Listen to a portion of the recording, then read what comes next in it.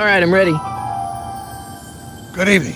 I'm Dr. Emmett Brown. I'm standing on the parking lot at Twin Pines Mall. It's Saturday morning, October 26th, 1985, 1:18 a.m. And this is temporal experiment number 1.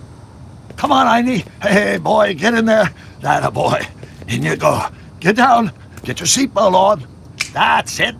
Whoa, okay. Please note that Einstein's clock is in precise synchronization with my control watch. Got it? Right, check, Doc. Good. Have a good trip, Einstein. Watch your head.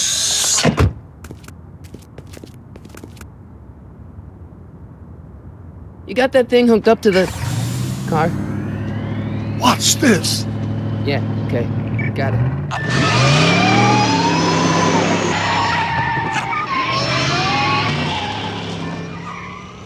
Not me. The car. The car.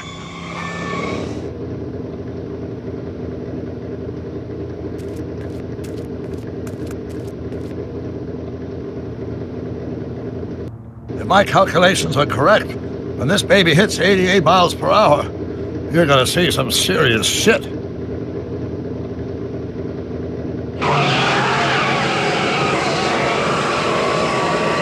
Watch this, watch this.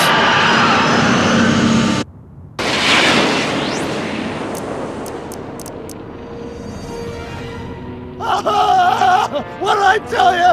88 miles per hour! The temporal displacement occurred at exactly 1:20 a.m. and 0 seconds! Doc, who the heck was that? Calm down, Marty. I didn't disintegrate anything. The molecular structure of both Einstein and the car are completely intact. Where the hell are they? The appropriate question is, when the hell are they? You see, Einstein has just become the world's first time traveler. I sent him into the future. 1 minute into the future, to be exact. And at precisely 1:21 a.m. and 0 seconds, we shall catch up with him and the time machine. Wait a minute, Doc.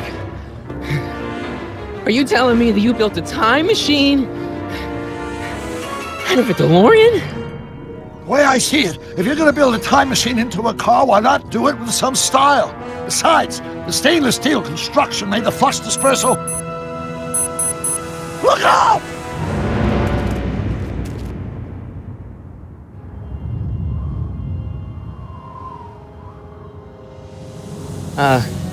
Doc?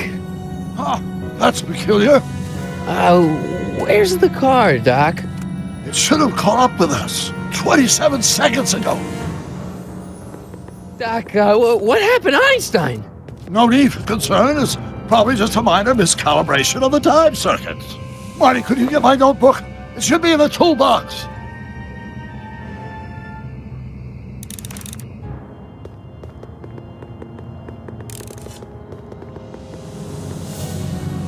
Notebook.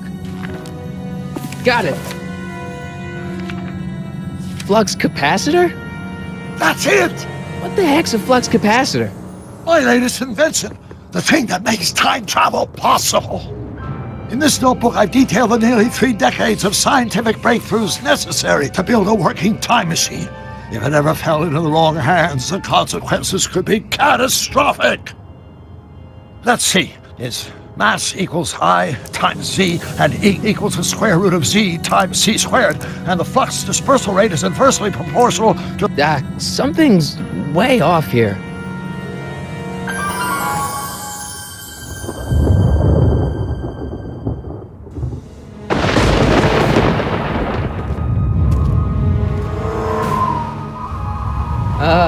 Doc?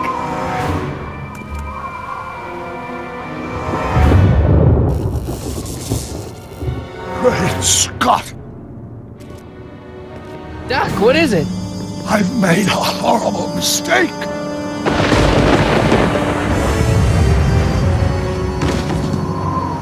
Doc! No! I'm sorry, Marty. Doc, come back! Doc! Doc!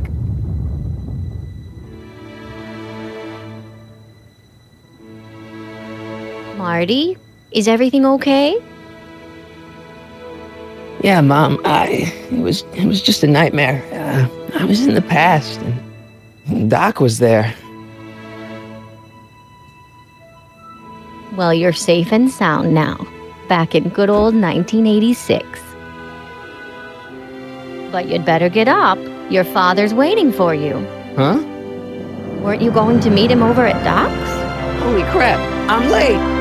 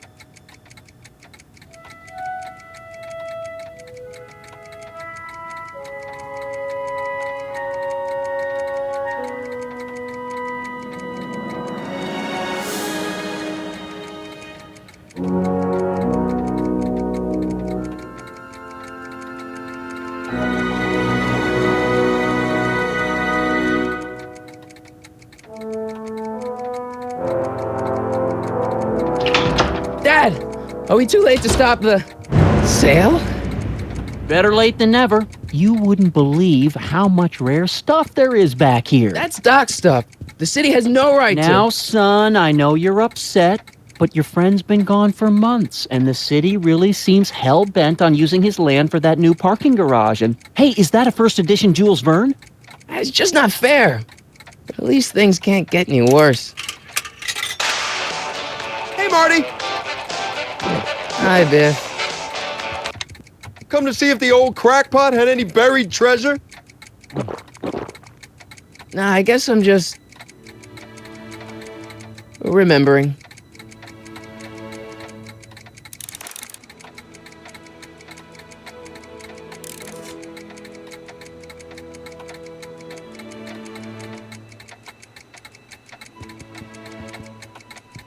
I miss Einstein.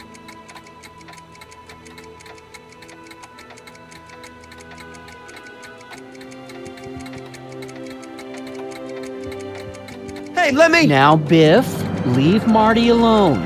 This is a very emotional time for him. Oh, sure. Sorry, Marty.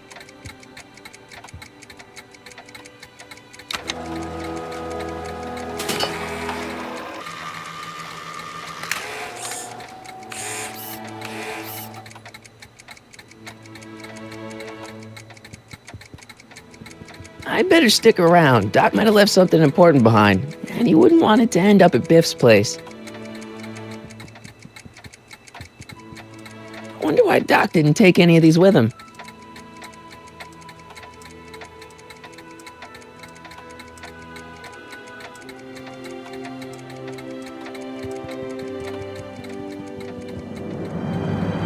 Hey, Dad. Who's running this sale anyway? Oh, that'd be me, son. You? Why? Well, once it became apparent that the bank was going through with the sale, I volunteered to oversee it in order to make sure that Doc's stuff would be treated with a modicum of respect. Isn't that right, Biff? You got it, Mr. McFly. What's Biff doing here? He wasn't a friend of Doc's. It's a public sale, Marty. Everyone's allowed. Even Biff.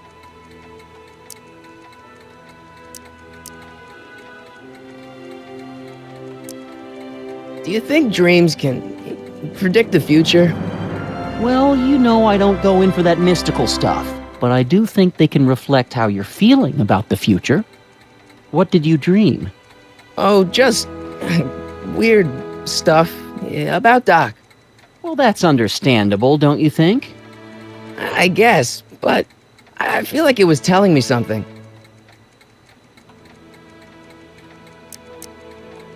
I'm telling you, this sale is a joke. Doc's only been gone for a few months, and I happen to know. Yes, you've told us he's not dead. He's on a trip.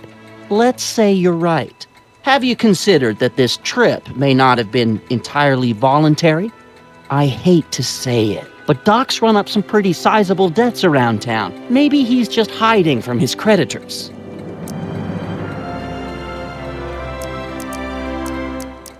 About Biff, Dad, I know you're trying to help. He talks a big game, son, but he's not so tough. I've been dealing with him a long time. Believe me, I can handle him. So can I. I guess you can. Okay, son, I'll stay out of your way, but you know where to find me. You got Doc wrong. Sure, maybe he's not so good with money. That's just because his mind's always on bigger things. But he's still a straight-up guy. He'd never run away from his problems. Well, you know him better than I do, son, but the bank is within its rights to sell off his stuff. Maybe you should try to find some things to remember him by before Biff grabs them all. I'll keep looking around. Thanks, Dad.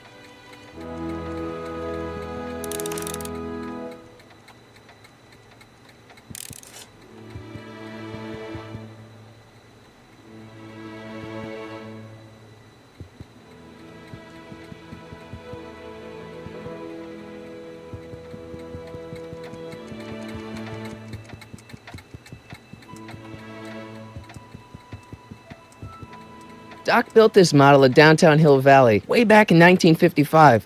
The clock tower in the courthouse even works. What the? Is that Doc's notebook in there? Hey, that looks just like the courthouse. You gotta hand it to the old coot. He was good with his hands. Biff, can I see that a minute? This would look great in my fish tank. Give the old carp something new to nibble on.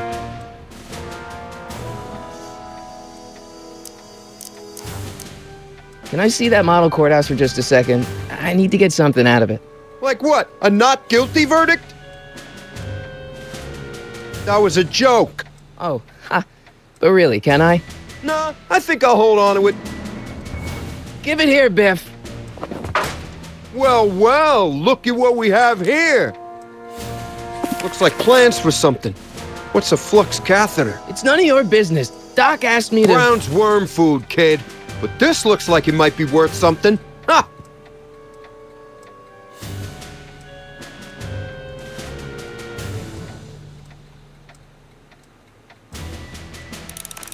Doc must have whipped up some crazy compounds in that cauldron.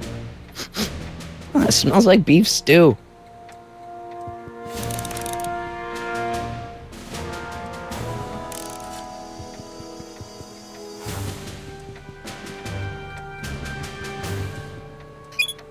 Hope that wasn't poison gas or anything.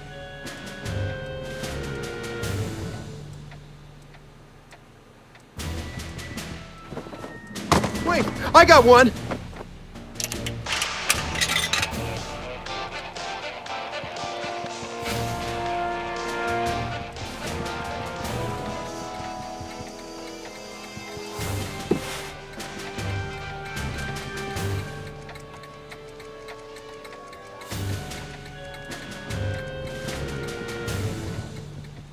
Hey, Dad, why's my guitar got a price tag on it? Sorry, son. Must have been an overzealous clerk. Just pick it up. I'll iron things out with the bank.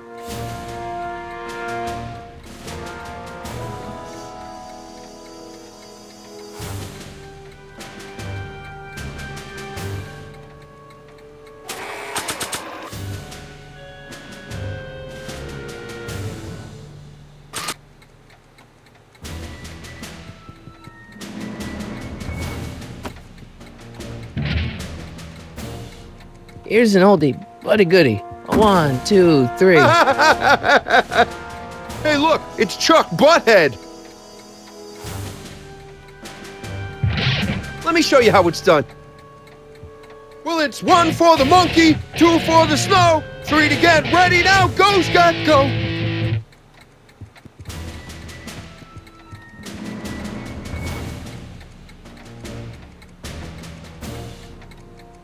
Let's make some noise.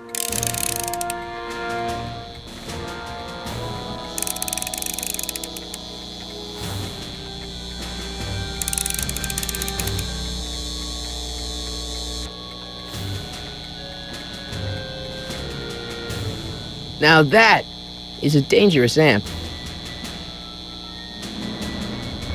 And now, something your kids are really gonna like. Thanks for warming them up for me, butthead.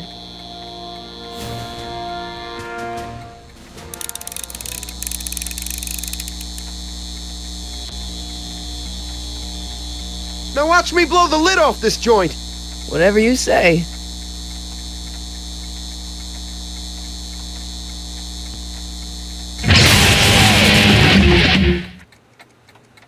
Rock on, Biff.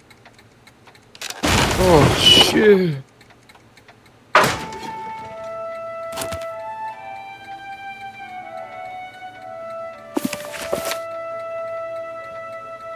Doc, where are you?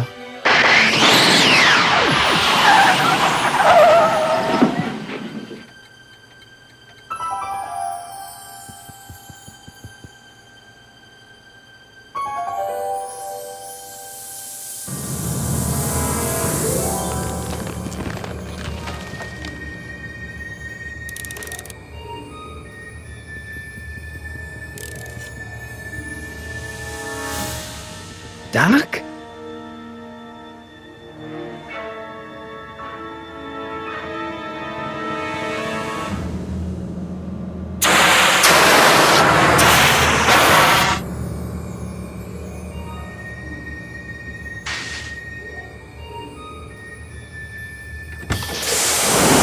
Einstein! Where do you come from, boy? Didn't you bring Doc with you?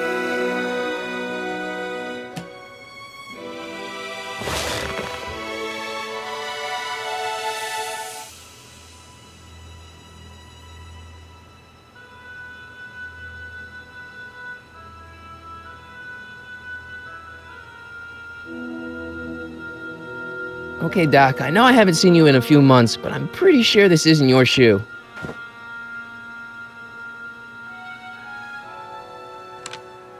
Marty? Ah! Marty, if you're hearing this recording, then the DeLorean's automatic retrieval feature is a resounding success. Automatic retrieval? In case of my failure to return to the DeLorean within an allotted time, I programmed the time machine to jump to these four-dimensional coordinates without me. As you are well aware, time travel is an inherently risky activity, and despite my elaborate precautions, there's always a possibility that I could land in trouble sometime. And that sometime is now, or then, or maybe later. He's in trouble. Marty, you come to my rescue in the past, or was it the future? Anyway, I'm relying on you to do it again. Please take the DeLorean back, or forward, to whatever it is I'm stuck in time. When you get there, I'm sure you'll figure out what to do. That's it? Aren't you gonna tell me when that is? Just go to the date specified on the time circuit readout under the heading marked Last Time Departed. Good luck. Right, last time departed. Oh, jeez. Come on. Crap! Oh, great. How am I supposed to find him now?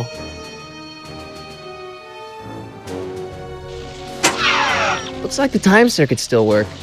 Now I only need to know when to look for Doc.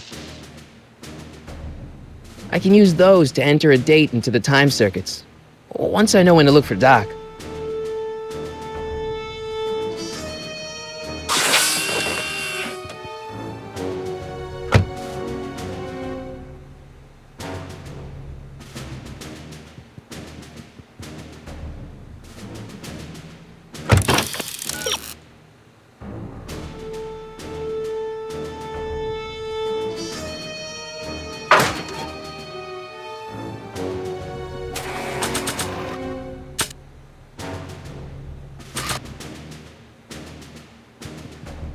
What do you know about this shoe, Einie?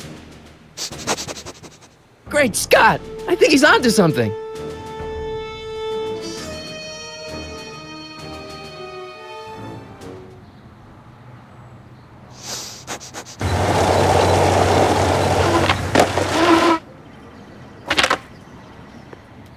Okay, now we're getting somewhere. How's this supposed to lead me to Doc, Einie?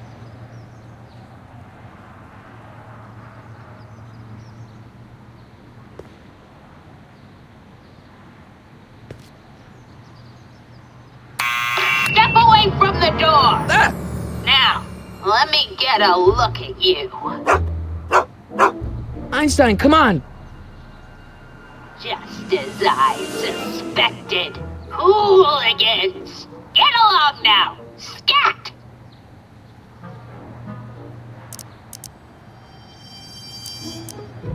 I'm not a hooligan, ma'am. I'm a teenager. I wasn't born yesterday, young man. Aren't you the miscreant who skateboards through the town square every morning between 8 and 8:30 in a decidedly unpunctual manner? Yeah? All skateboarders are hooligans. It's a fact. Look it up.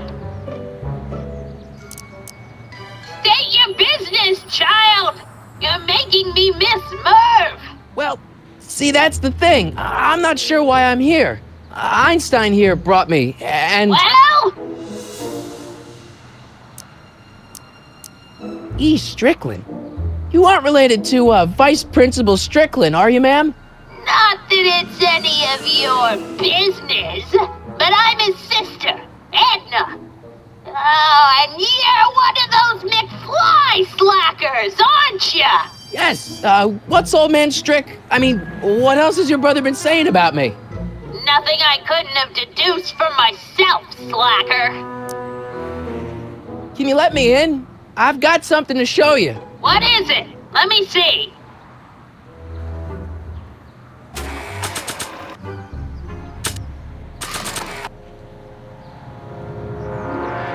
A shoe? Wow, now what would I want with a...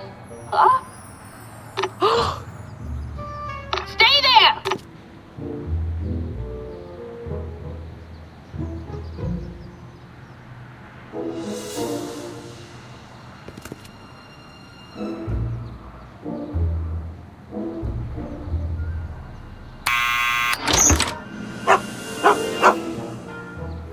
Leave that creature outside! Sorry, Einstein.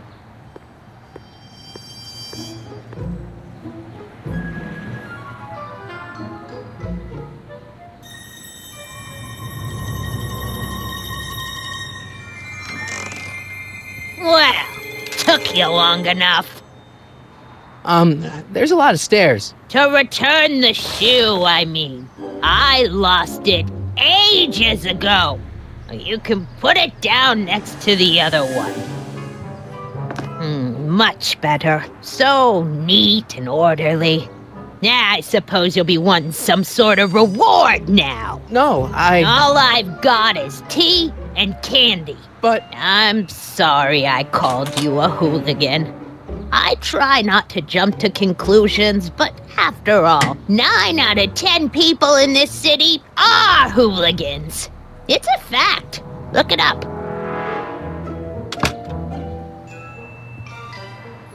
Have a seat, Sonny.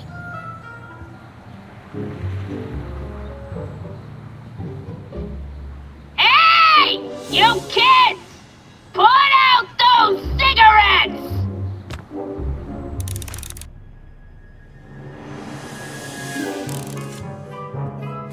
Don't touch those!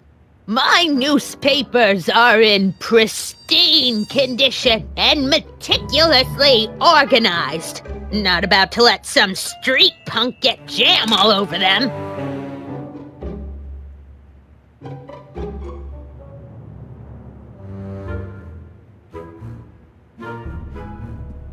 The candy looks older than I am. Oh, I wouldn't do that if I were you. Ms. Pretty Whiskers is very particular about who handles her food.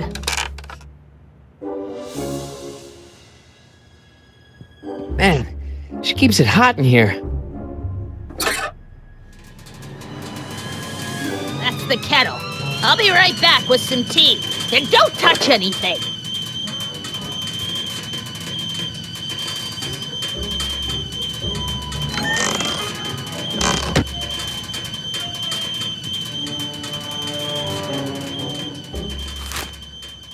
Juveniles collide with manure truck. Nice picture.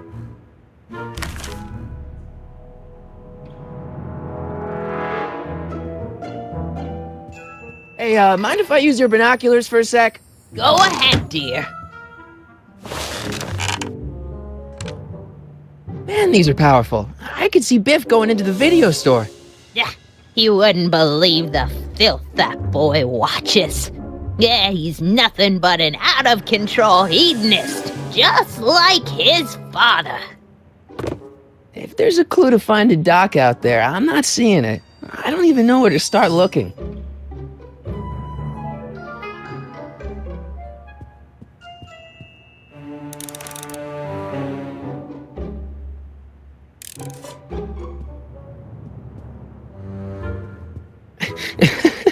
Is that Vice Principal Strickland?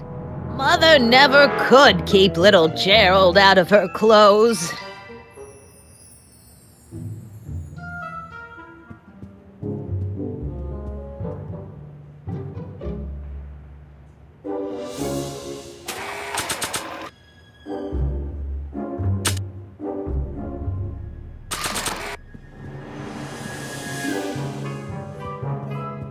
I think I'd better save this for Doc.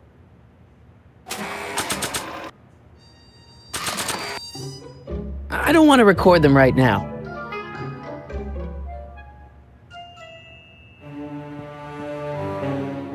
I told you not to touch those!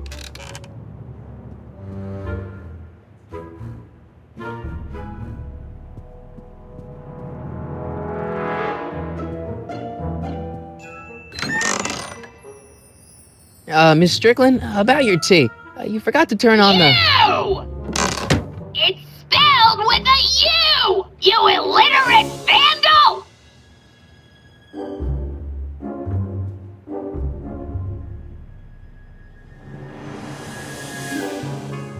Einstein brought me that shoe from the past. But when in the past?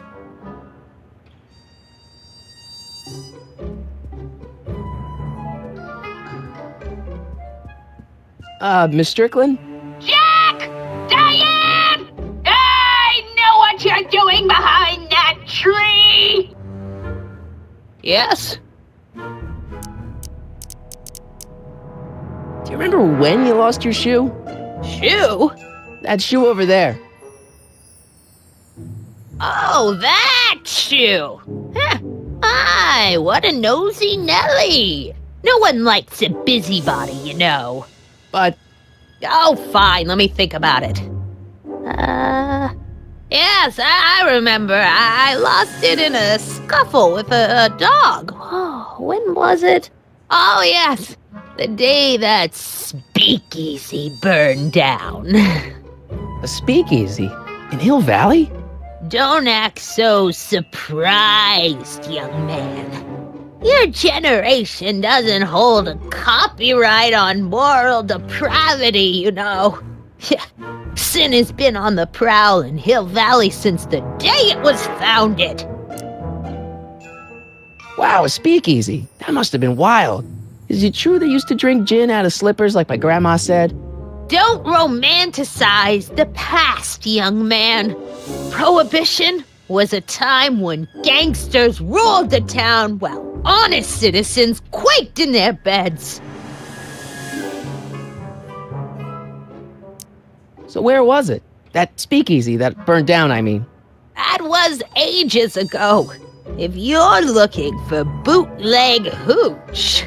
No, I'm just curious, that's all. I'm a student of history. Student of history, my Aunt Fanny. Yeah, your generation of hooligans and slackers could give two ripe figs about history. Miss Strickland? Oh, video store! Huh? The speakeasy used to be hidden in plain sight down there in the town square, right where that disgusting videotape rental store squats today. So the video store building must have gone up after the speakeasy burned down. The following year, as I recall. What's with all these newspapers?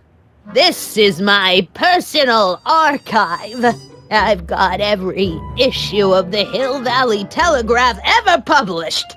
Get out! Every single issue? From 1871 to the present. If it happened in Hill Valley, you'll find it in my stacks.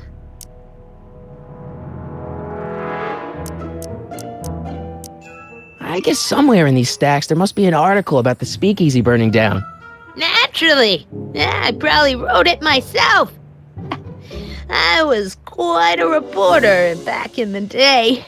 Any idea what date that article came out? Well, obviously the day after the speakeasy burned down. Doing some stargazing? No, I set my sights on the lower things. Is that? Lieutenant! Get away from that hubcap before I call your father!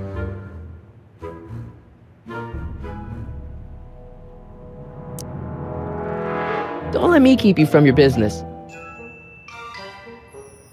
You there! Don't even think about tossing that Kleenex on the ground!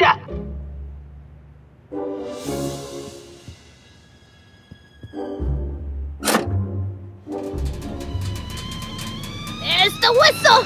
Surely the water's boiling by now.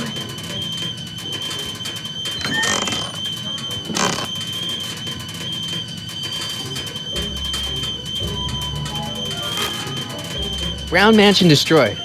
1962. No, that's not where Doc's stranded. Alright, Einstein brought me this shoe, and Miss Strickland lost the shoe on the day the speakeasy burned down. But when did the speakeasy burn down? I at least need to know the year.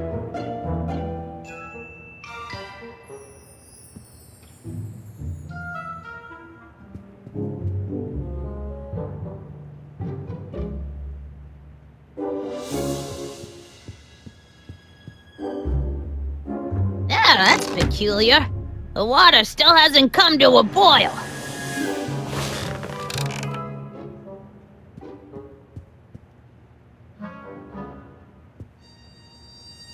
Miss Strickland lost that shoe the day the speakeasy burned down. But when was that?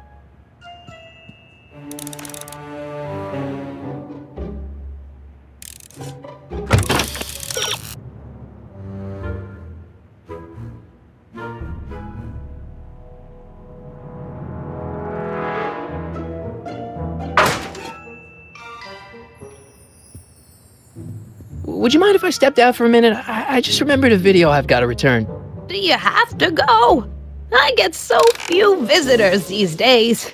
But And I'd hate to have to tell my brother, your vice principal in charge of discipline, how rude you were to me. Especially with graduation coming up and all. I guess I'm stuck here for a while.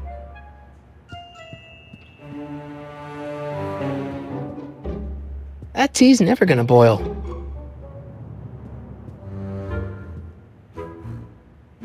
What are these? My editorial trophies. Cat Lovers Quarterly. It's legitimate journalism.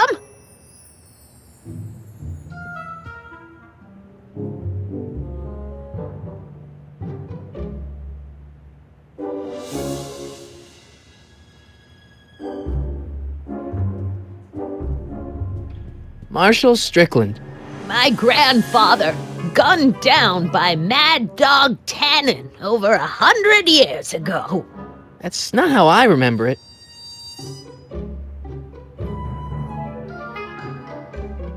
Jeez, they all look like they've got sticks up there. What's that? Nothing.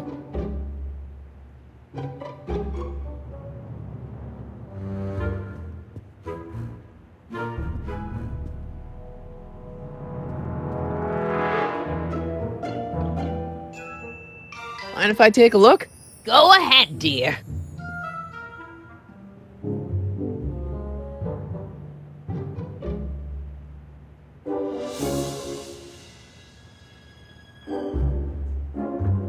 Rebuilt in February 1932. So the fire must have happened before then. But when? I need a date. Don't look at me. I'm far too old for you.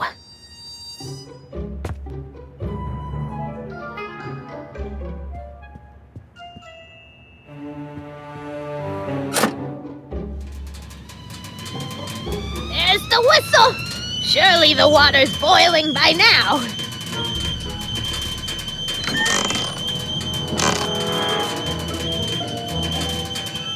Let's see. Ground broken on site of former speakeasy. Singer vanishes. Hill Valley Expo delights crowd. Soup kitchen exposed. Here we go. Speakeasy arsonist slain. Legal procedure gave way to old-fashioned vengeance last night when a mob descended on the Hill Valley police station. The suspect in the speakeasy arson case, a drifter known as Carl Sagan, was pulled from his... Carl Sagan? It's Doc! Killed by a mob. What's the date? June 14th, 1931. Jeez, I gotta rescue him.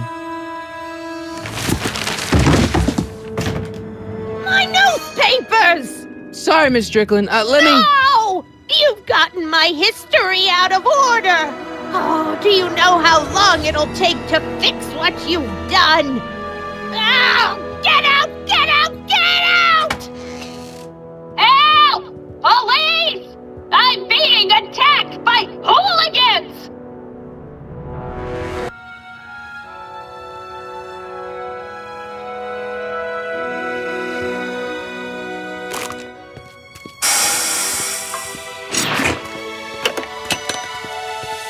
Marty! Where you been, son? And what are you doing in that getup?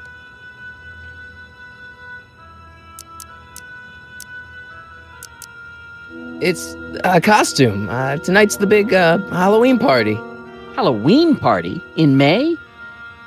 Never mind, you don't have to explain. I'm sure whatever it is you're up to, you know what you're doing, right? I hope so. Hey, sometimes you gotta go out on a limb for the ones you love, right? Wish my dad had understood that. You won't stay away too long. You'll barely know I was gone.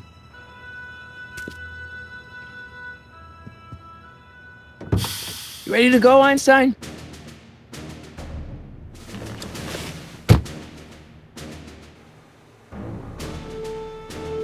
I've got to turn on the time circuits first. Time circuits, on. Flux capacitor, fluxy. Okay, if Doc's gonna get killed on June 14th, 1931, I'll just show up the day before and get him out. I hope you know what you're doing, Doc.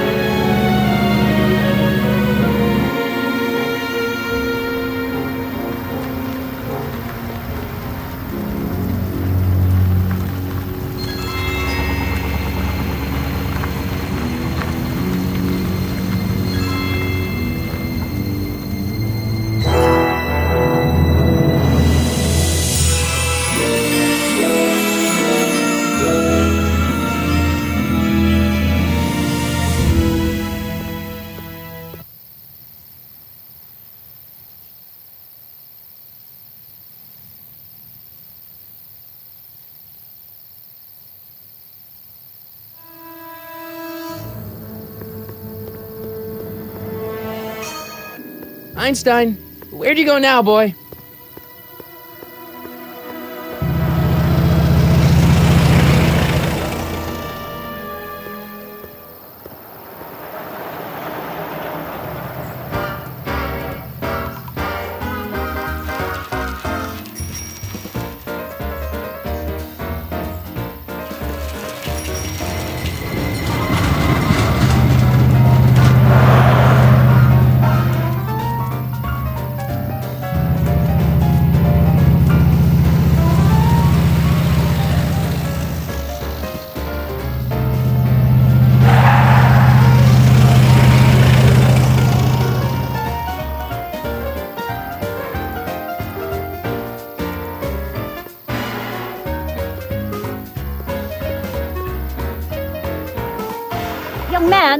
Excuse me, young man.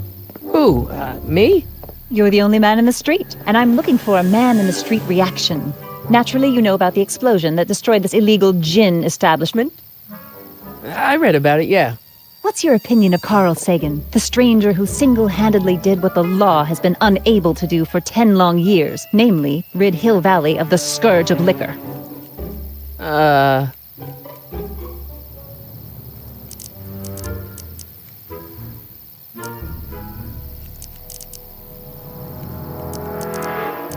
There's gotta be some sort of mistake here. Carl wouldn't do something like that. It's surprising the lengths a person will go to when it's a clear-cut matter of right and wrong. You've got an honest look about you. You do support the side of righteousness, I trust. You can mark me down as a supporter. The young man said, flashing a boyish yet virile grin. Hill Valley needs more upstanding youths like yourself.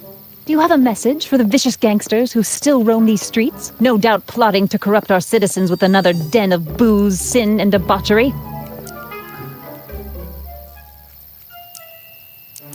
Ask him where I can get the address. Ah, I see! Because you want to blast it to smithereens just like Carl Sagan did. With public-spirited citizens like you around, the lawless element will be on the run in no time. Mr. May I get your name? Yeah, it's...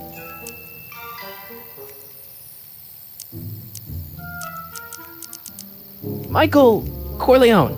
Thank you for sharing your candid opinions, Mr. Corleone. Edna Strickland, Hill Valley Herald.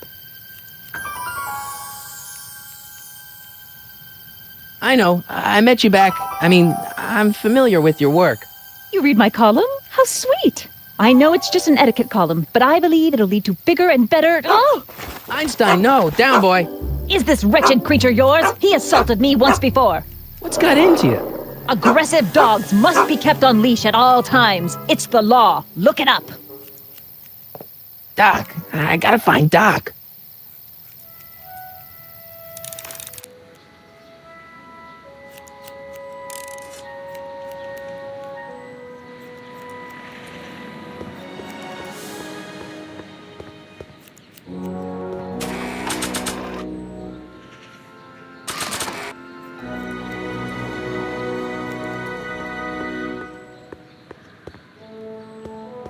I guess this is where the speakeasy burned down. How'd Doc ever get mixed up in that?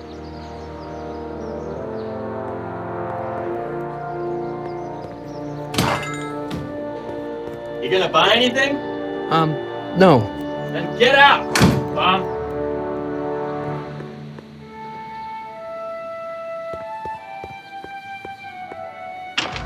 Hello? No solicitors!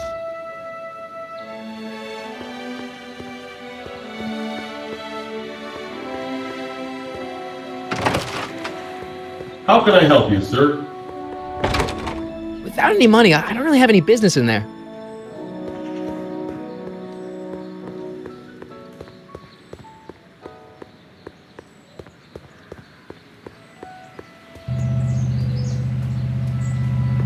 Where is the jail in 1931 anyway?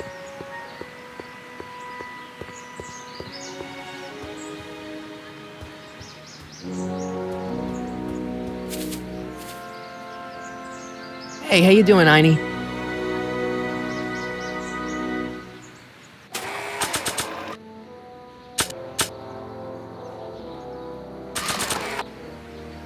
Hey, Einie, come here for a sec, boy.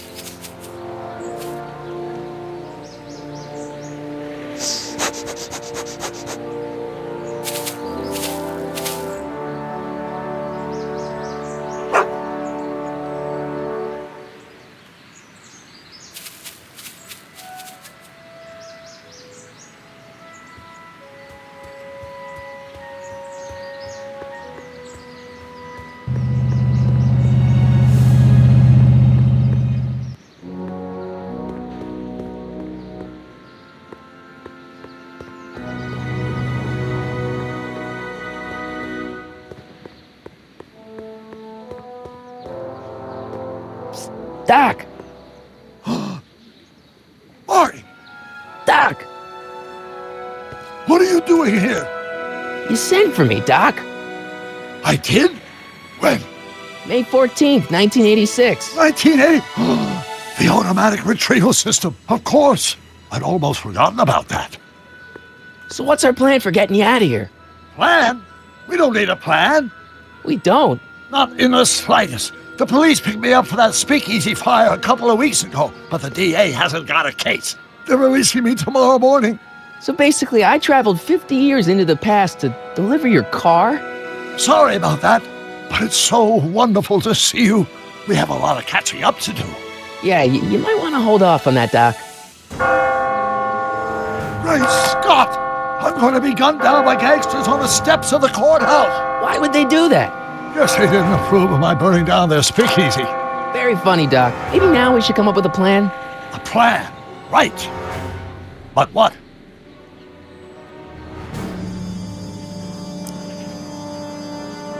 Hey, maybe I could talk to the gangsters. Tell them they're about to shoot the wrong guy. I don't think the criminals of this era are going to be very receptive to a complete stranger telling them that their secret assassination plan is misguided, do you? Why don't we try to tough it out? Now that we know what's coming, maybe we sneak it past the gangsters with a bulletproof vest or something. That might work with 1 or 2 bullets, but from the looks of this article, it appears that I'm going to be mowed down in a hail of Tommy gun fire that rendered the innocent stranger little more than a pulpy mass of bones and gristle. Who writes like that? According to the byline, one Edna Strickland. I should have guessed. Why don't we tell the authorities? Tell them what? That my friend from the future has proof that I'll be murdered tomorrow? They'd ship us both off to the loony bin. And trust me, you don't want to see the inside of a 1931 insane asylum. Why don't I take the DeLorean, go back in time before you were arrested, and stop you from getting caught in the first place? Don't even think about it. Without my unjust incarceration, the events that sent you into the past might never happen, resulting in a paradox of continuum-shattering proportions. Jeez, we've been back together for 5 minutes, Doc, and you're already talking about the end of the universe. I've missed that. Don't be ridiculous, Marty. I was only referring to the end of the universe as we know it. Well, I suppose I could just get some dynamite and break you out of jail. No, that's far too dangerous. Not just to me, but to random innocent people in the past. The repercussions could be... That's it! What's it? My rocket-powered drill. You have a rocket-powered drill? Not yet. I haven't built it yet. You've lost me, Doc. Listen, a few months ago, my 17-year-old self sent in a patent application for a rocket-powered drill. I abandoned the project after I never heard back from the patent office, but the prototype should be nearly complete. Great, I'll just run back to your lab and... No, I said nearly complete. You'll need me to help you finish it. How the hell am I supposed to sneak a half-finished rocket-powered drill into your cell? Not me. 1931 me. Wait a minute, Doc.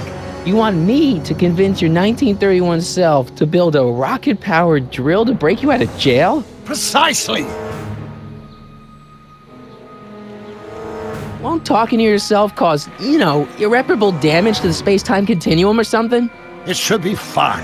I've already invented the idea of the rocket drill.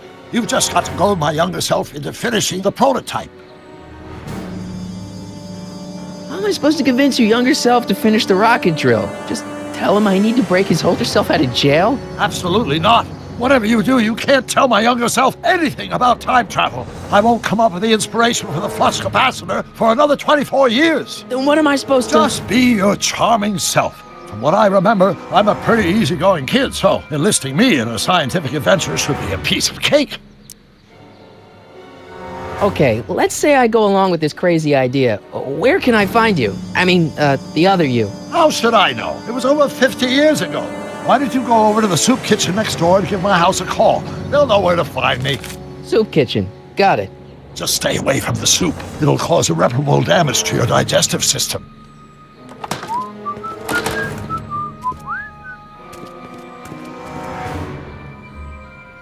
I guess I better get started.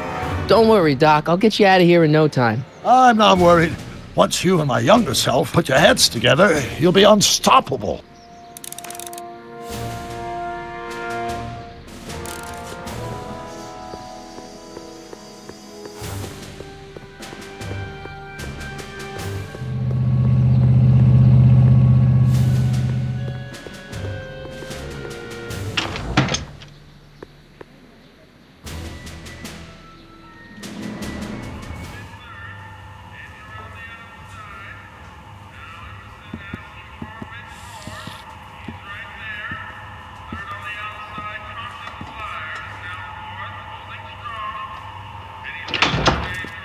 McFly! Biff? Kid! Grandpa? That's Mr. Tannen to you, Artie. What are you doing out here? Well, I was getting kind of hungry, so I figured I'd come down here for some free soup. Just thought I'd come down for some soup. Think, McFly. The DA's throwing around subpoenas like Babe Ruth. I don't think Ruth's a pitcher anymore. Shut it. If one of those subpoenas landed in the hands of my number cruncher, I'd be in a whole lot of trouble. I could even get sent up the river. You wouldn't want that, would you? Would you? No, of course not, kid. All right, that's better. What are you looking at, punk? Keep your eyes on the soup, kid. Well, Well, what? what are you still doing here? Sorry, kid. I'll just run back to the safe house. You do that. And McFly, Yes? that hat's too flashy. You better let me hold on to it. Now scram! You got it, boss. And don't come out until I give you the all clear. I swear, if even one of you mooks could add 2 + 2 without your fingers, I'd dump that wimp into the lake. Hey! Anyway, I'm off to make myself irresistible. Don't let anyone burn down the shop while I'm gone.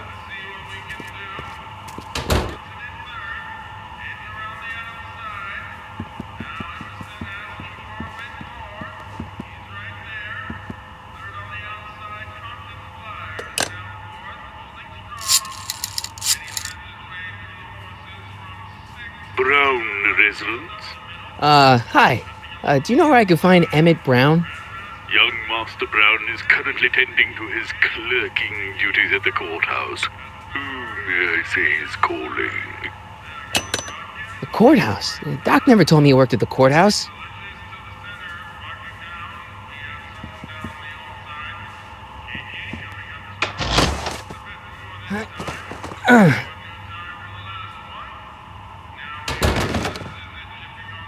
There's no way I'm gonna keep that door open without some help.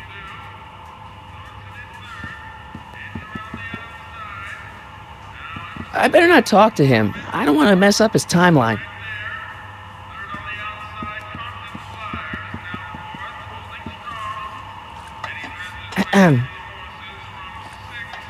Okay. Hey, never mind.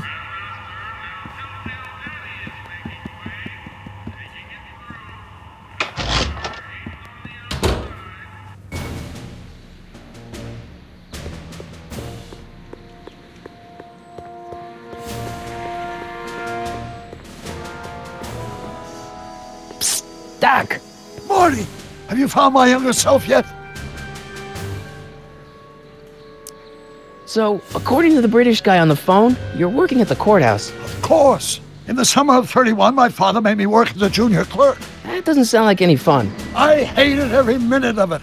My father was, strict. In any event, you should head over to the courthouse right away and introduce yourself to me.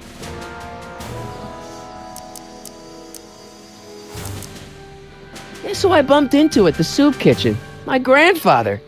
No! Don't worry, I didn't talk to him or change his future or anything. Good. I wish I could, though. This era's Tannen is treating him like dirt. Don't worry.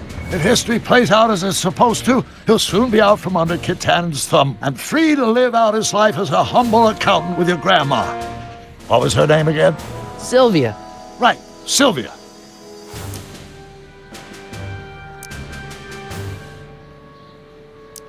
What does a law clerk do anyway? Horrible paper shuffling task, but that's unimportant. Get yourself to the courthouse and find me. Where have you been all this time? I missed you. I've missed you too, Marty. But I thought it was important to let you live your own life for a while, free from the insanity of time travel. I gotta admit, it was nice to not have my family history blowing up in my face for a few months. Besides, I've been busy raising my own unpredictable teenagers. So how are Clara and the kids? They're fine. Right now we're trying to decide where to send Jules and Vern to college. Clara prefers the 2020s, but I'm partial to the 1960s. We're planning on visiting you and Jennifer in 2011 soon. Me and Jennifer? In 2011? Oh, forget I said anything.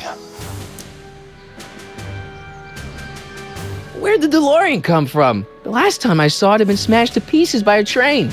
It's a fantastic story. Do you remember when the DeLorean got struck by lightning in 1955? Yeah? Unbeknownst to either of us, the lightning produced a temporal duplicate of the time machine, one that was tossed 70 years into the future. What? I found out about it during a trip to 2025 and recovered it just in time to stop Griff Tannen from vandalizing the time stream. Heavy. So that DeLorean... is for all intents and purposes the exact same machine as the original. Plus or minus little bells and whistles I've added over the years, of course. So, what were you doing in 1931 anyway? Oh, nothing terribly exciting. Indulging in a little personal nostalgia, picking up a few rare out-of-print books to surprise Clara on her birthday, solving a historical mystery or two. The usual. Usual? You lead a pretty unusual life, Doc. It's an unusual universe, Marty.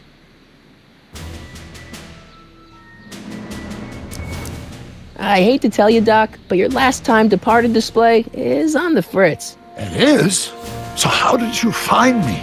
I found one of Edna Strickland's shoes in the DeLorean. How did one of her shoes get in the DeLorean? Einstein took it from her. He did? How strange. ID almost never attacks people. Not without a good reason, anyway.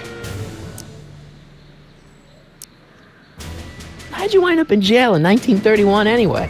During my trip to the past, I decided to look into one of Hill Valley's unsolved mysteries. The fire at the speakeasy. Exactly. I thought I was safely hidden across the street. But when the fire started, there was a tremendous explosion, and I was knocked unconscious by a stray brick. When I woke up, I was here in jail, charged with arson. That's horrible. I know. Worse yet, I still don't know who started the fire.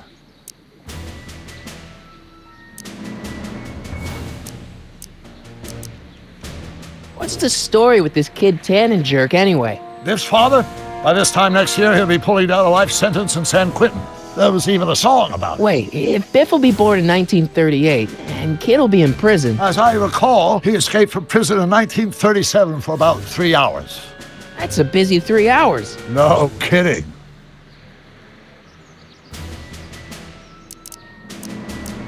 What do you know about Edna Strickland? Edna? We never really socialized when I was younger. She was a few years older than me, and we traveled in different socioeconomic circles. Why do you ask? She thinks you're a hero for burning down that speakeasy. She's doing a story on you. A story?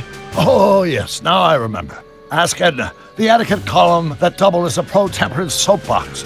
She believed that the consumption of alcohol would inevitably lead to a complete societal breakdown.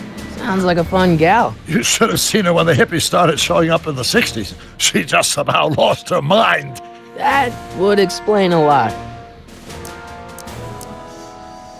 I know this really isn't the right time or place, but I found your notebook. Ah, so that's where I left it. Why'd you bring it here? Because the bank's selling off all your stuff. They can't do that. That's what I keep trying to tell them. Well, you hold on to it for safekeeping. We'll deal with my financial situation in 1986 after we saved me from a grisly death in 1931. Hang in there, Doc. Not the best choice of words, Marty.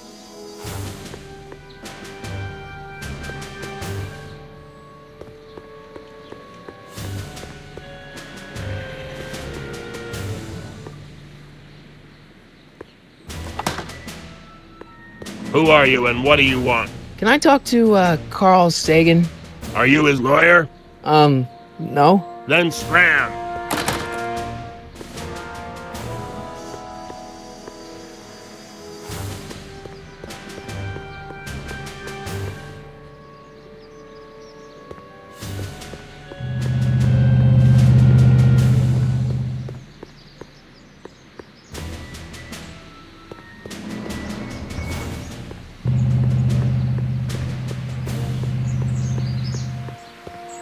Young Doc's in the courthouse. I hope I'll be able to recognize him.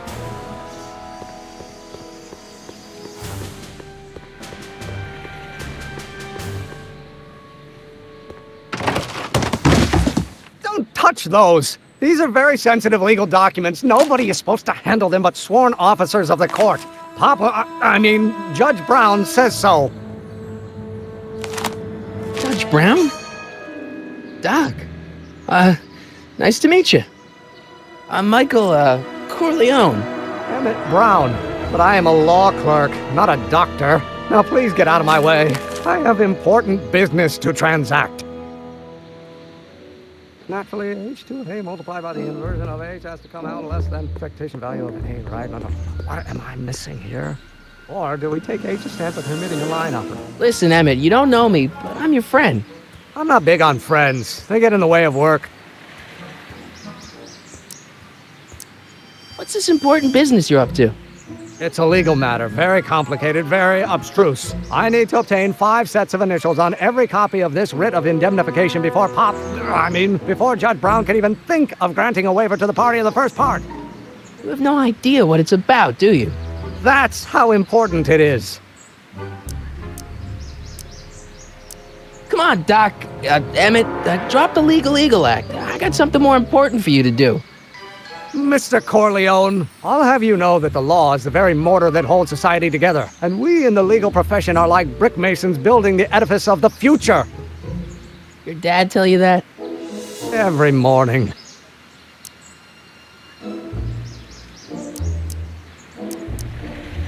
Listen, I understand you're working on a new invention in your lab. Invention? You must have me mixed up with somebody else. I'm in law. I have absolutely no interest in science. Wait, is that even possible? Oh, let's start over. Force equals mass times... Come on, wait up a minute. You again? Can't you see I'm busy? Okay, so you don't want your old man to know. That's fine. Listen, we all keep secrets. But I'm telling you, you can level with me about this science project of yours. I am not a scientist. Go ahead, ask me what E equals. What does E equal? I have absolutely no idea. See? I don't know where you got your information from about me, mister, but you're wrong. Oh, it brings back to H.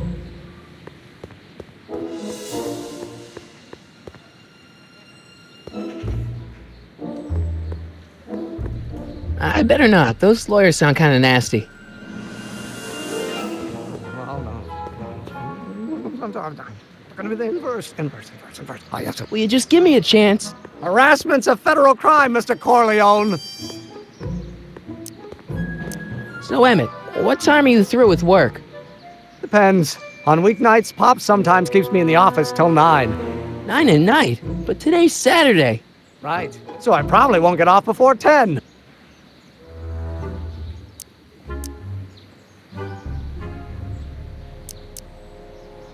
See, I'm sort of in the science business myself. That's why I sought you out. Not that I care in the least, because science is the furthest thing from my own area of interest, which is law, but I don't believe you. It's true. I'm a scientist. So tell me something, Mr. Scientist, from your vast storehouse of scientific knowledge. The leg bone's connected to the thigh bone? Amazing.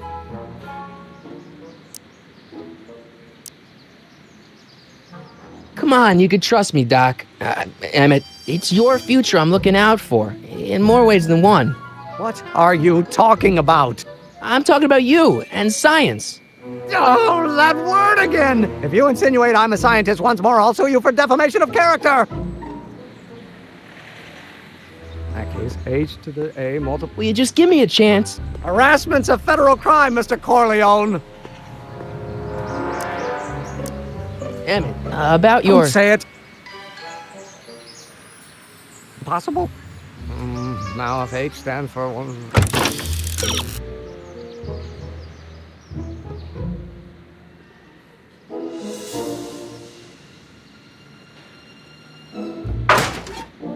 The one-dimensional harmonic oscillator, then naturally H2 A multiplied by the inversion of H has to come out less than expectation value of H, right? Hey, how you doing, Einie?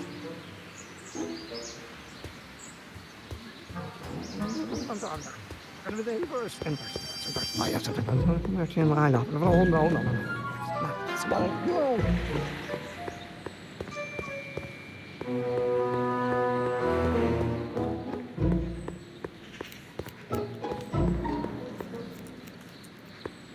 Man, Young Doc mumbles even more than old Doc.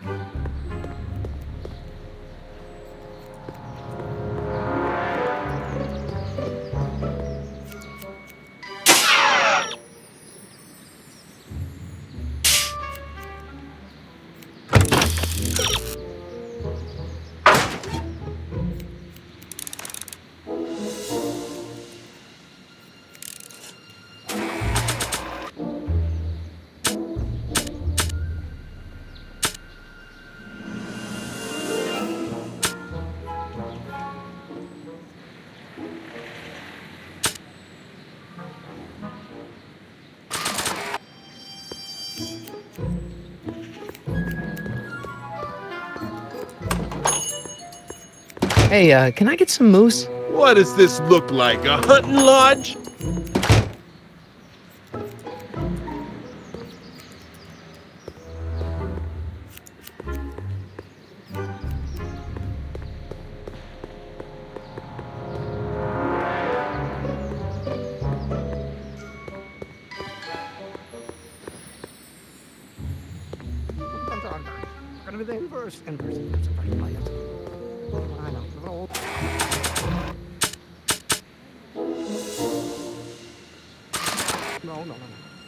I don't think that picture's gonna do anything but confuse people.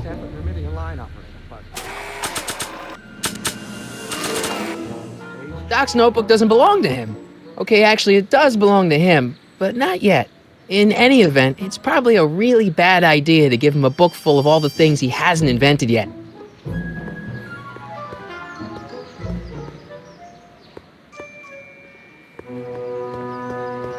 I wonder if old Doc would know what young Doc is mumbling about.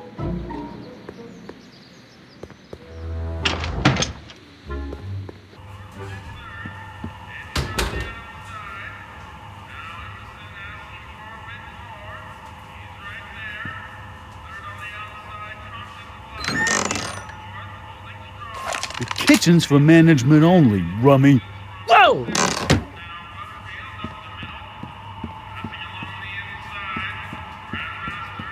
What are those tables for? We keep a few extra tables around for our end-of-the-month hobo soirees.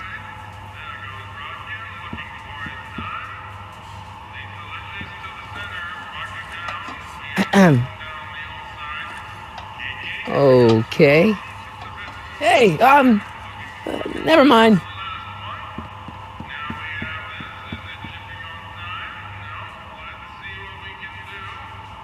I better not talk to him.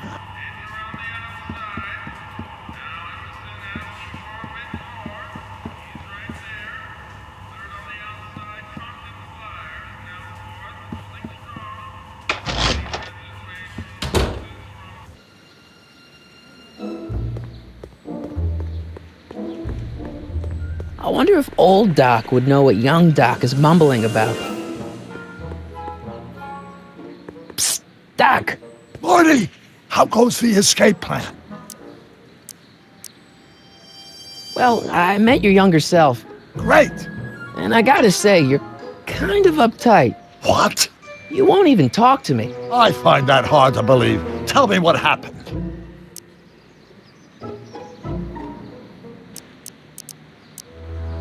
I tried asking him about your rocket drill, but he says he's not a scientist. What? What? Father. What's he got to do with this? In 1931, I was still deathly afraid of my father discovering the truth about my scientific predilections, so I carefully kept them under wraps, practicing science at odd hours, away from his prying eyes. That sucks. It sucked a lot. Fortunately, I eventually stood up to him, but right now, my younger self probably thinks you've been sent by my father to check up on me. What do I do to convince Teen Doc that I'm not a spy? I'm not sure.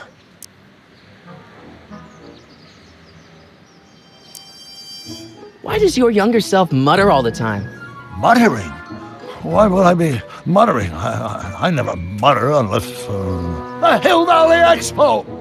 The Expo? Yes, the Expo! How could I have forgotten? In a few months, the younger me will put on a demonstration at the Hill Valley Exposition, my first public foray into the world of science. Everyone in town will be there, including a number of noted inventors who shaped my career. So, it was a big success? No, it was a miserable failure, but it was a spectacularly miserable failure, one which marked my transition from an amateur garage scientist into a professional seeker of truth. You know, your younger self seems really dedicated to the law. It's a facade, I assure you. I had to keep up appearances to appease my father. Let's talk about your younger self's problems later. Okay, but don't forget we're on a bit of a deadline here.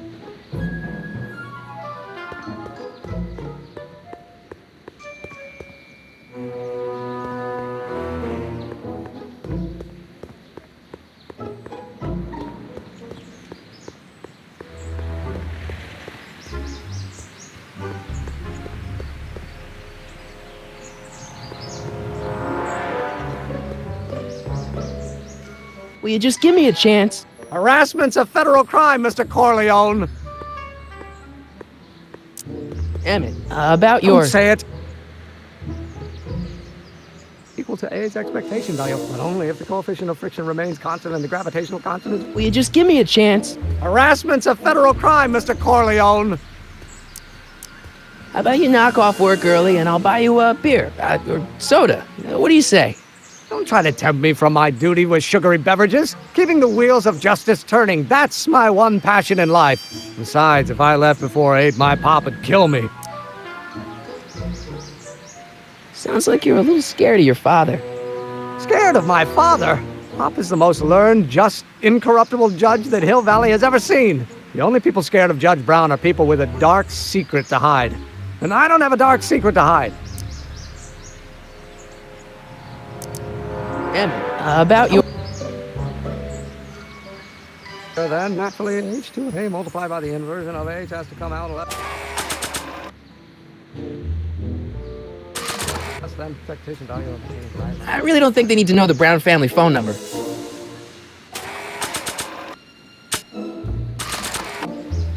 I don't want to record them right now. Hey, honey, come here for a sec, boy.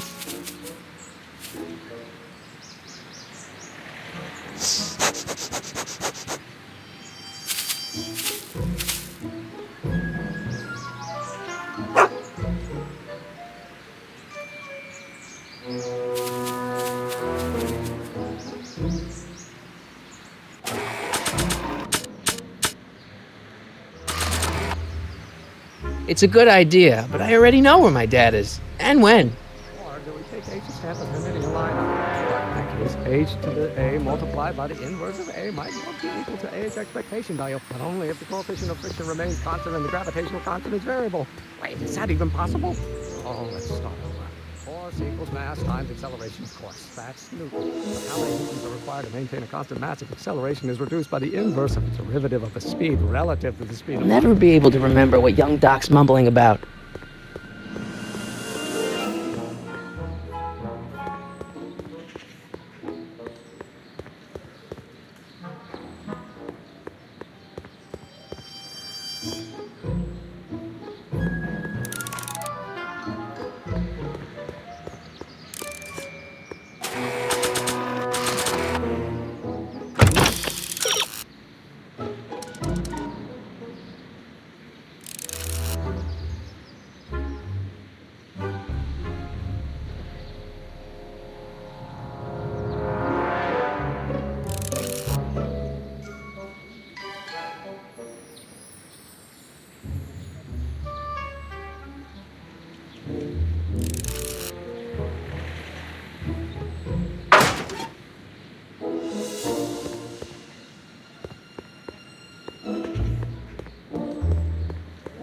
by the inverse of A might well be equal to A's expectation value, but only if the coefficient of friction remains constant and the gravitational constant is variable. Wait, is that even possible? Now if H stands for one-dimensional... Oh, think, Emmett, think! H to the A multiplied by the inverse of A, H to the A multiplied by the inverse of A,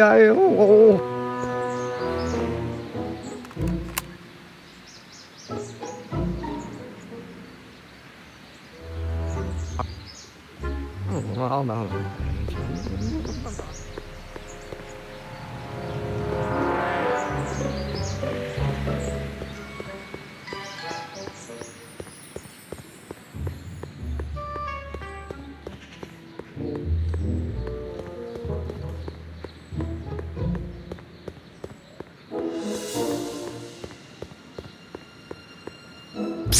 Doc! So, Doc, does this ring a bell? Oh, think, Emmett, think. H to the A multiplied by the inverse of A. H to the A multiplied by the inverse of A. Good grief! Is that me? I sound so... Young? I was gonna say intense. I forgot how wound up I used to get. Yeah, but what are you muttering about? Oh, that's easy. It's Ivanov's conundrum. Just tell my younger self that H equals a Hamiltonian operator. Won't giving him the answer mess up the time stream? Only if it turns out that reality is actually nothing more than a holographic illusion created by the interplay of subatomic particles on a vast two-dimensional membrane. So... It'll be fine.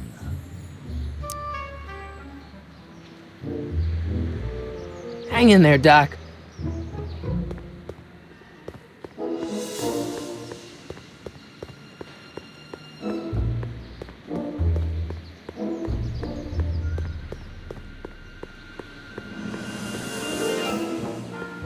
Now, if H stands for the one-dimensional harmonic oscillator, then A multiplied by the inversion of H has to come out less than expectation value of A, right? No. What am I missing here? Will you just give me a chance? Harassment's a federal crime, Mr. Corleone. Maybe H equals the Hamiltonian operator. What did you just say? I said maybe H equals the... Hamiltonian operator? Yeah! Great Scott! If H is the Hamiltonian, then H to the A multiplied by the inverse of H can only be the same as the expectation value for A. That's it! That's the solution to Ivanov's conundrum, the problem I've been wrestling with in my head all week! I'm sure you would have figured it out by yourself in a day or two. The way you figured out how to build that rocket-powered drill. Where did you learn so much about science?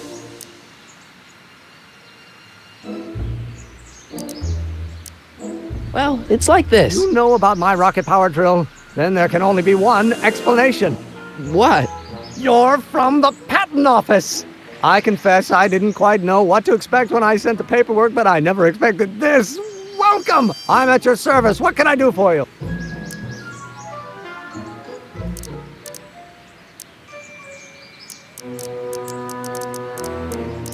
Can I see your rocket-powered drill? Of course, of course. Naturally, it's just a scale model, but it's nearly operational. I can show it to you, say, first thing in the morning?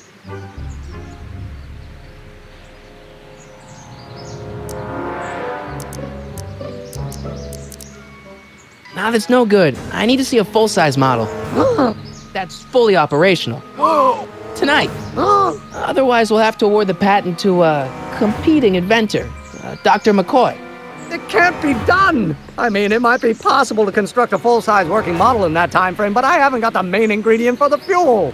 I'll get it for you. What is it? 190 proof grain alcohol. And you know how difficult it is to get a hold of alcohol these days. Especially now that someone's blown up the speakeasy. And besides, there's no way I can get off work until I've delivered the subpoena. Part of the investigation into the business affairs of Kid Tannen. Is it vitally important you see that rocket-powered drill today? Yes. Is it vitally important you deliver that subpoena today? Yes! Listen, I'll help you deliver it, and I'll see to it you get the alcohol you need. It'll help you get that drill finished by tonight. Deal? Deal. Here's the subpoena. I've got to subpoena my grandpa? It's Kid Tannen. Hey, I just saw him at the soup kitchen, yelling at Arthur McFly. I'm not surprised. Arthur does the books for his business. What kind of business? That's what the DA is trying to find out. Let's go talk to him. No! Why not? Kid Tannen can tell us where Arthur's hiding. Yeah, well, he can also have us fitted for a Chicago overcoat.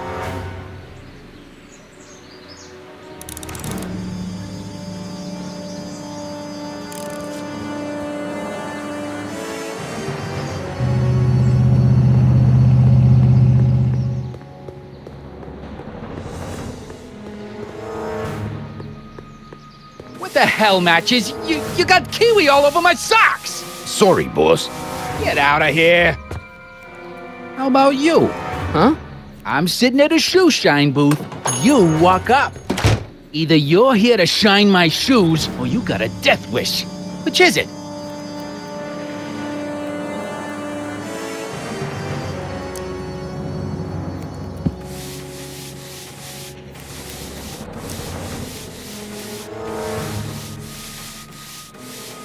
I'm looking for a guy named Arthur McFly. He's my, sort of a relative. Well, he's my employee. He's very busy today.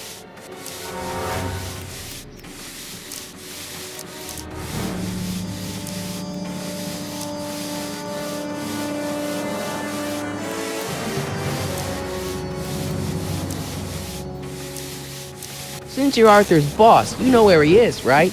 He's at the, office. Where's the office? I forget. So when do you think Arthur will be leaving the office? When I tell him he can leave the office. Hey, you missed a spot. Isn't that Arthur McFly's hat you're holding? It was McFly's hat. Now, it's my peanut ball.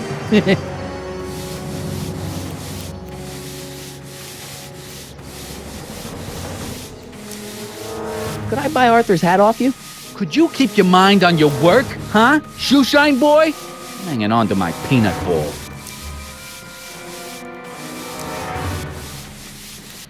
Can I have some peanuts? Why not? I'm a magnanimous kind of guy. Go ahead, knock yourself out.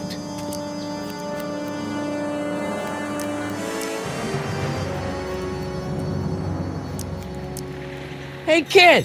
Yeah? What the hell is that? Hey!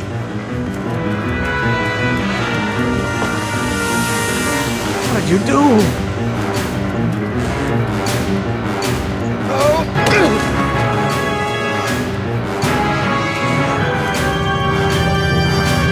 Give me that hat, you lousy crook! Emmett!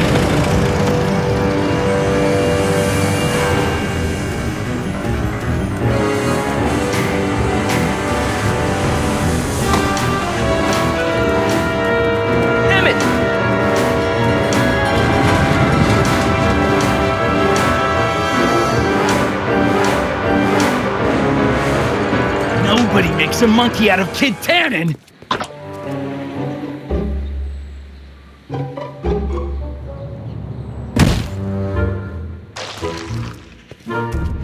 Ow! Fix me up!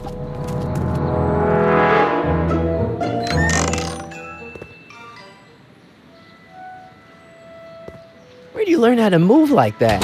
Sandlot football. They used to call me the Streak. Get out!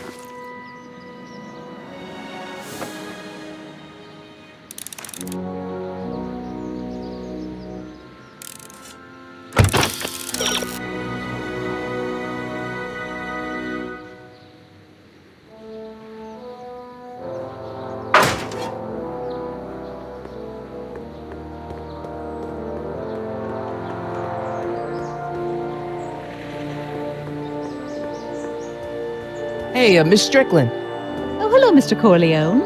Try not to draw any undue attention my way. I'm on the trail of a hot new scoop, as we in the newspaper business say.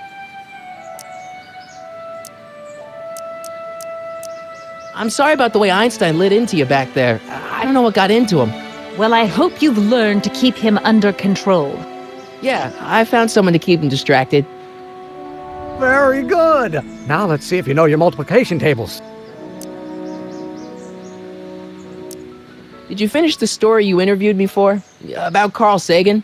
Yes, but those pig-headed editors at the paper rejected it. They said my story was slanted, and that I was glorifying a suspected arsonist. As if their stories aren't always glorifying the criminal vermin that run this town. This whole thing makes me so mad I could spit. Though of course I never would. There's an ordinance against it, and it's so untidy.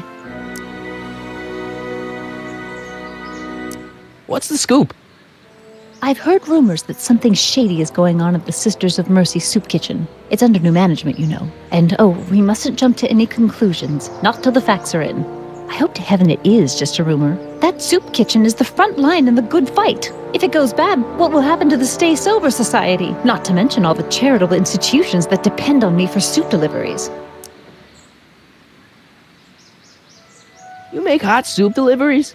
It's one of my many small contributions to the good cause. Healthy bodies, healthy souls, or so one hopes. I pick up barrels of hot soup at the kitchen, and I deliver them hither and thither. Hill Valley Orphanage, the St. Francis Xavier Ranch for Unwanted Children, Foggy Mountain Home for the Incurably Insane, Shady Acres Rest Home. Oh, I can barely keep track of them all. It's a very big job. Hey, I can help you deliver soup. I donate a lot of time to charities. Oh? Which ones? The, Mario Brothers. Ah, yes. The Italians do so many good works. If you'll just fix it so I can pick up the barrels of soup.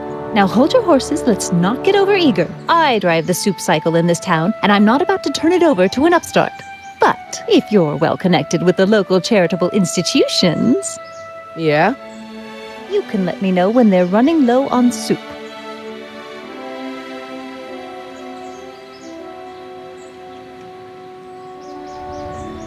As a matter of fact, I do know a local charity that's running low on soup. Oh? Who?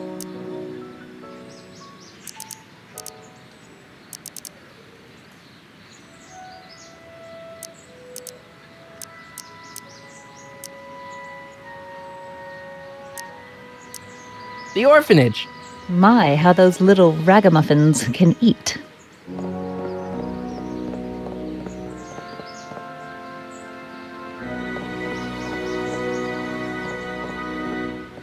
All right, Edna, just think of all those poor unfortunates and hold your nose. Mr. Donnelly!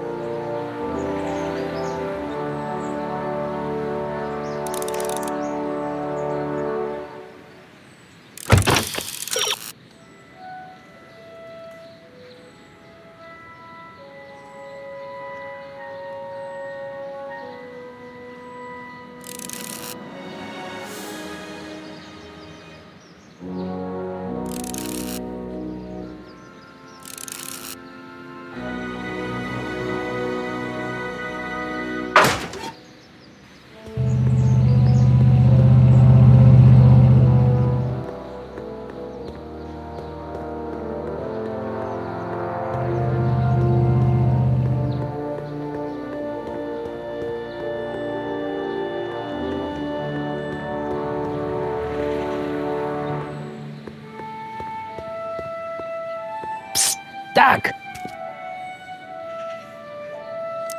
Your younger self needs 190 proof booze to fuel his rocket drill. Oh, that could be a problem. I know, we're both underage. Underage, nothing. It's 1931 and alcohol's been outlawed throughout the country. Are you sure you're about to graduate from high school? I'm kidding, Doc. It was a joke. A joke? If I live to be 100, and I almost have, I'll never understand the teenage compunction to make a joke out of everything.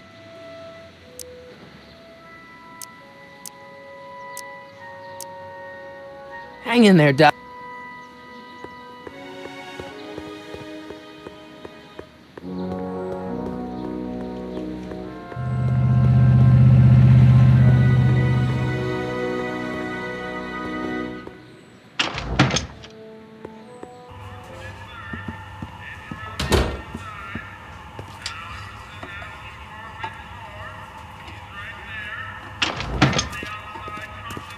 Hey, cue ball.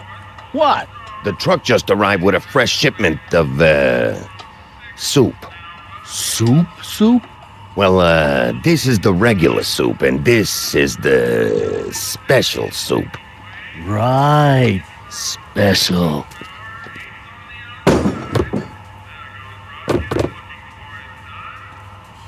Hey, what are you doing? I'm spicing up the soup. It's my secret recipe. Listen, this ain't the Savoy, and we ain't here to feed these bozos no fancy soup. The boss has got a business to rebuild, so knock off the goofing and mind your post. All right. Just try the soup. Well? I can see why you want to keep this a secret.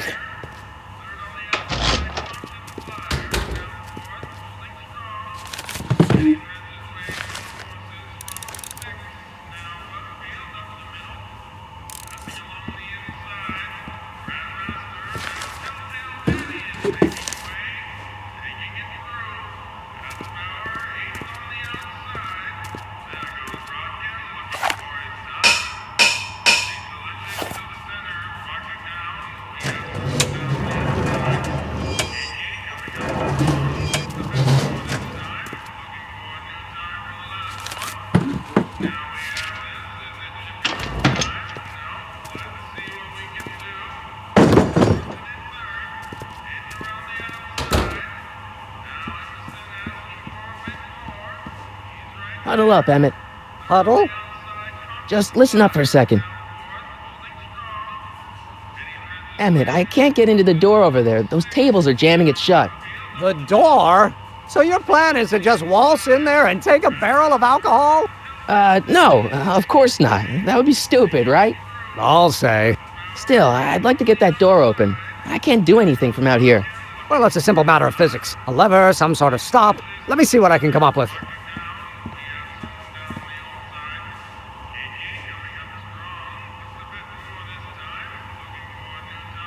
Eli thought she was drunk and said to her, "How long will you keep on getting drunk? Get rid of your wine." Eli should mind his own business. Like a thorn bush in a drunkard's hand is a proverb in the mouth of a fool. Heavy.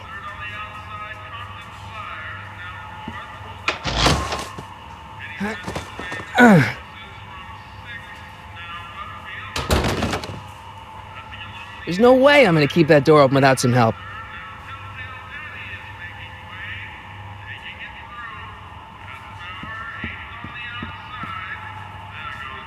I better not talk to him. I don't want to mess up his timeline.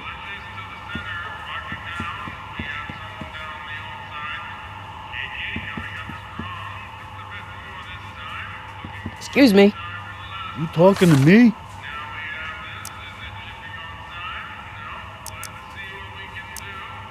Could I have a bowl of soup? We're a soup kitchen. What do you think?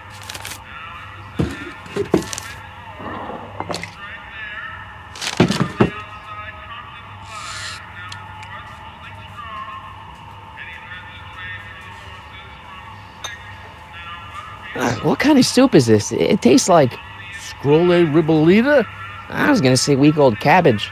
Everyone's a critic. Look, all I got to work with is this 2-bit soup in a barrel and spice rack that hadn't been restocked since the Coolidge administration. What do you think I should do to perk this slop up? Let's see. Have you tried... salt? Salt? What do you think, it's too bland? Too mild? I didn't put too much pepper in it, did I? I just think it could use a little more salt. No accounting for taste these days.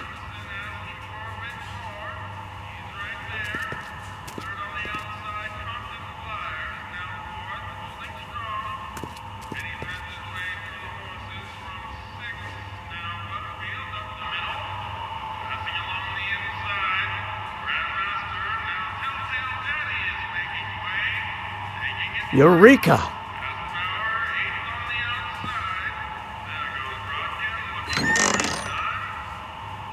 The kitchen's for management only, rummy. Whoa!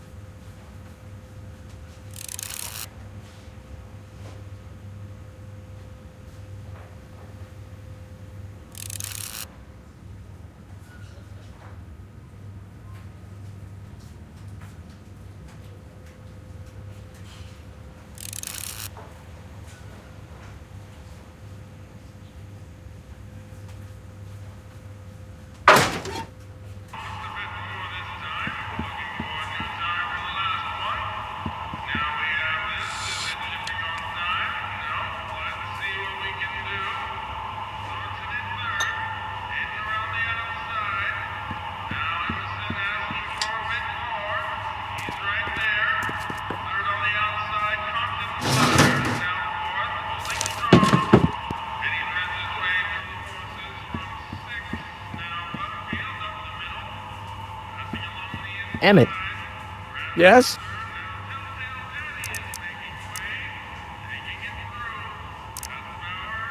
Any ideas about how to get the hooch? Hooch? The alcohol, Emmett. One might come to the conclusion that the hooch is being hidden in some of those barrels. You're probably right, but which ones? Now, if I could get my hands on some of those barrels, I could weigh them and compare their specific gravity. Specific gravity? Come on, Emmett. Kids' goons aren't going to let us do an experiment on their barrels. Oh, I suppose you're right. We'll just have to ask the guy behind the counter. What? Ask him if any of his barrels are filled with illegal moonshine? Get real here. Well, I imagined a modicum of subtlety would be used. Subtlety. Right. Oh, that's interesting. Just a little mechanical ingenuity. In the end, the door is open. Yeah, good job. Obviously, this kitchen isn't the speakeasy. Indeed. This must be some sort of front meant to cleverly and legally obfuscate the existence of a hidden establishment of ill repute. Perhaps in the basement. Right, that might explain the elevator. We'll score that hooch somehow. I'll keep cogitating. Pretty neat, Doc. Nope. I'm still not getting through here. But at least those tables are propped up now.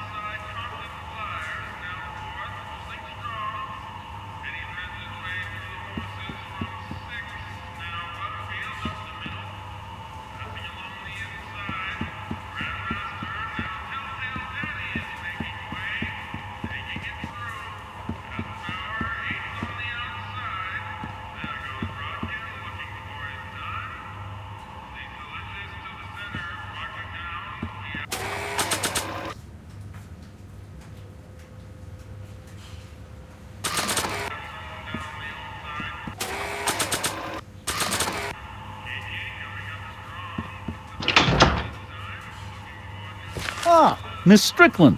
Come for some more soup? Come now, Mr. Donnelly. You know I wouldn't set one foot in this mockery of all that is good and decent if the poor of Hill Valley weren't so dependent on Mr. Tannen's overblown show of generosity. Was that a yes?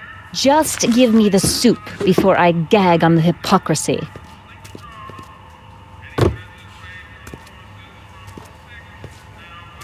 I'll tell the boss you said hello. I'll just bet you will.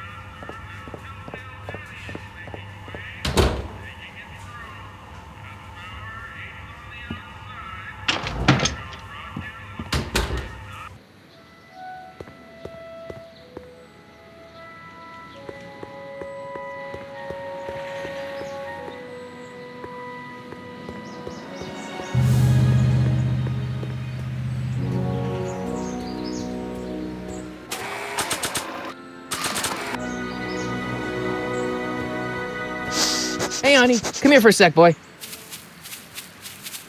Hey, boy, can you find the guy who belongs to this hat? Where's he going? Only one way to find out.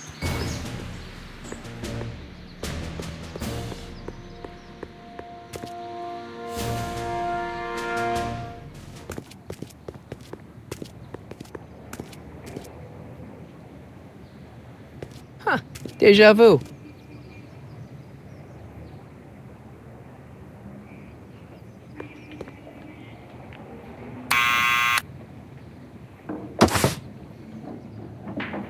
Yeah? Who is it? It's McFly! Shh, I know!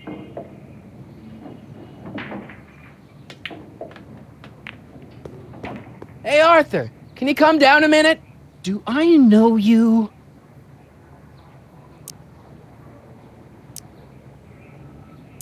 We represent the law. You don't want to go against the law, do you? No, but I don't want to go against Kid Tannen either. And he ordered me to stay put till he gives the word. Sorry. Some other time.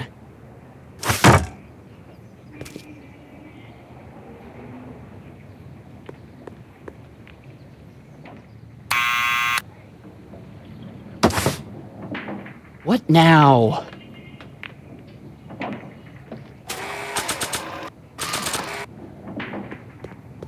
I'll give it back to him after I give him the subpoena.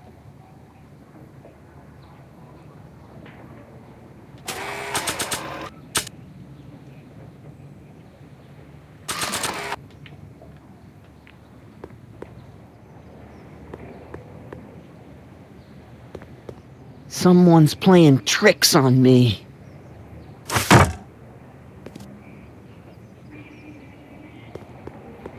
Nah.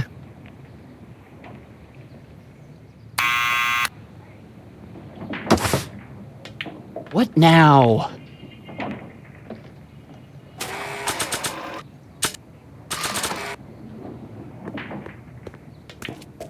What do you think you're doing? I'm throwing the subpoena. You can't do that. You have to hand it to him.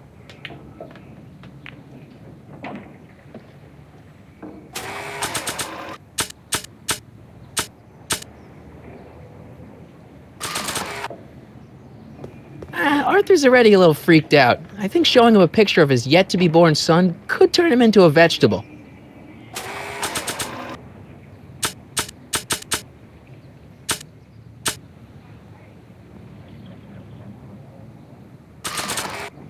I don't think Arthur would respond to that recording. He only listens to Tannen. It's me again. Please come down. Why? I'm your mother's great-nephew. You mean my second cousin? Yeah. Glad to know you, but I can't leave this building till the boss says so. He's given strict orders. Sorry. Some other time.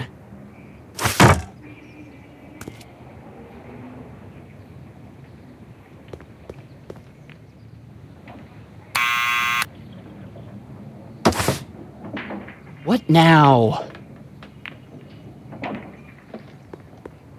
It's me again. Please come down. Why? We've got something for you. It's a subscription to the Accountant Weekly. He won't come out if he knows why we're really here. No, right. I'm not interested. And besides, the boss won't let me leave the room. Sorry. Some other time.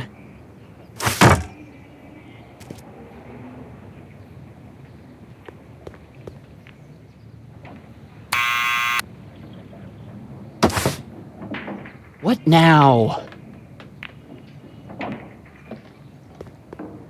It's me again. Please come down. Why?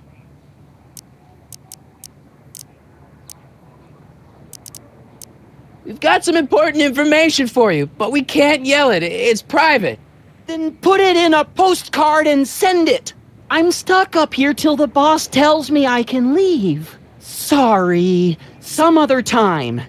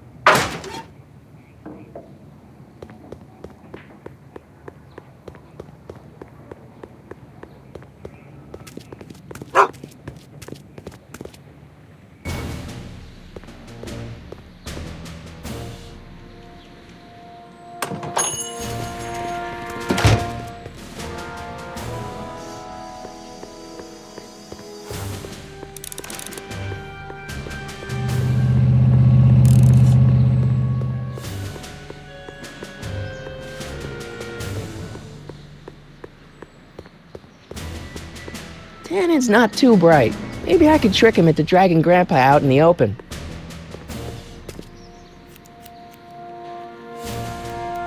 Well, well, look who's back! They say rats always return to the scene of the sinking ship. Get 'em, Matches!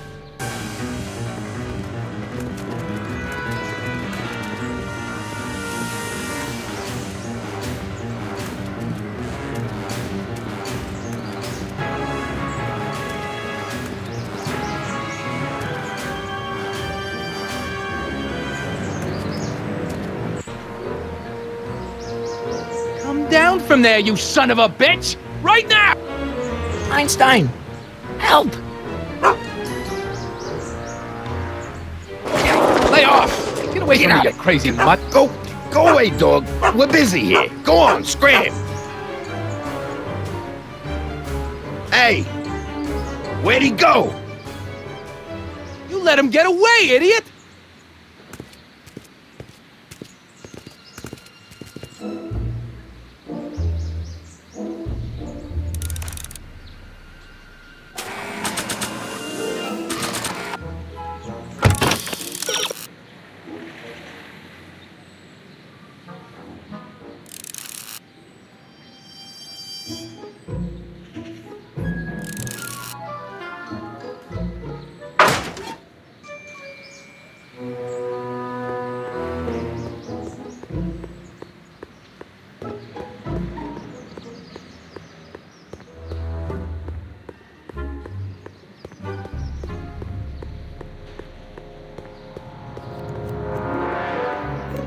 Hey!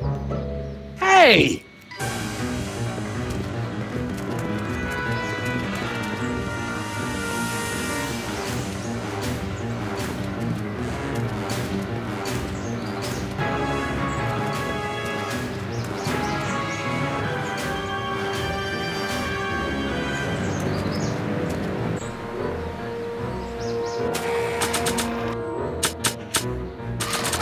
Don't make me... What do you think you're doing up there, you scrawny little runt? Get down here right now!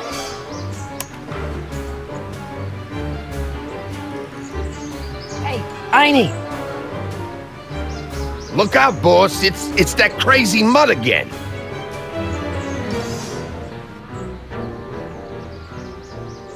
I can't believe you lost him again!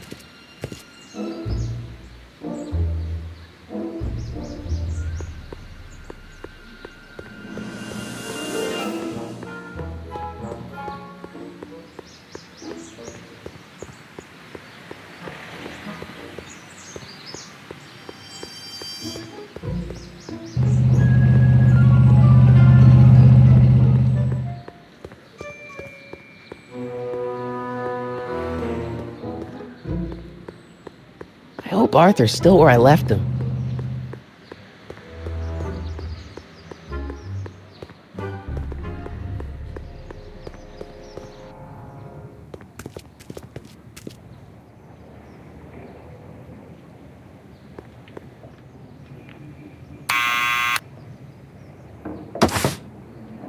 What now?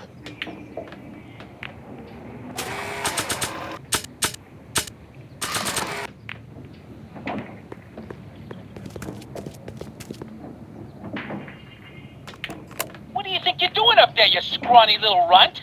Get down here right now! It's Kid! Right away, boss! Where's Kid?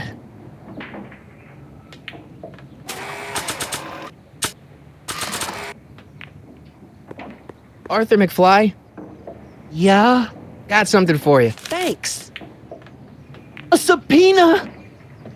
Ordering you to appear in court and provide evidence in the investigation into... Kid Tannen? Take it back! You can't get rid of it, Mr. McFly. Once you've been served, it's your duty to report to the court at the earliest possible time. Failure to do so could lead to a warrant for your arrest. Arrest! But Kid'll kill me. Stupid Artie. Holy cats, what am I gonna do? I suggest you avail yourself to the protection of the court. Oh gosh.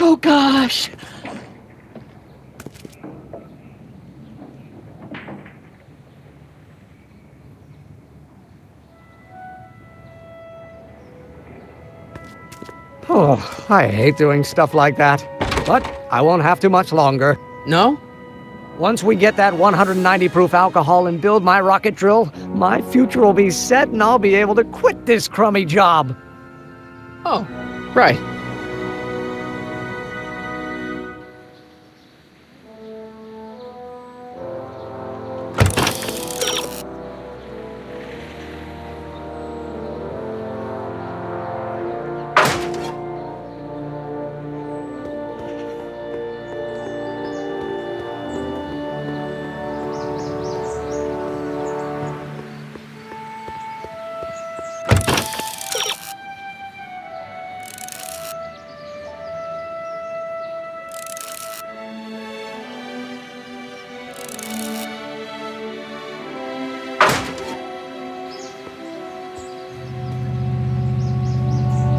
Hey, Miss Strickland.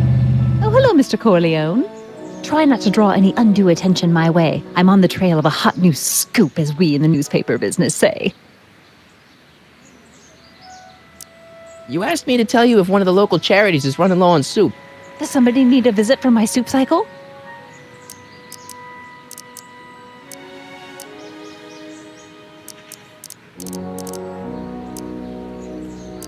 The Farm for Unwanted Children. Perhaps their parents don't want them because they eat too much.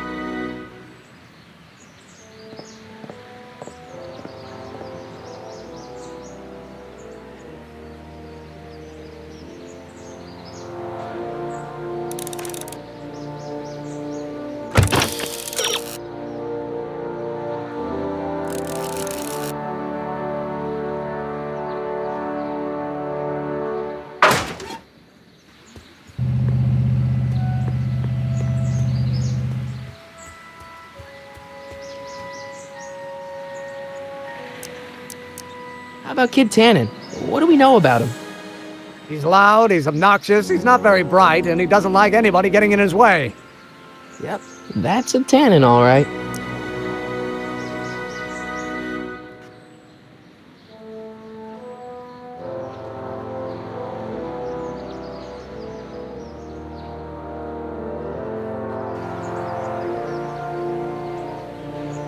This might be a stupid question, but couldn't you have designed your rocket-powered drill to run on fuel that, isn't illegal? Illegal? What does law have to do with science? Science has its own laws. You, of all people, should know that. We'll score that hooch somehow. Okay.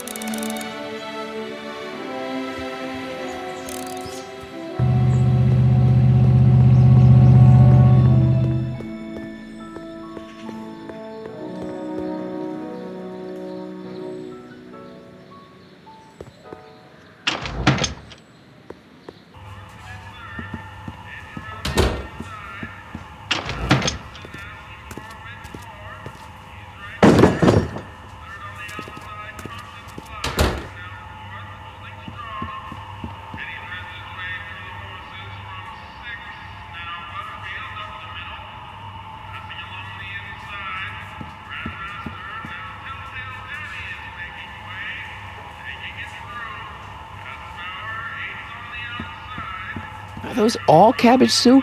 Last time I checked. Don't you have any other kinds of soup? No.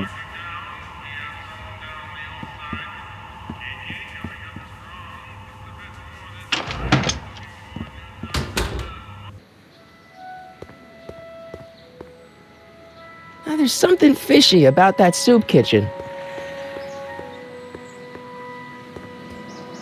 Hey, Miss Strickland. Oh, hello, Mr. Corleone. Try not to draw any undue attention my way. I'm on the trail of a hot new scoop, as we in the newspaper business say. You asked me to tell you if one of the local charities is running low on soup. Does somebody need a visit from my soup cycle?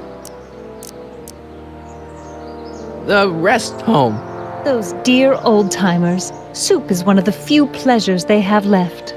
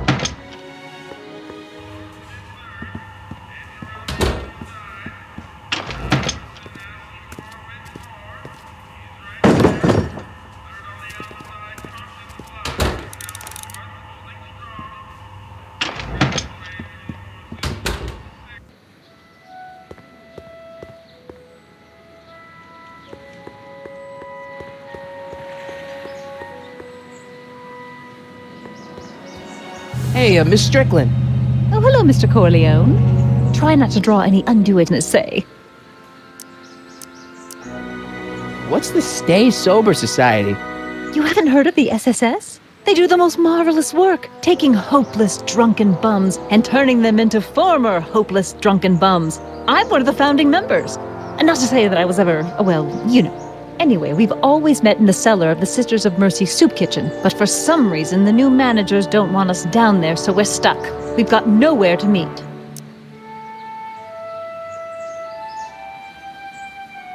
I know a place where the Stay Sober Society can meet.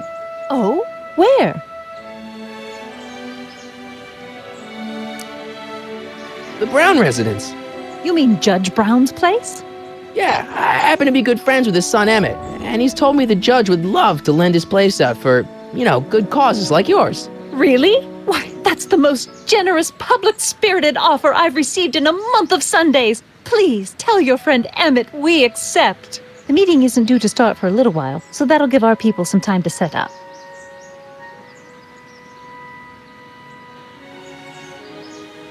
I got a book. Oh? Where?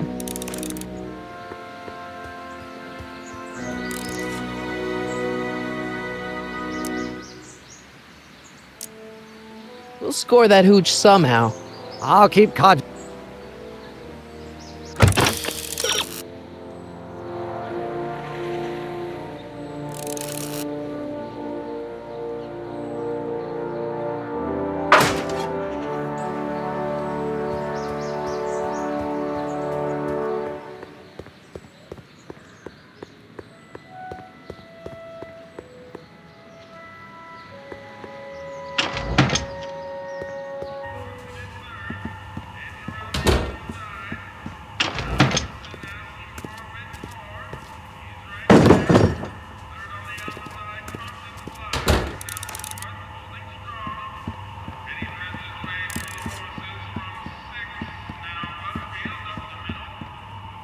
Pretty neat, Doc.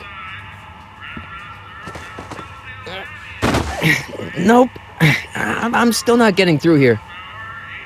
But at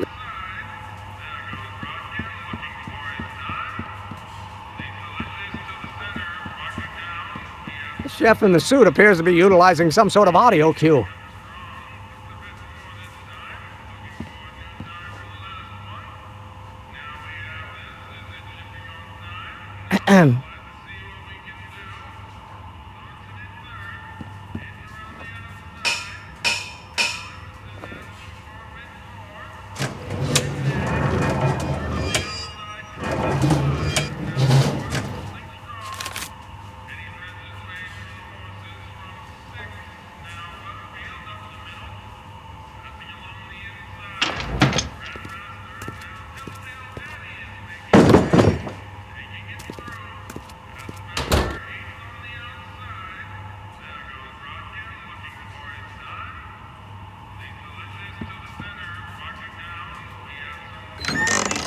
Hey, where do you think you're going?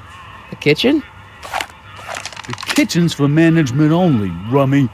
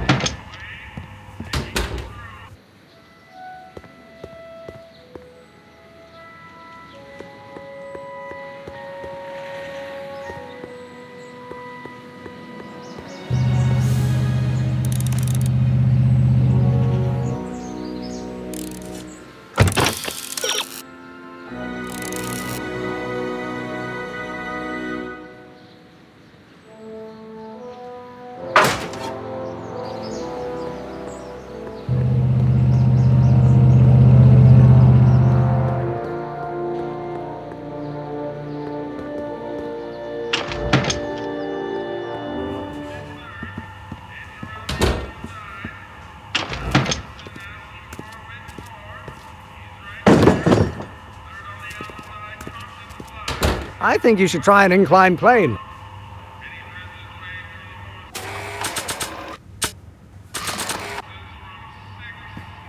I don't want to record them right now.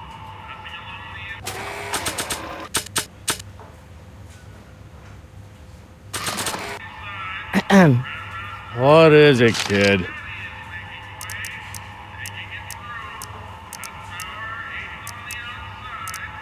Okay, I've got some more ideas about your soup.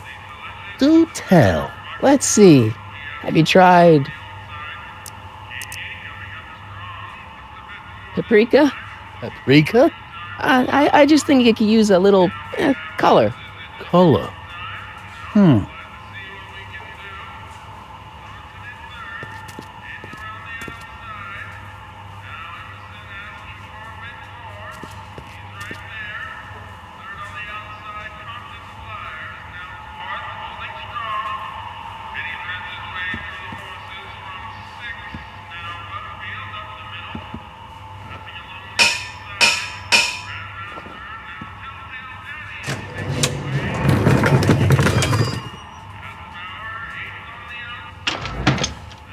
More soup? Please. And tell Kid that soup or no soup, he's not fooling anyone.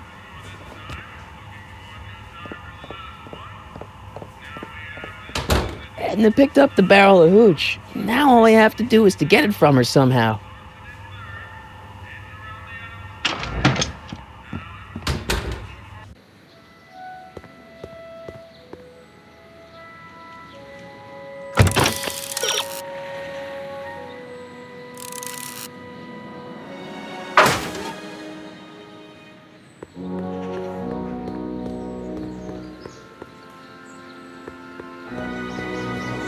Hey, Miss Strickland. Oh, hello, Mr. Corlear. I'm afraid I haven't much time. The meeting of the Stay Sober Society is due to begin very soon.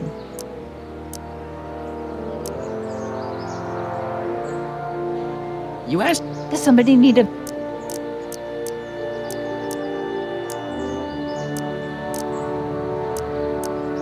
The Stay Sober Society. That's right! They'll soon be gathering at the Brown Estate, and we haven't provided refreshments.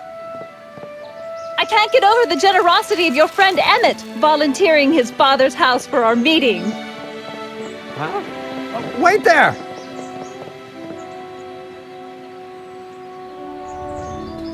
Michael! What in the name of Thomas Alva Edison do you think you're doing? Don't you get it? You need alcohol to run your drill, right? Those bootleggers at the soup kitchen won't let us get our hands on any of their hooch. But we can get Miss Strickland to pick it up for us and deliver it right to your door. No, out of the question. Why? I can't just let strangers invade my parents' house. What do we know about these people? They're a bunch of really great guys. We don't know that. They're really polite. We don't know that. They're sober. It says so right in the name. Well, okay, but Pop needs his peace and quiet at the end of the day. This meeting is sure to be too noisy for him. So get your dad a pair of earplugs. I can't tell my father to wear earplugs. They'll be quiet. You'll be quiet, right? Oh, yes! I play my tambourine very softly. You hear that? Yes, but... But what? But it's still impossible.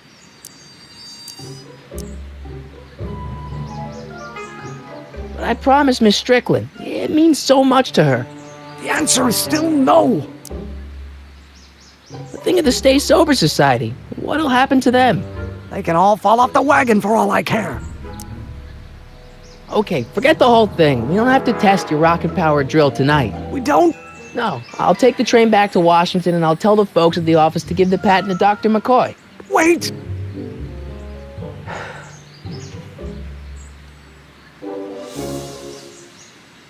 You will instruct the members of the society to wipe their feet before they come inside. Then you are Emmett Brown. I thought as much. You have such a righteous face. Edna Strickland, I don't know how to thank you for your generosity. Pleased to meet you. The feeling is mutual. I've got a bad feeling about this. You worry too much, Emmett. Well, we've served the subpoena and gotten a barrel of booze delivered to your house. Looks like we're off to your lab to build your rocket drill. You do have a lab, right? What kind of future patent holder would I be without a lab? Come on. Doc! I'm off to get the rocket drill. Good. Come on, let's go. Time waits for no man.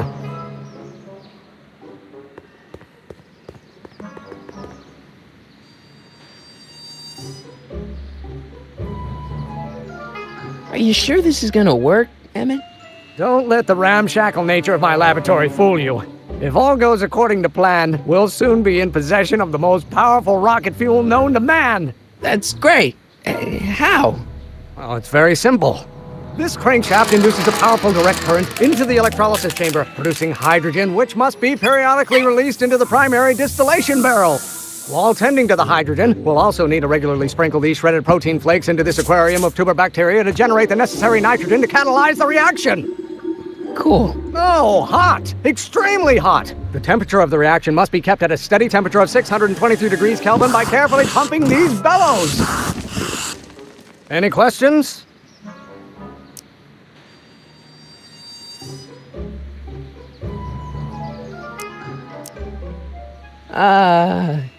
Emmett? Why is there a brace of drunkards gathering on our lawn? Sweet fancy Moses, it's my father! So? So, he doesn't know I'm engaging in acts of scientific exploration in here. He thinks this is where I go to pour through my law books. Oh. You tend to the reaction. I'll try to get rid of him. Tend to the what? Can't we just start over after he's gone? It's too late. The reaction's already started. Don't worry. I'll try to help you out where I can. But... coming, Father! Father! Don't you father me, child. Is it my fault if I don't get a spark out of laws and statutes? You know what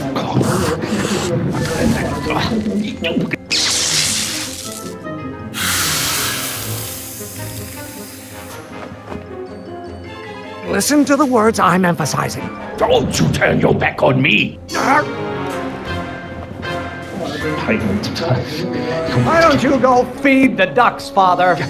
You don't know what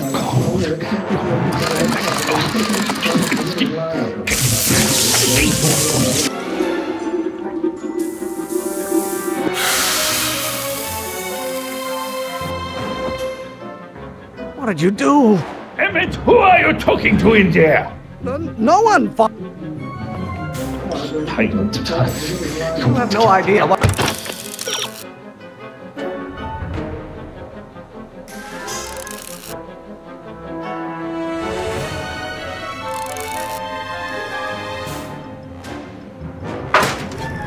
what kind of pressure I'm under.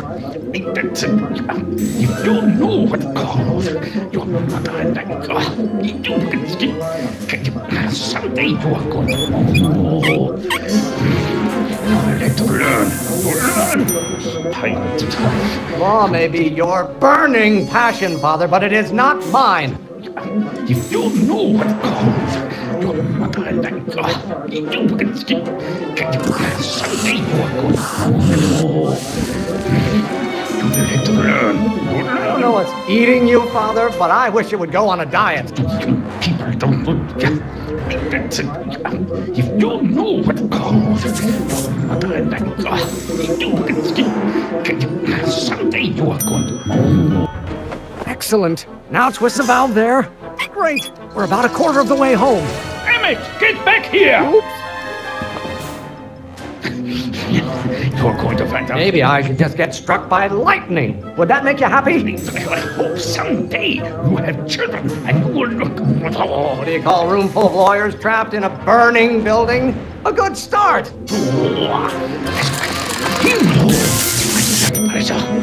By Galileo's rotations, do you ever listen to yourself? I hope someday. Can't you see this is eating me up inside? Yes, my son.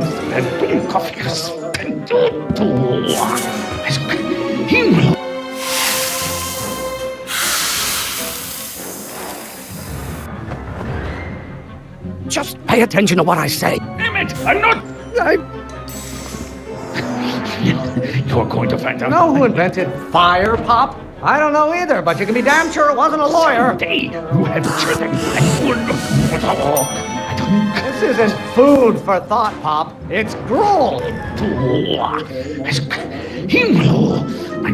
This may come as a shock to you, Pop, but not everyone wants to be a lawyer. You get older. I hope someday. You don't get to control my life just because you fed and clothed.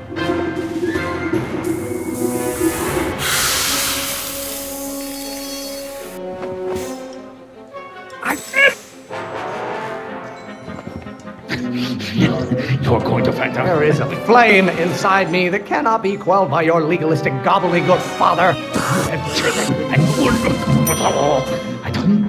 Yes, my son. Why won't you release me from your unattainable expectations? Himmel! Mein Blutbrecher! Why don't you go feed the ducks, Father? Get older. I hope someday you have children and you will look pressuring me to be something I'm not. I'm not just another one of your staffers who spins around you like a top. You're going to find out when you get older. I hope someday you have children and you will look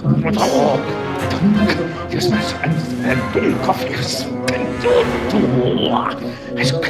Himmel! Mein Blutbrecher! You're going to find.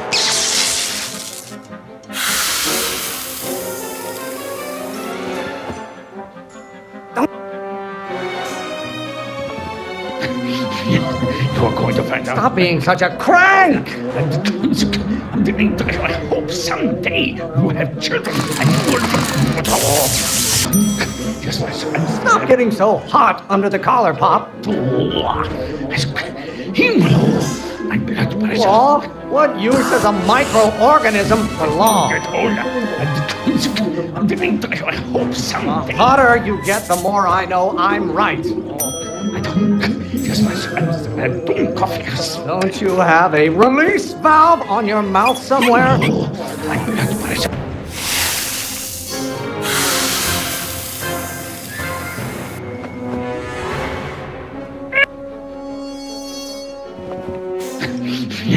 You're going to find out. By Galileo's rotations, do you ever listen to yourself? I hope someday you have children and you will look. Why should I honor your wishes? You treat me like common bacteria. Himmel! Mein Blutbrecher! You're going to find out when you get older. If it weren't for scientists, men like you would still be divining the future with sheep's bladders and goat gizzards. Stop being such a crank! Himmel! Mein Blutbrecher! There is a flame inside me that cannot be quelled by your legalistic gobbledygook, Father.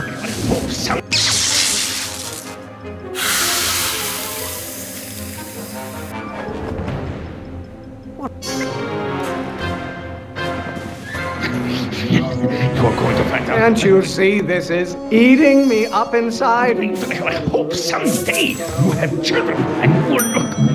Stop getting so hot under the collar, Pop. Coffee. You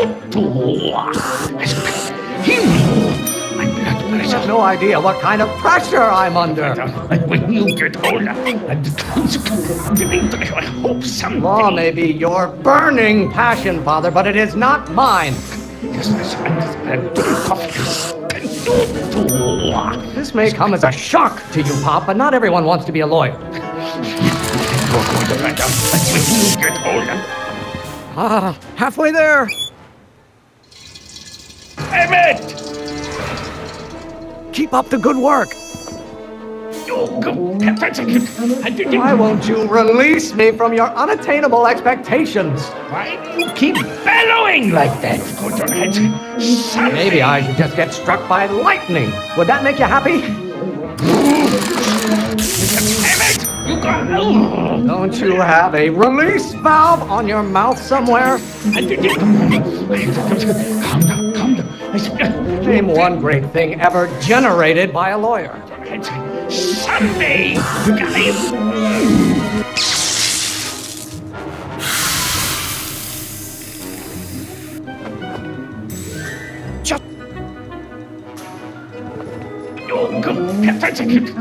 You know who invented fire, Pop? I don't know either, but you can be damn sure it wasn't a lawyer. Are you trying to spin this argument around to my face? You got him. If it weren't for scientists, men like you would still be divining the future with sheep's bladders and goat gizzards. Your mother and I are stuck.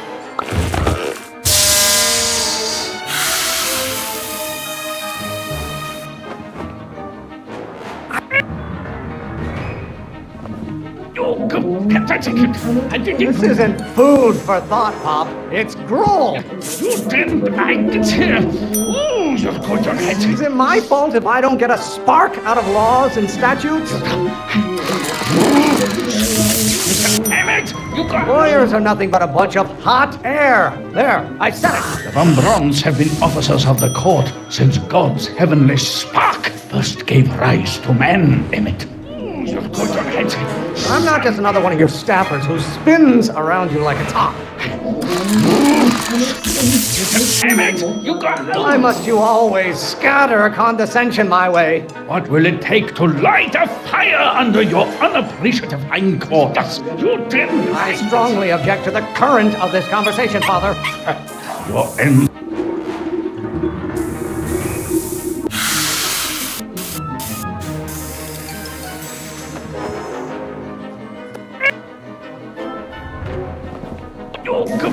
What do you call a room full of lawyers trapped in a burning building?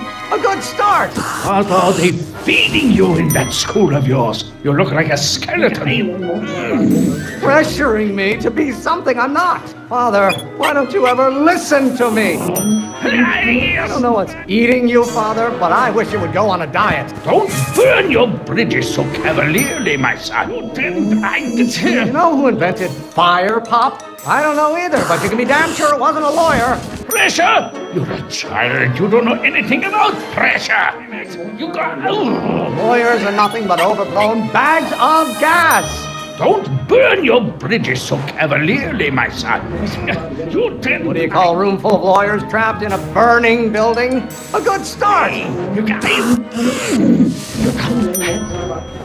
Almost there. Emmett! Coming, Father! Pressuring me to be something I'm not. How many times do I have to prove myself to you before I can shake your overbearing criticisms? You really want to vent our dirty laundry in public like this? This isn't food for thought, Pop. It's gruel. Lawyers are nothing but a bunch of...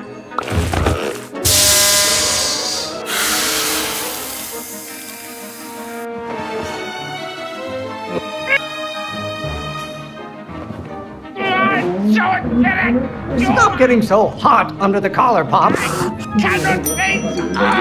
have no idea what kind of pressure I'm under. Law may be your burning passion, Father, but it is not mine. Why won't you release me from your unattainable expectations?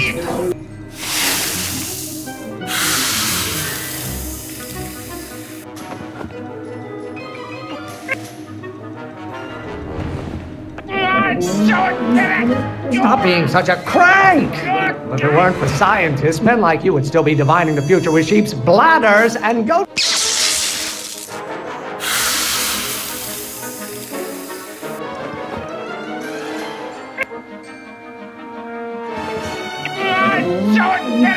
Why don't you go feed the ducks, Father?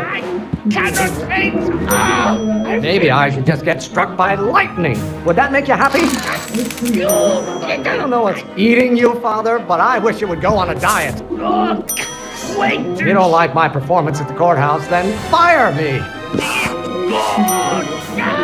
Don't you have a release valve on your mouth somewhere? By Galileo's rotations, do you ever listen to yourself? Lawyers are nothing but overblown bags of gas. Can't you see this is eating me up inside? This may come as a shock to you, Pop, but not everyone wants to be a lawyer. Don't you have a release valve on your mouth somewhere?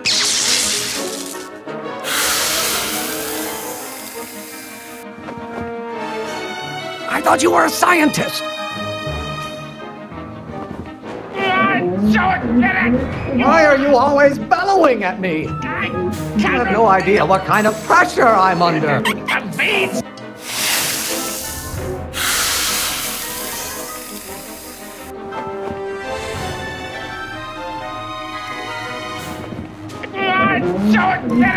The hotter you get, the more I know I'm right.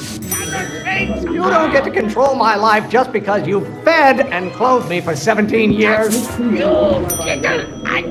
really want to vent our dirty laundry in public like this? There is a flame inside me that cannot be quelled by...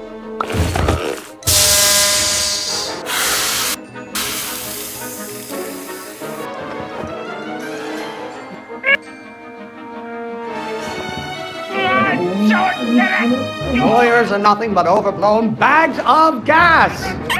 I feel that. Why must you always scatter condescension my way?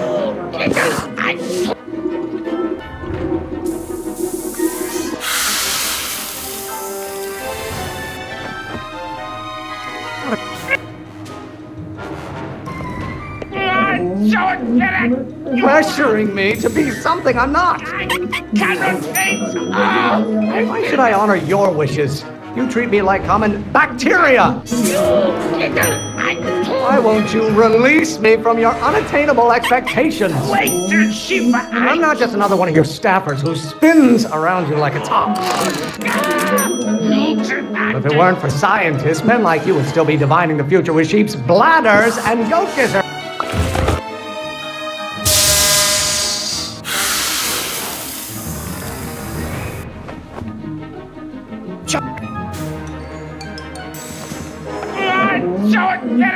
You really want to vent our dirty laundry in public like this? Do I get a turn?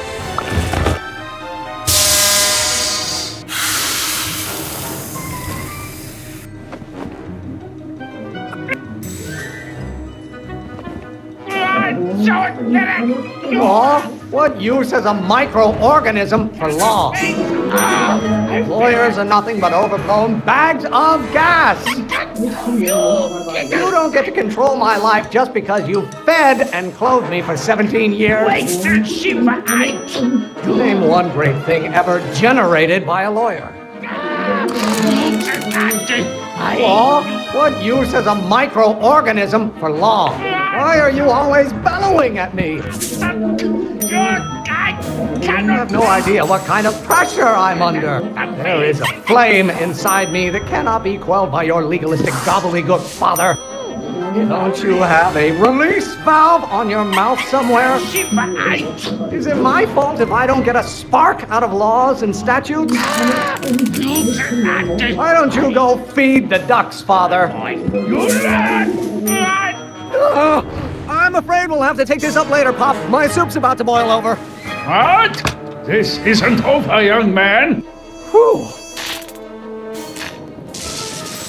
Are you okay? You and your dad sounded... It was an argument we should have had a long time ago. No! Oh. What?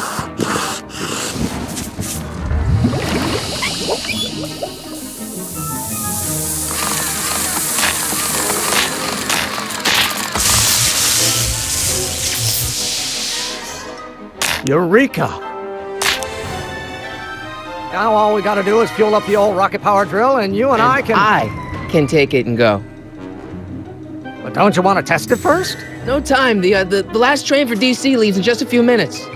All right. You've got to get this baby to the U.S. Patent Office. Exactly. So tell me, Michael, when can I expect to hear back from the Patent Office? Oh, in about, I'd say... I can't. Huh?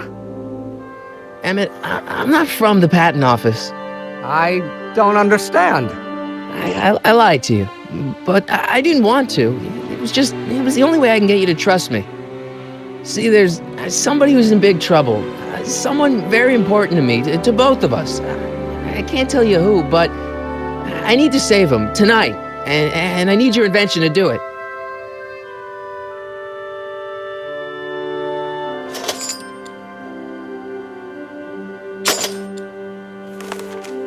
I'll get it back to you, I promise. And, Emmett, you're gonna be a great inventor.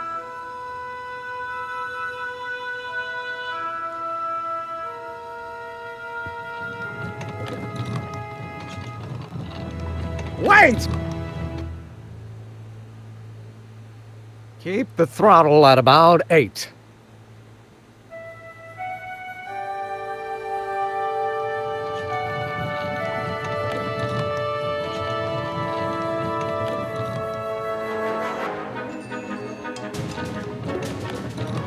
Okay, Doc, I got the drill. Now let's get you out of here.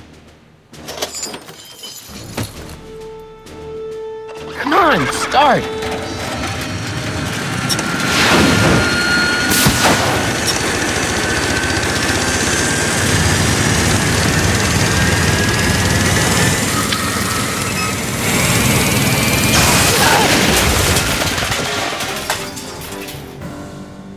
Mr. Corleone!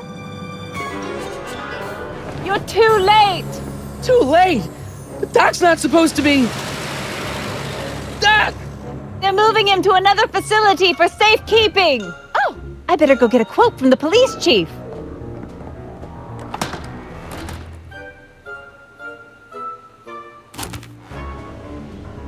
Paddy wagon intercepted, suspect slain, and they're still after him. How am I gonna rescue him now?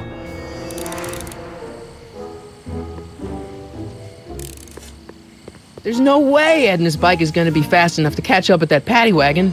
Or is there?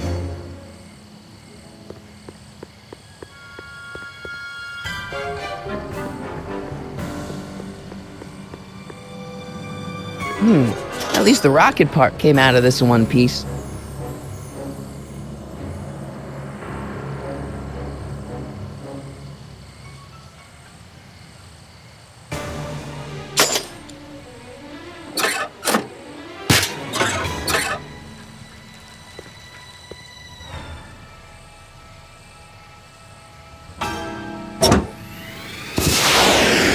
All right, I'm coming, Doc.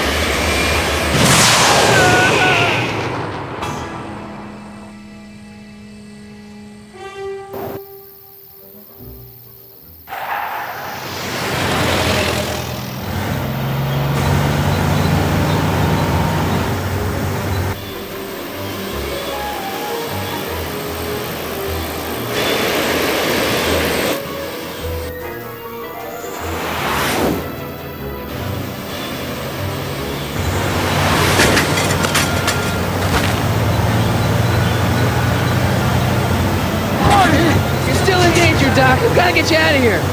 What's that? I said you're still in danger. Never mind, never mind. Get me out of here, and we'll talk later.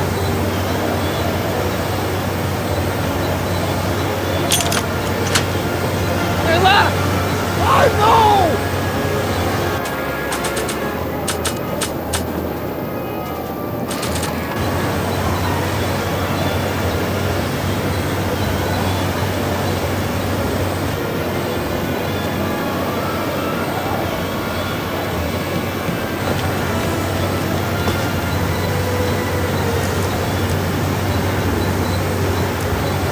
Doc, I'll get you out. Be careful, buddy.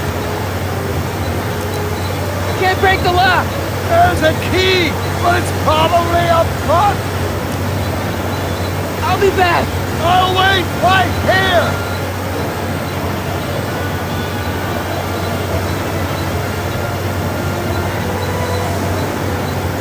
What's he doing here? Keys. The window's shut tight.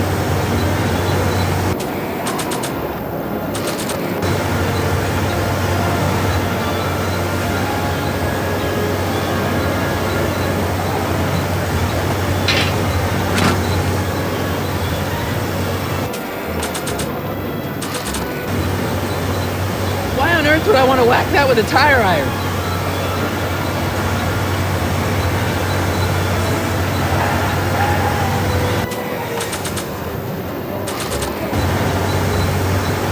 Would I want to whack that with a tire iron?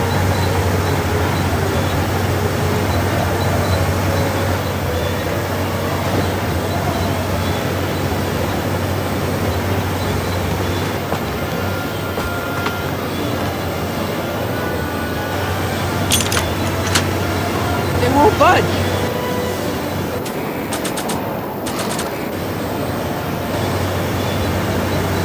They won't budge.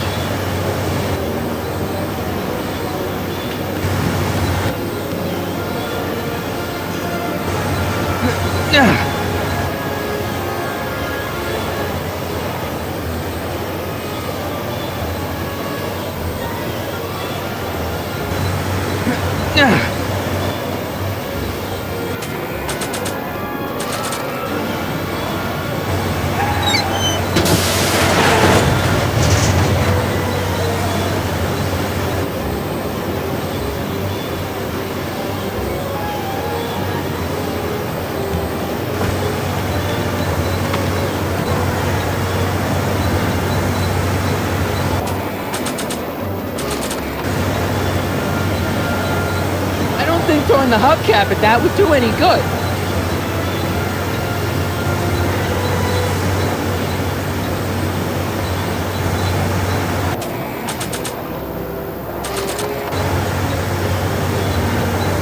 I don't think throwing the hubcap at that would do any good.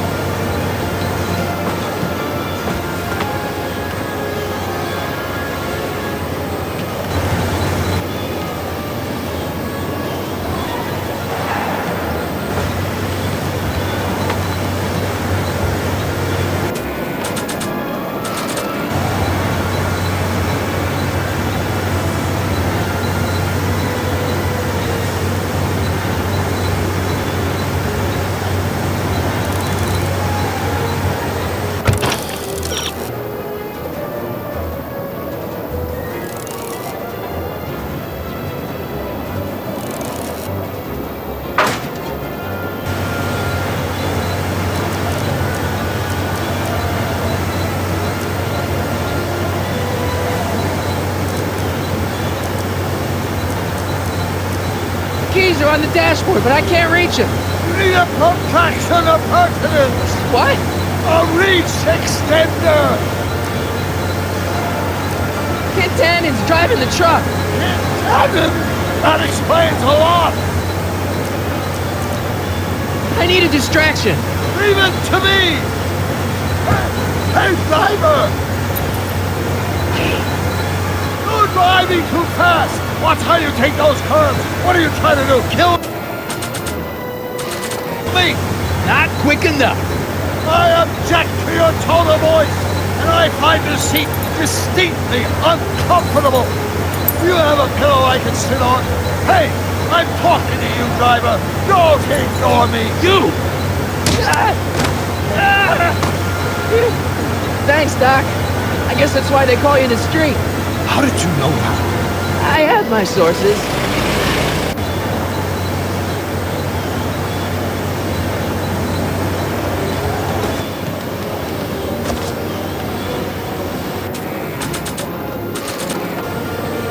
Stand back, Doc.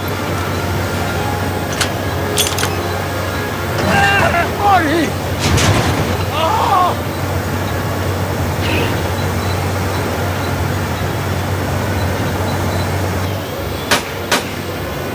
How you doing, Doc?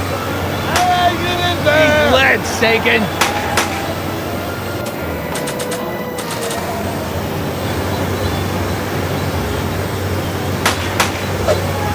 Ow!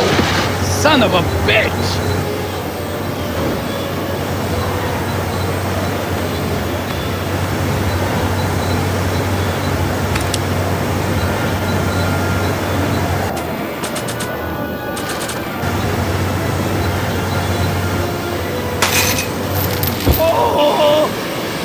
This is a rescue!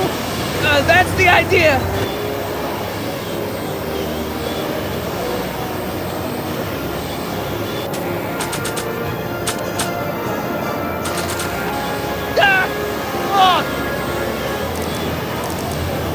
Got any ideas? Doesn't, but none of them are applicable to this situation! The throttle! What? Oh!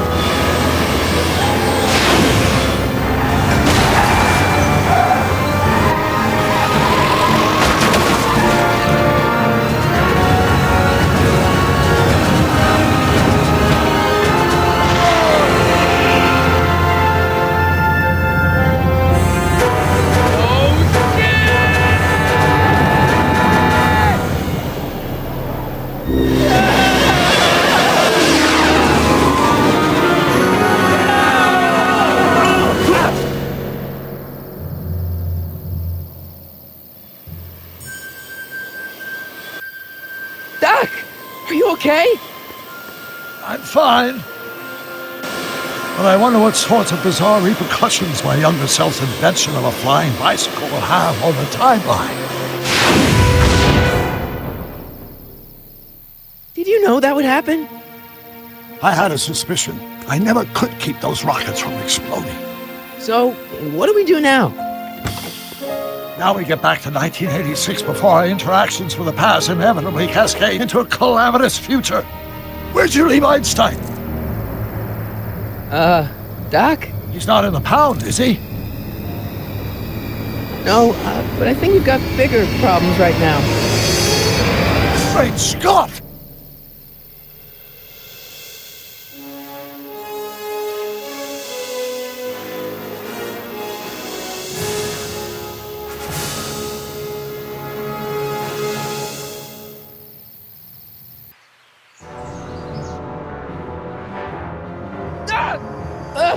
What's happening? I don't know. We'll have to be careful not to run into ourselves. Hey, fellas. All right, McFly. Let's go see the boss. History says Tanner will be arrested by a rookie cop by the name of Danny Parker. I fear that nothing will save Hill Valley from descending into the fires of chaos and corruption. Nothing is over until Kid Tannen says it's over.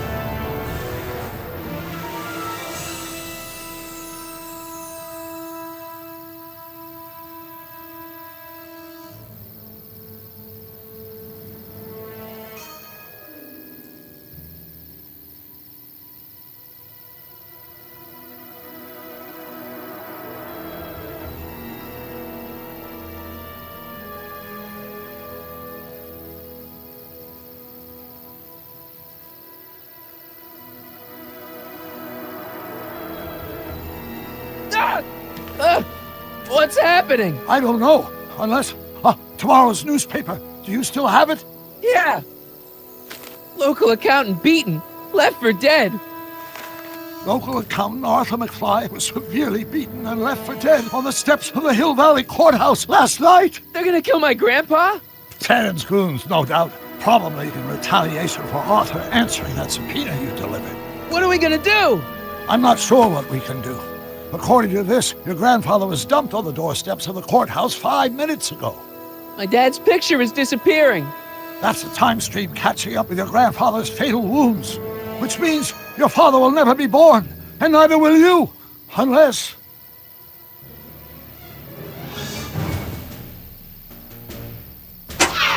When did you last see your grandfather? 4 o'clock, in the town square.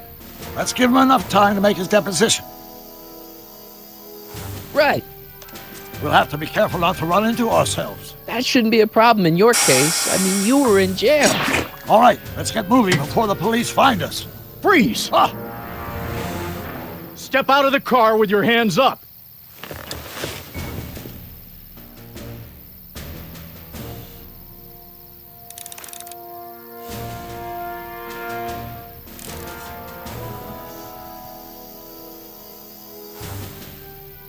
What was that? What was what? Crap! I heard something back there.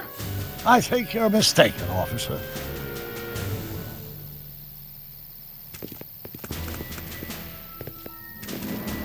Well, looks like I caught me a fugitive. He hasn't spotted Carl me yet. Sagan, the speakeasy arsonist. Alleged speakeasy arsonist, if you don't mind.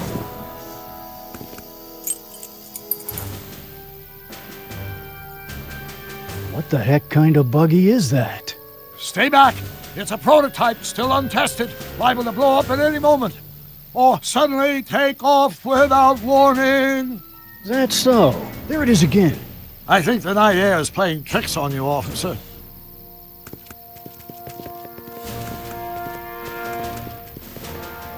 What is it, some kind of foreign job? German or something? Not at all. This is solid American workmanship.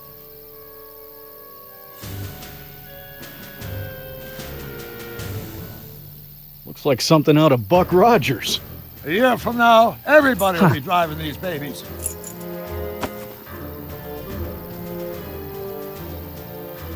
I wouldn't be surprised if there's a promotion in this.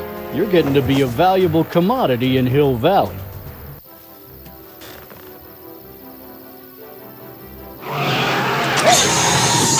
Stop! Doc! Go! Save your grandfather! I'll be fine until you get back. You got it, Doc.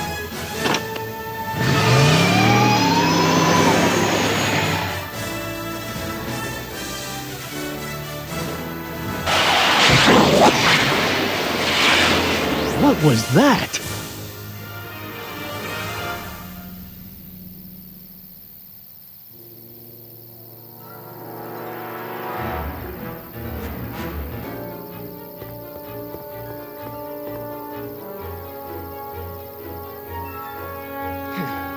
$4.55. Artie's got to be in there somewhere, spilling his guts to the DA.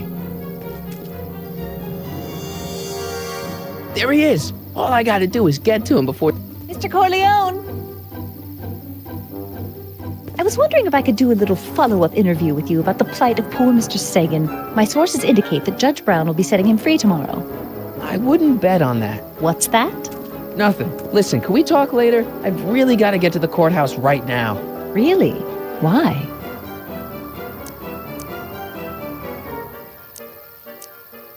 My grandpa's on jury duty, and I have to get him his medicine. Oh, well then, carry on. And do put that vicious dog of yours on a leash, will you? We have laws about that sort of thing, you know. Sure, no problem. Ah!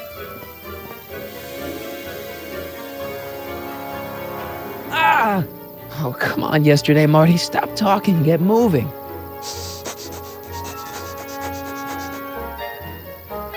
Einstein?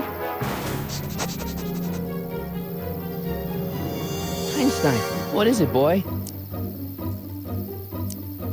Stay, boy!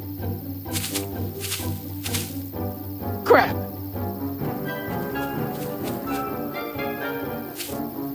Einstein!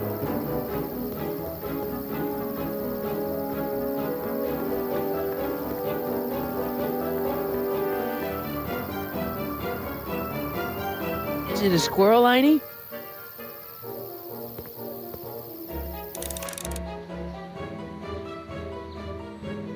You want to play? Okay, let's play. What are you up? Want the stick, boy? Want to chase it? I am not bonking myself on the head with a stick.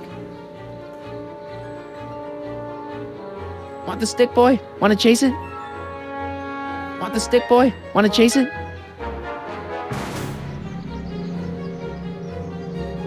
Go get it, boy. Where are you going, boy?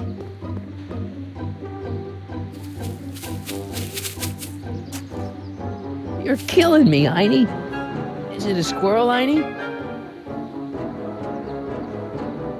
Okay, let's try this again.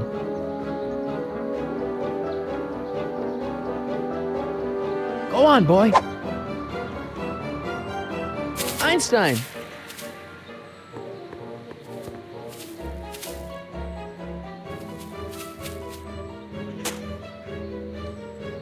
Bad dog. Oh, come on, Einie. I haven't got time for this, Einie. Come on, boy, heel. We gotta save Doc. Go get her, Einie. You! Oh! Get this mangy animal away from me! Come on, Einstein, get away from the nice lady. My shoes! Einstein, no. Oh! Way to go, Einie.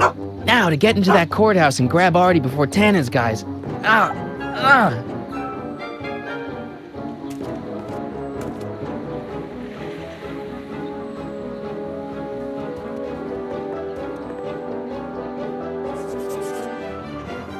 Hey. Oh, God. Hey. According to my calculations, the rotary engine for a full-scale rocket drill requires 1.21 kilowatts of power. Can you check over my work to make sure? Are you all right? Yeah. But I need to get to Arthur. Why? I have to brief him on what to say to the DA.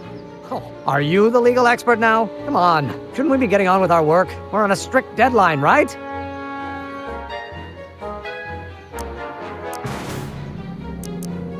Sure, but Arthur's on an even deader deadline. Why are you so suddenly concerned about Arthur? Oh, hell. Oh, my God! What the hell is that? What's what? Who are you talking to?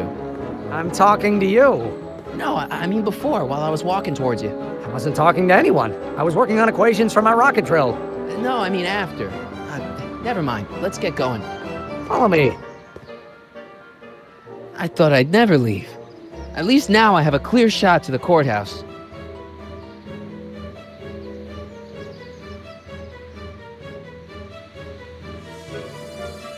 I've got a bad feeling about this.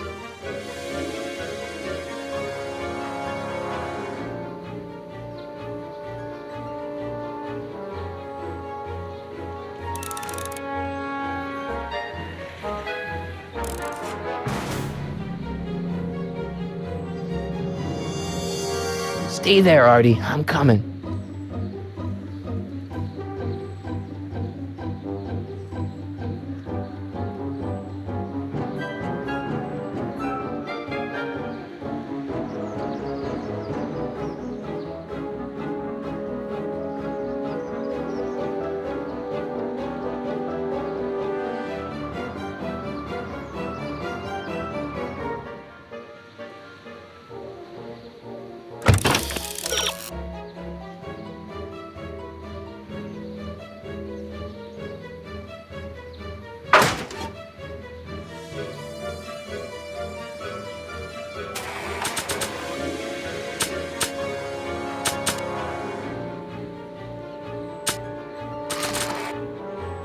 Doc's notebook doesn't belong to them.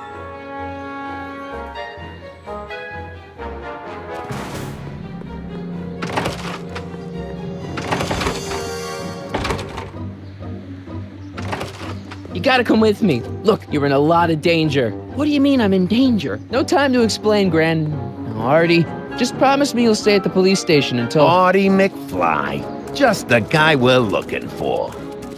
Hey, fellas. Run! Get him!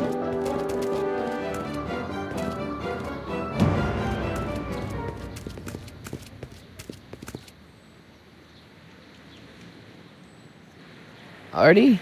I better pick up their trail before I start fading out again.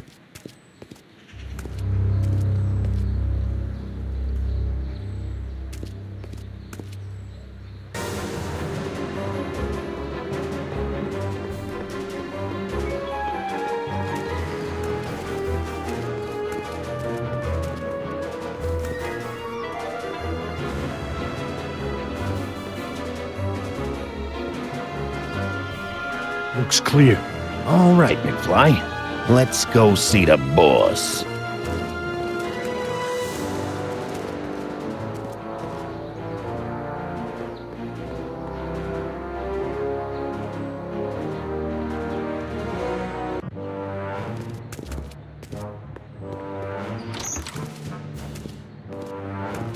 Artie, how's my favorite accountant doing? Oh, I've been better. Oh, I'm so sorry to hear that, McFly.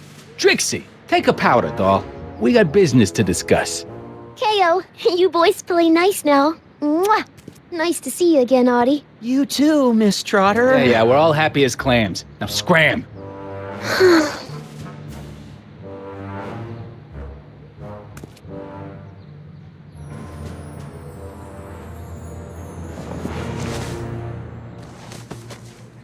Are you guys stupid? What are you thinking, bringing this fish food to my doorstep? We just thought that was your first mistake.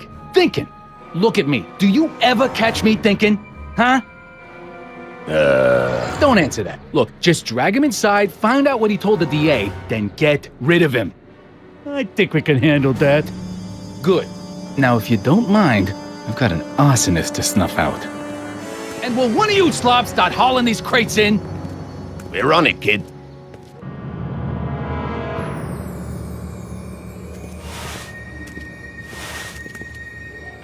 So far, so good. Huh.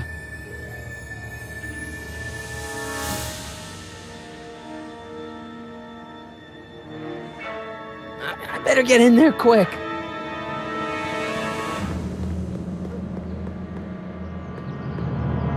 Contents. One winged goddess.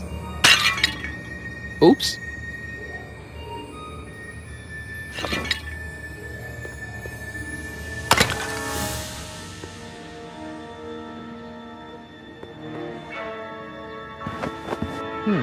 Nice fit. Here goes nothing. Get the crates, cue ball. Stir the soup, cue ball. Clean out the bloodstains, cue ball. Shit, I'm not a gangster, I'm a freaking butler.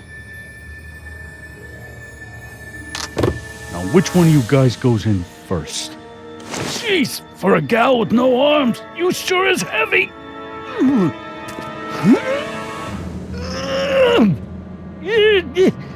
Whoops. Ow! Do you mind? I'm trying to conduct a professional interrogation over here. Where should I put this? Just shove it behind the bar. I'll just shove you behind the bar.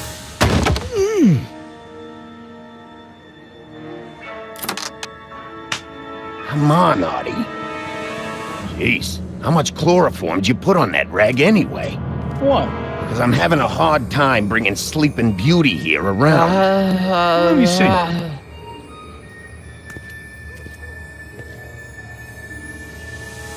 Hey, Artie! We got a few questions about you and the DA.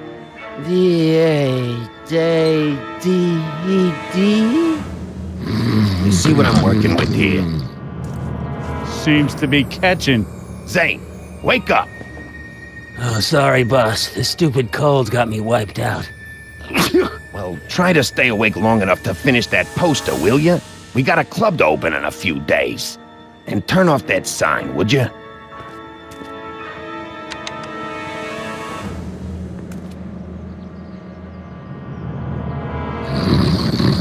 Wake up, sleepyhead.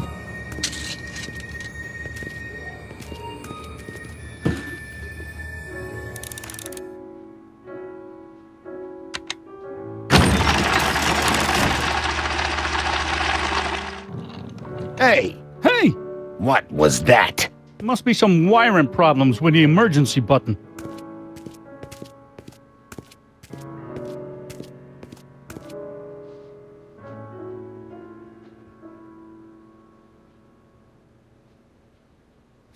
Still can't get Trixie's nose right.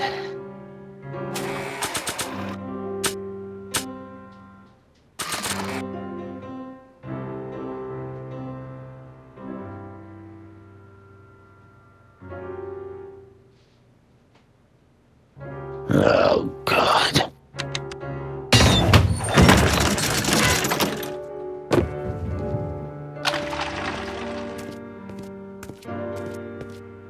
You're trying my patience, Artie.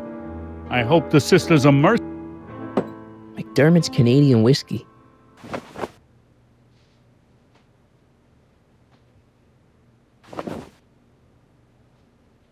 Whew, no wonder Artie's so out of it.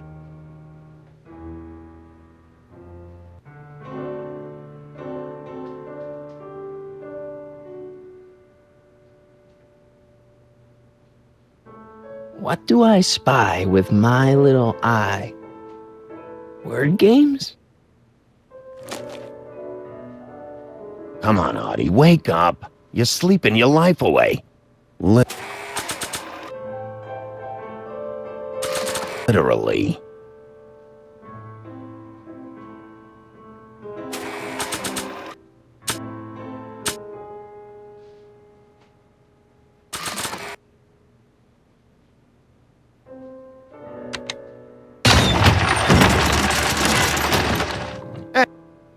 You hear something?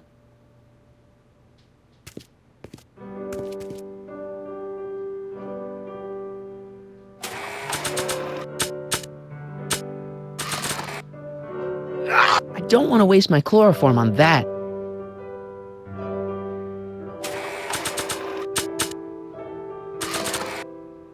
Nah. Oh, God.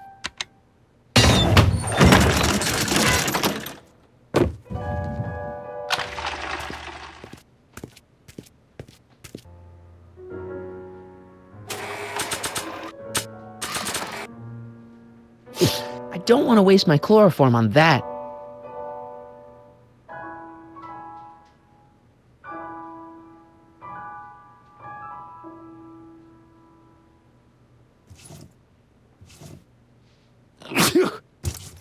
I'll never get to that switch while Picasso's in my way.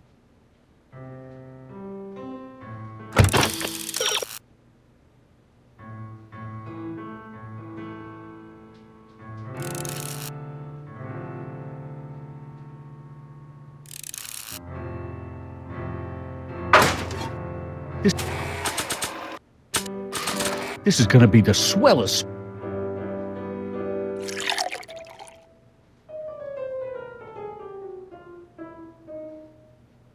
Oh, hey guys, I don't feel so. Say, wake up, you lazy bum! Must have been the cold. Cold my eye. He's been dipping into the inventory. The inventory. One more on down. 2 to go. I hope the sisters are... I probably shouldn't hold 2 at once. They might cling together.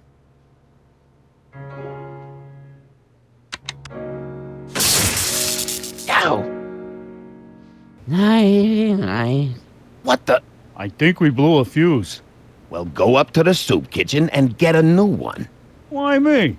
You'd rather hang around and talk to this guy, huh? 3 days are here again. Yeah, I'll just get that fuse.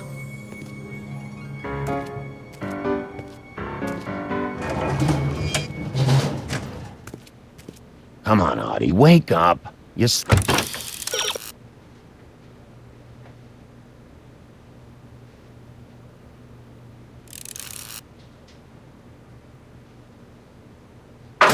sleeping your life away.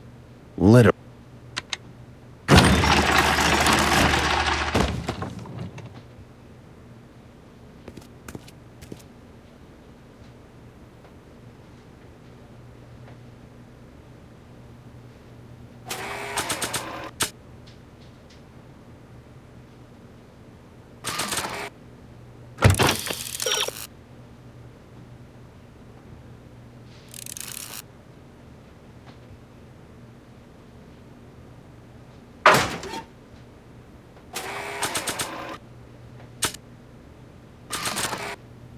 Oh, God.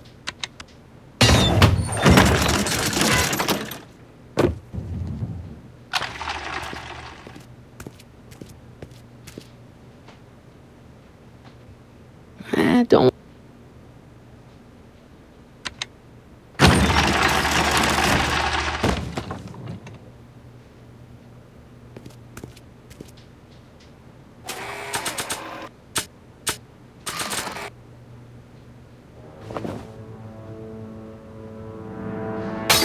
Wham! Right in the kisser.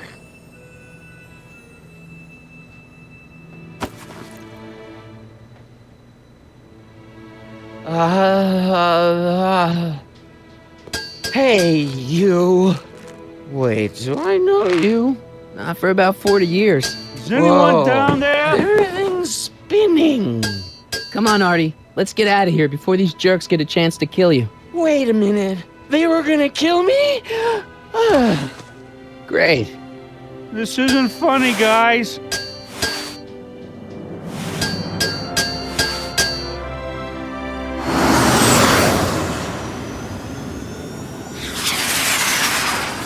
Perfect timing. Hang on, Grandpa. We've got a pickup to make.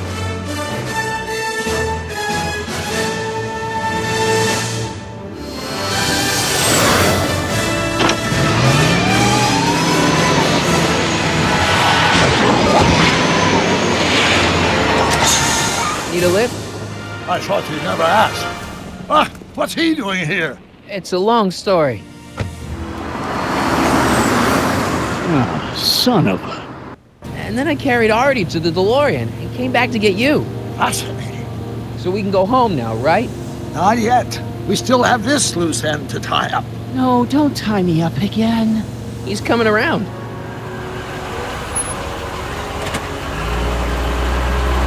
Please be careful.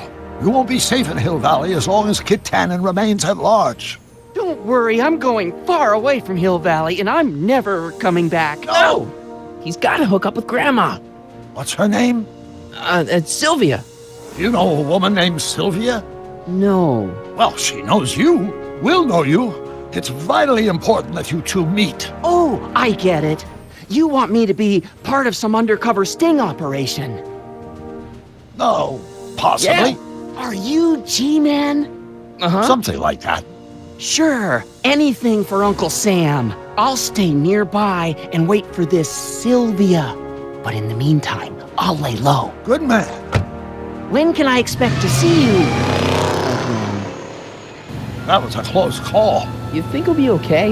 You're not fading out, are you? Besides, Arthur will be completely out of danger come August 25th. August 25th? That's the date Kit Tannen is finally put behind bars. How's that picture of your dad? Still there. Good. Let's get out of here before we accidentally elect Hoover to a second term.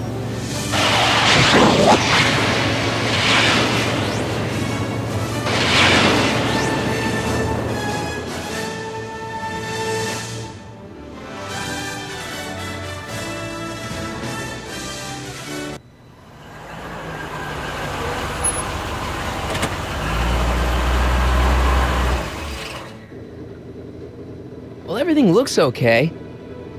Are you sure? See, McFly residence. So, want to come in? Maybe hang out a while? I want my dad to see for himself that you're still around. I'd love to, Marty, but... You've got to go. I understand, Doc. You've got a life to lead, kids to raise and all that.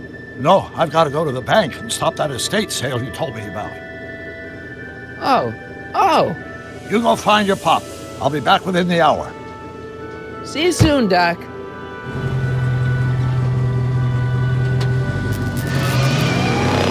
All right.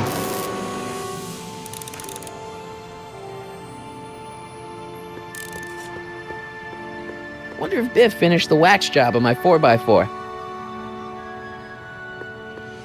Dad must have used that to haul away all those books from Doc's estate sale.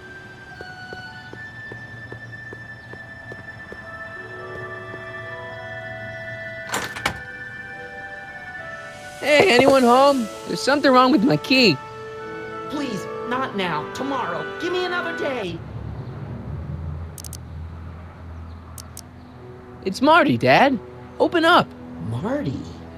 No, that's impossible. Marty was run out of town. I've got a bad feeling about this.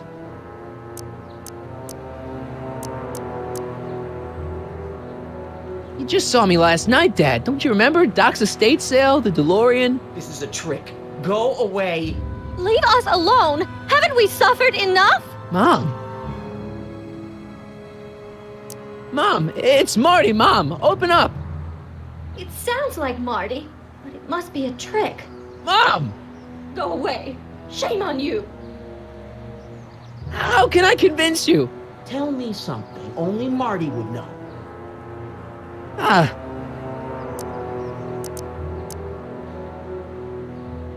When I was 8 years old, I set fire to the living room rug.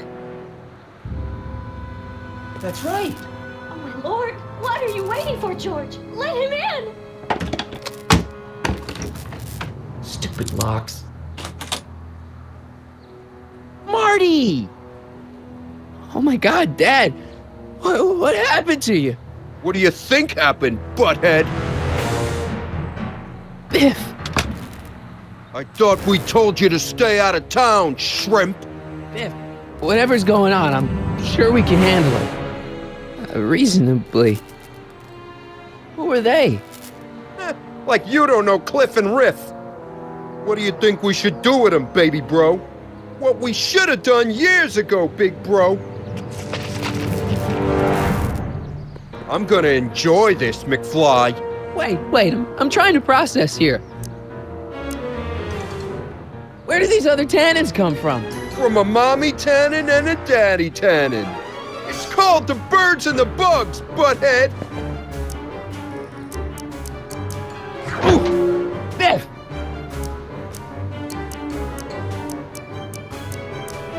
So now the tannins are some kind of minor league mafia? Hey, watch who you're calling minor league. The Tannin Gang's the 5th most dangerous crime family in California. We got connections all over the place. No way. You don't believe me? Biff, no! Bang! Ha ha! Check it out.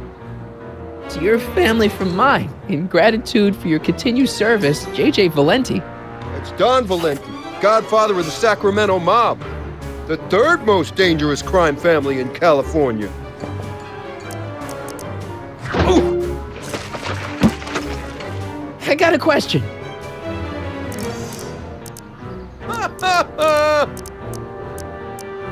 Why are you guys so pissed at me? You don't remember? You've really lost it, McFly. Think back. The thing with the manure truck. Which one? Ooh. Hey!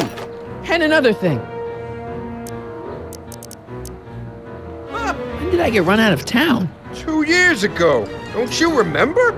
We made a deal that we'd go easier on your old man if you left. But now you're back, so the kid gloves can come off.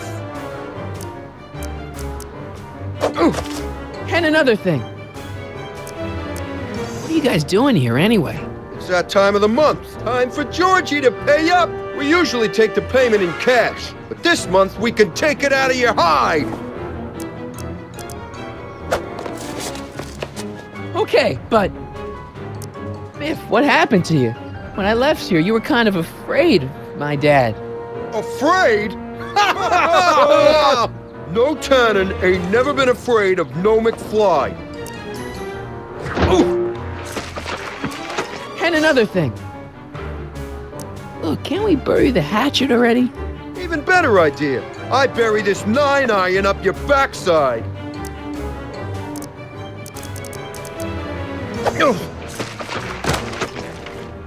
Tell me.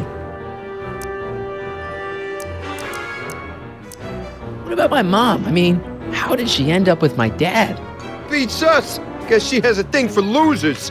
She could have had any one of us, but she went for old Gimpy McFly. Oh! Here's what I still don't understand. How long have you been coming down on my dad like this? Ever since that school dance, when Georgie laid Biff out in the parking lot. Shut up, it's not funny. Someone messes with the Tannin family, the Tannin family never lets him forget about it.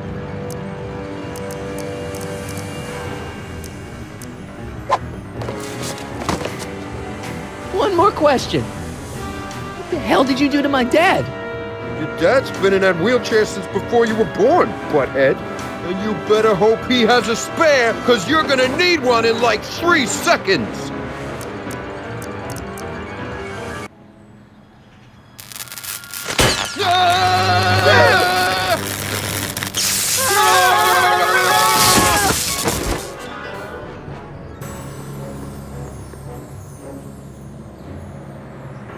Piece of cake. I never should have let that floozy talk me out of rubbing out your grandfather. Huh?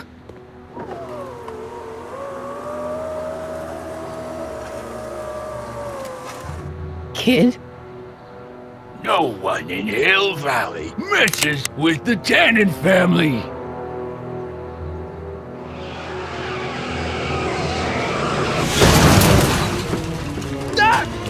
Marty, get in! This timeline's been compromised! No kidding!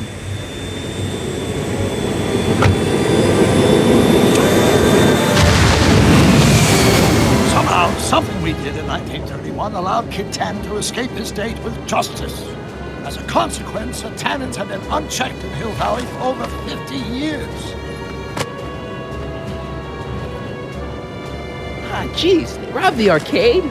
We've got to go back to the day Kid Tannen was supposed to be arrested. Figure out what went wrong and fix it.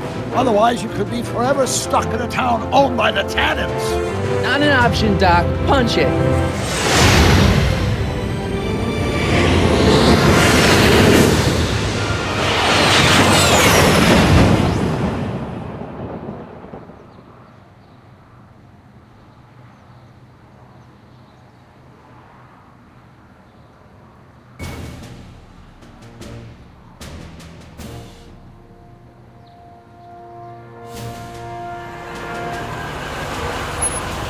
Okay, Doc, let's run through this again. Some Friday night, Kid Tannen is supposed to be betrayed by his mole, the singer named Trixie Trotter. That hot babe I saw coming out of the speakeasy. Exactly. When she does, history says Tannen will be arrested by a rookie cop by the name of Danny Parker. Parker. Hey, do you think he's related to Jennifer Parker, my girlfriend? Could be. Heavy. In any event, somehow we've changed history so that neither of these events happens, condemning your family to generations of abuse at the hands of the Tannen crime family. You need to go back into Tannen's speakeasy, find out what's gone wrong, and get Kid Tannen arrested. No problem, Doc. Let me just put on my hat and I'm good to go. Is the mustache really necessary? It's essential. You can't let Kid know that you're the same troublemaker that foiled his attempt to kill me. Are you sure you can't come in with me? It's far too dangerous. You may be easy to disguise with your nondescript features, but ever since my daring escape from the police and the mob, my distinctive face has been plastered over every paper from here to Reno. Nondescript? I'll find a safe place to hunker down. That flop house ought to fit the bill. You can find me there if you need me.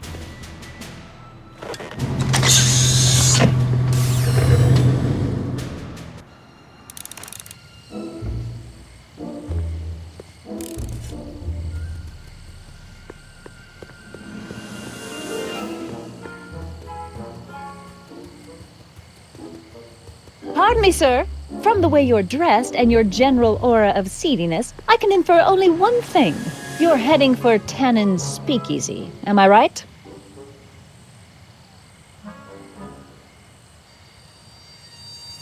Yeah. Can't you tell me the way?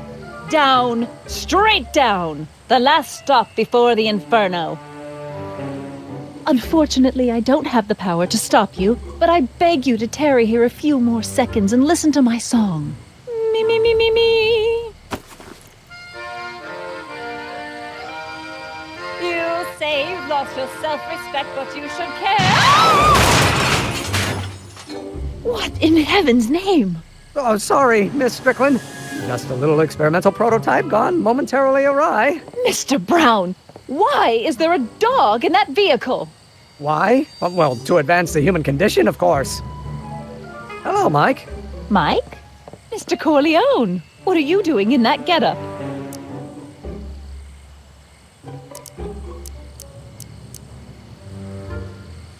I'm going to a masquerade for charity. How exciting! You'll have to give me an exclusive sometime. Right now, I've got some souls to save. And you'll have to get an eyeful of my newest experiment. You're not angry about the rocket drill? Water over the bridge. I've moved on to bigger and better things. Come by the gazebo when you get a chance. I'll be setting up. You won't believe what Einie and I have been up to. Famous last words. All right. Now where's that speakeasy?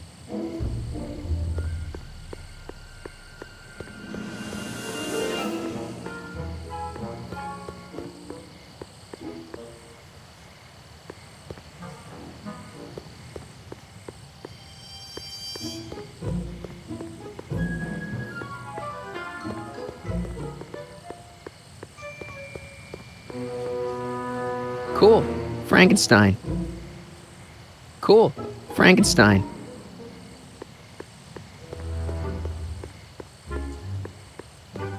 I should probably stop hanging around the town square and head off to the speakeasy.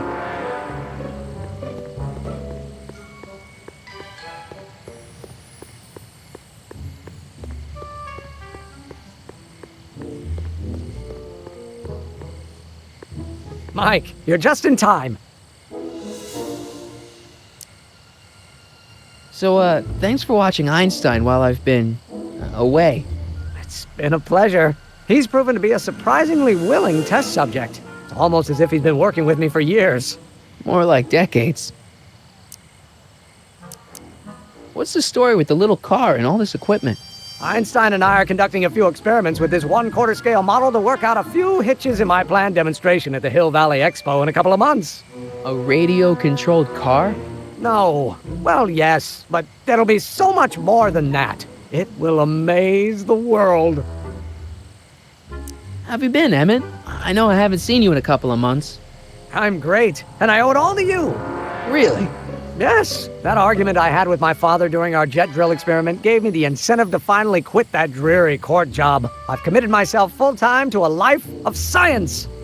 Aha! Got it! Got what? I'll show you. Ready to go, Einstein?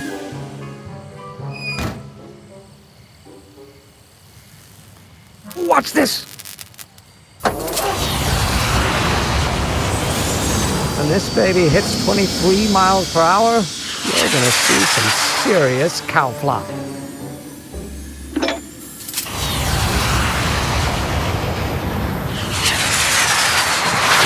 Einstein! No! Get him out of there! Not to worry. I've got a fail-safe eject mechanism around here someplace. See? Nothing to worry about. Nothing.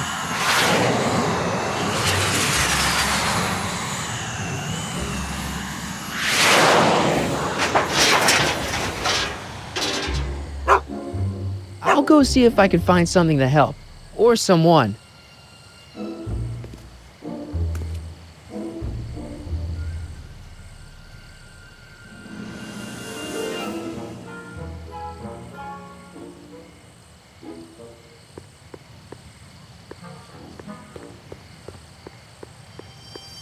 It's locked. Guess I'll have to find some other way to rescue Heine.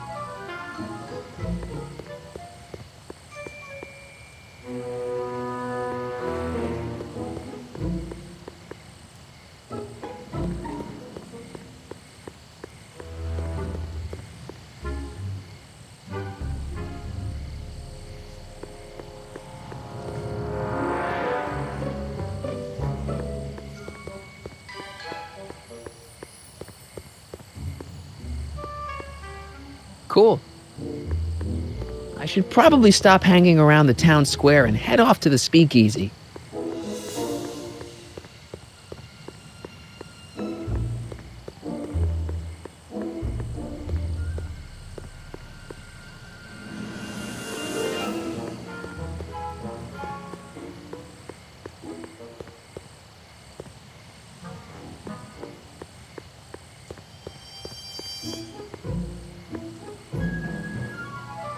Don't touch those! They're very sensitive! Sorry.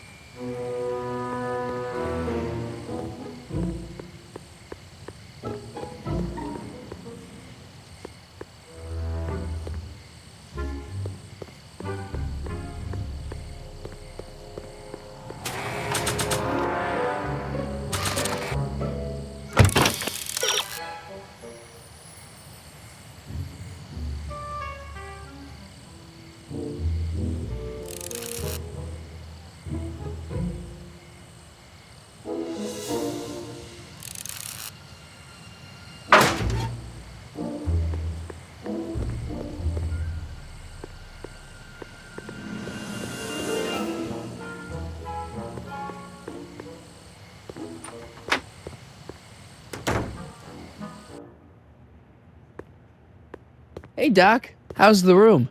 It's a little cleaner than I would have imagined for a Depression-era flophouse. How are your investigations going?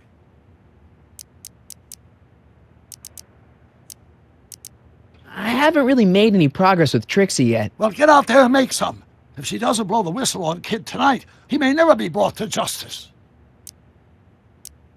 Why didn't you tell me I'd run into your younger self tonight? Because I don't remember being out here tonight. Clearly, your interactions with my younger self 2 months ago have slightly altered my personal timeline. I never have the nerve to perform public experiments like he's doing. No matter. Those experiments will be forgotten once I've seen Frankenstein. Frankenstein? Yes. Right now, my younger self is fiddling around down there with rocket propulsion systems for his demonstration at the expo. The thing that'll kick off your scientific career. Exactly.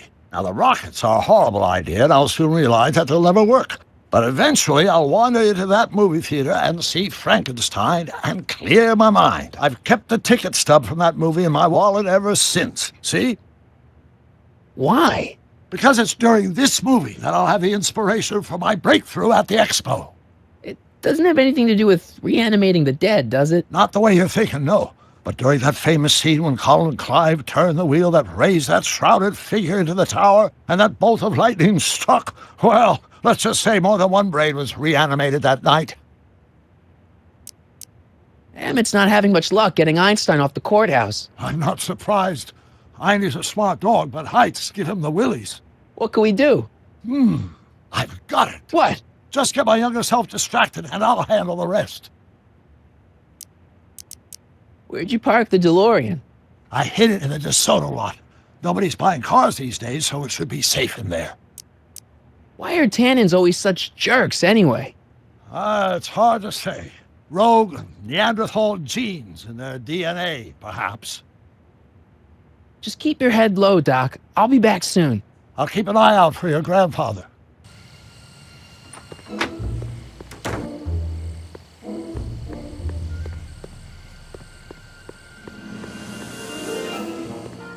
Don't worry, Emmett. I'm sure you'll get it right someday. Oh, I'm not worried about that. Right now, I'm more concerned with Einstein.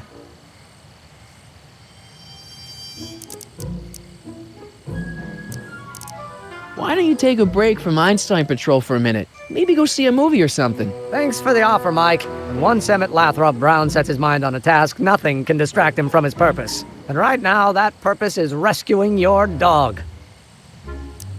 What went wrong with your rocket car? I'm not entirely sure. As soon as we get Einstein down, I'm gonna go look for it. Why don't you go look for your car now? And leave Einie stuck on a ledge? Never! Dogs are much more important than any silly rocket car. Especially one that doesn't work at all. What's up with you and Edna? A couple months ago, I could swear she was making goo-goo eyes at you. That was before my father had her stay-sober society meeting thrown out of our house. Now she takes every opportunity she can get to snipe at me and my work. It's very distracting. Do you know anything about Officer Danny Parker? My pop says he's a good cop when he's not drinking. Good. Of course, now I hear he drinks all the time. You know anything about Trixie Trotter? The songbird of the Sierras? The nightingale of the north? The floozy of the foothills? Never heard of her. And I've definitely never snuck into Tannen's speakeasy to listen to her. Have you seen that Frankenstein movie yet? I hear it's pretty inspirational. Not yet. I've been so busy with my rocket car that I haven't found the time. But I'm planning on going tonight. At least I will once I get Einstein down. So you're really going to see Frankenstein tonight? I'd hate for you to miss it. Oh, don't worry. Nothing in the world would keep me from seeing a movie about a mad scientist with delusions of godhood. Cool. Why don't you go look for your car now? And leave Einie's car? Well, I'll go off and see if I can get some help. You do that. I'll stay here and see if I can think of a way to get Einie off that ledge.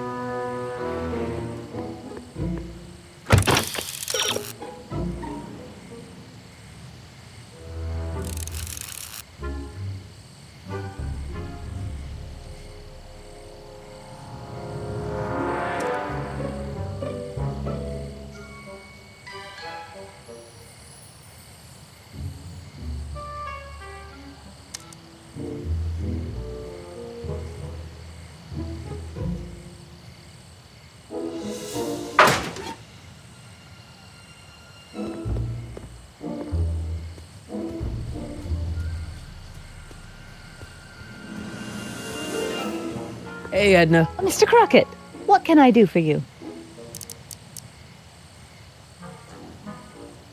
What was that song you were singing earlier? Do you like it? I wrote it myself. It really gets the toes tapping at the Stay Sober Society meetings. Although I suppose that could be the Shakes. Would you like to hear it again? Sure. I knew if I waited long enough, somebody would request it.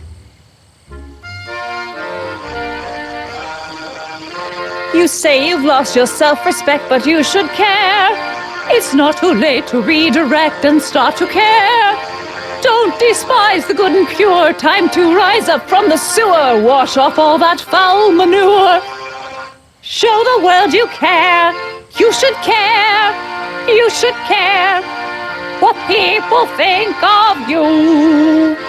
Of goals that you could name, reclaiming your good name is what you ought to do. You should care. You should care. If your reputation is in disrepair, it's not going to hurt you to reclaim your virtue, for you should care.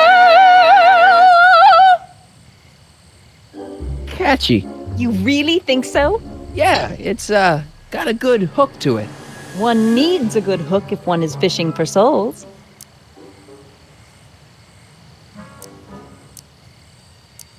What are you doing out here in the middle of the night? Saving people from alcohol, vice, and disorder. And also keeping a lookout for hot stories. You'd be surprised how much news breaks on this corner. Broken any stories tonight? Only the usual. Mayor Thomas trying to slink out of the speakeasy. Frankie Needles crashing his car into a fire hydrant. Nothing that'll get me the front page. Hey, I got a hot lead for you. Oh? What is it?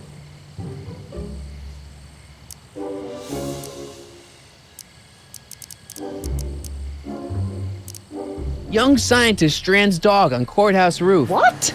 Look over there. Oh, for goodness sake. Mr. Brown. Please, Miss Strickland, not now. Can't you see I've got a rather delicate situation on my hands at the moment? My trial run... Trial run? Public hazard, I call it. And I'm sure my editor will agree. This scientific enterprise of yours represents a clear and present danger to public safety. You know what represents a clear and present danger to public safety? Your singing voice. There's no need to get personal, Mr. Brown. Believe me, I have no intention of getting personal with you. I'm relieved to hear it. Flying cars, of all the ridiculous juvenile You mock notions. me, but just imagine a world in which traffic jams and car crashes are a thing of the past. I might be more inclined to listen to you if your maiden voyage hadn't ended in a crash on one roof and a stranded dog on another. I'm working on getting him down. Heine, how'd you get down? Clever dog. Well, fortune favors you tonight, but I warn you to be more careful in the future. Now, how to get that rocket car back down?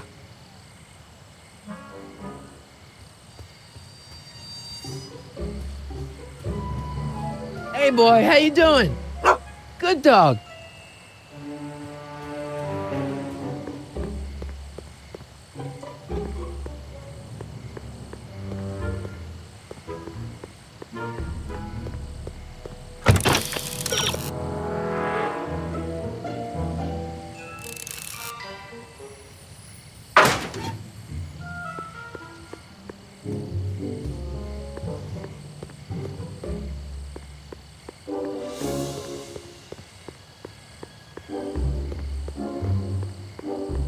I should probably stop hanging around the town square and head off to the speakeasy.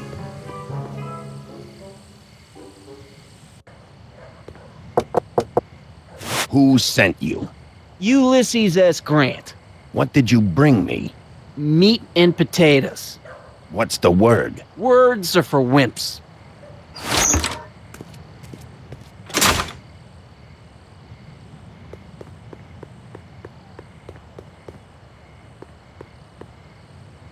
Who said you were worthy?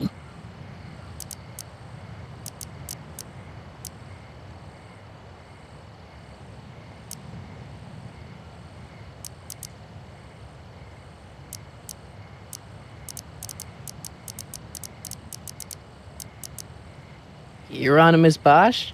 Take a hike, Squirt.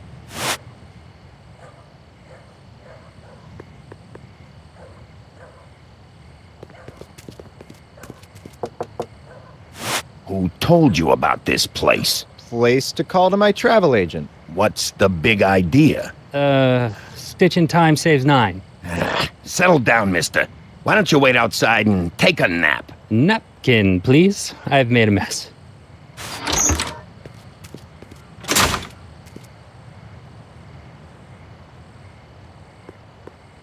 Ew. Cabbage crates. Must be for the soup.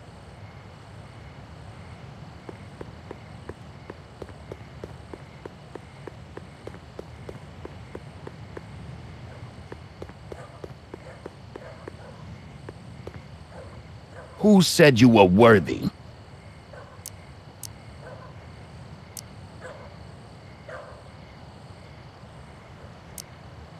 Boss Hog? Who is the king of Siam?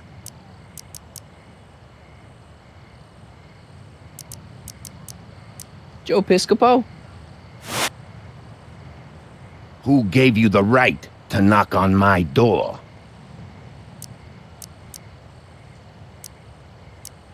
Bruce Springsteen?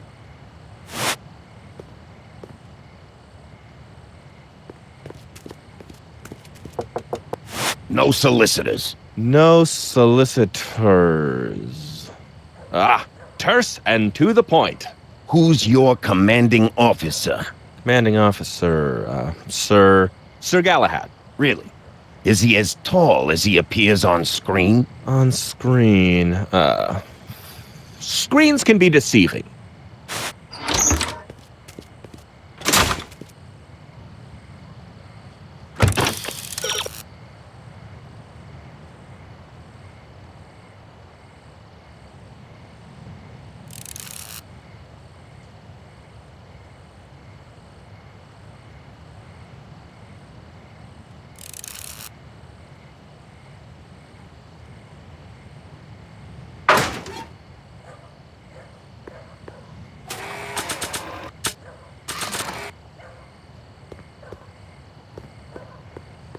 I wonder if this is some kind of password cheat sheet.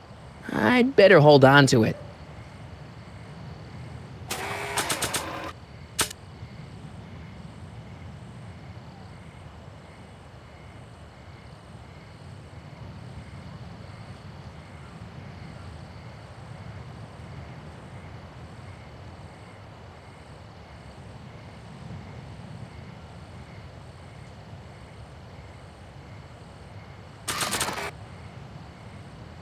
Who said you were worthy? Doris Day? Who told you to come? Hieronymus Bosch? What will you do if there's a raid?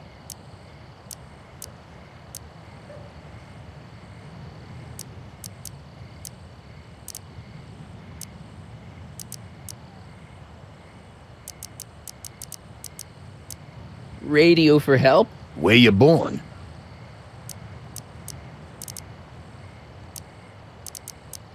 Borneo. Welcome to El Kid, sir.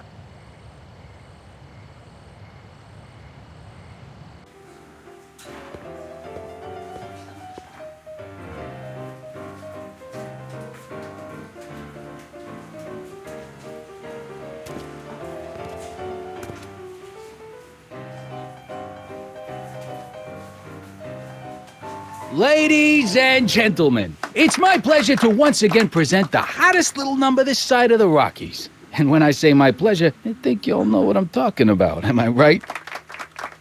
So let's have a big L Kid welcome for the one, the only, Trixie Trotter.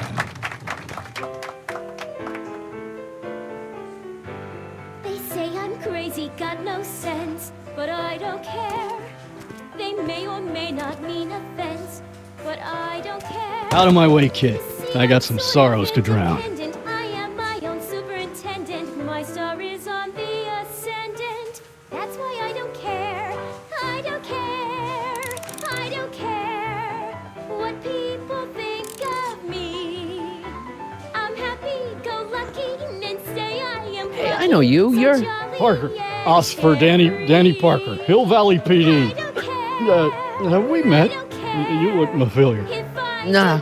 Well, stranger, sit down and have a drink on me. I hear you've been having troubles. Troubles? Buddy, nobody knows the troubles I've seen. Want to talk about them? Do I? Do I? Yeah, I do. Listen, it all started when this car... Every morning, every evening, ain't we got fun? Not much money, oh, but honey, ain't we got fun? Whoopee! Rent's unpaid, Yeah, now about those troubles. I don't want to wallow in misery. I came here to get happy. Hallelujah! In the winter, in the summer. Shouldn't you be arresting Tannen? For what? Well, for running a speakeasy, for one thing. Well, I like this speakeasy. So there. Besides, if I arrested him, I'd have to arrest you and me and everyone else in here. And that's just way too much work for one little cop like me. Should you be drinking so much on duty? Probably not, but this joint ain't open when I'm off duty. See you later, Danny. I'll be here. I'm supposed to get this guy to arrest Kid Tannen tonight?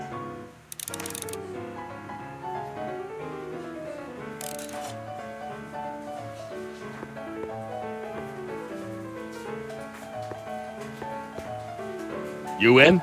Why not?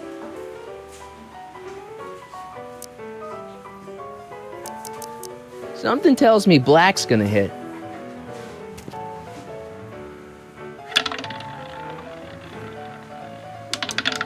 Seven.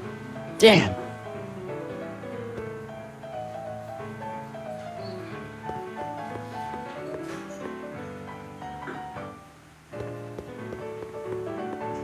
Hey.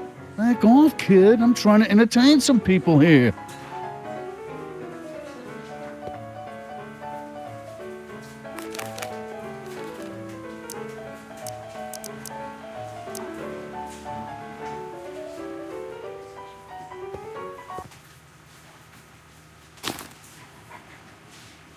Come to me, my melancholy baby. Cuddle up and don't be blue. All your fears are foolish fancy, maybe. You know, dear, that I'm in love with you. Every cloud must have a silver light.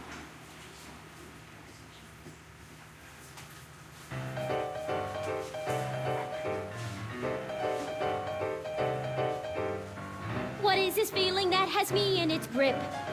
What has me on the edge and curling my lip?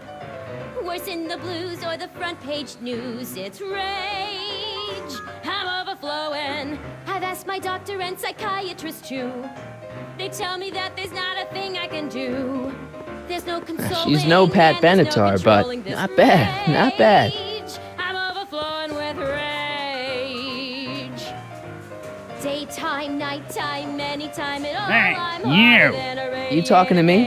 Yeah, jerk. I saw you making eyes at my unit. Oh, lay off, Ernie. He's kind of cute. You think you can just waltz in here and make a play for another fella's girl? Give me a break. She's not my era. Now you're gonna insult her? I ought to paste you one right on the... Let him go, Ernie. Jeez, you're a mean drunk.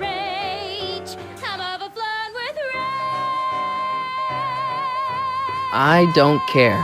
It's the lyrics to her song.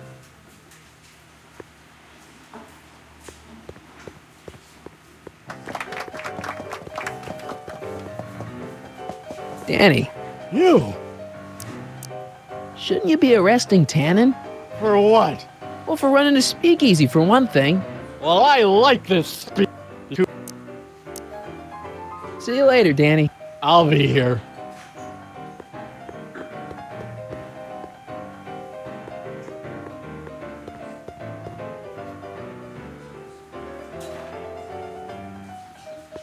The shrew didn't burrow deep enough. Checkerboard Charlie, removed from the board. I guess someone jumped him.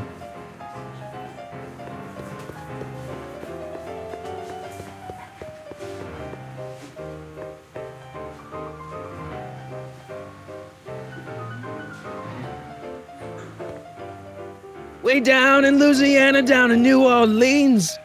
Maybe not. Hey, I do the singing round here.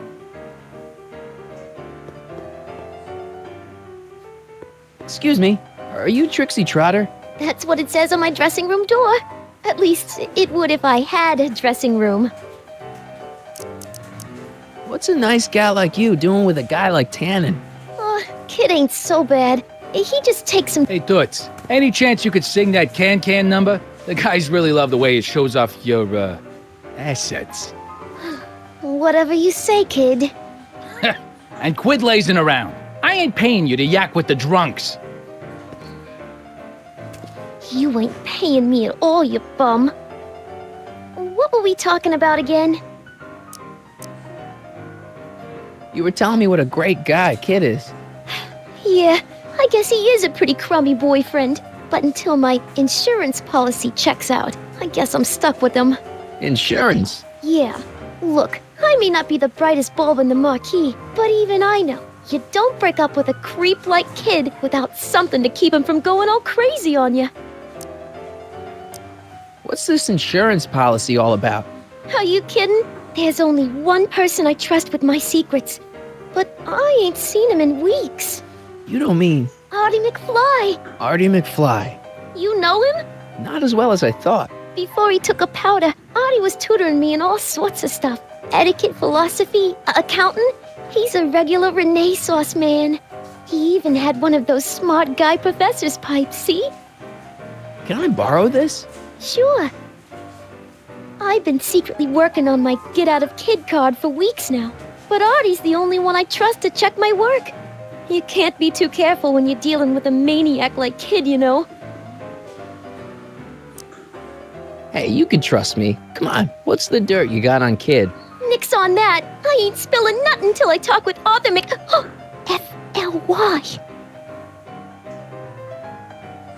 Hey, if I arrange a meeting with Artie, could you use that insurance of yours? Use it? Heck, if what I'm sitting on pans out, I could send that bozo all the way to the big house.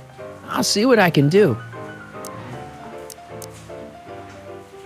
I really like your voice. Thanks. You should hear me when I ain't so under the weather. You're sick? Oh yeah, sore throat. That's why I'm giving Cue Ball so many extended solos tonight. I kinda wondered about that. Hey, your songs seem to have a big effect on Officer Parker over there.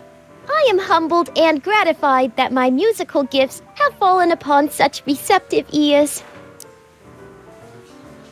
Do you know Sister Christian? I don't do religious tunes. I don't care. But what are those? Are they lyrics for one of your songs? I haven't memorized them yet. Break a leg out there. Thanks.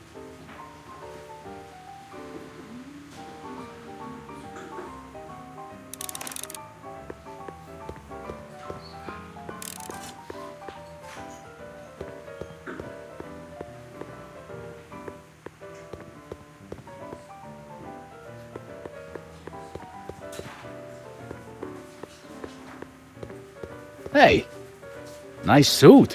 Where'd you get it? Costume shop at the mall. I had it custom made. Yeah? Quality material. Who are you? Where you from? The name's, Michael Corleone. I'm one of you guys. Don't you recognize me? No. Come on. What's the dope? Spill it, or I'll... Go easy, kid. From the cut of the suit, I'm thinking he might be with the Valenti gang. Is that so? Yes? Prove it. You ain't leaving till you show me some bona fides.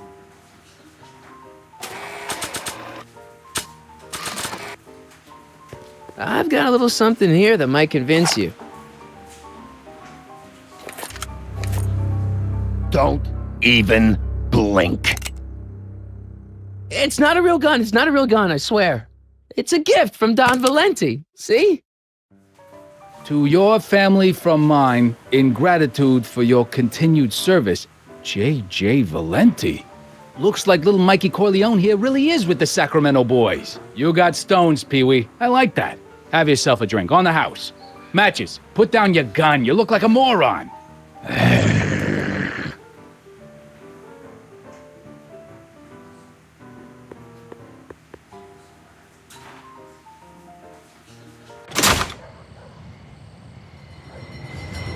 Hey, Artie. He's back.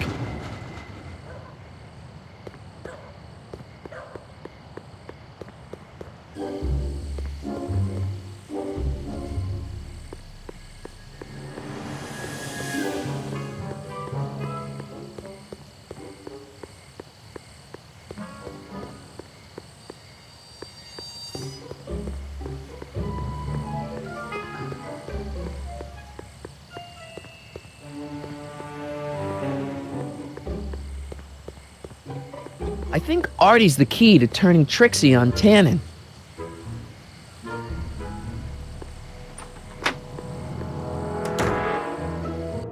Hey, Doc, I could use a little help.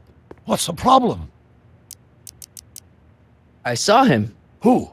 My grandpa, on his streetcar for just a second. Doc, we gotta find him. Why?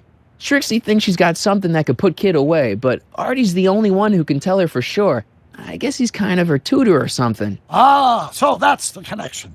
When your grandfather disappeared from Hill Valley for 2 months, the bond between him and Miss Trotter was severed, eventually leading to a timeline in which Trixie lost the nerve to betray Tannen. Yeah? We've got to find your grandfather. Any sign of Artie? Haven't spotted him yet. Are you sure Tannen's supposed to be arrested by Officer Parker? The guy's a mess. Mess or no mess, I'm absolutely certain that Parker's your man. In fact, it's his arrest of Tannen that will eventually lead him to becoming Hill Valley's chief of police. That seems really unlikely. Are you sure Tannen's... Mess or no mess? I talked to your younger self about Frankenstein. He's really looking forward to it. Oh, I was never worried about that. I wouldn't miss that movie for the world. This whole ticket isn't about to disappear. I sort of envy me seeing it for the first time. Hey, who did burn down Tannen's original speakeasy anyway? I still don't know. I'd really like to find out before we go home.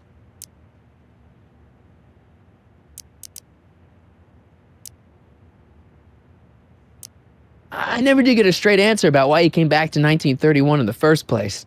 It's, personal. When this is over, I'll tell you all about it. I'm gonna hold you to that, you know. Should we be worried about your younger self and Enda Strickland? That is a peculiar wrinkle in the space-time continuum, but I'm sure nothing will come of it. I can't possibly imagine myself becoming attached to a woman like that. Can you explain all this? I'm confused. It's very simple. In the original timeline, Timeline A, the speakeasy arsonist was never caught, creating one of Hill Valley's enduring historical mysteries. Okay.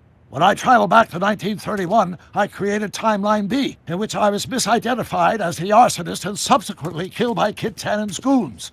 Einstein came with me, and somehow he ended up in the DeLorean when its fail-safe mechanism triggered, sending it back to 1986. Which is where I came in. Precisely. You traveled back to June 14th, 1931, creating Timeline C, a world in which Carl Sagan wasn't rubbed out by Kid Tannen. But Arthur McFly was served with a subpoena. And shot by Kid Tannen's goons. Yes. So you jumped back in time 6 hours, creating Timeline D, saving your grandfather's life, but somehow preventing Kid Tannen from meeting his date with justice. Which is why the Tannens were so powerful when we jumped back to 86. Uh-huh.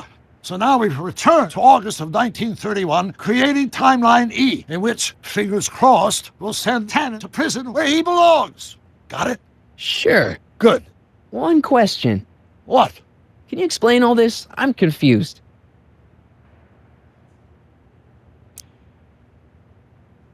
Why are Tannens always such jerks anyway?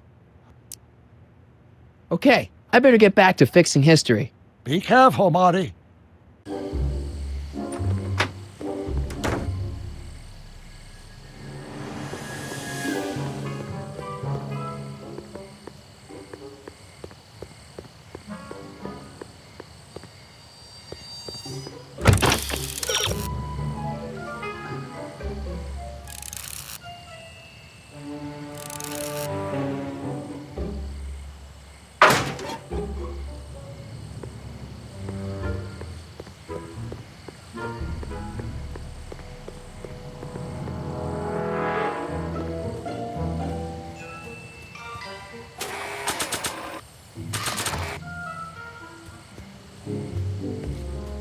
Hey, boy, take a whiff of this.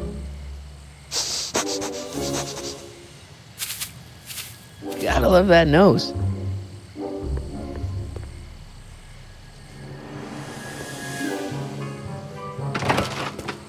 I've been laying low, officer, but I've got to go to the pictures once in a while. Hello, Arthur. Officer? I'll take it from here. But... We can talk at the Majestic, away from prying eyes. Yeah, Einstein, you done good.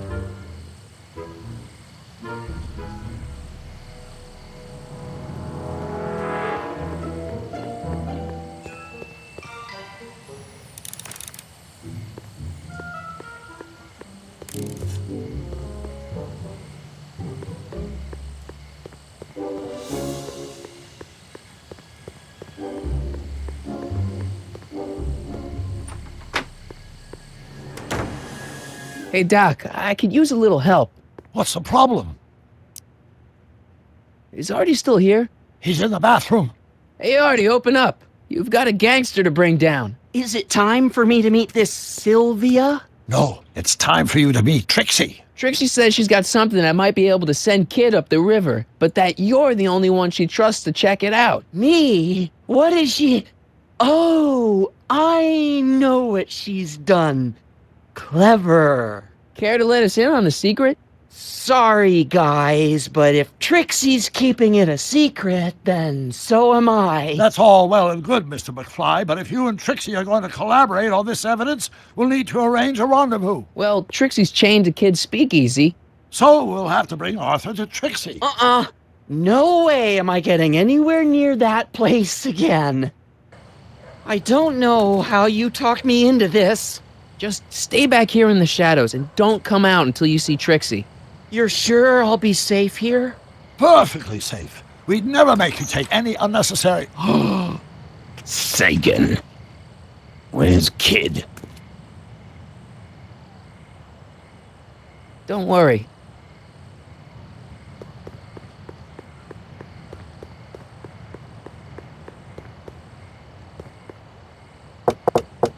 Welcome back, sir. What's it gonna take to get Trixie to squeal on Kid? Trixie? Yeah? Guess who's waiting in the alley to talk with you? Artie? The one and only. It wasn't easy to track him down. I had Come to... on for me, cue ball. I'm taking a smoke break. Atta girl.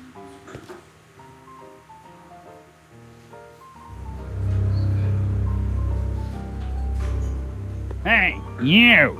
Huh? Yeah, jerk. I saw you making eyes at my Eunice. Sorry, pal. I don't have time for a fight. Why, you... I'll never get to Carnegie Hall at this rate. All right, fella. I think you're done for the night. Hey, where do you think you're going? Me? Yeah, you. What do you know about this? Nothing. Ah!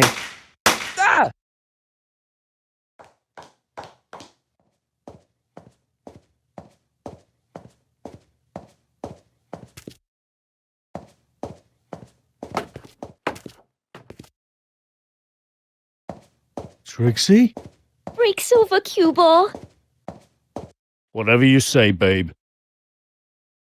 What was that? Trixie? Yeah? What happened in the alley with Arthur? I don't want to talk about it. What about your insurance policy? There ain't no insurance policy. After tonight, I'm tossing it in the furnace and burning it up. Come on, Trixie, can't you tell me what happened out there? No! Then at least give me the evidence you got on Kid. No, I made a deal with myself. As soon as tonight's set is over, the evidence goes up in smoke.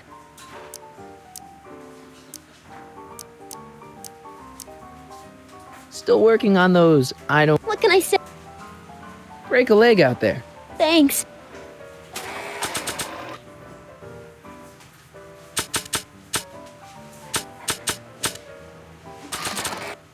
There's only a few people, and maybe an animal or two, who'd be interested in Grandpa's smelly old pipe.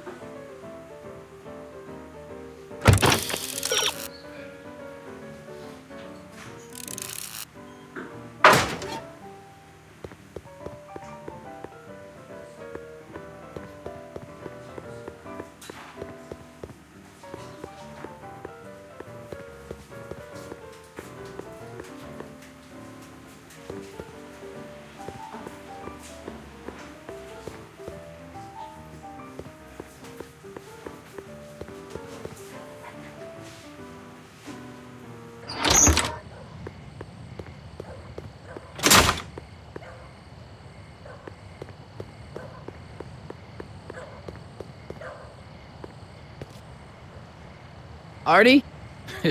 You missed a hell of a party, buddy. Kid, well, what happened? Oh, you're gonna love this. So, I'm hanging out in the club when all of a sudden I get an urge to drain the lizard, right? I come out into the alley, and who do I see? None other than that scrawny, subpoena-answering rat, Artie McFly. And get this, the little worm's whispering away all conquistadorial-like with my Trixie! Oh, no.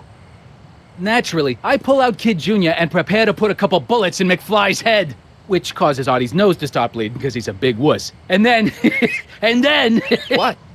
Trixie literally gets down on her knees and begs me to let him live. Huh? Seriously, down on her knees crying and begging for McFly's life.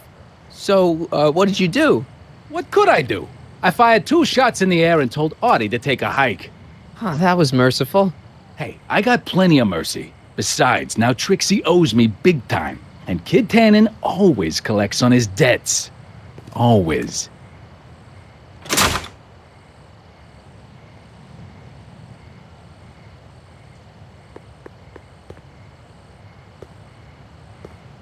I guess that's Grandpa's nose blood.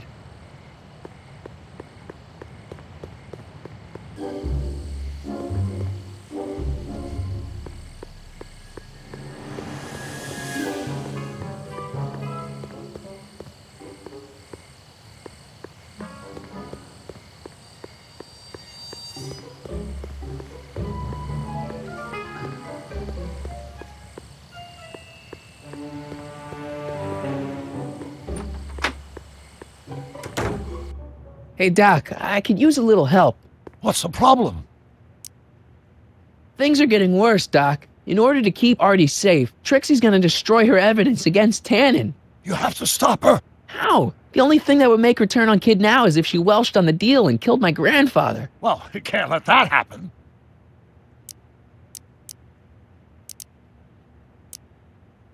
Okay, I better get back to fixing history. Be careful, Marty.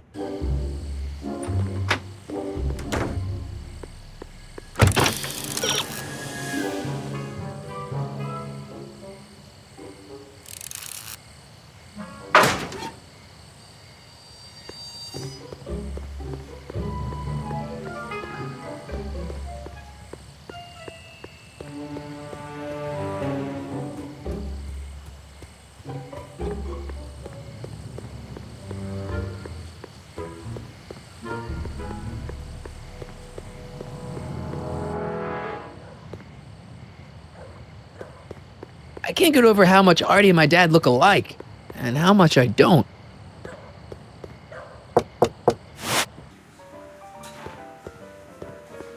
What's it gonna take to get Trixie?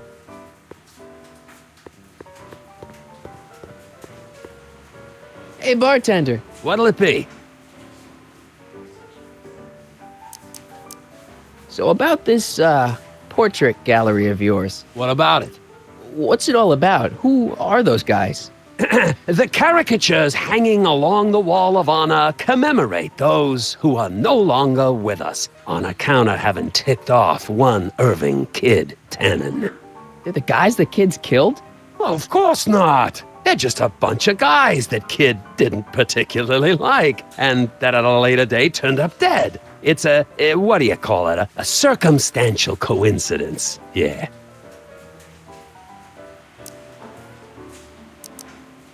I'll have a drink. What's your poison? Peps. On second thought, forget it. Suit yourself. What's Parker's problem? Ah, Danny Parker. Now his problems follow him around like a pack of wolves. Really? Oh, yeah. Job troubles, dating troubles, psychiatric troubles, you name it. You get him in the right frame of mind, he'll talk your ear off about him. Do you know what happened to Trixie out there? She seems pretty freaked out. You talk weird, you know that? But no, I don't know nothing about Trixie's emotional state. Kid doesn't pay me nearly enough to pour drinks and babysit his crazy girlfriends. So is your cold all better? My cold? Yeah, when I saw you a few hours ago, you were sneezing like crazy. Mister, I ain't had a cold in over 2 months. Oh yeah, right. Sorry. Wrong guy. So everyone in the Wall of Fame are enemies of Kid Tannen that have coincidentally been killed? Enemies, rivals, guys who looked at Trixie the wrong way. Yeah. Thanks for the talk. Next time, order a drink. This ain't no library, you know.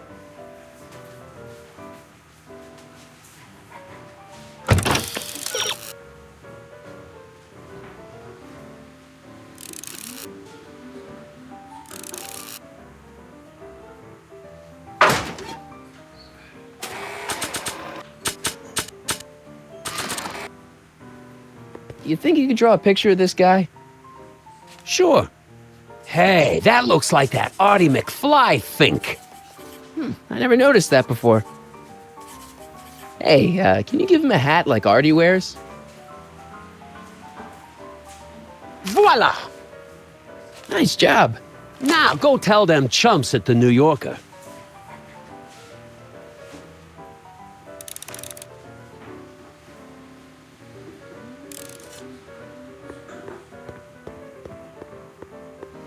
Trixie? Yeah? Nice caricatures up there, huh? Yeah, Zane's an ace cartoonist. But it's kinda hard for me to look at all those faces knowing the guys they belong to are all 6 feet under. About Artie McFly. What about him? Have you heard from him? Is he okay? I think something bad might have happened to him. What? You mean Kid went back on his promise? Yeah, that's right. Oh no! Oh, poor Artie! Poor sweet little Artie! I know. That rattlesnake kid! He can't get away with this! You gonna turn over the evidence you got against him? Am I ever? Just watch me! Wait a minute. What evidence do you have that Kid bumped Artie off? It's just a hunch. Keep your hunches for the racetrack. It ain't nice to get a girl all worked up over unsubstantiated rumors. Break a leg out. Thanks.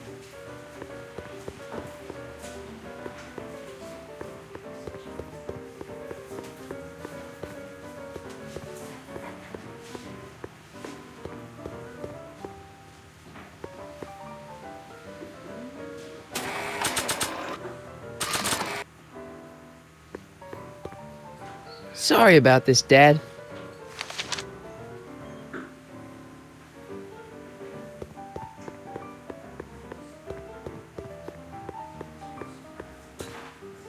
Trixie? Yeah? I don't know how to tell you this, but I think you should check out the Wall of Fame. Why? What is it? Artie! I don't believe it! We had a deal. Artie was supposed to be safe. I don't know what to say. Well, I do. Felony tax evasion. What? Before he died, Artie was teaching me about all sorts of stuff. Literature, history, accounting. And I made a big discovery while I was copying all of Kid's books. This establishment ain't entirely on the up and up. Really? Oh, I knew about all the gangster stuff. That kind of thing you expect from tough guys like Kid. But when I found out he ain't been paying taxes on his speakeasy profits, well, cheating Uncle Sam is one step over the line. Once I turn this over to the police, they'll throw the book at him. This book! Hey, copper!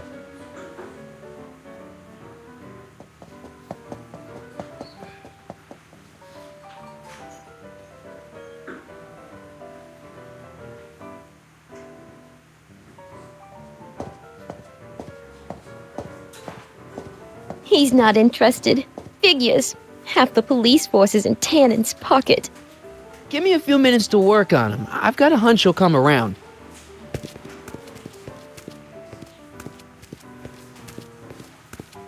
Boss? Do you mind? I'm trying to have a good time here. I think you'll want to see this. Are you crazy? Bringing a stick of dynamite into my club? That's just it, boss. It's all over the place. I think our speakeasy arsonist is getting ready to strike again.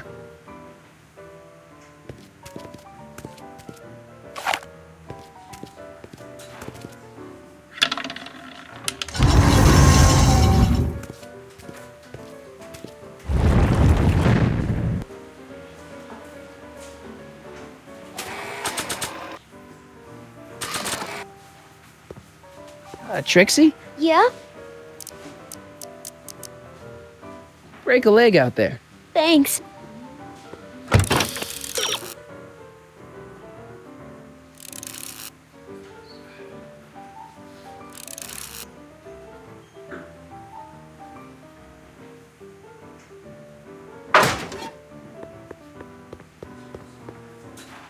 Hey. What?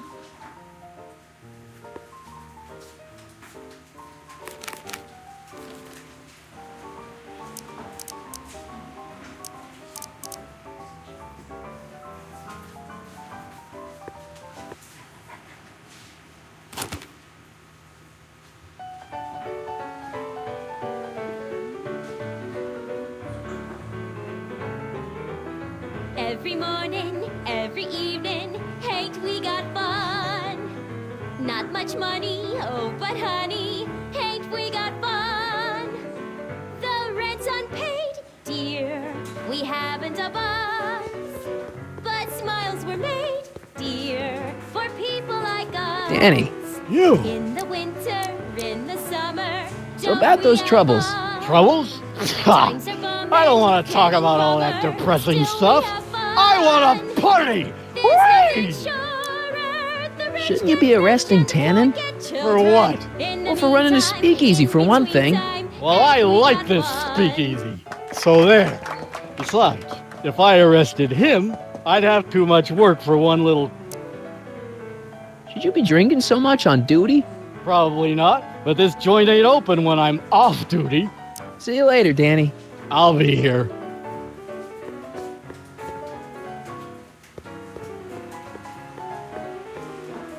Trixie? Yeah? How about Stairway to Heaven?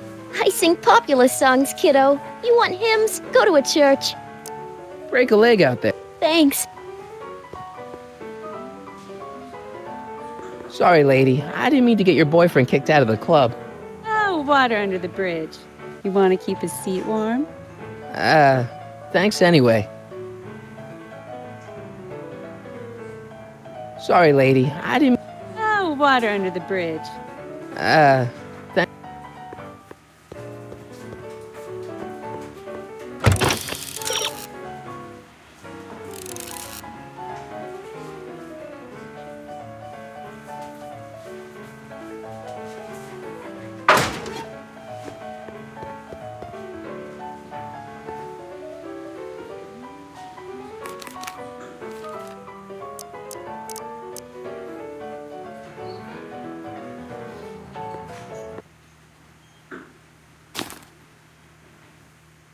Come to me, my melancholy baby. Cuddle up and don't be blue. All your fears are foolish fancy, maybe. Danny. You. But I'm in love with you. So about those troubles. It all started on June 14th. I was chasing down one of Tannen's boys when this car, straight out of Buck Rogers, popped up out of nowhere and ran my car off the road. No. Then later, I lost track of a witness. The poor schlub hasn't been heard from since. That wasn't your fault. And then, to top it off, I somehow managed to lose custody of an 80-year-old arsonist. When not one, but two of those godforsaken space cars showed up and whisked him away. That's unbelievable. That's what the chief said. Demoted me on the spot. My family sent me to a psychiatrist because they thought I was seeing things. And worst of all, my gal Betty left me because she thinks I'm a bad provider and a head case. Betty, as in Jennifer's grandma Betty? What? Listen, Danny, it's really important that you get back together with Betty. Ah, that ship sailed. What the heck with her? I got a little secret that'll set me up with women twice as classy as Betty will ever be. You've got a secret? What is it? I don't think I should tell you. When I'm sad like this, I don't think straight. But listen. Yes? I like you. You're my new best friend. Shouldn't you be arresting Tannen? For what? Well, for running a speakeasy, for one. Well, I like... Besides, too much work for one little... You know, drinking that much is really bad for your health. What are you, my mother? More like future grandson-in-law. What? Never mind. So about that secret. I don't think I should tell you. When I'm sad like this, I don't think straight. But listen... Yeah. See you later, Danny. I'll be here.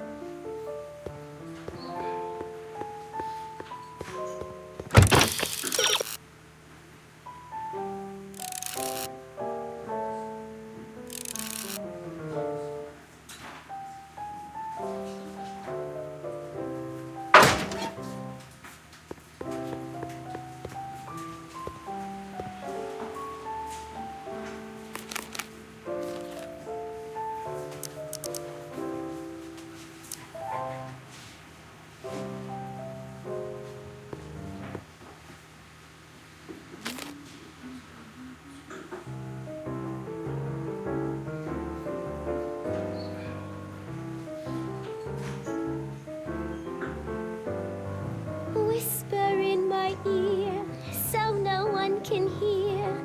Secrets are for sharing love, they're not meant for blaring love. Whisper in my ear, so no one can hear. Shh. Whisper in my ear, let me read you soft and clear. Don't make it fortissimo, Danny. make it You. pianissimo. So about that secret. Oh yeah, my secret. Well, you're my pal, so I can tell you, but don't let it get out. I've been working for Tannen for over a month now. What? It's true. All I gotta do is look the other way while evidence is getting destroyed or a truck full of gin is coming across the county line, and Tannen makes sure an extra bunch of bills makes their way into my pay envelope. Great deal, huh? No, not a great deal. What's the problem? People need to drink, right? As long as no one's getting hurt, why shouldn't Daniel J. Parker make a few bucks on the action? What about Artie McFly? Hasn't he been missing for 2 months? That's true, and all signs point to a Tannen job. Oh God, I've made a horrible mistake. I thought if I could get my hands on some money, that Betty'd take me back. But when she finds out what I'd done, she'll never even talk to me again. What have I done?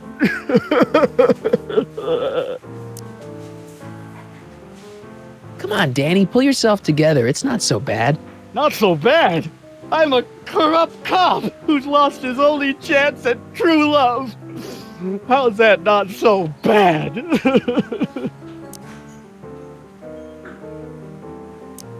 I guess now I know why you won't arrest Tannen. You're working for him. Bingo! You know, drinking that much is really bad for your health. What are you? More like future What? Never mind. I guess now I know why you won't arrest Tannen. You're working for him. Bingo! Hang in there, Danny.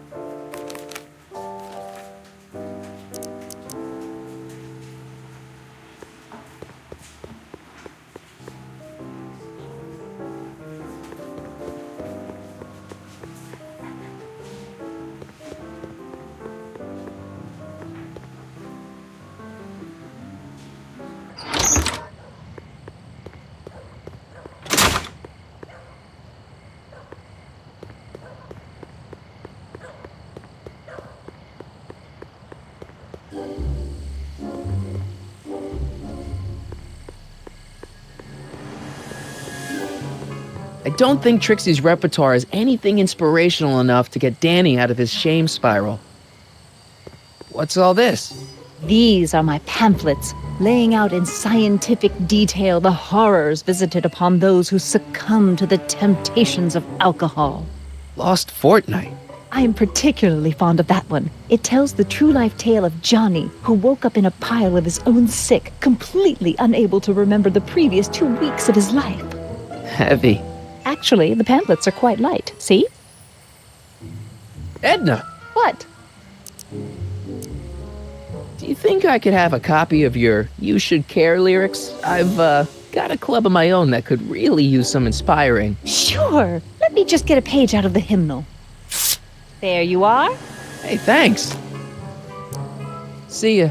Keep fighting the good fight.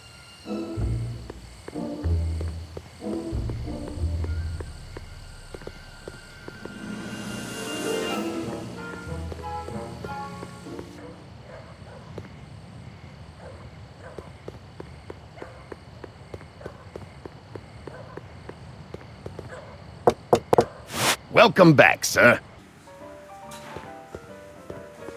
Looks like Parker's still parked.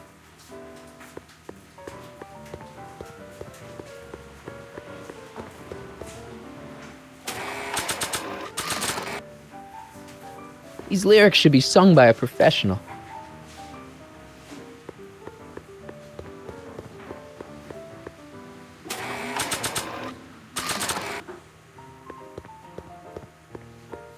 Hey, Trixie, look over there! Why? Didn't you see it? No. Ah, never mind.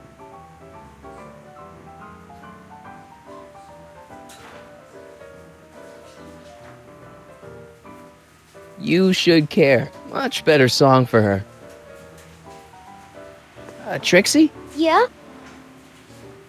You know what you'd sing great? This one song by... Take it up with the piano player. He does the set list.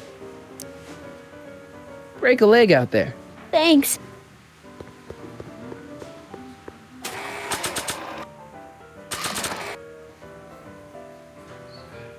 I think I'll hold on to these lyrics for posterity.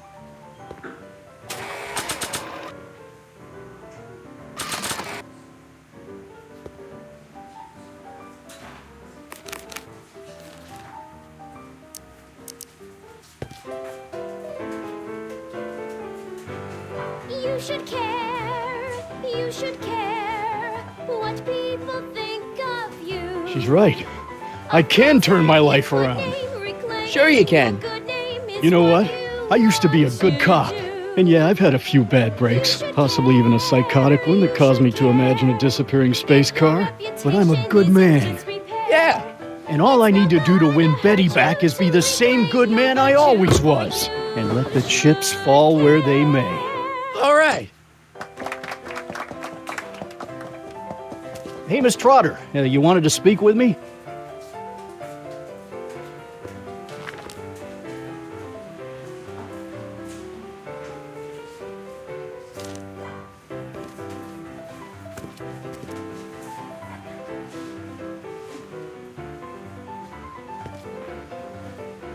What happened to my louse of an ex-boyfriend? I don't know. Rats. I told the chief we need a team of bloodhounds like they got over in Placerville. Yeah, but in the meantime... All right, everyone, party's over. Everyone out of the speakeasy. Speakeasy? You're mistaken, officer. This is an ice cream parlor. Nice try, you. Out!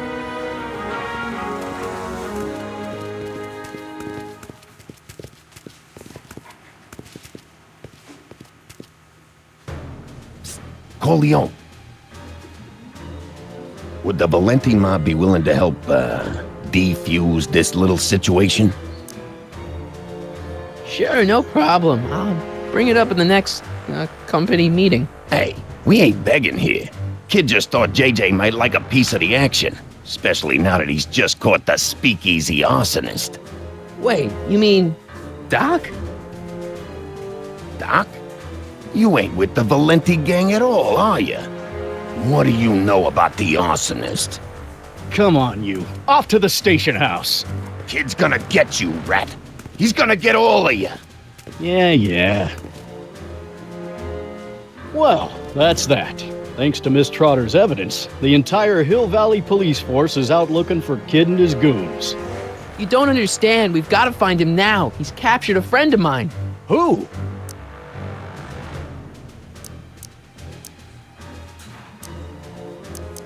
Never mind. Don't worry. We've got the entire town square sealed off. If Tannen's within a mile of here, we'll find him eventually.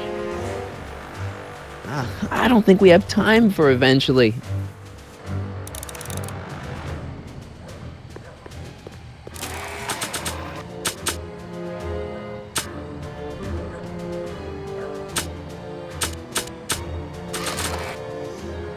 There's only a few people, but...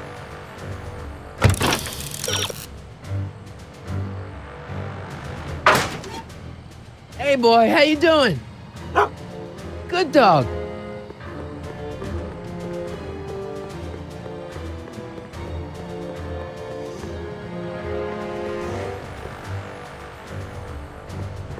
Hey Danny. Sorry, pal. Can't talk right now. I've got a report to write up for the chief.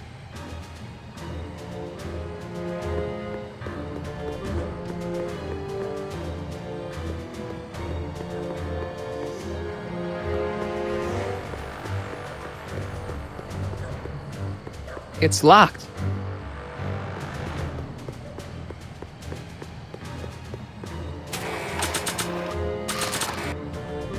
I think I'll hold on to these lyrics for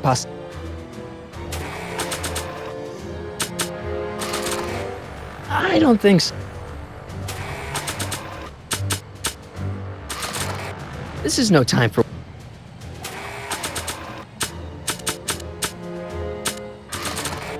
The only thing I want to break this bottle on is one of those goons' heads.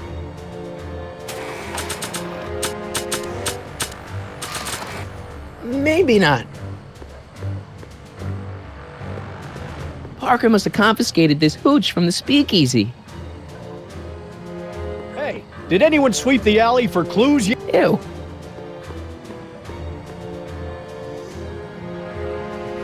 Cabbage crates.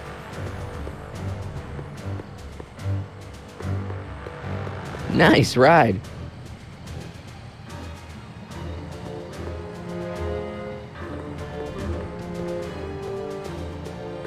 Hoover 28.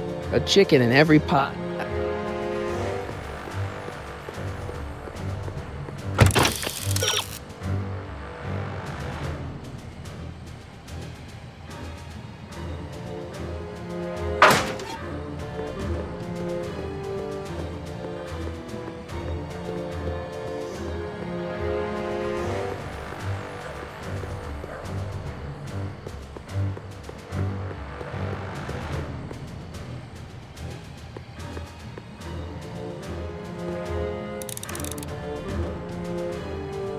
Cabbage crates. Irving Kid Tannen. Guess he dropped this on his way out. It's empty. Figures.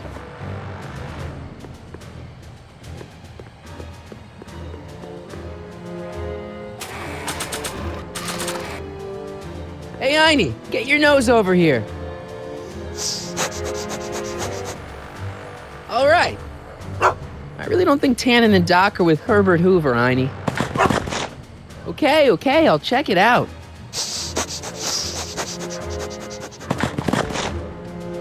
A button. All right, Doc, here I come. Corleone? What are you doing here? Never mind. Come here and help me get rid of this stinking arsonist. Edna? I caught her planting dynamite while he was clearing out the soup kitchen. Guess Sagan was innocent after all. I was researching a story, you ignoramus! Tell it to St. Peter, sister. Hey, what's all this? Parker? Tannen, you're under arrest. Get him, Sacramento boy. I can't do that, kid. What? Oh, I get it. Why don't you let go of Miss Strickland and call it a night? Hey, look over there! Watch out!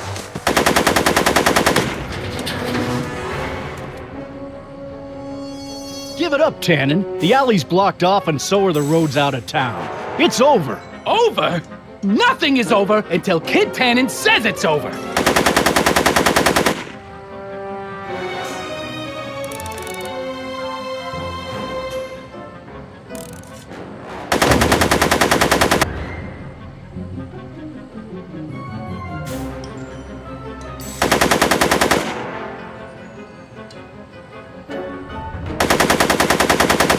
He's not about to let me in. Make it easy on yourself, Tannen. Tannins never make things easy. Yo, Tannen, make like a tree and die, rat!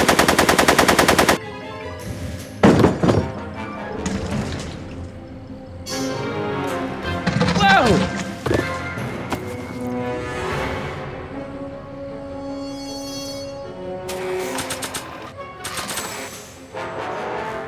Bowling for 10.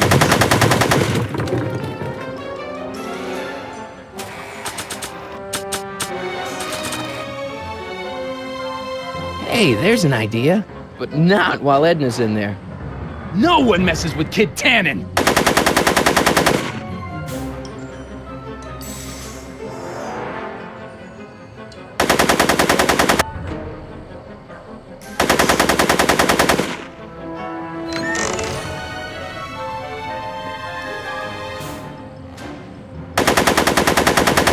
He's not about to let me in. Come on, kid. You know how this'll end. Yeah, with me dancing on your grave!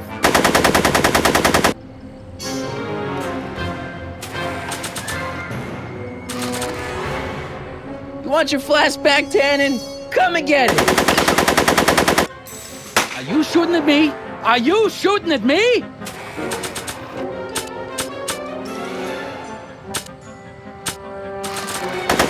The only thing I want to break this bottle on is one of those goons' heads.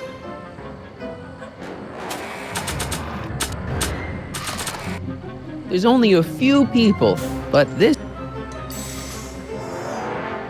A trail of explosive booze, leading right into the garage.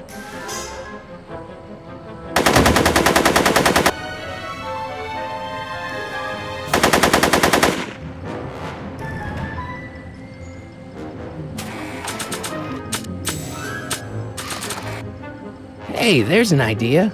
But not while Edna's in there. Make it easy.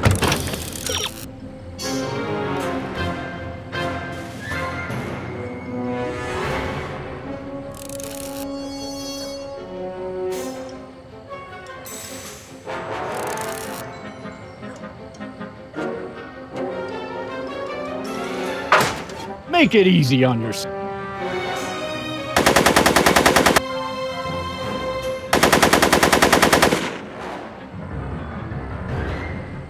I can't reach. I can't.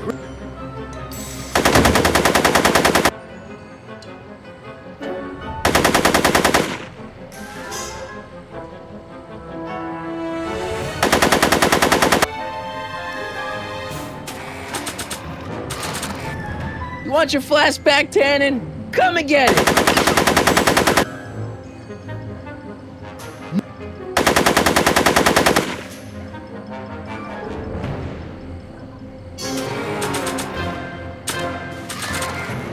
I think I'll hold on to these lyrics for...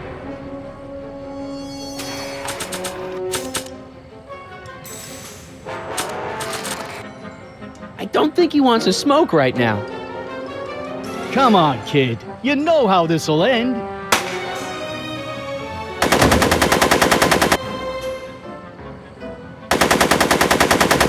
He's not about to let me in.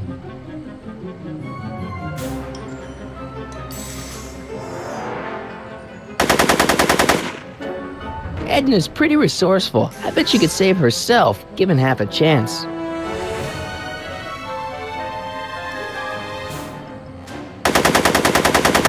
Are you shooting at me? Are you shooting at me?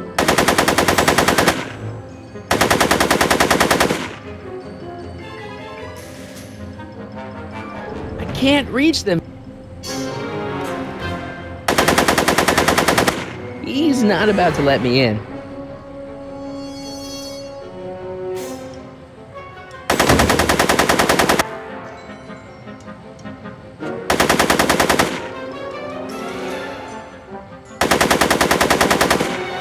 He's not about...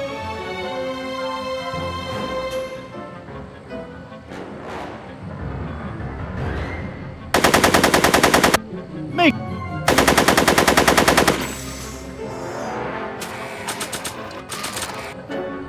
Want your flashback, Tannen? Come and get it!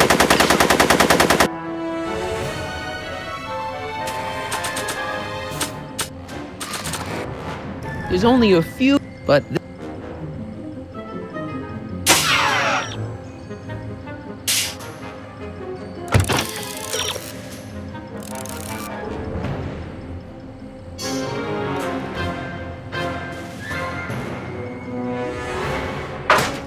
No one messes with Kid Tannen! He's not about...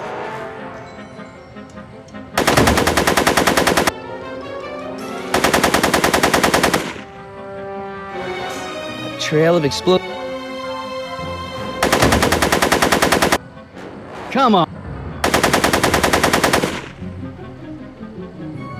Hey, kid! Eat lead, phony!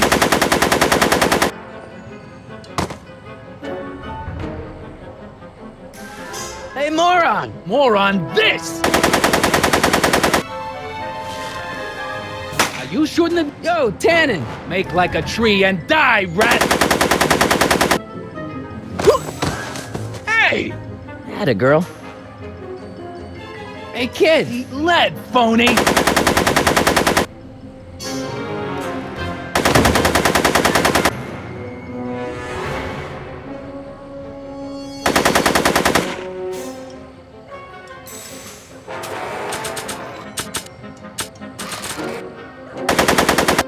Hey, kid!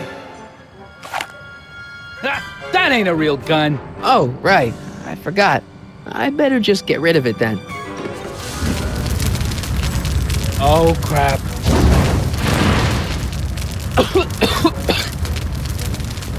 Hey, he's getting away! Oh no.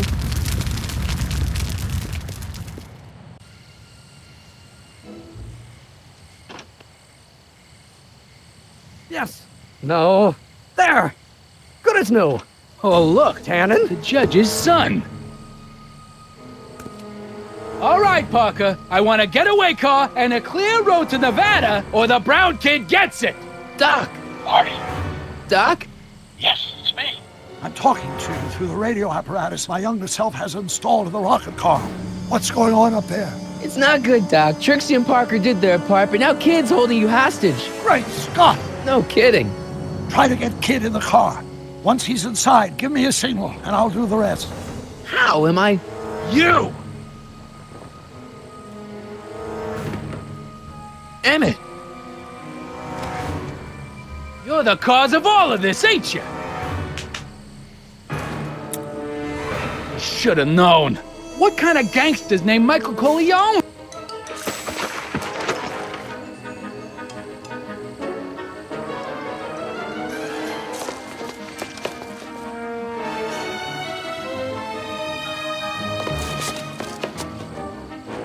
No one makes a fool out of me, you backstabbing twerp! I guess I'm no one then.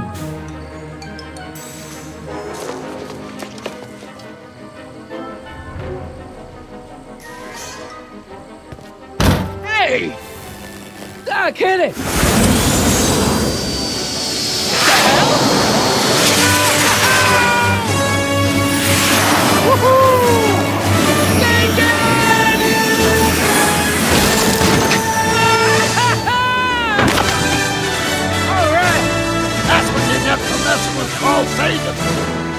Irving Tannen, I'm placing you under arrest for kidnapping, attempted murder, tax evasion, and smelling like a piece of crap. Tax evasion? Haven't you heard? The feds are practically drooling over Trixie's books. Trixie? That's what you get for killing Artie, you bastard! What? I didn't... Trixie? Artie?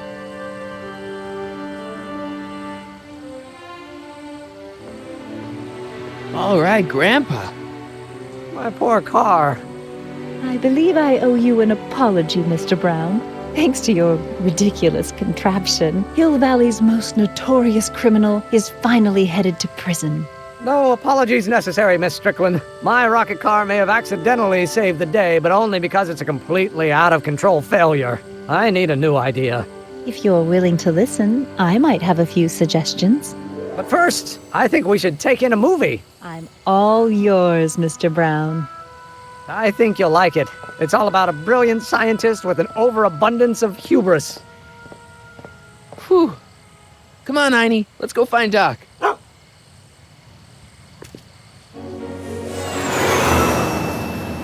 Thanks for letting me fly the DeLorean, Doc. This thing's a blast. Are you absolutely sure that everything's back to normal? Totally. Kid's going to jail, Emmett's going to see Frankenstein, and there's no such thing as a tan and crime family in 1986. And we remembered Einstein this time, too. Hill Valley crime rate at all-time low. Well, except for Grandpa necking with Trixie, I think we're ready to go back to 1986. Do you feel yourself fading out of existence? No. Then as long as your father's still born in 7 years, I say, let your grandfather sow his oats. Sowing oats? Is that what's going on with you and Edna? What are you talking about? Emmett and Edna. They're gonna go see Frankenstein together. That's odd.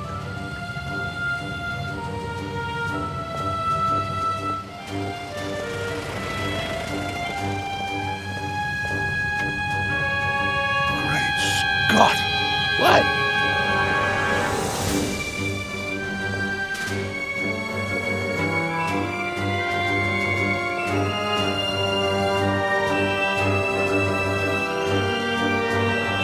We've got to get back in. This could be disastrous. Doc!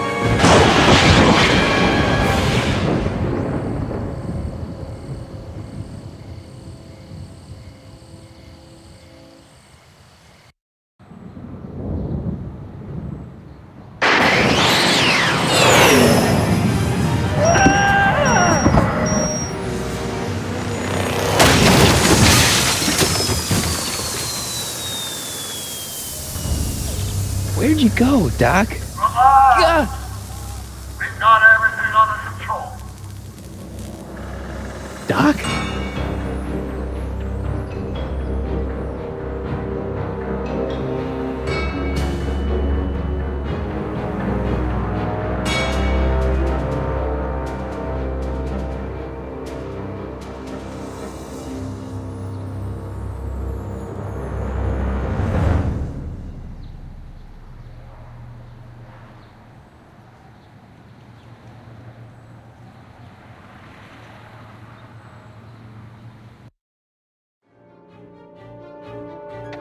Martin McFly, age 18. Okay, Doc, let's see what kind of nightmare alternate timeline I've landed in this time.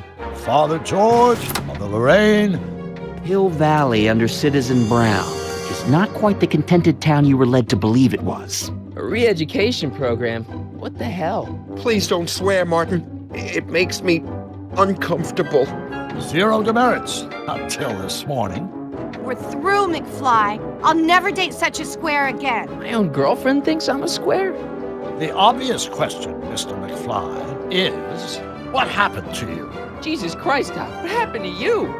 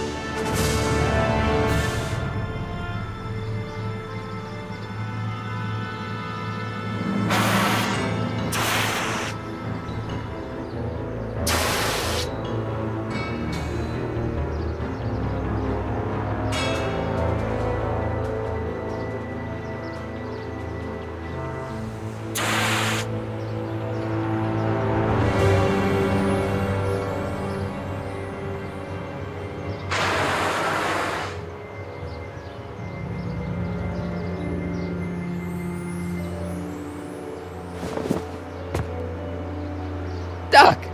Relax. We've got everything under control.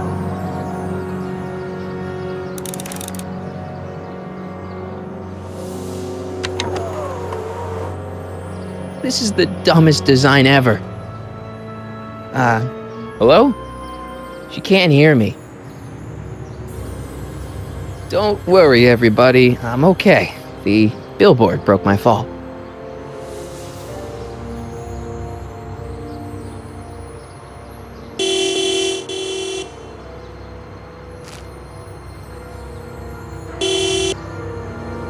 What the hell? Hey, could you give me a... Jennifer?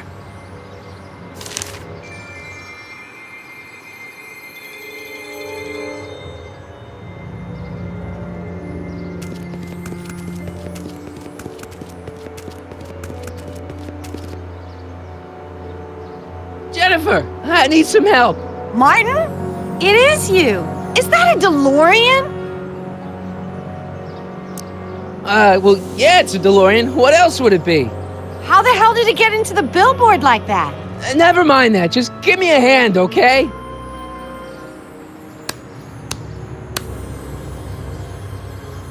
So who are you supposed to be? Luke or Bo? This isn't funny, Jennifer. Oh, man. What's the date? What? That's something I should be asking you. You've probably wrecked your head. Just, what's the date, Jennifer? It's the 15th. The year? 1986. Duh.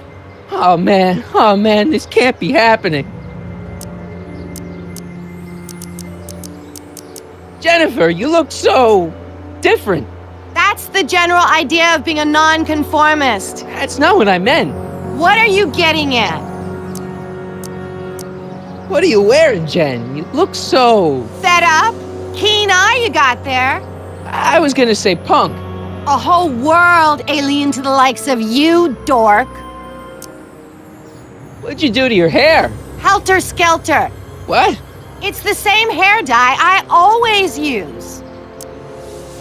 What's with the attitude? I'm not having this argument again. We've argued about this before?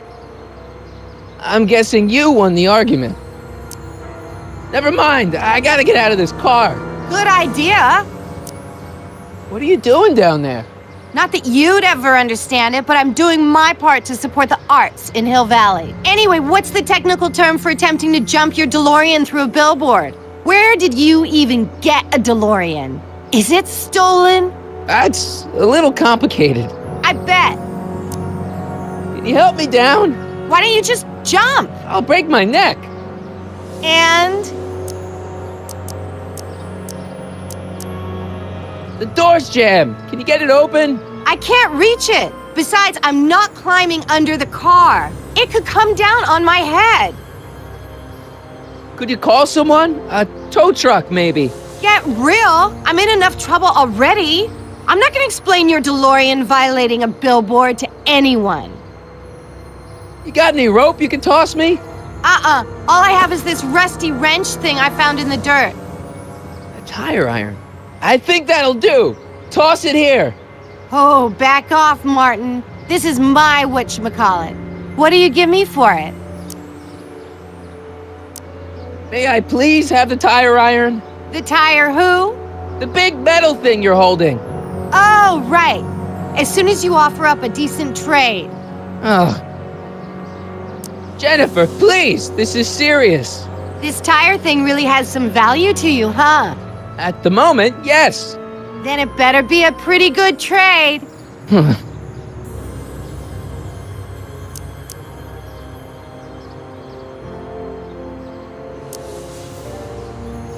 All right, let me think this through. Don't strain your brain, Geekzilla.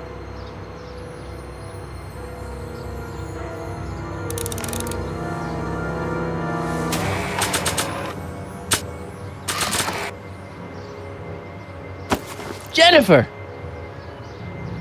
This is all I got. Is there anything in it? Give it here.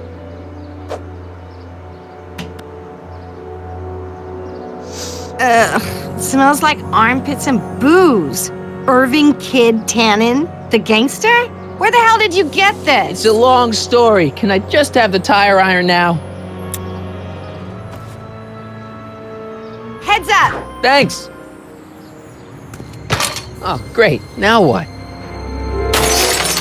Oops. Oh.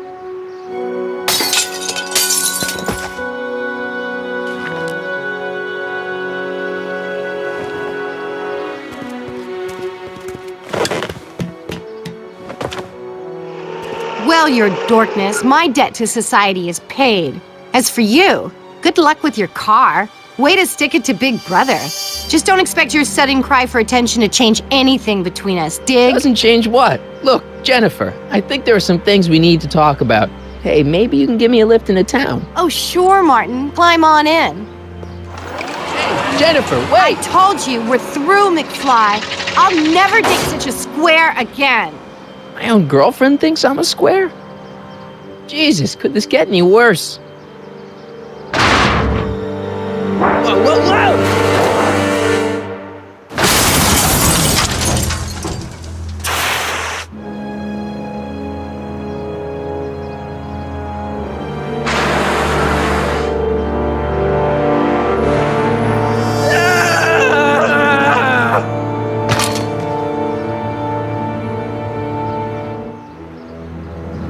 Doc, I could really use your help right about now. Relax.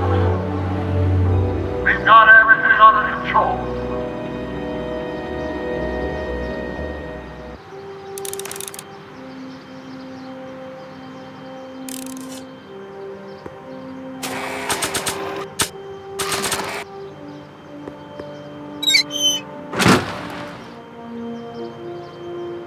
Okay, good. This could be useful. Now think, Marty, think.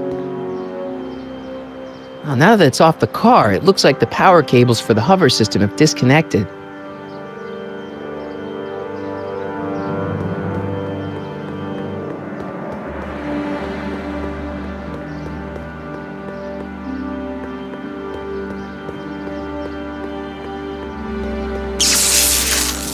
Dead. May 15th, 1986. Yeah, the date's right, but... that's not good.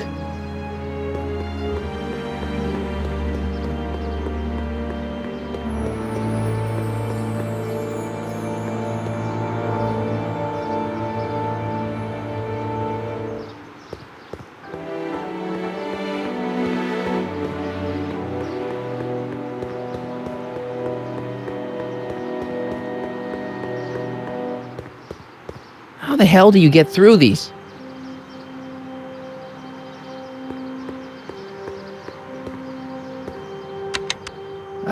Check.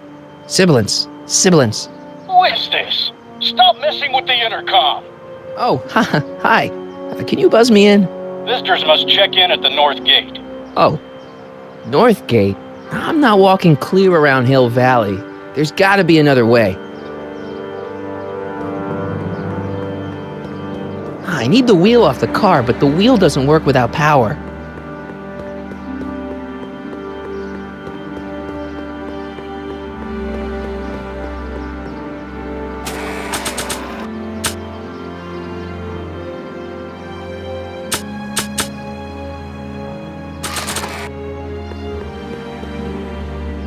Well, now that it's off the car, it looks like the power cables for the hover system have disconnected.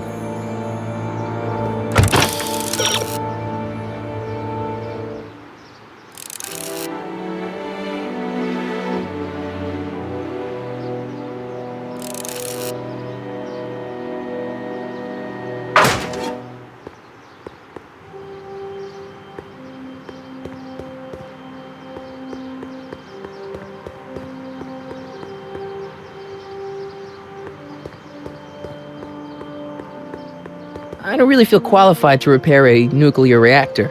Maybe it's still under warranty. Well, I guess technically it's way under warranty.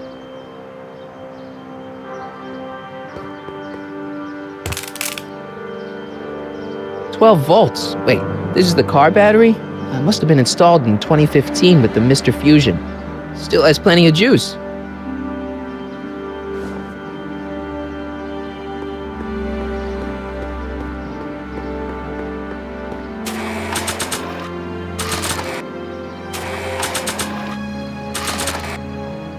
Let's see here. Red to positive, black to negative. Whoa!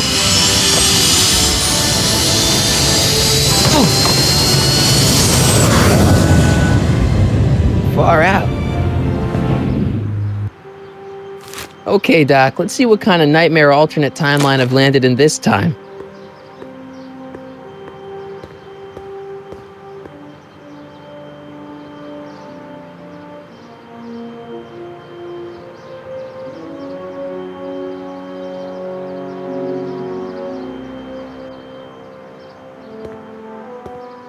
Okay, Marty. Nothing to be afraid of. It's just an alternate Hill Valley that's turned my girlfriend into a punk rock vandal. That doesn't mean it's full of post-apocalyptic biker gangs run by armies of Biff clones.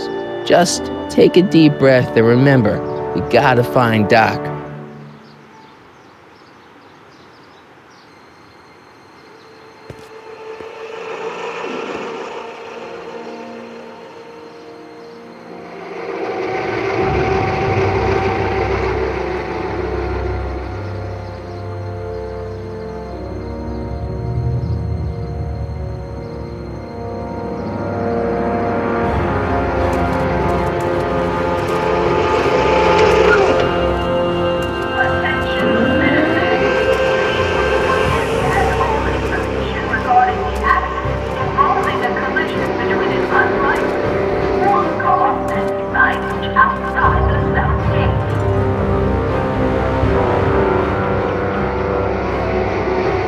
It's so clean. Good morning, citizen. Good morning to you too, citizen.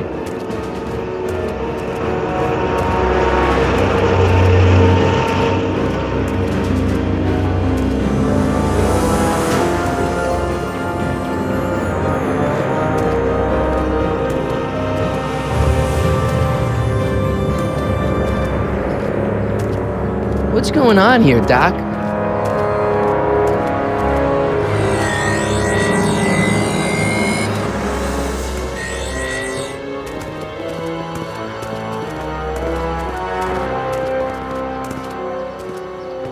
Jeez, my Hill Valley never looked this good. Watch where you're going, citizen. Sorry. Mr. Parker. That's Officer Parker to you, Martin. Now what's with the outfit? It's Thursday. Yeah? Polo shirt Thursday. You're out of uniform. That's a violation of Civic Ordinance 9EEE. And you're not wearing an ID, in direct violation of Ordinance WB 714. What are you up to, citizen? Polo shirt. Are you on the pot, citizen? Put your arms up, spread your legs. Hey, what are you doing? Quiet. Hold still. Nothing. What's your deal today, McFly?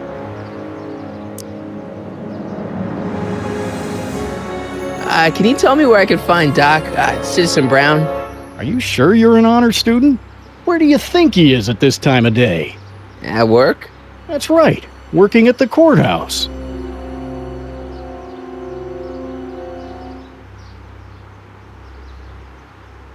Heavy. Hey, what's with the pat down? What do you think, I'm packing heat? Heat, contraband. Contraband? You know. Booze, smokes, bubblegum, dogs, circus Bubblegum peanuts. is illegal? Come on, McFly. You're smart enough to know that ignorance of the Civic Ordinance 2XM isn't an excuse. Have you seen Jennifer? What's it to you? I thought she broke up with you. Yeah, well, I need to talk to her about that. Good luck finding her. I usually don't see her unless she's racking up demerits for her art. Since when are you a cop? I thought you were a shoe salesman. Are you on something? I've always been a cop, just like my pa. Great, I've turned my girlfriend's dad into a cop.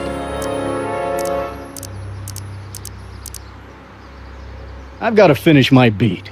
Are you gonna make trouble for me today? No. No what? No, sir. That's right, citizen.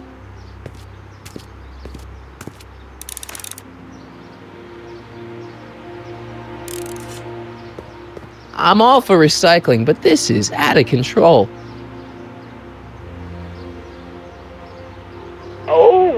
citizen. Are you about to throw something away? Make sure you use the correct receptacle.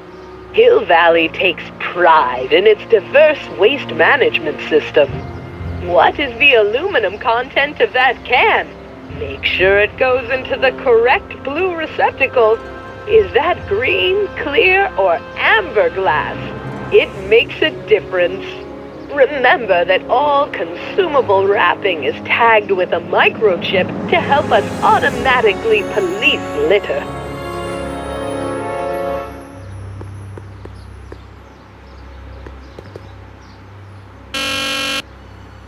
Hill Valley Courthouse. How may I help you, citizen? I need to see Doc, or Citizen Brown. Do you have an appointment? No, but... Then I'm afraid you'll have to wait your turn. Citizen Brown's a very busy man. That voice sounds familiar.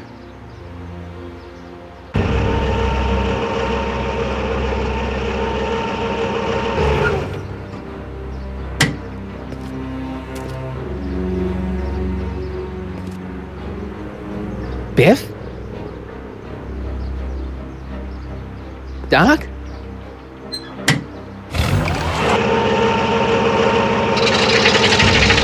Doc, wait! I need to talk to you.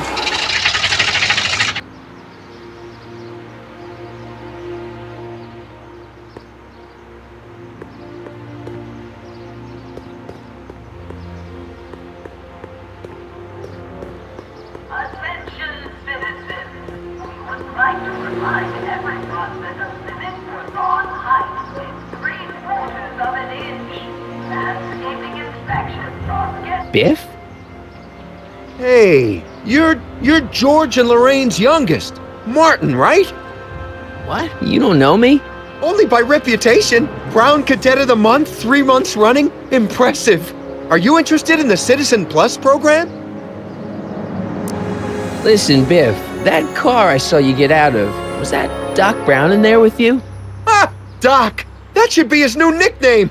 But yeah, that was Citizen Brown. What an inspirational guy. How'd you get FaceTime with him? He seems so busy. You got that right, Martin. Citizen Brown's a busy guy. But unfortunately, I'm a special case. See, Martin, I used to be a real bad apple. A real butthead. I don't see why that would make you a special case. What can I say, Martin? I was always getting into trouble. Too much trouble, what with the booze, the partying, the women. Even my dogs were a pack of trouble. Pack, get it? Yeah. What does this have to do with Citizen Brown? Well, after getting in so much trouble, the authorities, they took me in to see Citizen Brown and gave me an ultimatum. Citizen Plus or bust. So, about all the bad things you used to do. Gosh, Martin, I really don't like dredging up the past. But, all right, if it'll help you make a decision about Citizen Plus. You said something about booze? Beer, rum, whiskey, wine coolers, you name it, I drank it. Not only did I drink it, I smuggled it into Hill Valley, too. Chip off the old block, huh? Used to be I'd knock your block off for a comment like that. But yeah, I guess I was following in Pop's crummy footsteps. So there's no booze in Hill Valley? Nope. Sure, someone tries to sneak some in every now and then, but cops like Officer Parker over there always catch them sooner or later. Why'd your dogs get you in trouble? You weren't running dog fights, were you? No, nothing that bad. I just used to have a lot of dogs. What's wrong with that? Nothing, other than them keeping the neighbors up all night, lunging at old people, and eating all the squirrels in the park. In fact, I'm ashamed to say it was my out-of-control dogs that were directly responsible for the banning of dogs throughout Hill Valley. You don't sound very ashamed. Oh, I am. Very, very ashamed. So there's no dogs in Hill Valley anymore? Yep. Citizen Edna says they carry diseases and steal shoes. What kind of trouble did you get into with women? They weren't hookers? No, nothing like that. It's just that I wasn't always discreet about my affections. What? Public displays of affection, Martin. You know, necking and such. That's illegal? Oh, yeah. You seriously got in trouble for PDAs? You bet. The Browns always say that behaviors that excite your privates should be kept in private. Or maybe it's just Citizen Edna who says that. Let's change the subject. Thanks. I don't like talking about my old nasty self.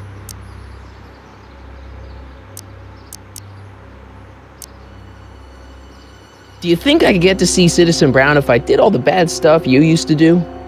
I guess, but why would you want to act like that? What is this Citizen Plus?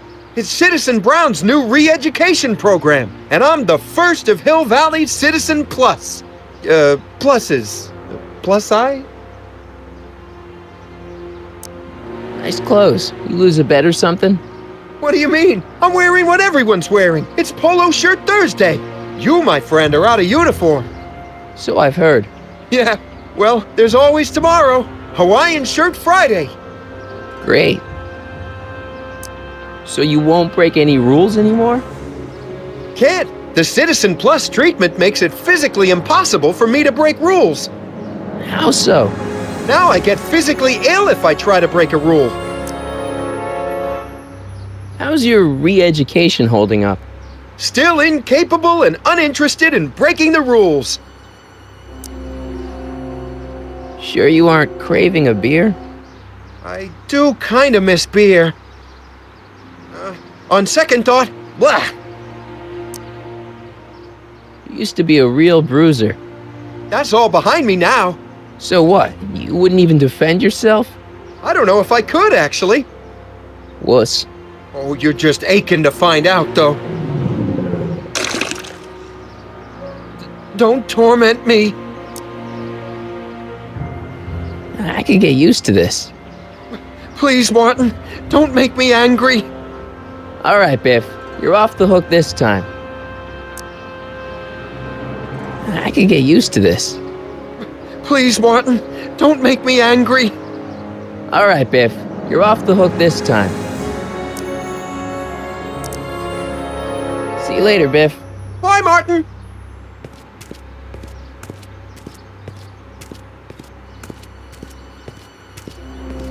What's Jen up to now?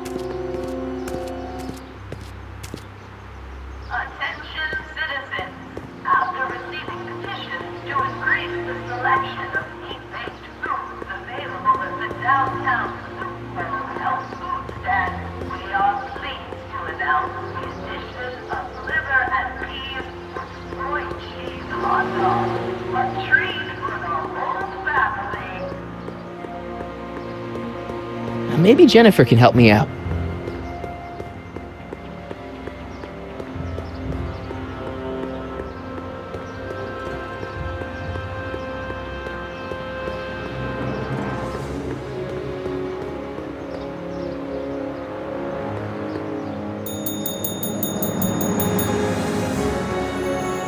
Hey, can't you read? Oh, it's you, McFly.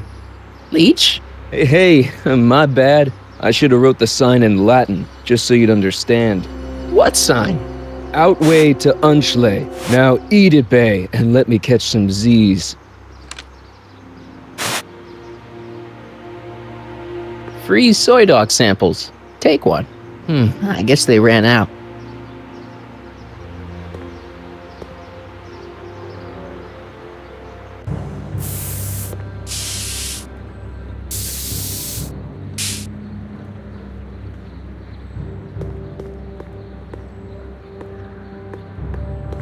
Must be where Jen keeps her paints. Locked.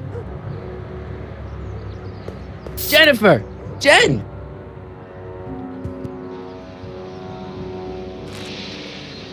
You got a problem?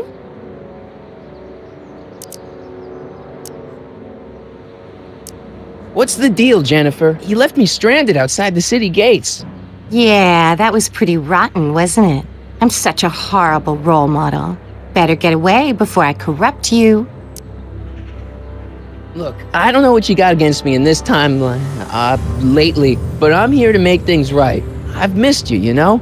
Take a look at me, Martin. Do I look like the kind of girl that would hang around the president of the Junior Brown Brigade? I don't know what the hell you're talking about, but I gotta admit, I kinda like you like this. Oh, barf? You act like I'm a turnoff, but I don't buy it. We were meant to be together. Look, just because I let you tag along to a couple of concerts doesn't mean we're Romeo and Juliet. I mean, sure, you're a little cute, but you're into all this honor student crap. Honor student? And I'm into more interesting things. And guys. Are you going out with someone else? I bet I can make you forget him. Sorry, Martin, but you just don't rate anymore. Are you going out with someone else? I bet I can make you forget him. Sorry, Martin, but you just don't rate anymore. So do you spend most of your time vandalizing public property? Don't even think about snitching on me, unless you want this spray can up your... No, listen, you got me wrong. I'm looking to, break a few rules myself. You?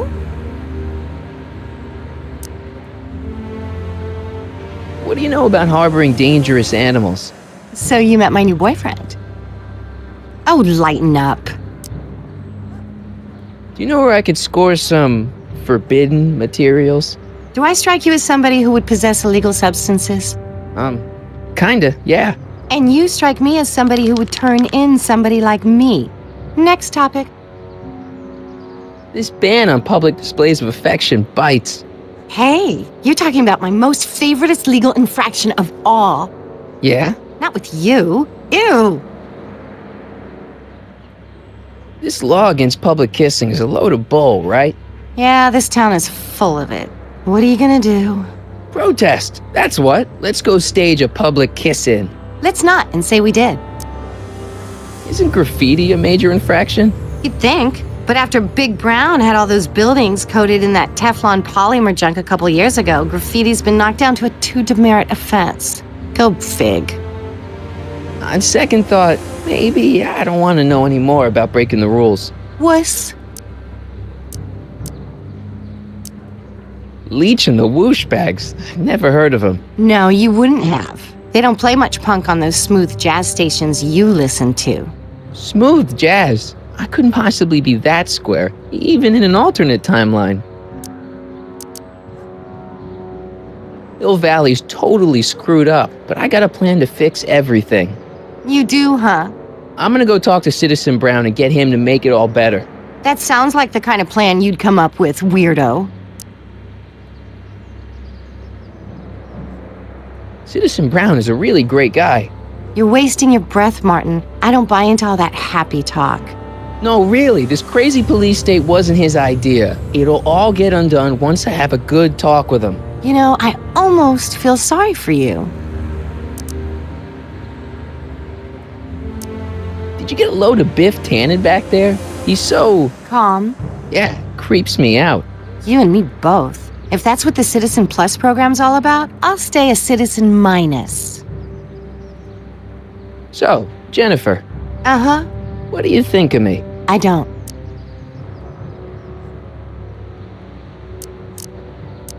Seriously, what have you got against me? I'm kind of popular, right? Very popular. Among a certain crowd. What crowd? Dorks. Marty McFly a dork?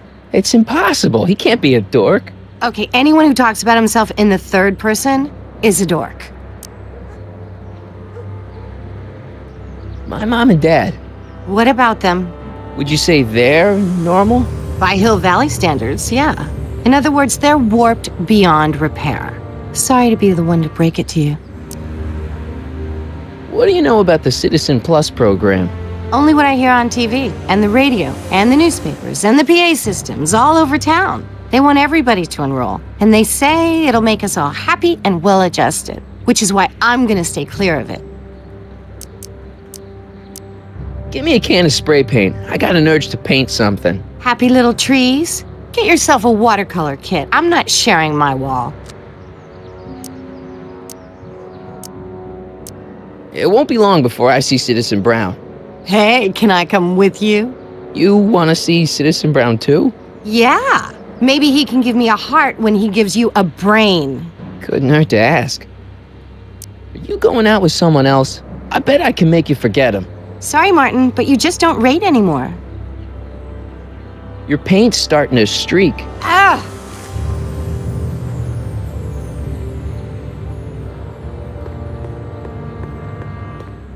That junk looks awfully familiar. 50 years familiar.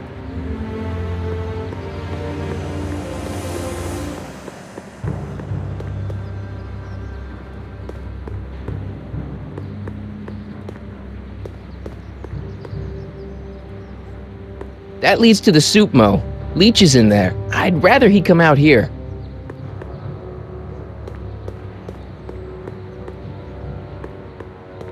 They've bricked up the entrance to the old speakeasy.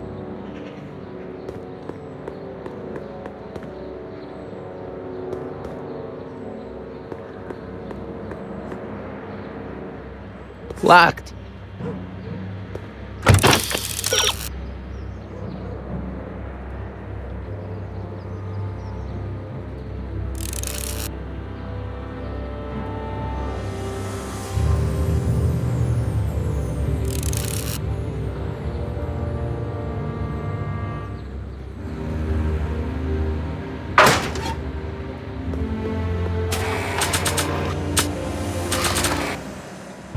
Like I want to remind anyone that the new me couldn't get a date to prom.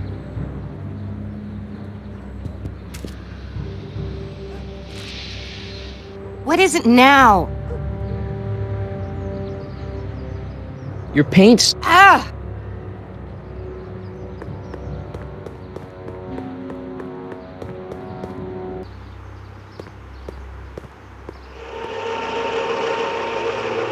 Look out, son!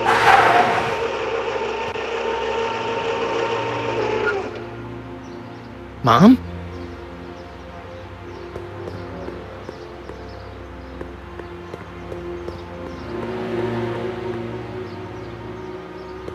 Mom? Mom! But are you happy? Happiness is overrated, Lorraine. I'm content. Well, I'll think about it. Mom? Hi there, Martin. I saw you as I was driving in. Did you hear me honking? Mom, that can't be you. Martin, are you all right? I'm fine. It's just that you're so gray. Well, isn't that an uplifting way to greet your mother? Sorry, I just don't... I guess you're right, though. I am going a little gray. No thanks to your father. So, what? Are you out here shopping or something? Oh, shopping? Pff, who shops anymore? No, it's that time of the month for me again. For my civic duty. I'll be polishing the statue all day. Oh, right. What's with the golf cart, Mom? Now, Martin, I know you're embarrassed to be driving around in last year's model, but we really can't afford the 86s yet. What about my truck? No one owns a truck in Hill Valley. Martin, are you sure you're feeling okay? Yeah. I must have had a really vivid dream last night. Well, I hope your dream world was more fun than this one. Could you do me a favor? I forgot to give your father my timesheet for last week, and now Mr. Nosy is convinced that I'm hiding something from him. Timesheet? Aren't they annoying? But Citizen Brown always says, a scheduled life is a happy life. Anywho, could you be a dear and drop it off at the house? Here, take the car. Actually, I know, dear. Love you too. I'd give you a kiss, but you know what that gets ya. Don't forget to pick me up this evening. Yeah, sure.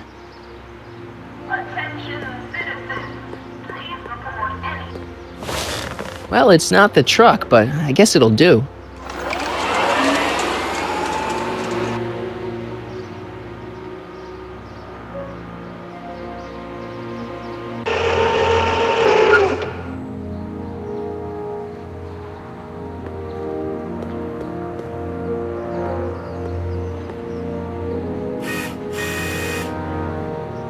I don't know, John. Isn't this illegal? What isn't illegal in Hill Valley? What if Citizen Brown's watching? Don't worry, nobody can see us here. He's a peeping Tom. Dad. Try to warn your old man the next time, okay? Another day in Hill Valley. The perfect place to live. That wasn't a note of irony in your voice, was it, citizen? Irony? What's that, Hey, what's my guitar doing out here? Your mother and I convinced you to give it up, remember?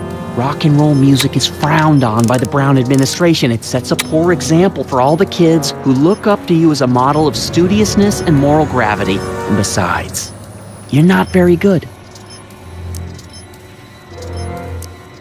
Come on, Dad, I need that guitar. Give me one good reason why I should give it back to you. Because... a certain girl is only gonna like me if I can play the guitar. A certain girl? You don't mean... Jennifer. Oh, Martin. Why are you fixated on that little hellion? She's nothing but trouble. Yeah, my kind of trouble. And besides, the way you play guitar, you're only gonna drive her further Go ahead, son. Do your worst. Thanks, Dad. Hey, demerit. Hey, what for? Insufficiently polished shoes. Good day, citizen. Nice. We didn't have a computer in the other timeline. Well, no joystick. That's lame.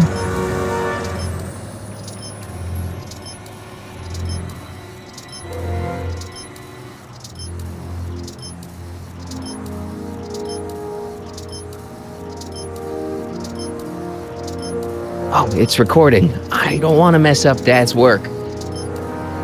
Hey, I hear you got hit with some more demerits, Nathan. Good on you, I say. Sure. Never trust a guy with less than 1,000 demerits. I saw Mom downtown. She told me to give this to you. Thanks. Say, what gives around here? You know, the usual. Keeping tabs on Hill Valley through my trusty bank of monitors. Always on the lookout for some interesting footage. Interesting? What do you mean interesting? What kind of silly question is that? I've been gathering candid documentary footage for Citizen Brown's promotional videos for over a year now. I know your mother doesn't approve of my work, but wait a minute. You say you saw Lorraine? 11 to 12 hair salon, 12 to 12:20 lunch at soup mo counter, cream of asparagus with crackers. What was that? You know your mother's problems. If she slips up again, it could mean demerits for the whole family. There she is, polishing the statue in the park. Just like the schedule dictates. Oh, then everything's fine. Good. Unless... How was she when you spoke to her? Lucid? Sober? Whoa, Dad, what are you telling me? Are you saying Mom's a drunk? Shh, I don't know for sure that your mother has relapsed into her old ways, but she's been acting very odd lately, almost as if she didn't like my constant supervision. Confidentially, I suspect she's got a flask hidden somewhere, probably very near the spot where she's working right now. Do me a favor, son, will you? See if you can worm the truth out of her. She won't confide in me, but she may be less guarded with you. Double rations this week if you help your old man out. What do you say? That's a good boy. Okay, Dad, we need to talk. What were you hiding when I came in just now? Hiding? I don't know what you're talking about, son. Come on, I saw it. It was a videotape, right? I might as well tell you. After all, you'll be 18 soon. Tell me what? Hill Valley under Citizen Brown is not quite the contented town you were led to believe it was. You're kidding. This isn't a criticism of the great man himself, of course, or his sainted wife, Edna. No one's worked harder than they to apply the most advanced social planning techniques to our municipality. But... What? Confidentially, not everybody appreciates it. A great many citizens, perhaps even the majority, actively resent the Brown administration. They don't say so publicly, of course. But in private, well, just listen. I tell you, Bert, this regime is a joke. They're all laughing at us over in Fairfax. A toast to Citizen Brown. May his beloved courthouse be struck by lightning. Shh, Agnes, you're awful. Are you coming to the town square, Lester? Citizen Brown's about to give another speech. Citizen Brown can kiss my herring. Well, you get the idea. It sounds like people can't stand what the Browns have done to Hill Valley. Not everyone. Only around 50%, maybe 60. Does Citizen Brown know? He should. Whenever I send copies of my raw footage to the Public Relations Department over at the courthouse, I get a memo telling me how much Citizen Brown thanks me for my service. But how could he see those videos and not do anything about it? Maybe you should take your tapes directly to Brown. Oh, I don't know about that. I mean, sure, he might appreciate my bringing these problems to his attention and reward me for my public service, but then again, they say it's never wise to be the bearer of bad news. Why don't you give me those videotapes? I'll take them to Citizen Brown. Thanks for offering, son, but I don't want to get you involved. Citizen Brown won't like what he sees on them, and I wouldn't want you to get the brunt of his displeasure, not to mention the displeasure of all the folks on the tapes. Once they find out I recorded them, no, I'm not letting these tapes out of my sight. It's too dangerous.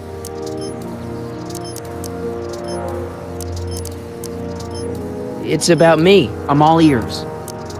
Well, from certain things I've heard, I get the idea that people in this town regard Marty McFly as a... As a what? A nerd. They said that? In so many words. Just because a boy studies hard and gets straight A's and respects the rules and doesn't party or drink or stay out late and is perhaps a bit socially inept and obsessed with personal hygiene and prefers his rubber band collection Stop. I really don't want to hear anymore.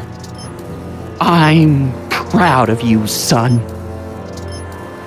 I'm trying to understand why Jennifer broke up with me in this time, recent past. Are you still mooning over that girl? Forget her! She's bad news. Why, my surveillance cameras have caught her doing things that are completely against the Hill Valley Code. I don't want to know. Kissing boys. Sitting with boys in cars. I've kept quiet about it for her father's sake, but believe me, you're well rid of her. Is there anywhere you expect me to be, like, right now? Well, I did expect you to be up at the lake until tomorrow with that math-magic competition, so I guess your time is pretty much your own right now. Okay, different subject. Yeah?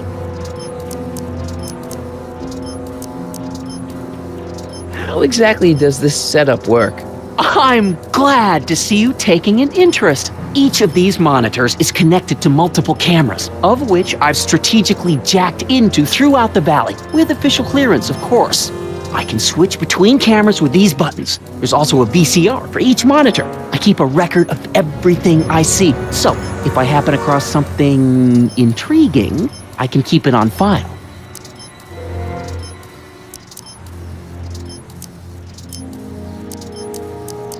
Hill Valley has a lot of rules. It certainly does, for our own good.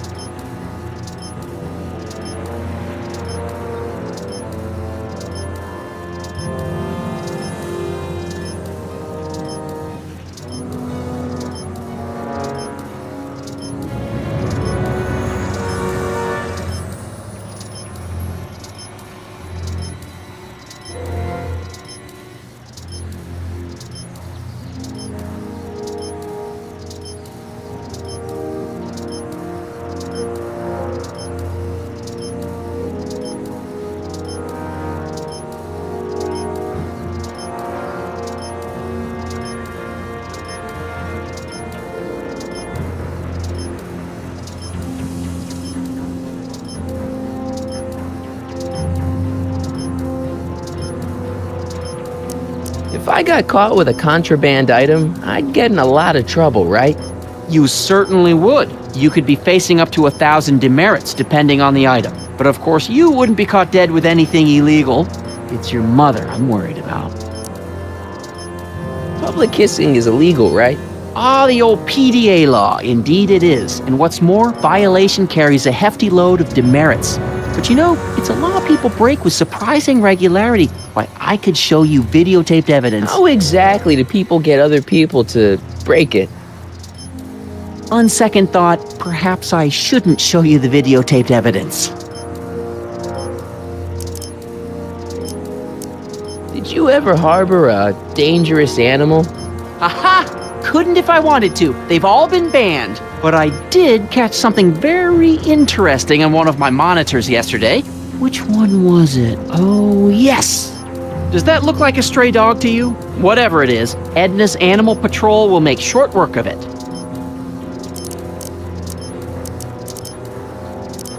If I got caught with a contraband item, I'd get in a lot of trouble, right? You certainly would. You could be facing up to 1,000 demerits, depending on the item. But of course, you wouldn't be caught dead with anything illegal. It's your mother I'm worried about. Something on your mind?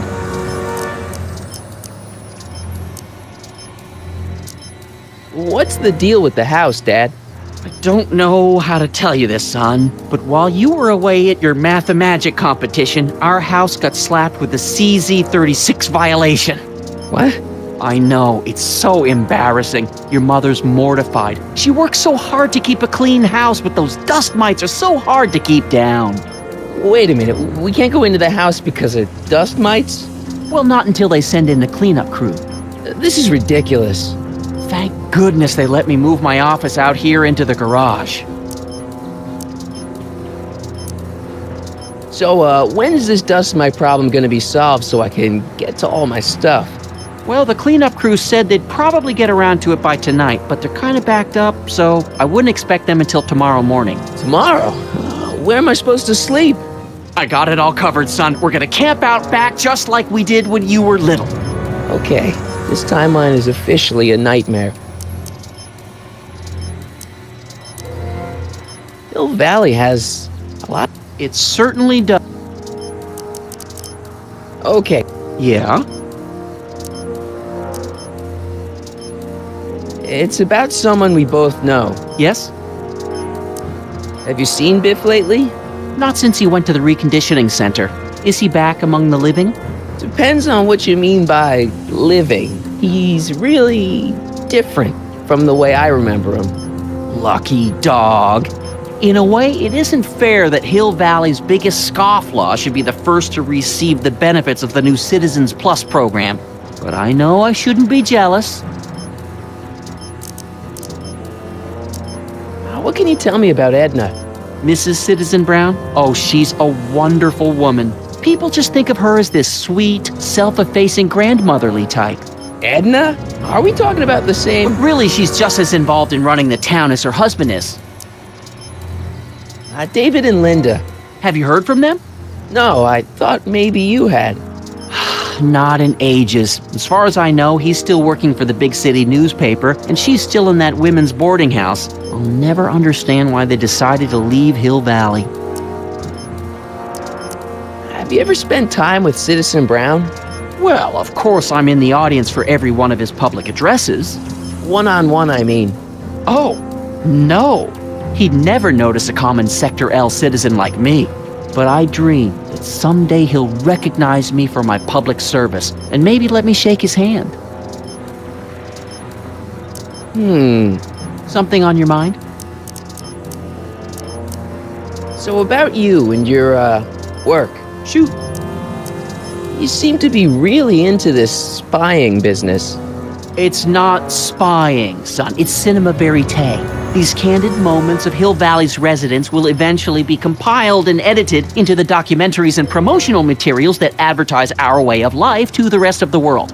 True, you could argue that I've taken things to extremes, but I still get up to take my meals and, of course, to use the facilities. You're You're supposed to be, wouldn't you rather spend your time writing, say, science fiction novels? Science fiction. I did mess around with it once, but that was before Citizen Brown made it illegal. Science fiction's illegal? Sci-fi promotes an unhealthy obsession with the fantastic and impossible, and it encourages the idea that there might be better societies than Hill Valley, which is subversive nonsense, of course. Okay, different subject. Yeah? Well, I'll leave you to your snooping. Supervising, son, supervising. I'll leave you to it. Right. Good morning, Mrs. Brown. Please address me as Mrs. Citizen Brown. I'm sorry.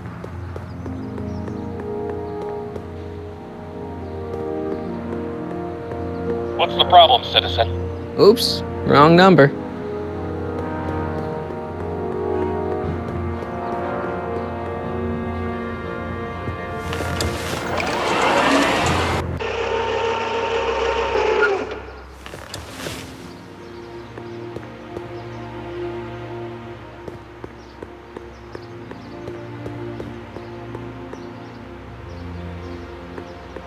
Mom?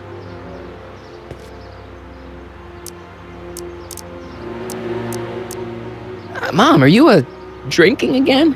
Don't be silly, dear. Booze is illegal, you know. Yeah, Mom. It's just that Dad mentioned... Your father. Why, I just can't get away from his prying eyes. Always spying, always watching. You mind your own business, George. Now, Lorraine, this is for your own good. I know you're keeping a secret from me. It's mine to keep. Dad! Mom! Knock it off, you two! Now, you listen here, young man. This is an adult matter between your mother and me. Dad, I know, but your way isn't working. You gotta give her some space here. Huh? Where'd she go? Mom? Aha! I knew it. What is that in your hand? Rum? Gin? A wine cooler? For your information, it's brass cleaner. I have a job to do here, you know. Lorraine. No. Lorraine, I'm just trying to look out for you. You know the kind of trouble we can get into if you're drinking again. George, I wouldn't be so on edge if you weren't suffocating me all the time.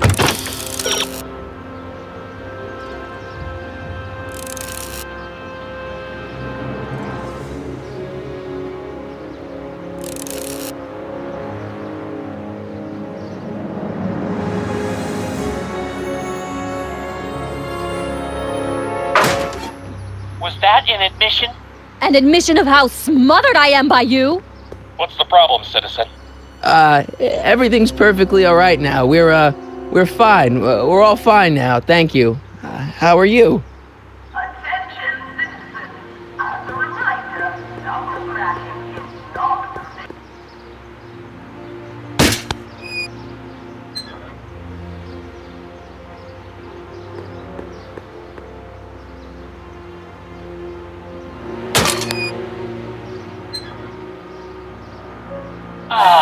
What happened? What the heck am I looking at? Yes.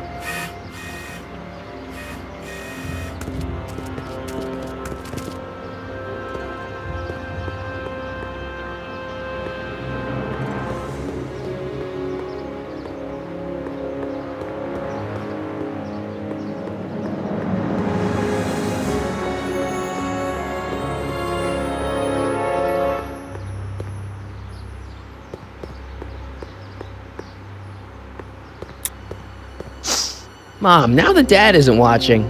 Oh, Martin. Was that a flask, Mom? Flask? Don't be ridiculous. Look, it's okay, Mom. Get a hold of yourself. Oh, your father's right. I'm backsliding. But it's been so hard, what with your brother and sister leaving, and then your father getting obsessed with his monitors, and Let me take care of the flask. Dad doesn't have to know anything about it.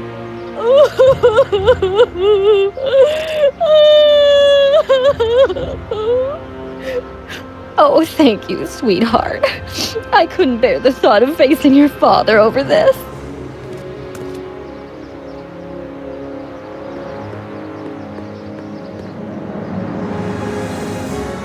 This timeline sucks. Mom and Dad are fighting again. Mom's drinking. It's like everything Doc and I ever did to fix things is falling apart. Time to get some attention.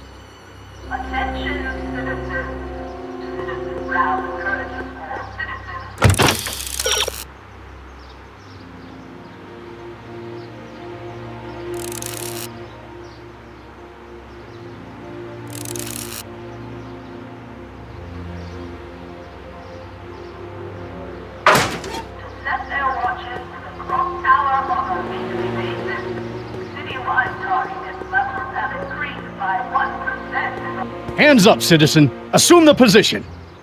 Here goes nothing.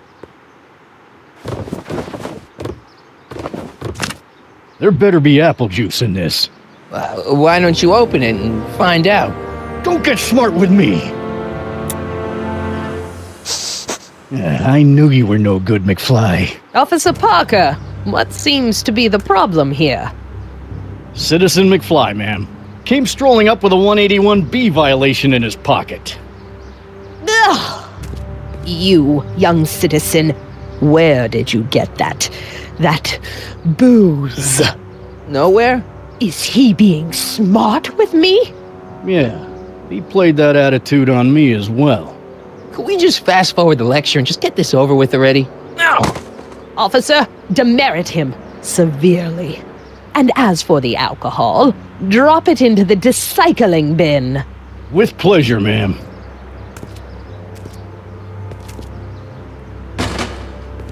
Now, keep your nose clean, or you'll find yourself in front of Citizen Brown.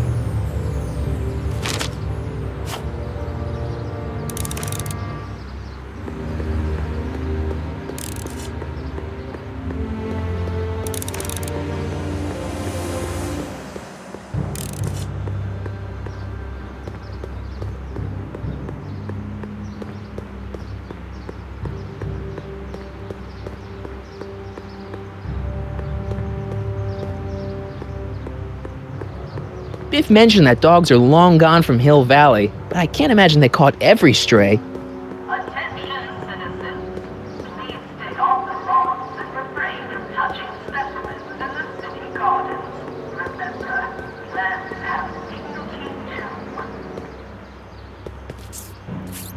Okay. Welcome to Soupmo, where soup is just... Oh, it's you. This better be important, McFly. Leech, was that Jennifer?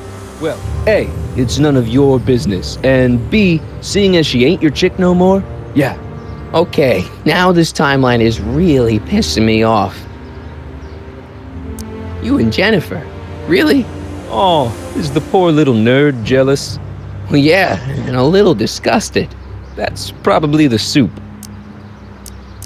You better treat Jen with respect, Leech. Hey, I got nothing but respect for Jennifer. Respect for her eyes, for her hips, the way she wriggles when she... Hey! Now, that dork that let her get away, there's a loser that I got no respect for. You got a cold or something?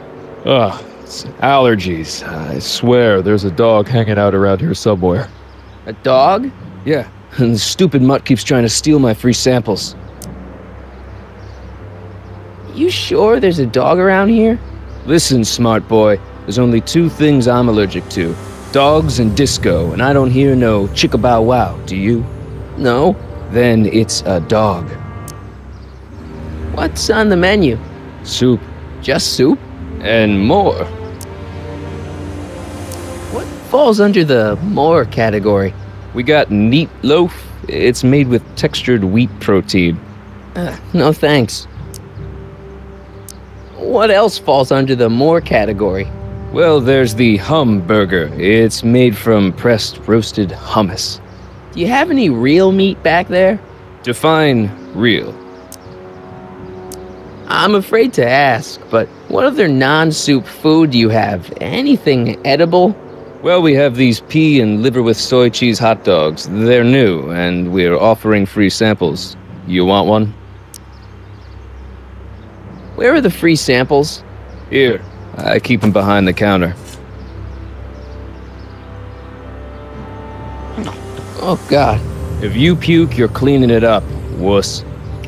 I can't finish this. Not my problem. What are those things?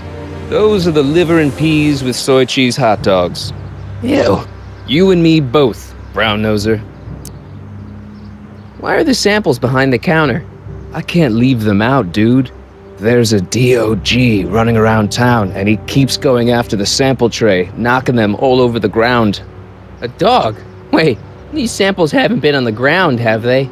Geez, McFly, relax. They're fresh. Mostly. About this dog, what's he look like? Beats me. He's a smart little SOB. He only comes around when my back is turned. Then how do you know it's a dog? You can smell him? Allergies, dimwit.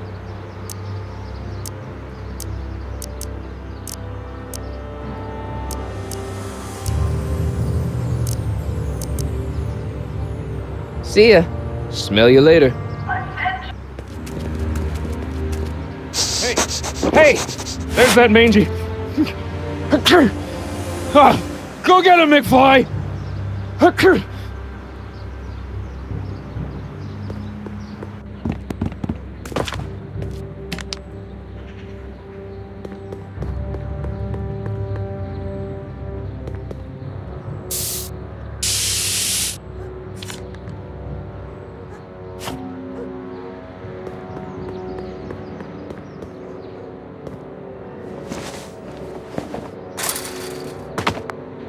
He's gotta be hiding in here somewhere.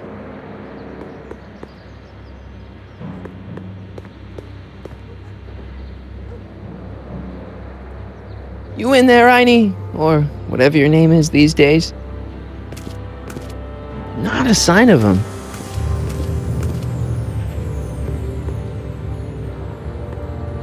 I don't want to go digging through the trash unless I absolutely have to.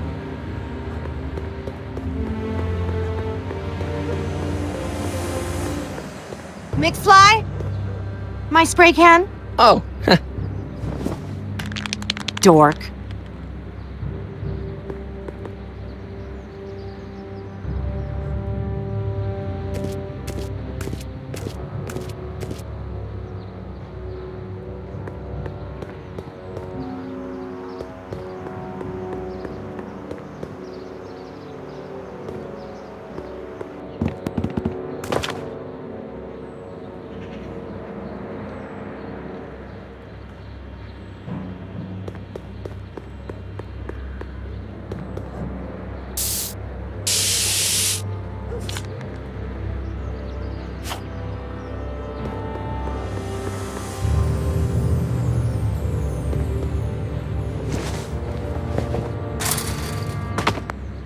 Where could he be hiding?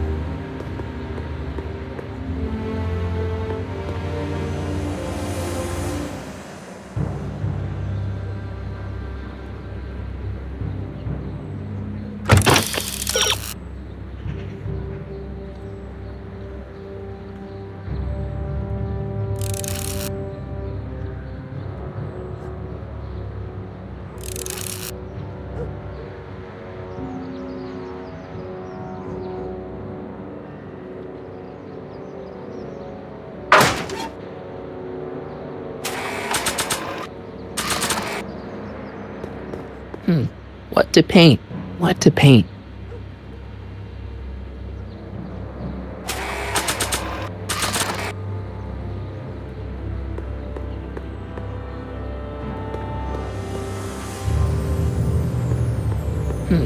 What to paint? What to paint?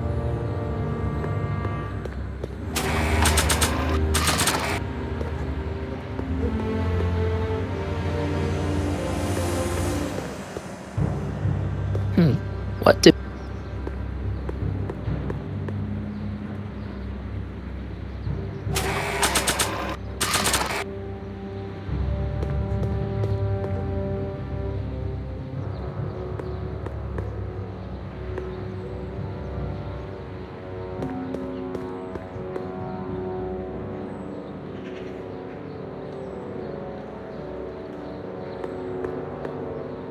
I bet you're under here. Not a sign.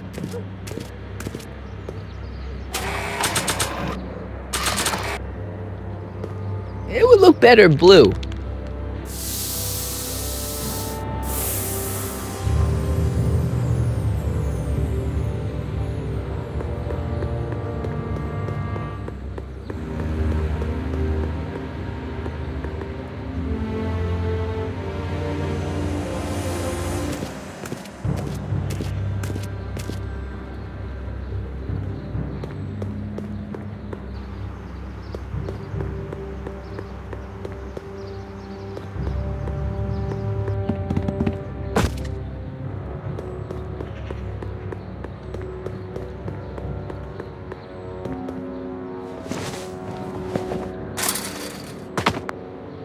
Now we're in business.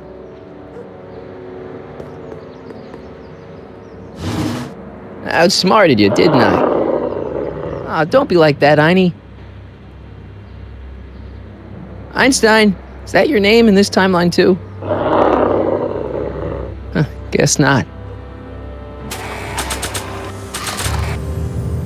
Look, Einie, I've got a treat for you.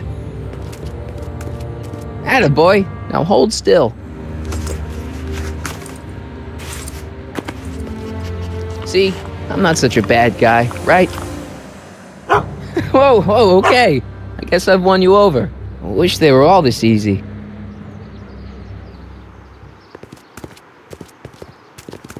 Huh? What is it, boy?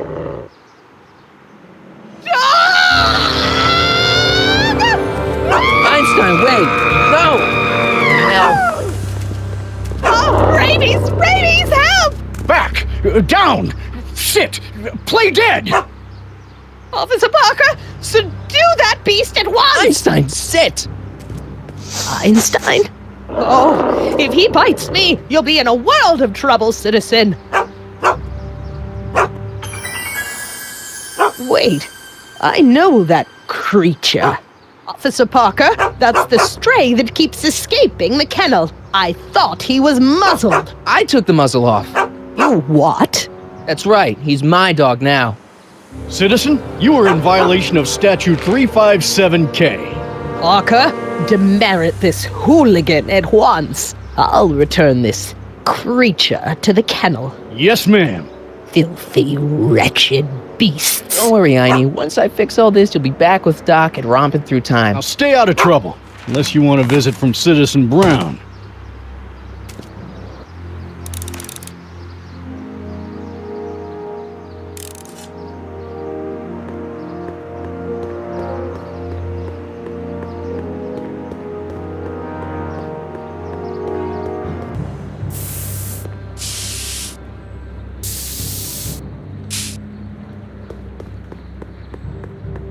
Locked.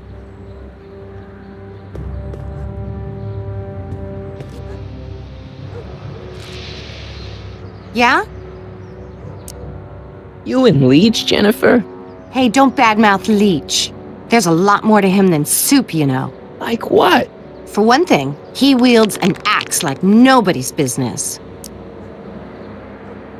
So you got yourself a new guitar player. What can I say? I'm a girl who appreciates a hot lick. Yeah, I remember. Come on, Jennifer. Nobody in town plays guitar like me. I'm talking electric guitar, Martin. I'm gonna be honest, the ukulele has to go. Leech is a wastoid. Come on, Jen. It's you and me. Dream on, McFly. We might have had a thing for about 10 minutes, but you're not even in the same league as Leech. I can outplay your loser boyfriend any day of the week. You're that desperate to get to first base. Did you say first or fourth? I'd give you 2.5. But first you gotta prove you've got better fingers than Leech.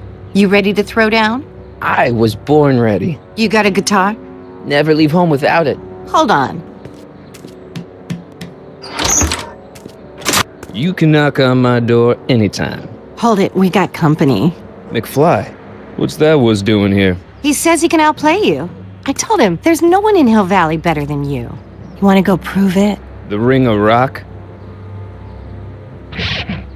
Don't crush him too bad. Just teach him a lesson.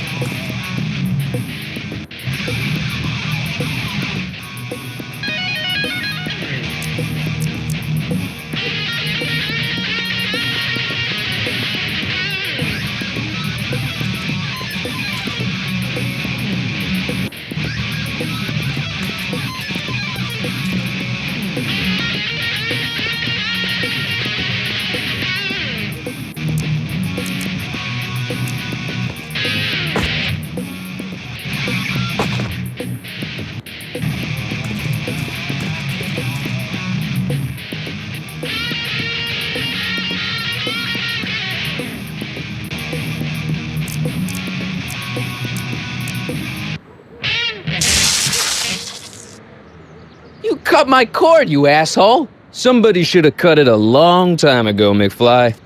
The winner and undefeated champion of Hill Valley. Claim your prize, champ.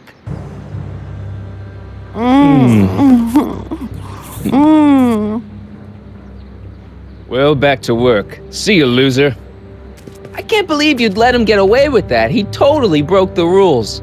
There are no rules in rock and roll, Martin. That's why a guy like you shouldn't compete.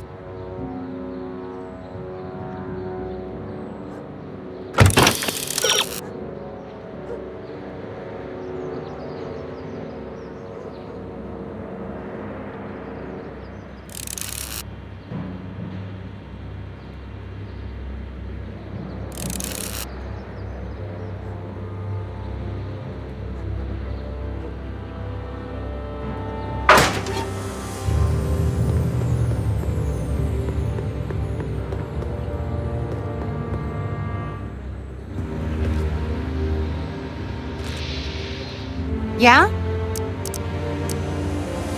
I want a rematch. Ooh, you got nerve, McFly. Want a sample? Maybe. If you can beat... I already swatted you once, McFly. Shouldn't you be lying in the gutter? I was, but then your mom threw me out. What'd you say, my mother? Try not to leave any scars, baby.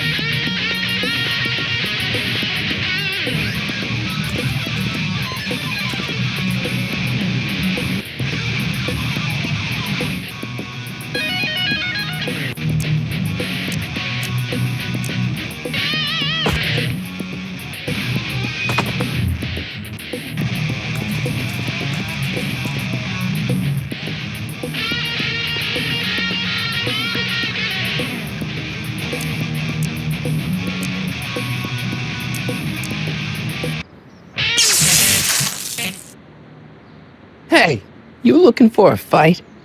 We just had one. I beat you. Again.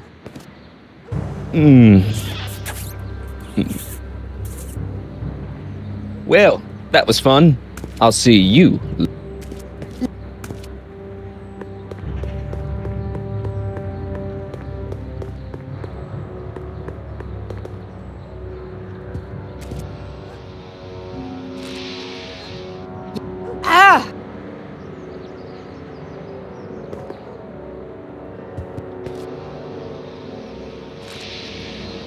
Yeah?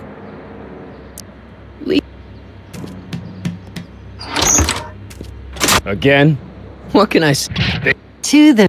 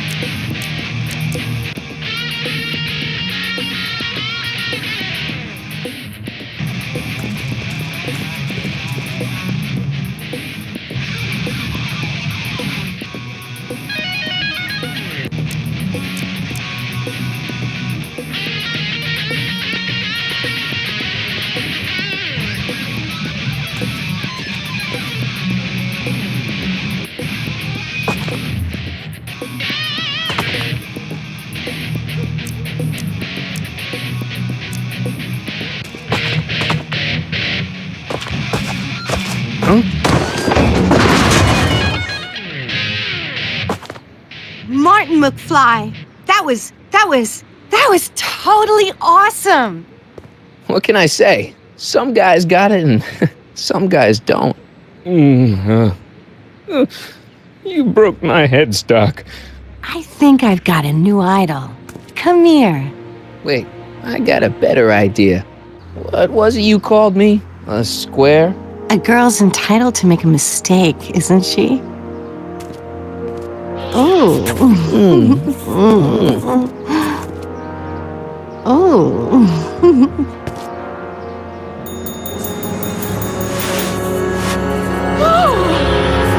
Hooliganism! Delinquency! Officer Parker! I just caught these two degenerates violating statute number... Jennifer! Daddy! 476D! Open mouths? And tongues! You've gone too far, Jennifer. What's the big deal? It's only hormones. Stop! We don't use words like that in this town. I'll deal with you later, young lady. We're gonna have to have a long talk about the Citizen Plus program. What? Oh, come on. Officer, give Mr. McFly a 476D's worth of demerits. I'll tend to your wayward Yes, daughter. ma'am. And this is for getting my daughter in trouble with Citizen Edna. Now keep out of trouble, or Citizen Brown will come down on you like a brick wall. McFly!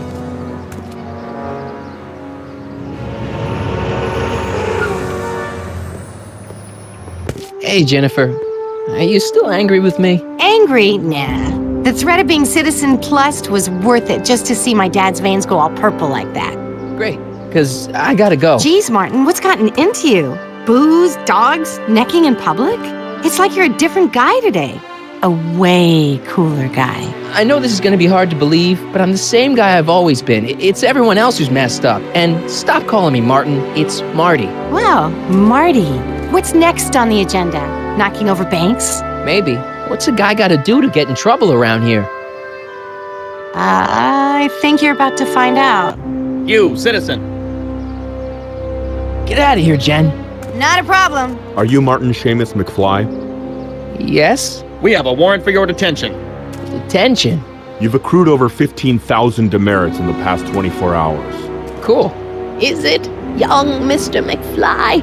Is being branded as a criminal of weak moral character cool?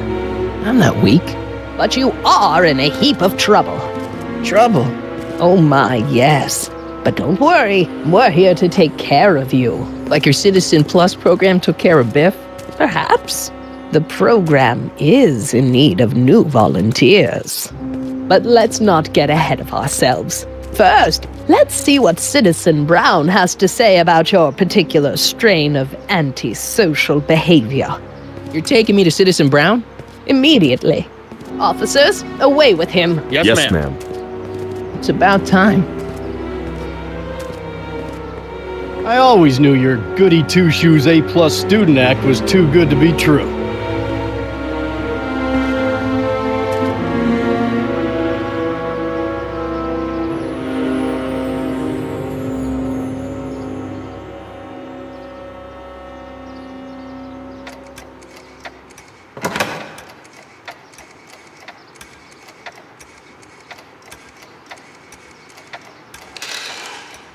Come in, citizen. Martin McFly, age 18, resident of Sector L, Father George, Mother Lorraine, president of the Junior Brown Brigade, recipient of a full-ride scholarship to Strickland College, winner of the Courthouse Challenge to Portman Award, 0 demerits until this morning. The obvious question, Mr. McFly, is, what happened to you? Jesus Christ, Doc, what happened to you? Doc. Interesting. You regard me as a doctor, indicating awareness that you're suffering from some variety of mental disorder. That's a hopeful sign, Martin. Of course, I'm not actually a doctor, but I do have the tools to turn you around and put you back on the road to societal normalization. Shall we begin with a few questions to establish a baseline? Whatever. Let's get through this nonsense so I can set you straight. You'll set me straight? Explain.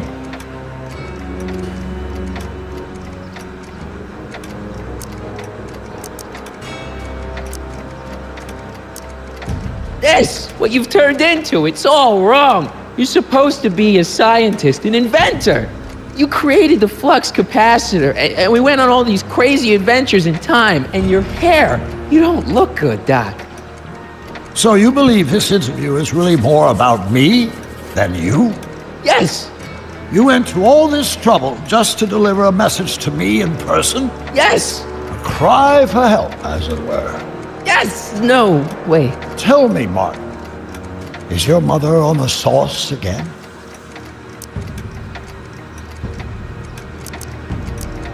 Forget my mother. She's not the issue here. Don't ever forget your mother, Martin. Your parents are your superiors, and respect for one's superiors is absolutely essential to the Hill Valley Order. I'm surprised your father hasn't set you straight on this point. He's shown himself to be a very obedient and cooperative citizen.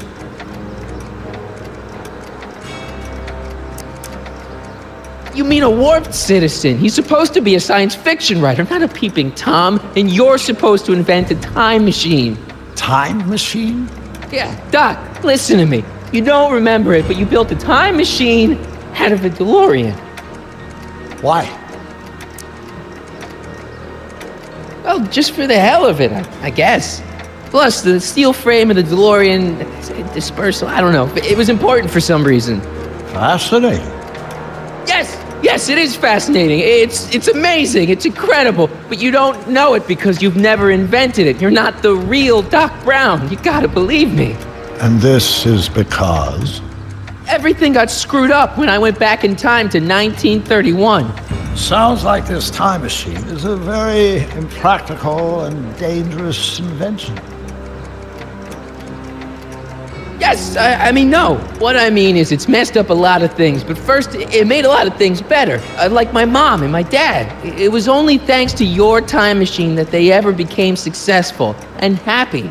So they're happy. But they're not, because you summoned me back in time, and somehow your timeline got messed up, and everybody else is along with it. I see. No, you don't. Think back. Don't you remember me? We knew each other when you were 18. I'm Michael Corleone. Incredible. This case is more serious than I'd imagined. The boy has fabricated an alternate reality.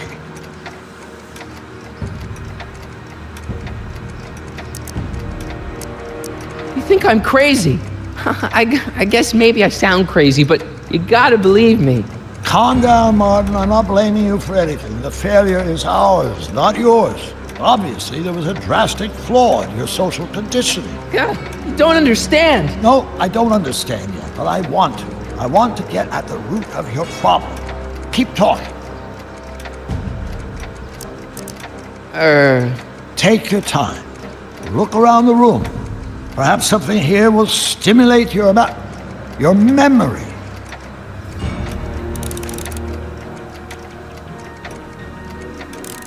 Okay, take a look at this picture of Einstein here. The dog? Harboring dangerous animals is a municipal offense.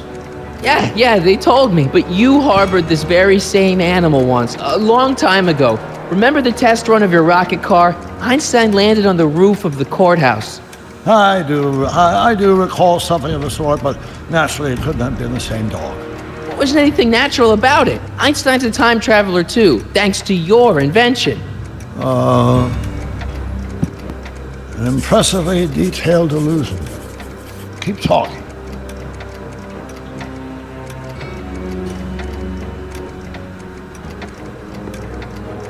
Something about that clock looks familiar.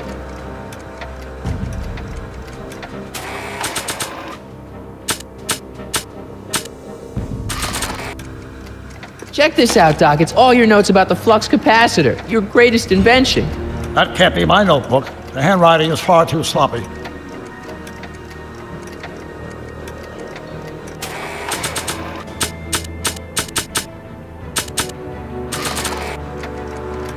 See, this is my father back when he was a teenager. With your time machine, I went back to 1955 and helped him stand up to Biff. Interesting. Of course, Mr. Tannen spent most of 1955 at our juvenile rehabilitation facility, learning to control his anger. He did. No wonder my dad's still so lame.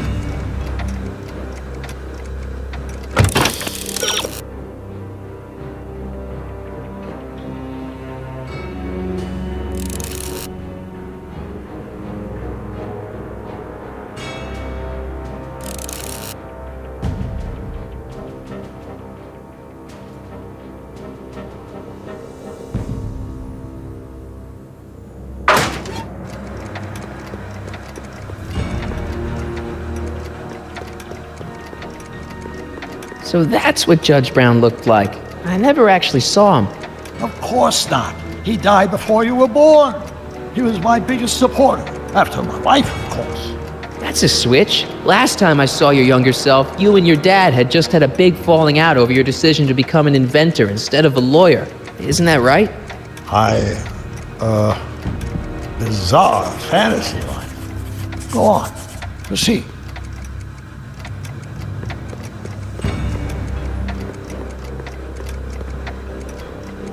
You still got the movie ticket. Indeed I do. A memento of my first date with Edna. I took her to see The Virtuous Husband. And you never saw Frankenstein. You were supposed to go see Frankenstein that night. It was gonna give you the inspiration you needed to pull off your big demonstration at the Hill Valley Expo. Inspired by Frankenstein? How whimsical, not to mention historically inaccurate. My darling wife is all the scientific muse I've ever needed. From my successful demonstration at the 31 Expo all the way up to my cutting-edge Citizen Plus program. Successful? It was supposed to be a failure.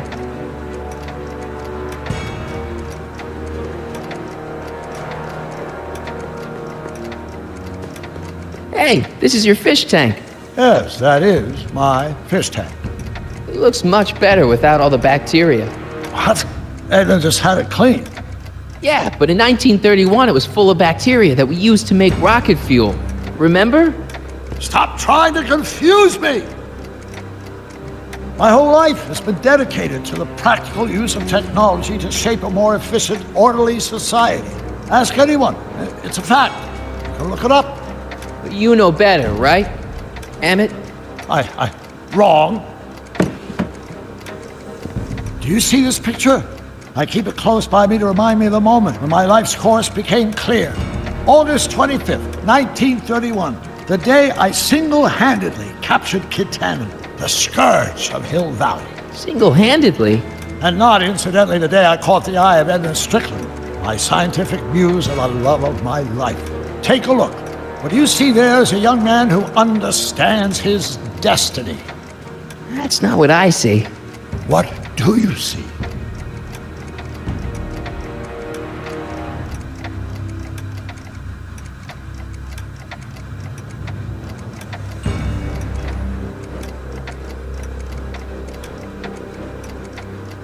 That be? I think it is. What?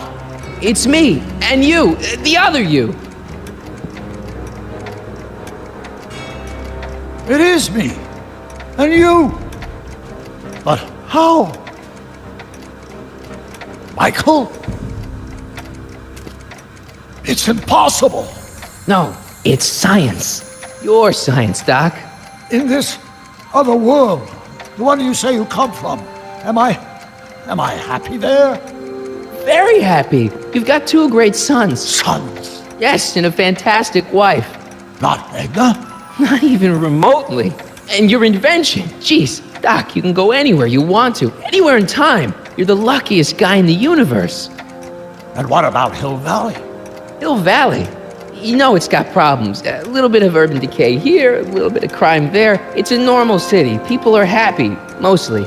And even when they're miserable, they're not miserable like they are in your Hill Valley. Stop! There are no miserable people in my Hill Valley. Give me a break. You don't really believe. My citizens lead lives of order and peace. Nobody worries. Nobody complains. Only because they were afraid to. Jeez, open your eyes, will you?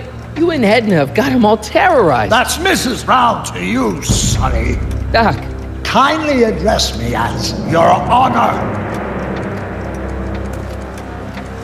We worked for over 50 years, my wife and I. Every waking moment devoted to ridding Hill Valley of vice and disorder. And you dare to claim that our citizens are unhappy? Yeah, I do. I've seen it. They're just too afraid to speak up. Afraid? Afraid of what? Afraid of the consequences of their actions, Doc. You run this place like it's a police state. Nonsense. I can prove it. All right then, time travel boy. You do that. And until you do, I'm going to treat your wild story as just that, a story told by a madman. And I've determined that the best treatment is simply to let the insanity run its course. So, is the interview over? Should I leave? Please do. I'm very busy. I've got a city to run. Fine, but I'll be back with proof.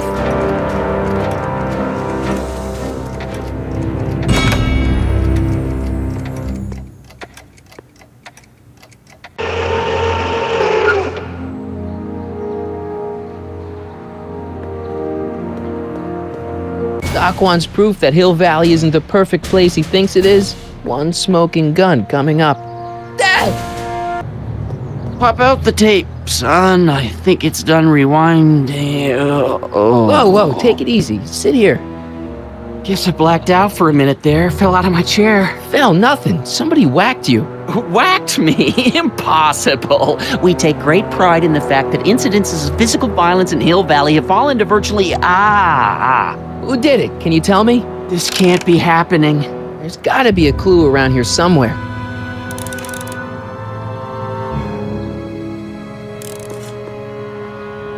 Dad, that's not one of our bats, is it?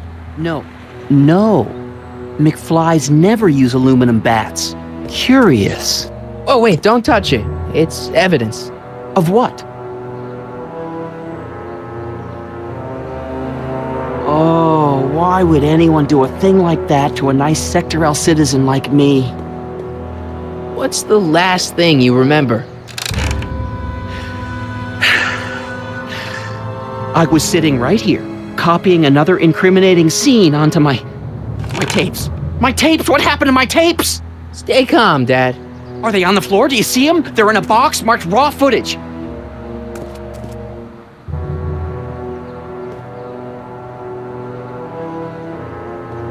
I should take this and serve a little payback. Second thought, cool your jets, Marty.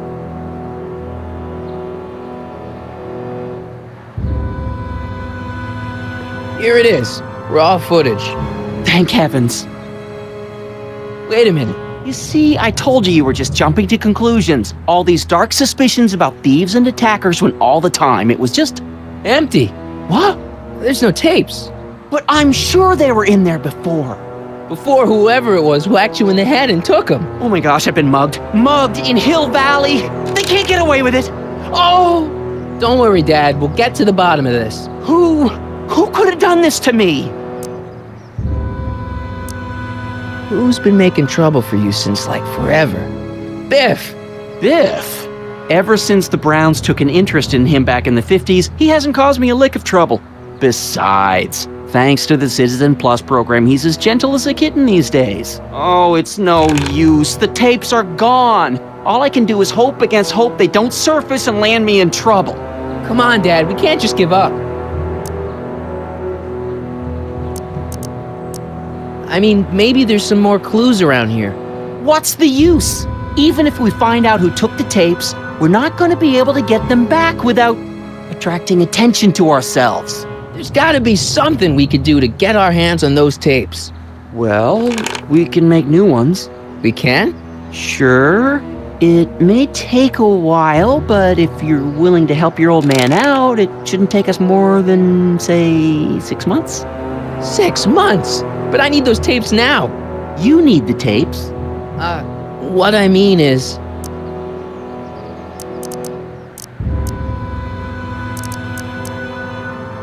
And what if this mugger comes back? Another bang on the head might do you in. You said you needed the tapes. I I gotta give it to Citizen Brown. I told him I was gonna furnish him with proof that Hill Valley isn't as happy as he thinks it is when I was in his office, just before I came here. You had an interview with Citizen Brown?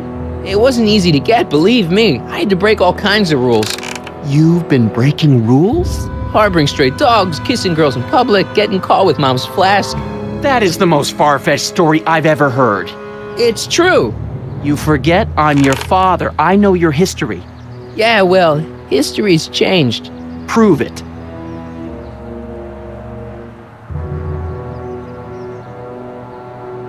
Greetings, programs. LeBrock 2.0. Anatomical constructs for sciences of all sorts. Boring.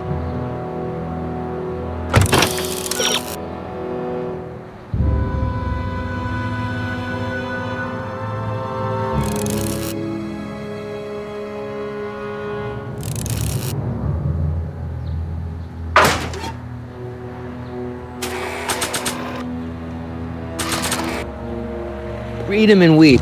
Demerits, but it was the only way. I don't understand. Dad, listen to me. I mean, really listen.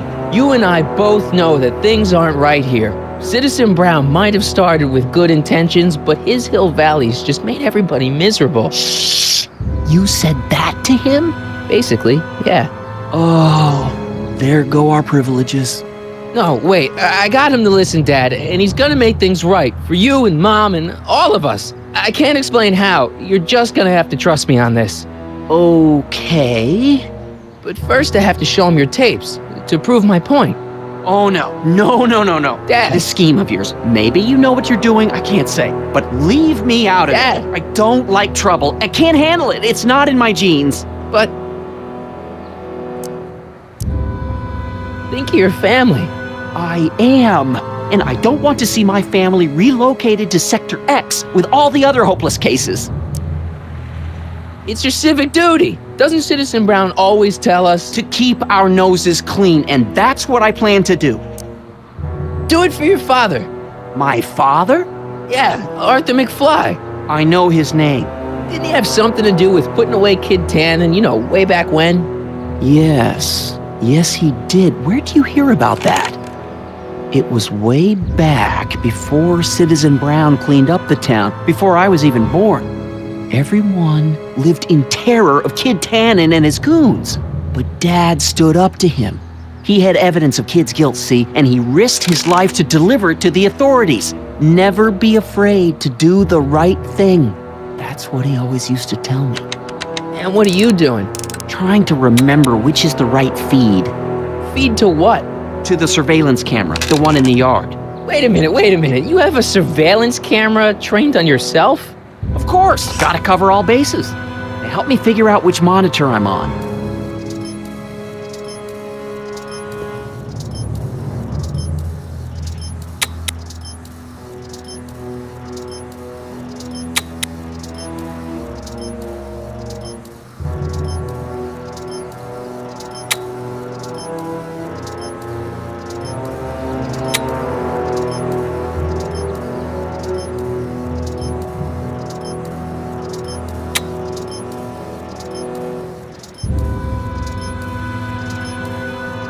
Oh, wait, never mind.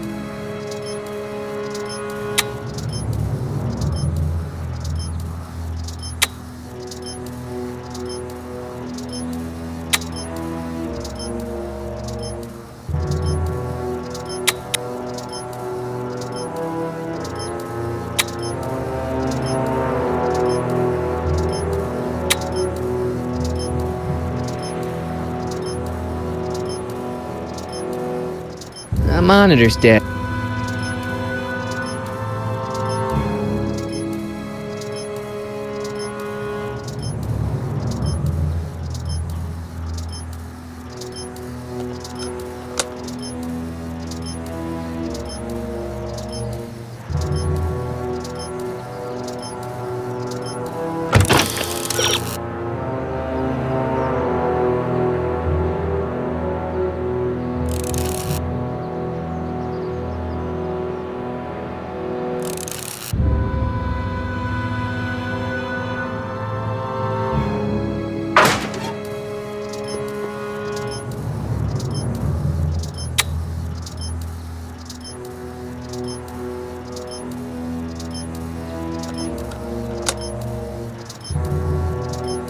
There, that looks like us. So the surveillance tape must be on this VCR. This must be before the attack. Let's see. I remember cleaning the playback heads at 5:30. The attack couldn't have been very long after. Oh, it's Biff! But it can't be him. The Citizens Plus program has rendered him as gentle as a kitten. Huh? I can't understand it. It's not the way he's supposed to behave. Why, even the old Biff would never... Wait, what's that weird flashing on his wrist? Let's find out. I knew this zoom and enhance feature would come in handy someday. Cost me a bundle at the hobby shop. It's his digital watch. I wonder why it's doing that. Hey, wait, stop the picture. Can you zoom in anymore? X11. You know what that means? Not yet. Lorraine! Don't lay into me, George. I've got something very important to say, and then I'm going to be leaving again. I've got something important to say, too. I was attacked It's and always robbed. about you, isn't it? You can't just wait and listen to my news. Oh, no, you have to go and beat me to the punch. Pull yourself together. That's right. You two sort things out. I've got some business to attend to. I'm more together than I've been in months, George. For your information, I haven't had a drink all day.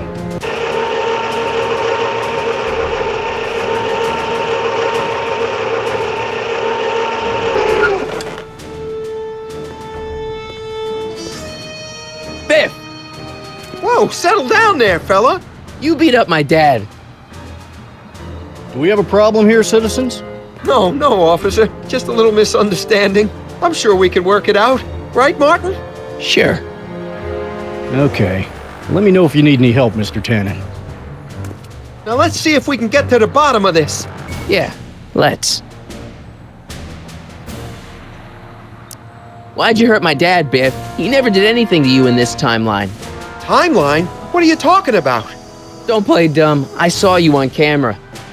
I can't hurt anybody. Thanks to Citizen Plus, I blow chunks whenever I even think about doing bad stuff.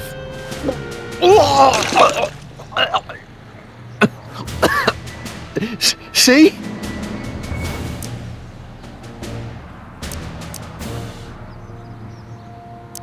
What'd you do with my dad's secret videotape? Secret videotape? You know, the one that shows how people are fed up with all these screwy rules and laws.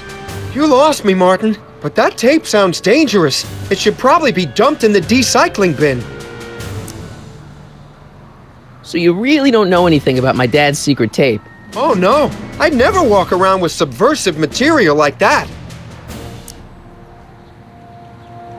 If you didn't beat up my dad, then where have you been for the last couple of hours? Well, I was... What? That's strange. I don't remember. What's the last thing you remember before your memory loss?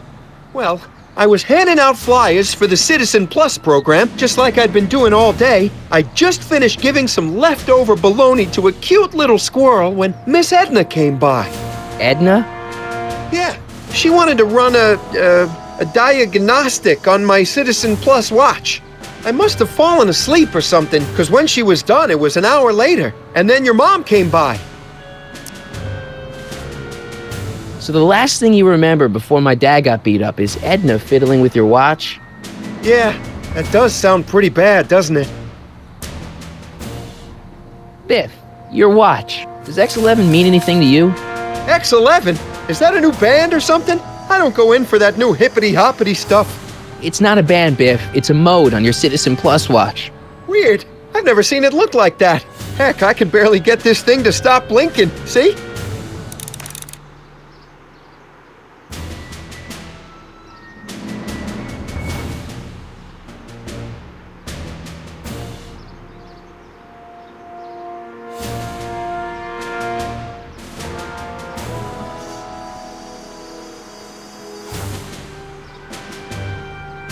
Cool!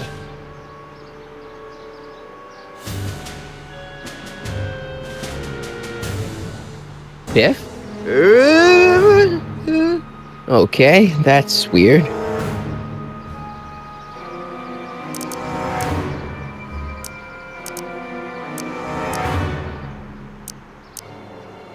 attack my dad? Now we're getting somewhere. Why'd you attack my dad? Where's my dad's tape? The recycling bin? Could you do me a favor and go get my dad's tape?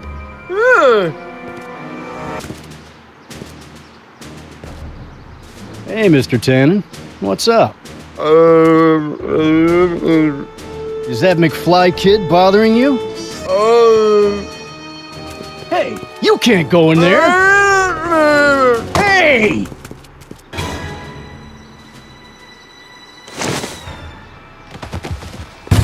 Whoa!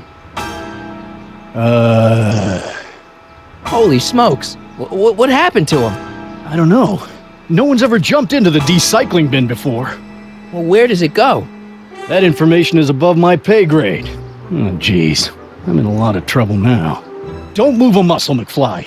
I gotta go tell Citizen Brown about this. I've got a really bad feeling about this. Well, here goes nothing.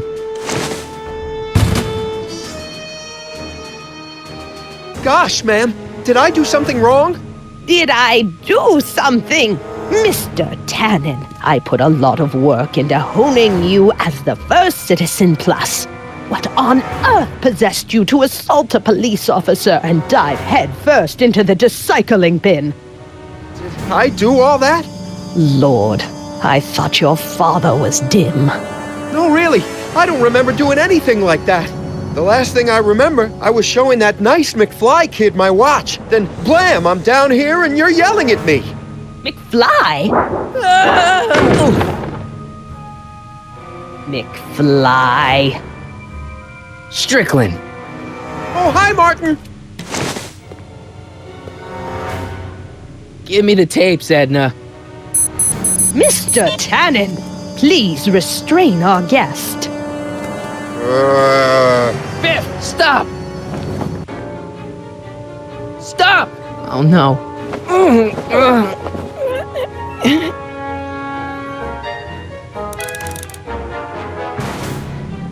Come on, Biff. Snap out of it. Ah!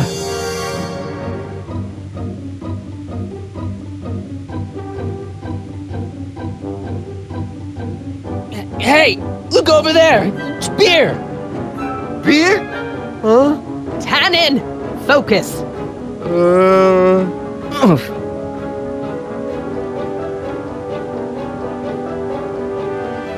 Oh dear, Mr. Wilson. Biff, aren't those your favorite cigars? Cubans? What's going on? Biff Howard Tannen, obey your programming. You see, Mr. McFly, thanks to the enhancements I've made to the Citizen Plus program, I can bring even the most rabid of dogs to heel.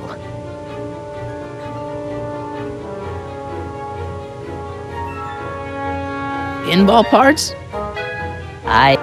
Look! Girly mags! Boobies! Where am I? Tannen, I didn't go behind my namby-pamby husband's back so you could wallow in your vices. Ow!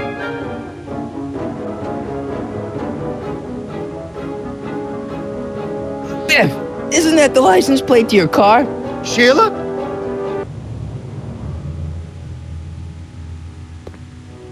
Tannen, listen to me. Babes. Booze.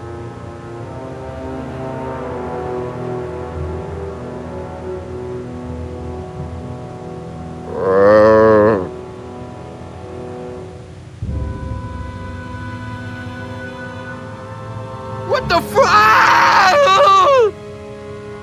Mommy? Tannen, get up, you useless slacker. Come on, Edna, give the poor jerk a break. A break? You sound like my wishy-washy husband, always trying to find the good in people, never wanting to accept the fact that some people are just born bad. Maybe, but that doesn't give you the right to turn them into zombies. Now, give me my dad's tapes so I can... You mean those tapes I erased while you were struggling with my zombie? What?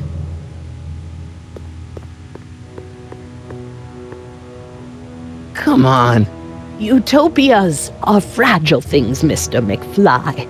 Especially when overseen by minds as distractible as my husband's. No. Edna! Doc? Emmett, what are you doing here? I came down here to investigate a troubling report involving Mr. Tanner. Doc, you gotta stop her. Silence! Okay. I was concerned there might be a flaw in my Citizen Plus program. Imagine my surprise when I found my wife perverting my life's work. Is this what it's all been about, Edna? All those years? All our struggles to cure society's illnesses? Just to create a world where free will can be turned off with a flick of a switch? Oh, please, Emmett. You wanted this just as much as I did. Remember? If only we could tell someone to stay off the grass, and so help us, they would never tread foot on a well-manicured lawn again. That's what Citizen Plus does. It makes rules unbreakable. I only gave it the slightest of changes. Enough! We will not have this discussion here. But... Go home and wait for me. Fine.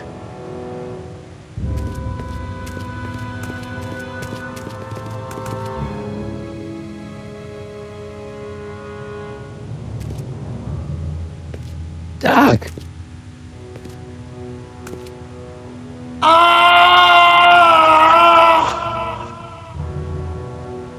Father, what have I done?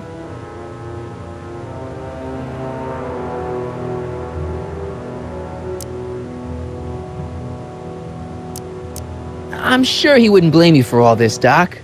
He was so happy when I gave up my childish dreams in favor of Edna's more practical pursuits.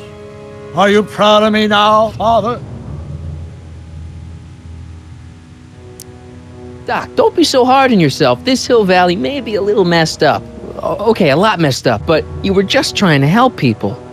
Or was I just entranced by the challenge of transforming the human psyche like so many chemicals?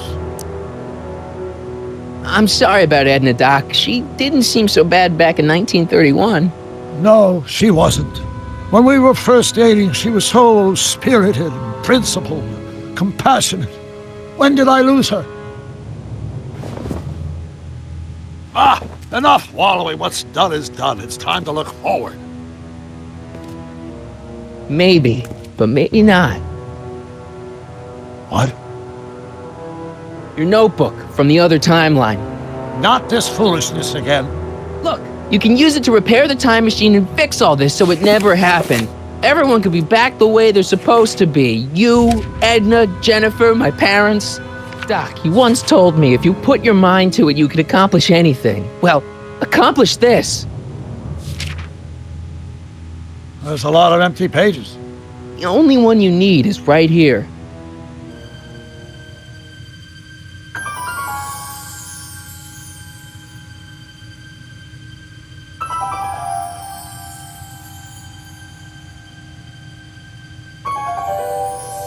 Great Scott.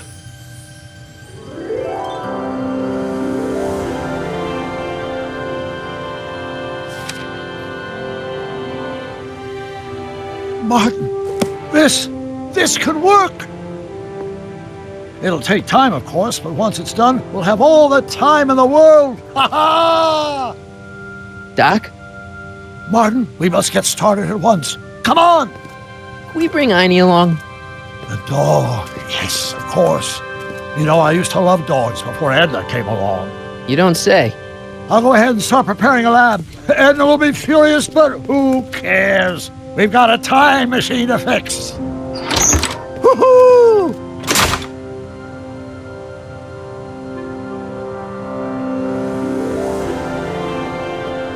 worry, boy. I'll get you out of here in no time. What is it, Heine? McFly!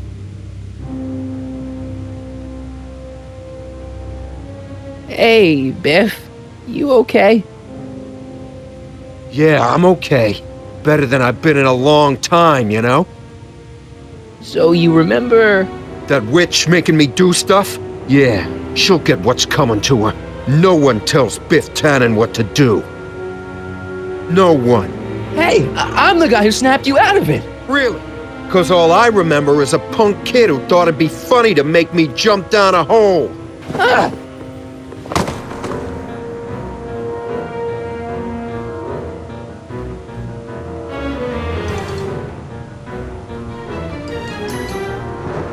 Down, Biff. Stay.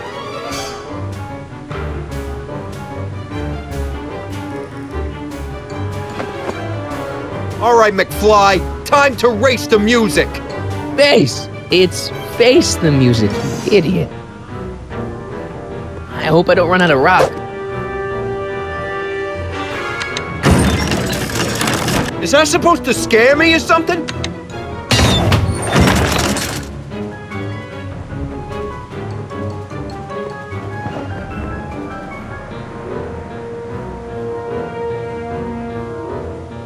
All right. McFly. Oh, crap.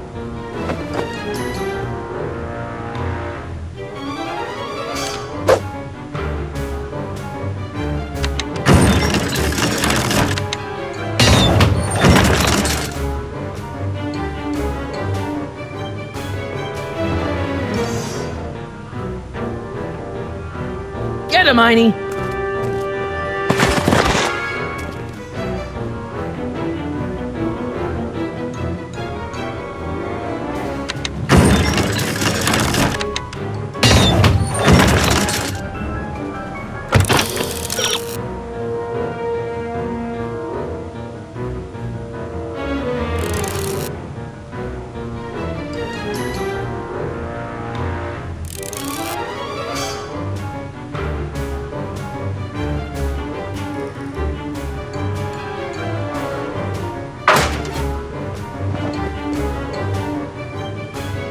Get him, Heine.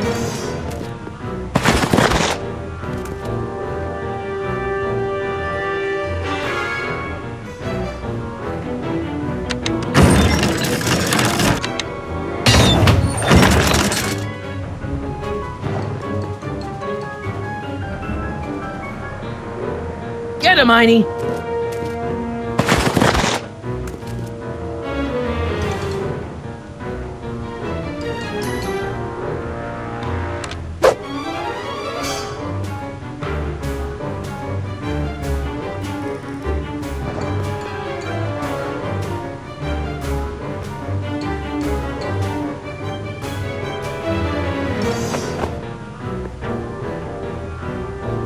Know any tricks, Heine?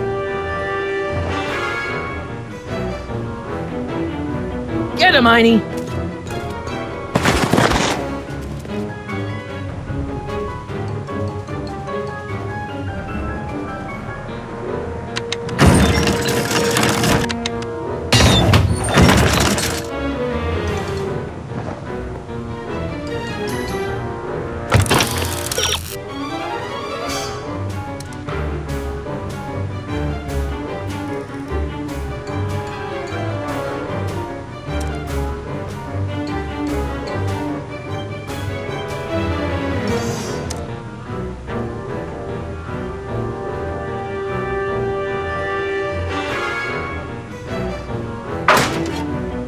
Get him, Heine!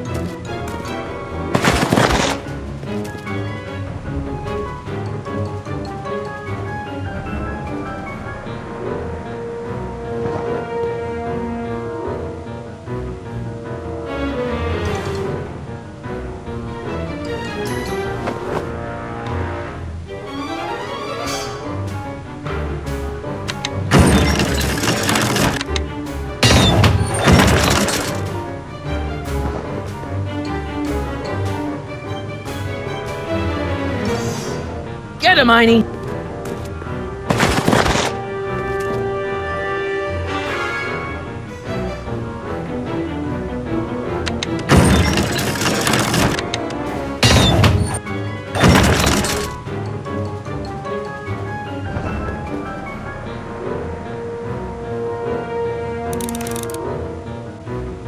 Get him, Einie!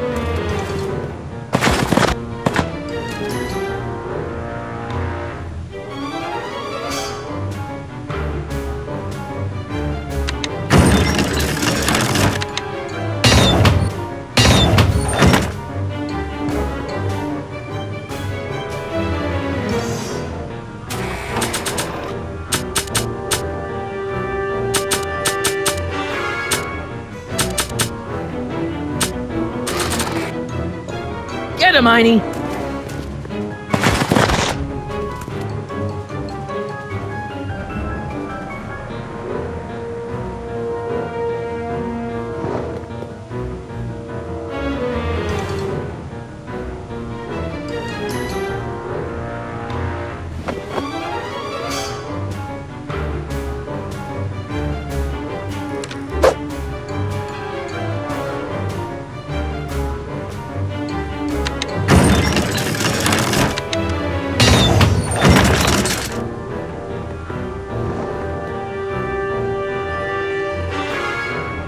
Get him, Einie!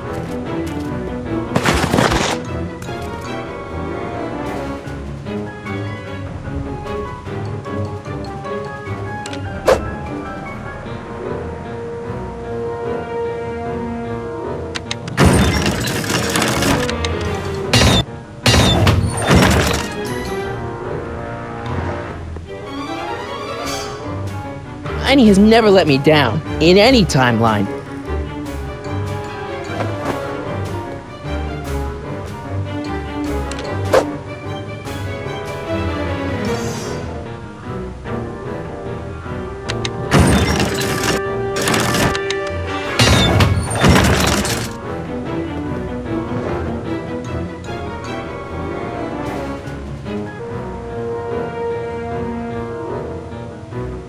Get him, Einie!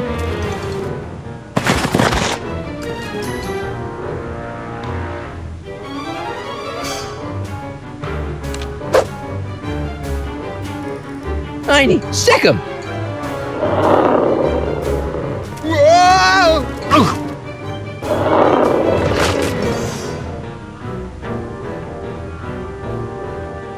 Place your bets.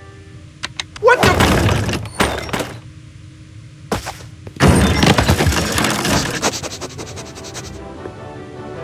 Let's get out of here, Einie.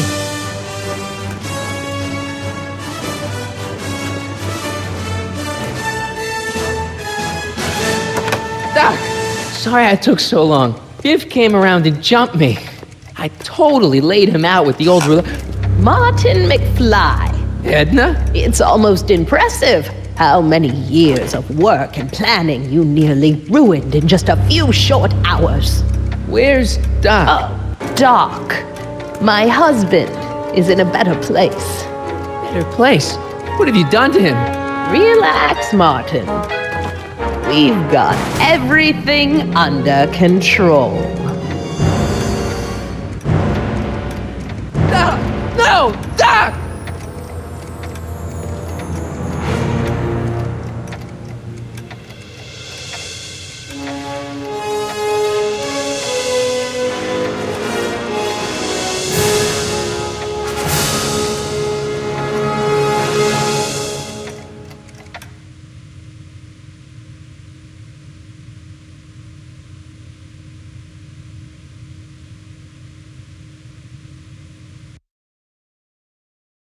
Here's the real story.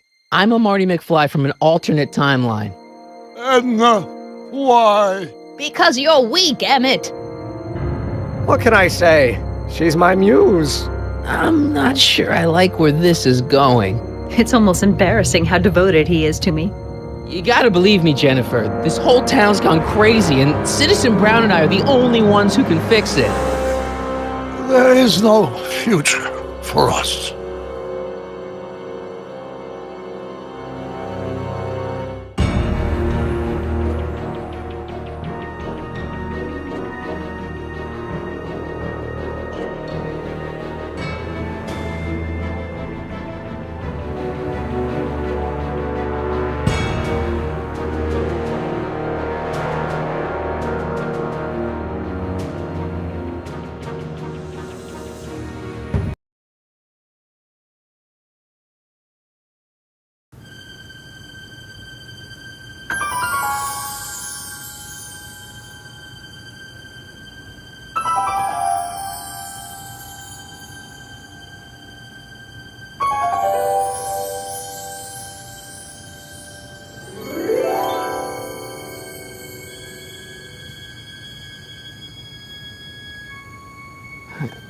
What?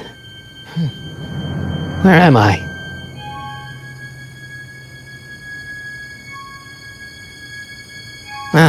Citizen Plus? Citizen Plus!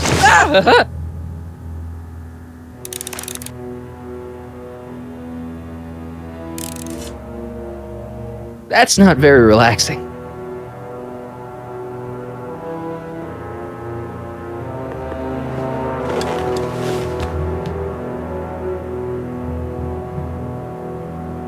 Jen? Hey, Jennifer! I gotta get her attention. Doesn't look like it's on.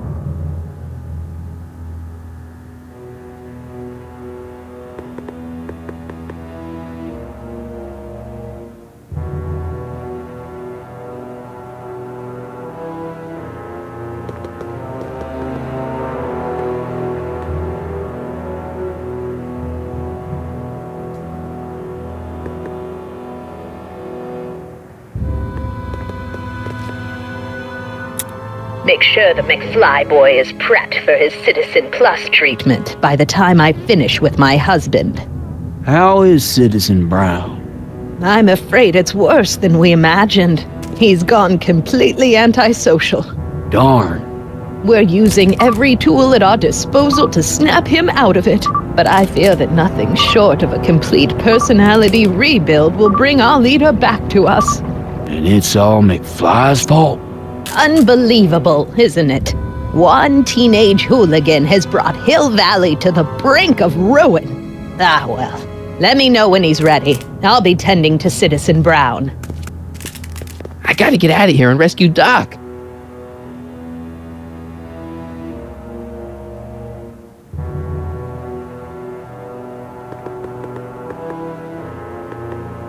Someone's locked up all my stuff. I'll never get that combination on my own. Hey, let me out!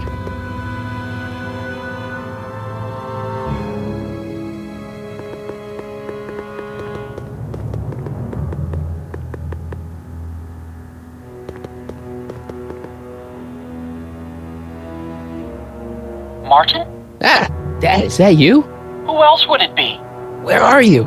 Back in the garage. What are you doing in the Citizen Plus ward? Edna threw me in here. She can't do that to my son. How can I help? Could you let me talk to Jennifer? Jennifer Parker? Yeah, she's in the room next door. Let's see, that'd be waiting room beta. Got it. You're all patched in, son. Jennifer. Martin, is that you? Where are you? I'm over here, in the camera. Oh, Martin, aren't you in enough trouble already? Trouble? Jen, what are you talking about? You know, with all the drinking and the PDAs. Jennifer, what's wrong with you? You sound strange. I used to be strange, Martin, but thanks to my first Citizen Plus treatment, I'm well on my way to becoming an average, well-adjusted teenager. Citizen Plus? Oh no, Jen, not you too. Why is your door open? Now that I'm finished with my Citizen Plus treatment, I'm free to go whenever I want. I'm just waiting for the nice guard to escort me out. Hey, on your way out, do you think you could help me break out of here? Oh, I couldn't do that, Martin. It's against the rules. Okay, forget breaking out. Could you at least come visit me? It's kind of lonely in here. I don't think it's a good idea for us to see each other until you've undergone your first Citizen Plus treatment. Why not? Because your gosh danged hormones are out of control, Martin. Okay, forget breaking out. Could you... I don't think it's a treatment. Why not? Because you're... Jen, snap out of it. This isn't the real you. I mean, it's kind of like the real you, but not like the real you in this timeline. Wow, that's... I know, it sounds crazy. I'd never call you crazy, Martin. You're just sick. I should know, I used to be sick too. But now I never want to spray paint a Buick or listen to rock music ever again. Hey, do you know what time it is? No. Didn't they give you some kind of digital watch when you were done with all that brainwashing? The Citizen Plus watch? I won't get one of those for another 5 or 6 treatments. Rats. Jen, this whole Citizen Plus thing is a scam. Edna's using it to take control of everyone in Hill Valley, including her husband. You know, Citizen Edna told me you were having paranoid delusions, but I had no idea. So, what was your Citizen Plus treatment like anyway? Well, that's weird. I don't really remember. Must be a side effect of the treatments. How'd you wind up in the Citizen Plus program anyway?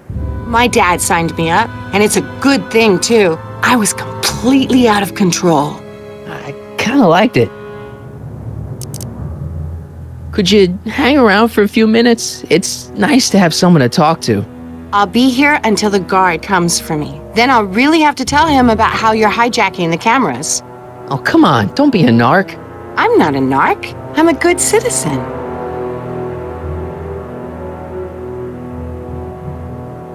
Dad, How can I help, son?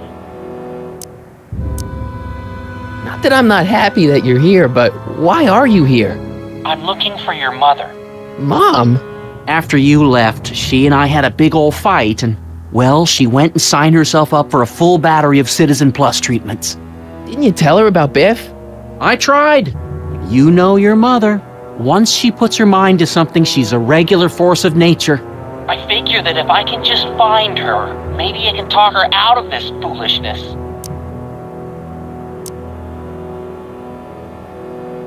It's nice that you're concerned about Mom, but couldn't you come down here yourself?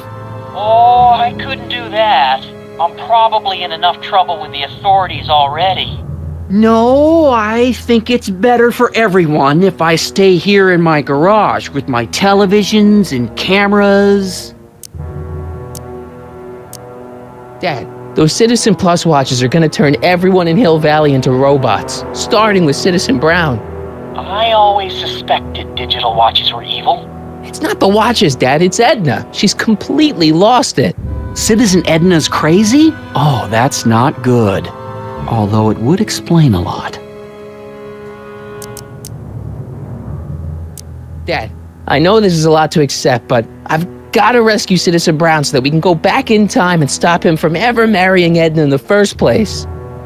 You're right, son. That is a lot to accept. So let's forget you ever said it. Just concentrate on getting you out of there. Yeah, maybe that's for the best. Know anything about cracking combination locks? Sorry, son. I'm more of a peeping Tom than a safecracker. Stay close, Dad. I'm as close as I can get, Martin.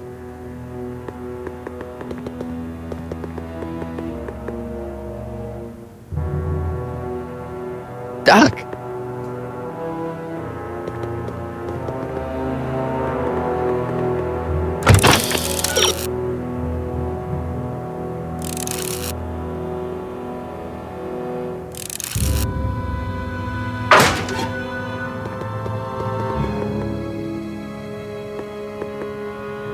Hello? What? Why is all my stuff locked in a cage? In order to ensure that Citizen Plus patients don't injure themselves, their belongings are placed in a locked box until the completion of their Citizen Plus treatment. Injure themselves? It's a very intensive process. Some people can't handle it.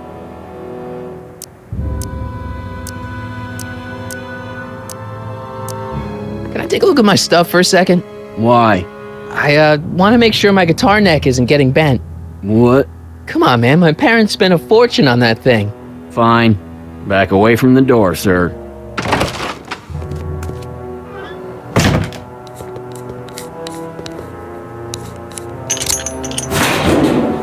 There. How's the guitar? I guess it's okay. Good.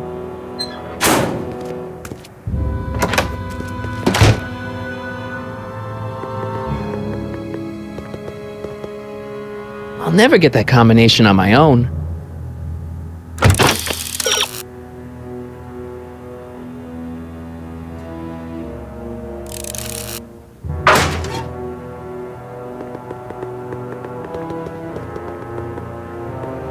Dad! How can I help, son? I tried to peek over the guard's shoulder to get the combination, but he's too tall. Over his shoulder? Hold on. What? I may have it on tape. Zoom, enhance, zoom, enhance. Ha! What? The camera was high enough to see over his shoulder. Nice work, Dad. The combination is 2 left, 8 right, 18 left, 32 right. All right. Hey, your guitar! I'm sorry I tried to throw it out. Yeah, the guitar's pretty cool, but this is what I care about. No fair making your dad all misty, son.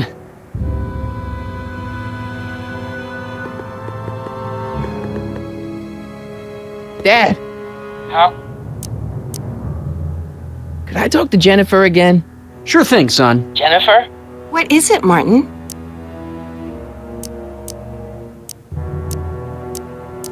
Okay, forget breaking out. Could you at least come visit me? I don't think it's a treatment. Why not?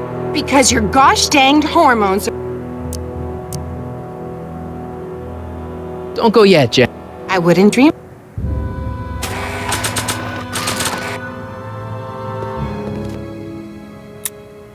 Okay, Jen, here's a little something I think you're gonna like. At least, I hope you still do. Martin? Jennifer. Oh, Martin. Martin? What are you doing?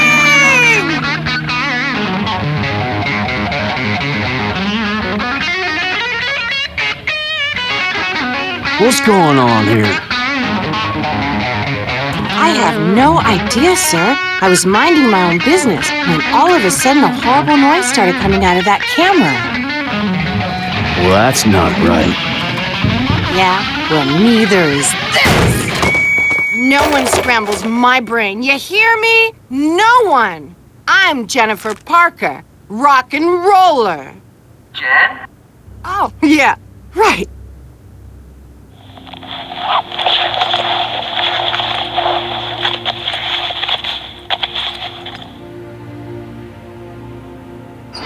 Go!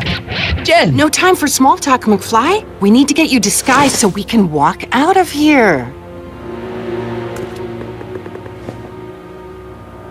Calvin Klein underwear? Really? There. How do I look? Little short for a stormtrooper, but it'll have to do. Come on!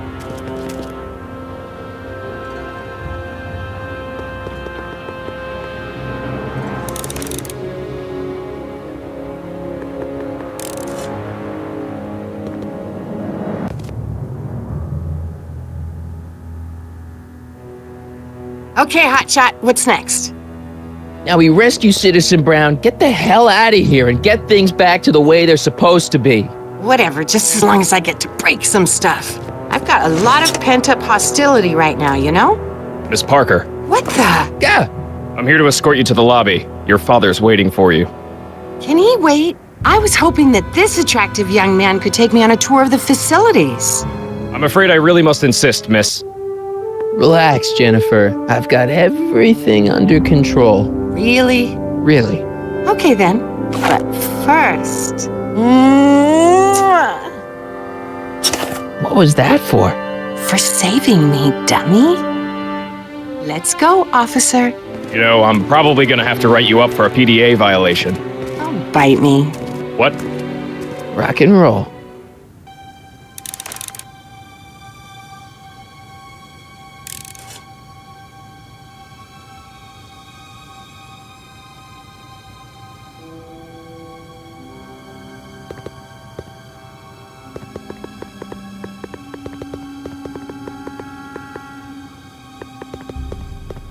Can I have some of that? Feels like I haven't eaten in years.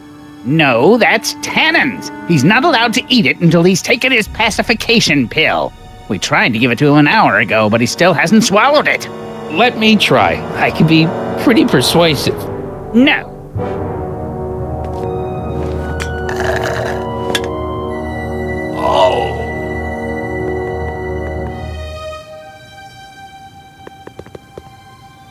Hey, Shh, busy.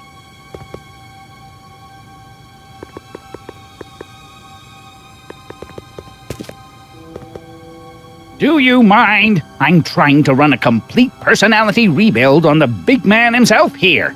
and? And the last thing I need is your stubby little fingers turning Hill Valley's savior into a drooling rutabaga. Is there a problem over there, citizen? No problem, ma'am. Good. Let's get back to it. Stop fighting it, darling. You're only hurting yourself. Wow, they've really got this door locked up tight. I wonder what sick freak they've got in here. Ah! I should have known.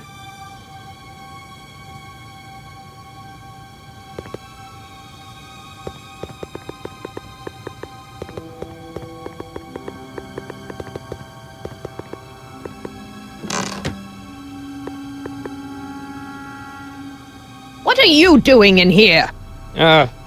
Looking for the bathroom? The next scheduled bathroom break isn't for another 158 minutes. Right. No, no.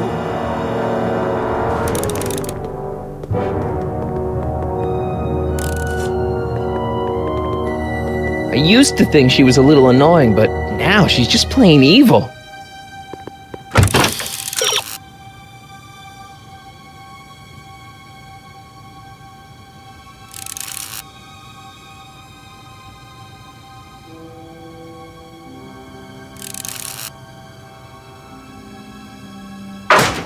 Don't worry, Emmett. It'll all be over soon.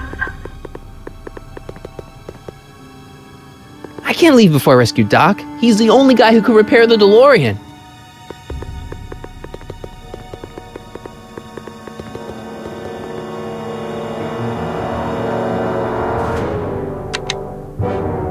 Hi, Biff.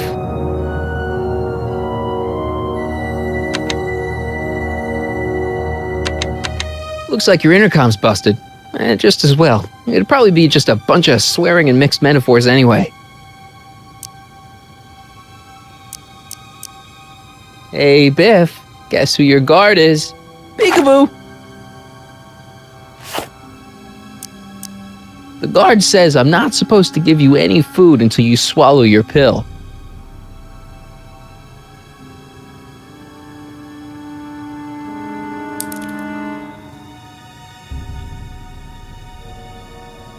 I'd never get my hand under there.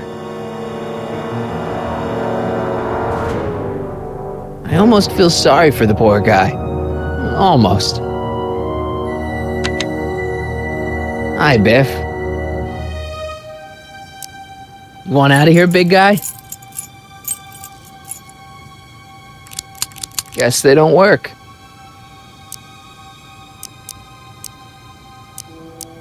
Come on, Biff, just swallow your pill.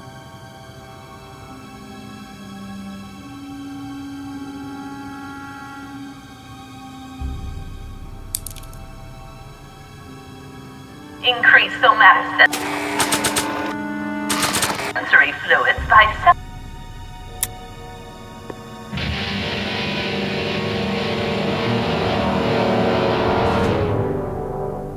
Jeez, everyone's a critic.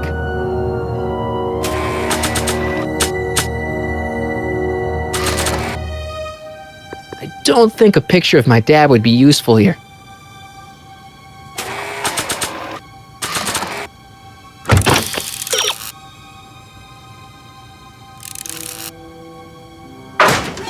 Oh!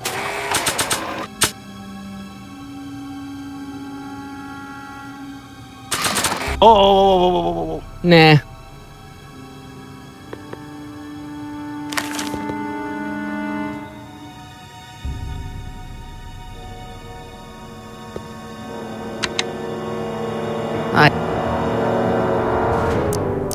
Come on, Biff, just swallow your pill.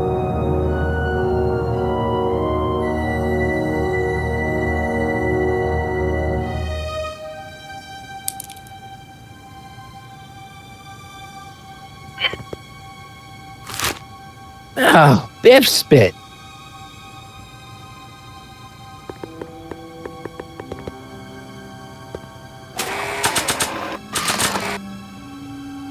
Hey, is that a public display of affection over there? What? Sorry, it was just a shadow. Stop goofing around and get back to work. Yes, sir.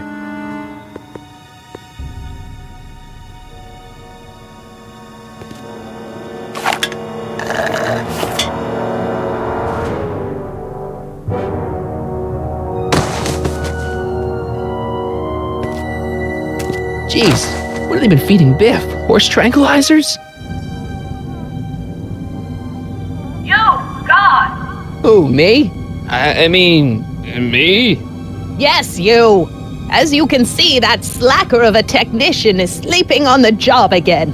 Please be a dear and tend to the Citizen Plus control panel, will you? Sure.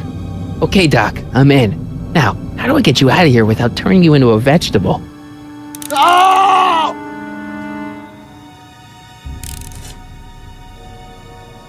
Jeez, where's the off button on this thing? Hey, an equalizer. At least, I think it's an equalizer. Tactile. Whoa! Sorry.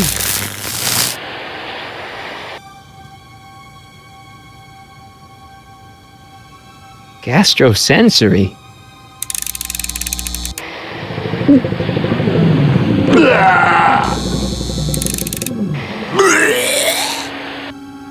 Are you having problems with the controls, citizen?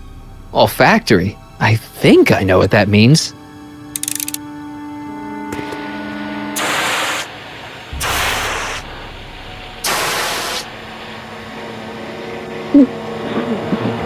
What the? Looks like the aroma tanks have clogged themselves again.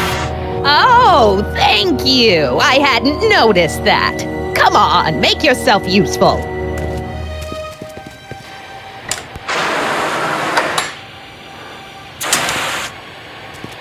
I'm sorry about the delay, dear. This'd go a lot easier if you just gave up this madness about time machines and altering the past. You should concentrate on the future. There is no future for us. You won't think that in a few more hours. And please, think about the consequences of your actions. Optics.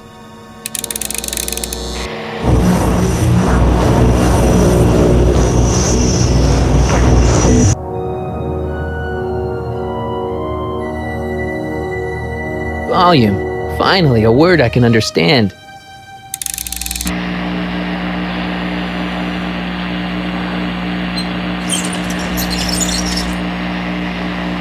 Okay, that moved him a few inches. Maybe I can blast him right out the door. Where's Martin? Don't worry, dear. I'll get him a burger later. I am not doing that again.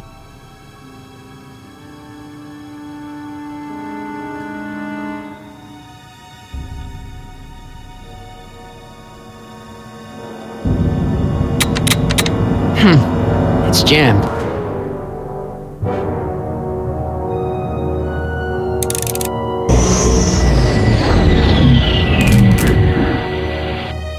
When did I lose control?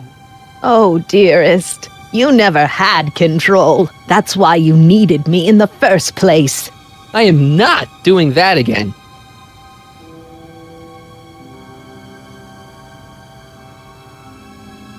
I'll get him a burger later. It's jammed.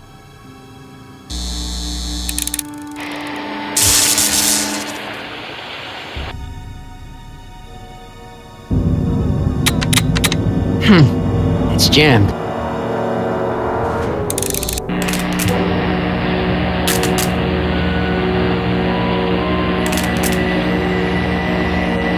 I guess the speakers won't push him any further until I hook it up to a really big sound.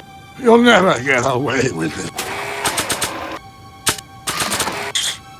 I've gotten away with this for years, Emmett. You've just been too distracted by the little gadgets and gizmos I've thrown your way to notice. I can't plug my guitar into that.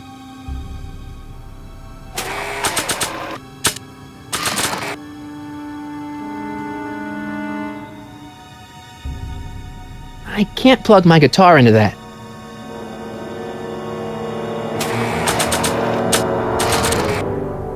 I can't plug my guitar into that.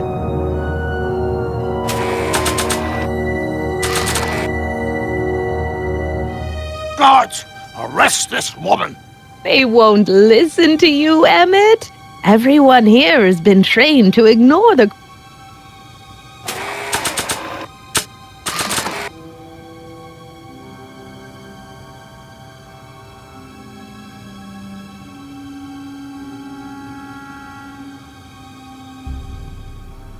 I can't plug my guitar.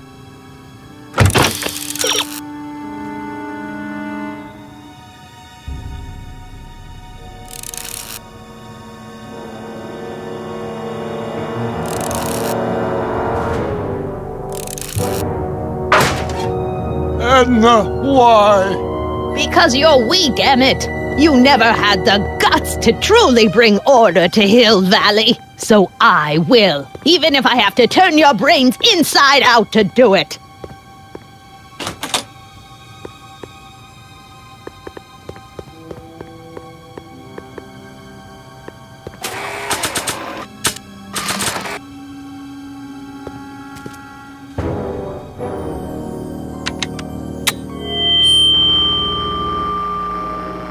Hey, Doc, let's get ready to blow this joint. What was that?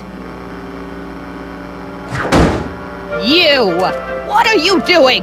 Getting my friend out of here, you nutcase.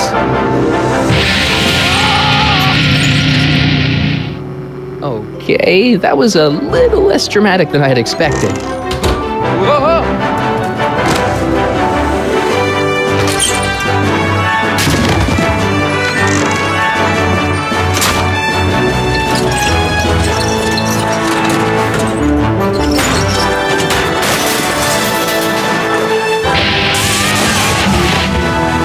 Let's go, Your Honor. What? I can't hear you! You're welcome!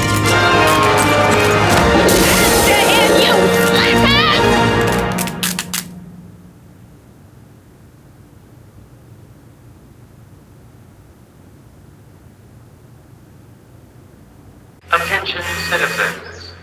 This is an Omega-1 priority alert. Potentially disruptive nonconformists are loose in the courthouse. Please return to your homes until the situation has been resolved. Have a nice day.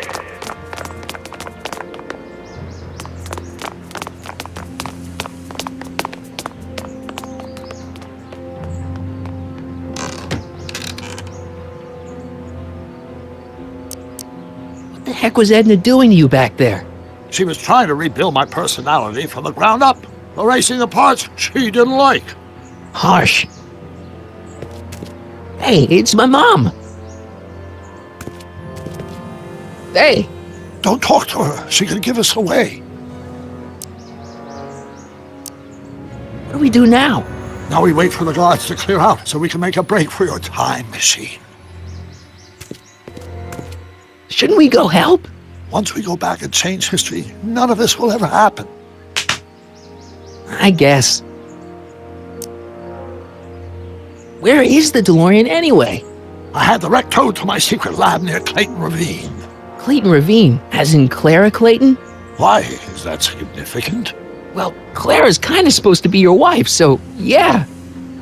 Fascinating.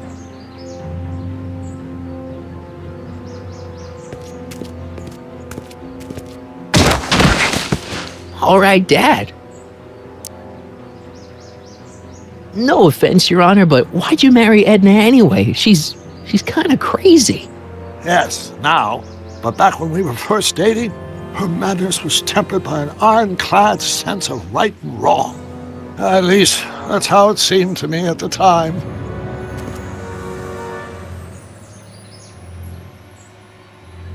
Mom, Dad, no! They'll be fine. Once we repair the time stream, none of this will ever have happened. I guess you're right.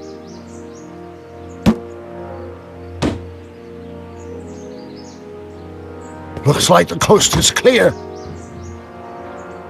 Great! Let's go fix the DeLorean. I'm afraid I'll have to do that without you, Martin. What? Why? Well, from what little I understand of time travel, if you help me rebuild the time machine, your presence in the repair efforts could cause some sort of temporal paradox after we return to 1931. So what am I supposed to do? Just hang out here in Bizarro Hill Valley until you fix the time machine? Exactly.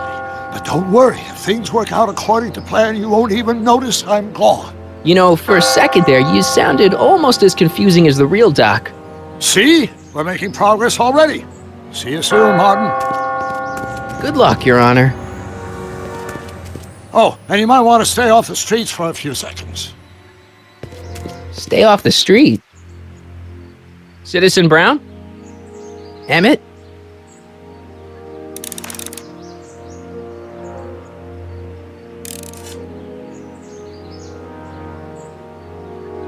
He's not coming back, you know. What are you talking about? Emmett, without me to guide him, he's almost useless. Before I found him, he was a miserable failure who never finished anything. But with me to inspire him, look at what we've built!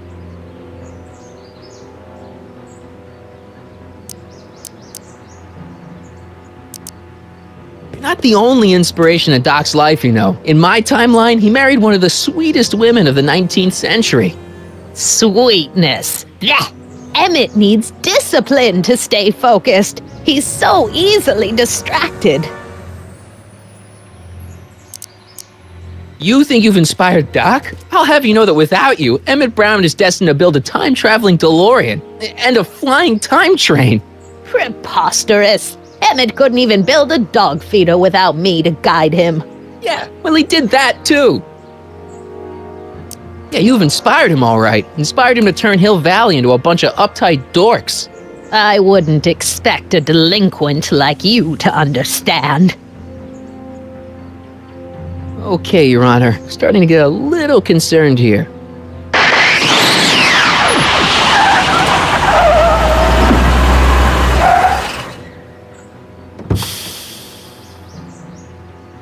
It worked! Ha-ha!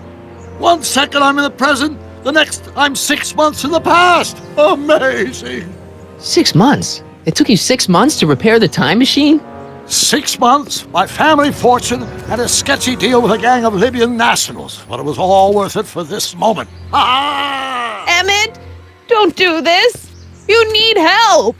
Oh, blow it out of your exhaust port, dear. Now that I've escaped into the past, your pack of divorce lawyers can't... Martin, how long have you been waiting for me?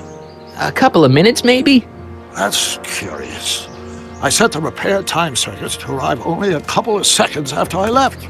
Oh, well, I'm sure there's no need for concern. It's probably just a minor miscalibration of the time circuits. Here. What's this? Clothes for our trip. We can't have you traipsing around 1931 in that ridiculous outfit. Wait, our trip? You didn't think I was going to let you erase the worst mistake of my life without my help, did you? Fine, leave!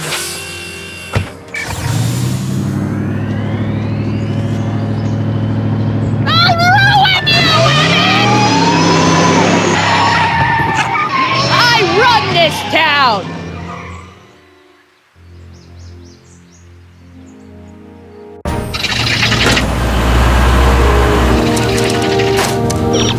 Time circuit set for August 26, 1931. You ready to go, Your Honor? Call me, Doc.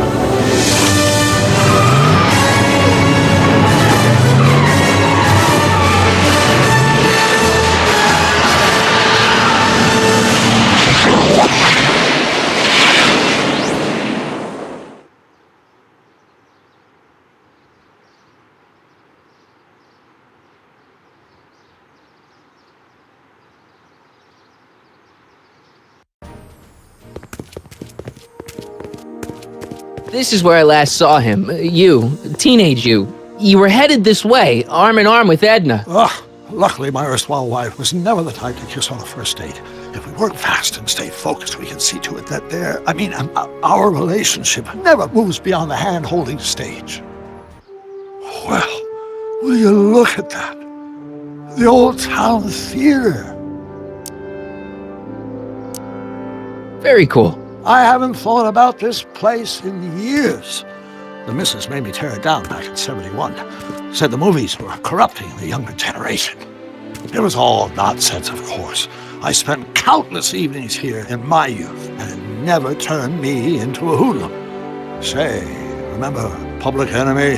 Why, you dirty rat, no good yellow-bellied stool? I never did manage to see Frankenstein, though. But you're going to. That's what we're here for, remember? Right, of course. The film that was supposed to set off a chain reaction in my imagination, inspiring with a notion that would launch my scientific career. You've still got no memory of what that notion was? How could I? It happened in the brain of a different Emmett Brown. An Emmett Brown now erased by the shifting sands of time. Luckily for us, I do know something about my own brain, having lived in it for the past 70-plus years. Once we get my younger self re-inspired by that movie, nothing will distract him from his proper... Great Scott, will you look at that? The town square? It's just like I remember it, only dirtier. Oh, the old courthouse. Come on now, Doc, you need to go inside and check it out.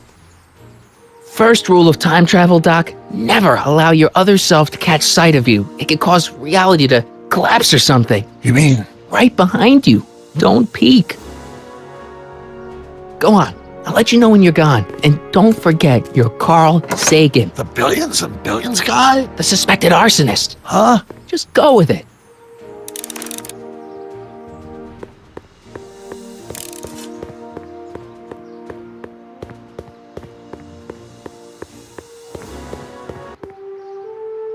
Michael! You do show up at the oddest moments. Where have you been hiding? Oh, you know, here and there. You're a little hard to pin down yourself. I went looking for you last night, but... I believe I was off entertaining a beautiful lady. You know, I never really got a chance to thank you. Well, I'm sure you would have escaped Kid on your own. Kid? Oh, sure, I'm grateful for that, but no, I'm talking about Edna. It's funny to think of now, but until that crisis, I actually thought Edna and I disliked one another. Imagine!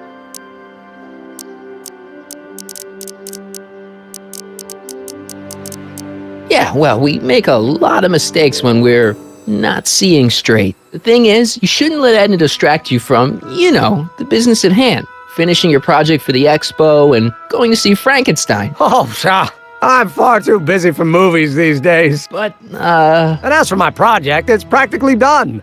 The rocket car? The rocket car? Boy, are you out of date. I've junked a rocket car. But... more trouble than it's worth. I'll never figure out a propulsion system that does what I want it to do.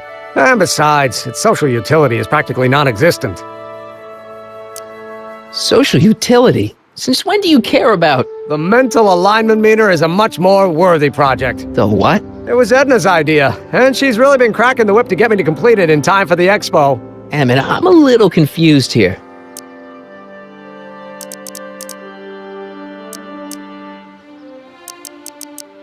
What day is it? Why, it's opening day. The opening day of the expo. Which reminds me, I'd better skedaddle back to the lab. If Edna catches me dawdling, there'll be heck to pay. Catch you around, Corleone. October 12th? Doc?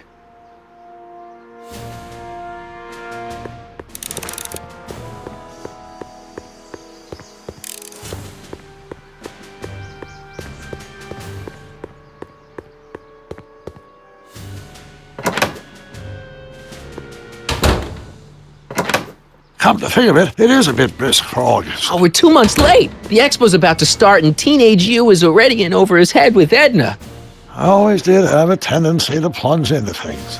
Let's plunge into the DeLorean and get to the right date. No, it's far too risky. Remember how I was late picking you up in '86? Yeah? That should have been a tip-off. Something is horribly wrong with the time circuits, and the problem appears to be getting worse. If we try to jump now, we could find ourselves stranded in the Cenozoic age.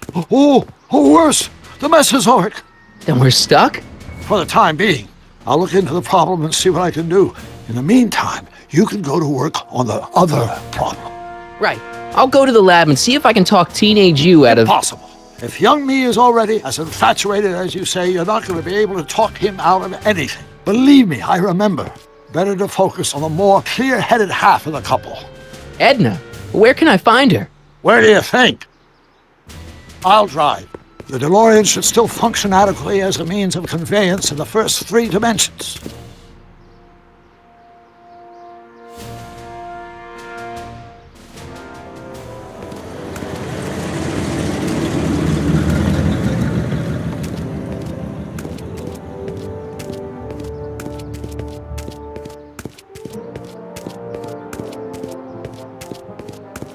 You were right. There she is. My soon-to-be ex-future wife is nothing if not predictable. Do I really have to talk to her? I mean, couldn't I just hang out until you fix the time circuits and... I'll talk to her. You better get the DeLorean out of sight before someone... Hey, you! Quit blocking the drive!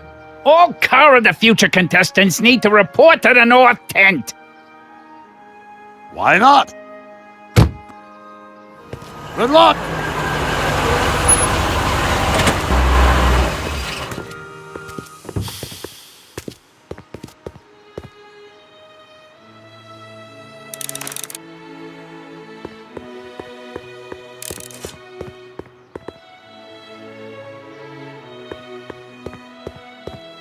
Spell it B-R-O-W-N. It's not exactly an obscure name. I still don't see it on the list. I'm sorry. Oh, for the love... Let me try this one more time. This is the Hill Valley Science Expo, right? First annual. Indeed. The purpose of our fair is to showcase cutting-edge technology. That's right. And to burnish Hill Valley's reputation as a forward-thinking community. And yet, you want to exclude the maker of the most revolutionary breakthrough of all. It's not that I want to, but... Oh, dear. Mr. Corleone! You do pop up at the oddest times. What are you doing here? I need to... Whatever it is, I hope you don't have to deal with Mr. Stonewall here. His sole function seems to be preventing people from accomplishing their business. Honestly, with him keeping the books, it's a wonder the Tannen gang got as far as they did. Have you seen Emmett? No. Oh, then you've heard all about his big breakthrough, the mental alignment meter. Isn't it exciting? And to think, he didn't even realize the import of his discovery until I pointed it out to him. I've never known anyone like him, so oblivious to his own potential.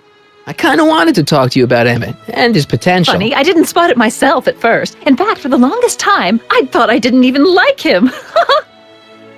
Yeah. I don't get it. I mean, Emmett's nice and all, but he's not exactly the kind of guy that has girls swarming all over him. Well, I'm not your average girl. Yeah, but... I appreciate your concerns, Mr. Corleone, but I can take care of myself. I know what I'm looking for in a man, and it so happens Emmett fits the bill to a T. That's Emmett Brown. Rhymes with clown, which I'm beginning to think you are. Just a simple mix-up, I'm sure. I've no doubt of that.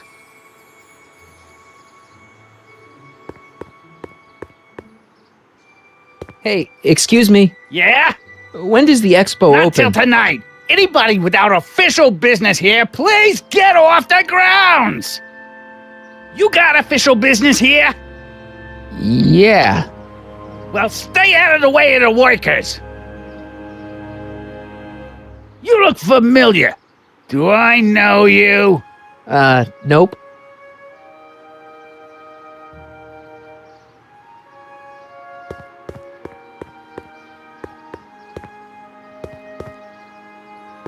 It's not as nice as my truck back in '86.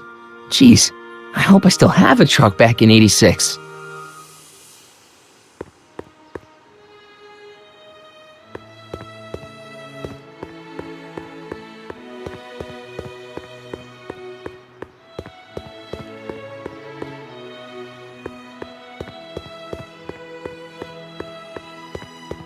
Doc's right. If we want to break Edna and Emmett up, we'd better approach it from Edna's side of the relationship. Well? I talked to her. And? She says she knows what she's looking for, and it's you. But it can't be me. Wasn't me. Marty, we don't belong together. You don't have to tell me that. Find out exactly what her requirements are. I can almost guarantee you that I don't fit them.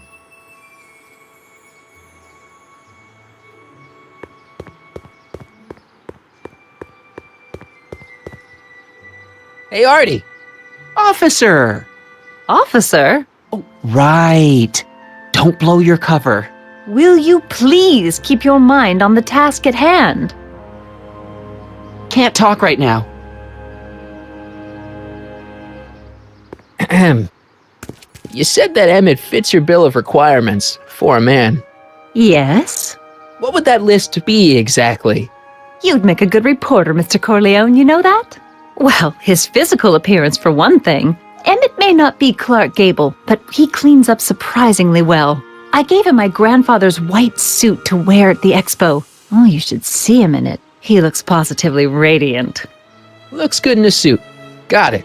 And he's completely devoted to me. That's important. I've got no time or tolerance for playboys. Faithful as a Labrador. Check. Thirdly, and most important... Yes? Well, his mind, of course. It's brilliant, and it's virtuous through and through. His own mind map shows him to be a model citizen. Good brain, I see.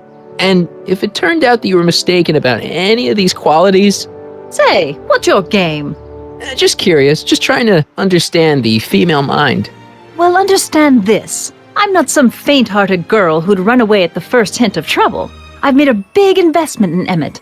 Not money, but I've sunk all my ambitions into him. I'd have to be thoroughly disillusioned before I'd call it quits with Emmett.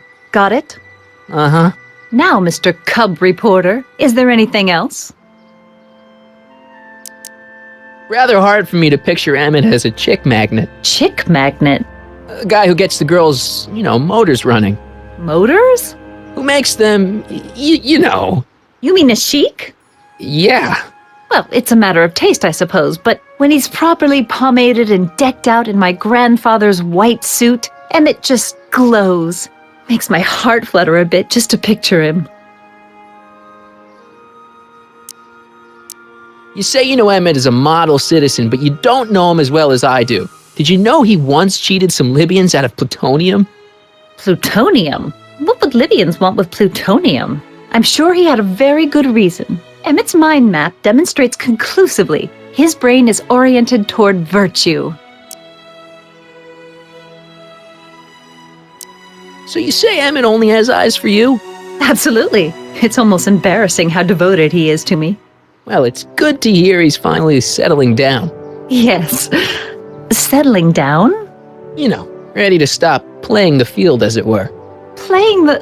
Oh, you're joking. But I can't help feeling sorry for him. Who? All of Emmett's other girls, now that he's with you. Please, I think I know Emmett by now. There are no other girls. I wonder what's going to happen to Emmett's little black book. Little black book? Oh, it's legendary. That's what enabled Emmett to become the, Valentino of Hill Valley High. Gee, I wonder if he'd let me have it. You must think I'm pretty gullible, Mr. Corleone. What the heck is this mental alignment meter of Emmett's? Oh, it's an absolutely revolutionary invention. Measures a person's affinities, what he's attracted to, what he's repulsed by, that sort of thing. Interesting. And it really works? Well, of course. What's the point of inventing something that doesn't work? Or anyway, it works well enough for my purposes. This one time, to power one of his science experiments, Emmett hijacked a train. Please, there hasn't been a train hijacking in Hill Valley since the days of Mad Dog Tannen. Emmett's done a lot of shady things in his time. My vice principal warned me to stay away from him. Your vice principal sounds like a dolt. I wonder what's going to happen to Emmett's little black book. Little black book? Oh, it's legendary. That's what enabled Emmett to become the, I wonder if he... You must think I'm pretty gullible, Miss... That's all the questions I got. Very well, then. Hey, Artie. You seen my Orioli? You mean this? Yeah, thanks. She gets to come and go freely, and I'm forced to wait. I love it.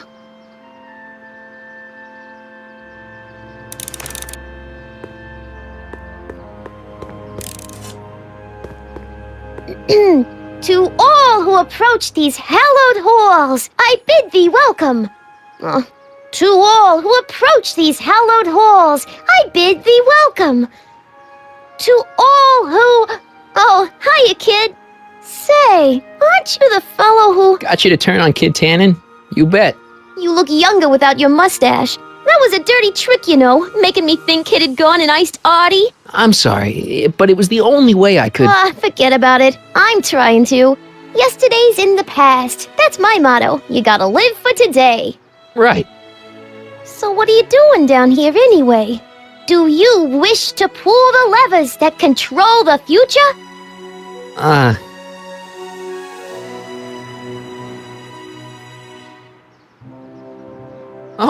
Yeah, that's actually why I'm here. So, who are you supposed to be? Don't you know your Homer? I am Techni Muse of Progress. You can tell by the lightning bolts. Must have slept through that class. I'm supposed to be a goddess like. I'm the one who inspires all the great men who make the discoveries. And women too. Leave us not forget Madame Curie. I never would. So, you work for the expo? Yeah, ain't it a kick? I greet all the important guests, and on the final day, I get to bestow the golden sundial on the winning contestant. Techni, Muse of Progress. Not a bad gig. Artie got it for me. It's my entree into respectability. Listen, I've got a proposal for you. I have this friend, right? No dice. I'm only seeing Artie now. It's not like that. See, my friend's in a relationship with Edna Strickland. Oh, poor schmuck. I wouldn't wish her on anyone. Then you see where I'm coming from. He won't listen to reason, but I thought she might call it off if she thought he and you were, you know. Ah, you are an evil imp, ain't ya? Sometimes a guy's got to resort to underhanded tricks. What do you say? Sorry. Ah. Edna might be a pill, but if I play dirty tricks on every dame who disapproves of me, well, I'd play a lot of dirty tricks. Besides, such stunts are beneath the dignity of Techni, Muse of Progress. Look, my friend Emmett really needs help. The one who's going out with Edna Strickland? You're darn right he needs help. I'm not asking you to actually seduce him. Just make her think that you two have a thing going. It'll drive her crazy. I guess it would. So... I wouldn't do that to another girl unless I was good and mad at her. And besides, it might tarnish my image as a muse. So Artie's working for the expo too, huh? Oh, Artie's doing swell. The papers made a big deal of him testifying against Kid. People have been beating down his door ever since the trial. The expo's darn lucky they could get him. How's Kid's trial going? Slowly. You know what they say.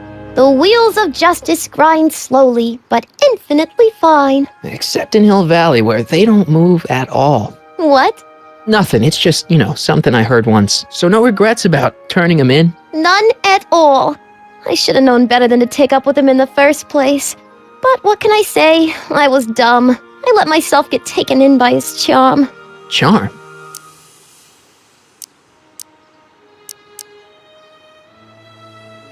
Whose idea was it to put a science and technology expo in Hill Valley? Beats me. Artie says it's all bred in circuses. But I ain't seen a single clown yet today.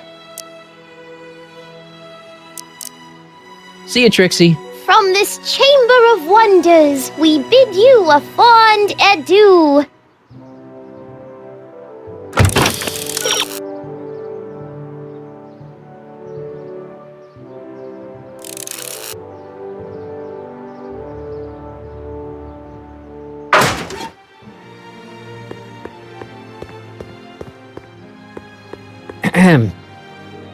Back again, Mr. Corleone? What can I help you with? Well, I was thinking. I found out about Trixie Trotter. Yes? Apparently they made her some sort of queen of the festival. Techne, the muse of progress. They didn't. Well, they said this expo would give Hill Valley a reputation. I didn't realize this is what they meant. What have you got against Trixie? It's the idea of it, allowing our city to be represented by a woman like that. I won't stand for it. As a socially conscious citizen, I demand you discharge that muse. Trixie? What's wrong with her? Oh, she's hardly qualified for an honorific post at a public event. Look, lady, she fits the costume. She's an American citizen, and she managed to memorize all her lines. What more qualifications do you want? Oh, these people are impossible. Why do you want to get Trixie fired? One simply can't allow women like that to attain positions of respect in society. It creates a very bad precedent for the future. Does it? But try telling it to this poor sap. She's got him completely steamrolled. That's how they operate. Is it? Still, I could get her discharged if I had the goods on her. No doubt a woman like that has left a trail of scandal, and I'd find it if I were still a reporter. But I haven't got time to do the legwork now. I'm too busy with Emmett and his invention.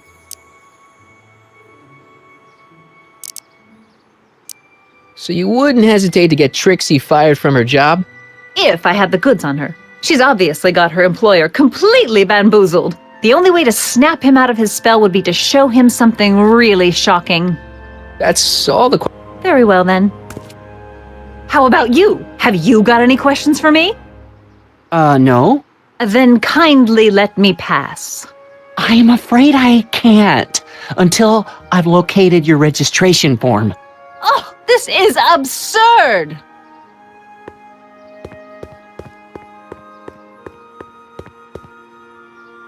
It's not as nice. Hey, pal. Oh, geez, this guy again. Funny, I was gonna say the same thing. Shouldn't you be in jail with the rest of kids' gang? I was, but then an opportunity availed itself and I sang like a canary. I prefer to think of it as exhibiting an admirable sense of self-preservation. Will you be playing piano for Trixie later? Nah. Why not? 'Cause little Miss Goody Two-Shoes thinks she's too respectable for cue ball these days. You seem kind of angry about Trixie. Angry? Listen, kid, me and Trixie go way back. I know stuff about her that even Kid doesn't know. Stuff that'd curl your socks. Really? Oh, yeah. And now to see her flouncing around the place, making like her stink don't smell, it just cheeses me off, you know?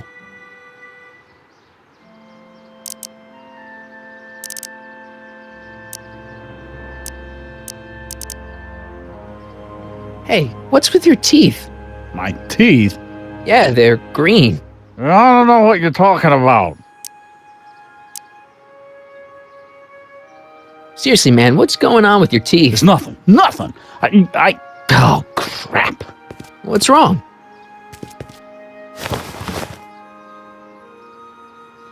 It's these. Dr. Frinkle's algae cakes?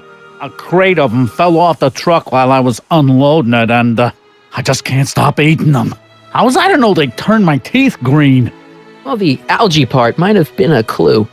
Please don't rat me out, Artie, okay? I really need this job. No problem, but you better let me keep the cakes. Sure thing, pal. Have you heard from Kid lately? We're not exactly on speaking terms these days, on account of our varying degrees of incarceration. What kind of stuff have they got you hauling here? How the heck would I know? Electro this, robo that, dynamo the other. It's all Greek to me. So what's so, toe curling about Trixie's past? Yeah, like I'm gonna tell you. Oh, come on. No.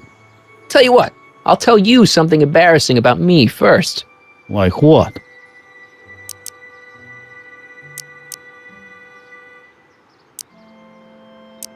Last year, I drove a train off a cliff.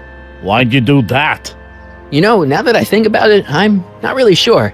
It's a long story. All right, Junior, you win. That was pretty embarrassing. Almost as embarrassing as this. Is that Trixie? Yep. She's not wearing much. No kidding. She did a lot of these artistic postcards a few years ago. I got a whole set of them. Can I, have one? I don't know. You ain't gonna do nothing bad with it, are you? Hey, I promise. I'll only use it for the greater good. Well, okay. Hang loose, pal. You talk funny, mister.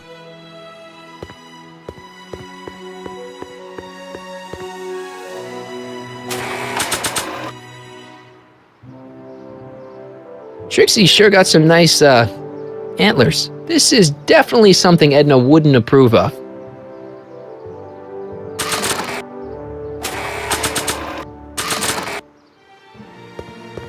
You might want to take a look at this.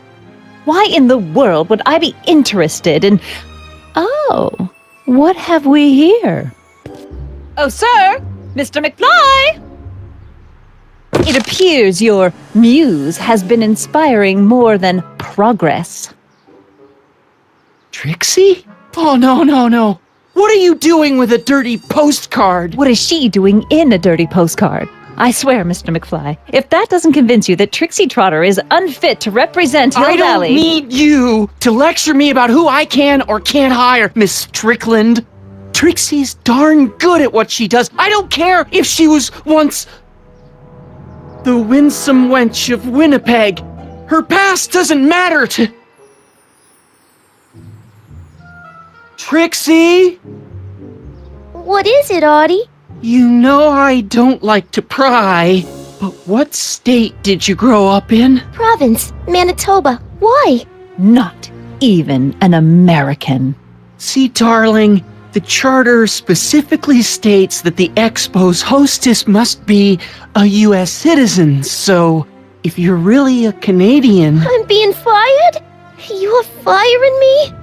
I don't want to. Here, take it back. Well, I'm glad somebody's listening to reason.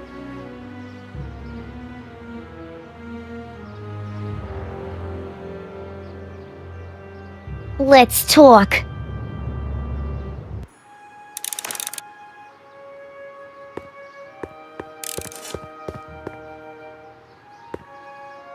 Trixie?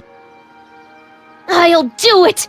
I'll make that blue-nosed bitty eat her heart out! That's great! I got it all planned out. When Emmett shows But up... we gotta do it my way. Huh?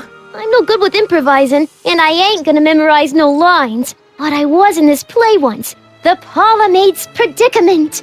I figure I could lift a scene from that.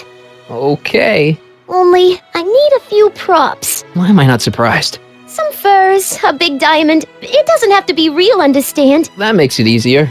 And something from this friend of yours, Emmett. Has he got a photo album? I don't know. Probably. Better bring it to me. Furs, a diamond, and Emmett's photo album. And then? Sit back and watch the fur fly. Hi, Trix. Oh, hiya, kiddo. Say, wouldn't it be easiest if I just march up to that Strickland dame and give her a smack in the puss? Well, it would be fun to watch, but it wouldn't get her to break up with my friend Emmett. Oh, right. You got all the props I asked for? The furs and the diamond? And your friend's photo album? Not all of them yet, but I'm working on it. Good. I'm itching to give Miss High and Mighty an eyeful.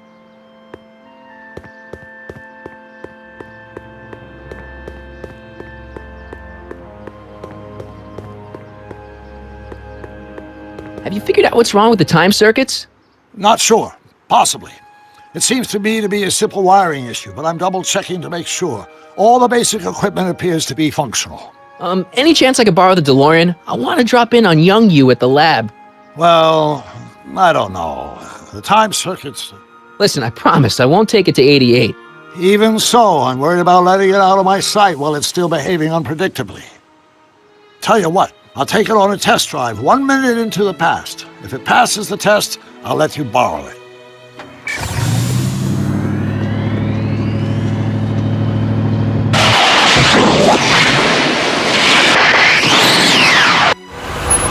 worked. Didn't it? I'm afraid not. In fact, the discrepancy appears to be getting worse. I arrived 6 hours ago. Oh, too bad. I didn't want to risk undoing any of the work you've done thus far, so I kept out of sight. But the time lag wasn't entirely a waste. I stopped by the hardware store and bought the parts for a chronometric analyzer. A what? A diagnostic device. See, I plug it into the time circuits and set them to cycle. When the green light goes off, I should have the data I'll need to understand the scope of the problem. Hey, no driving the exhibits off the lot! Looks like you'll have to find another set of wheels if you want to get to the lab.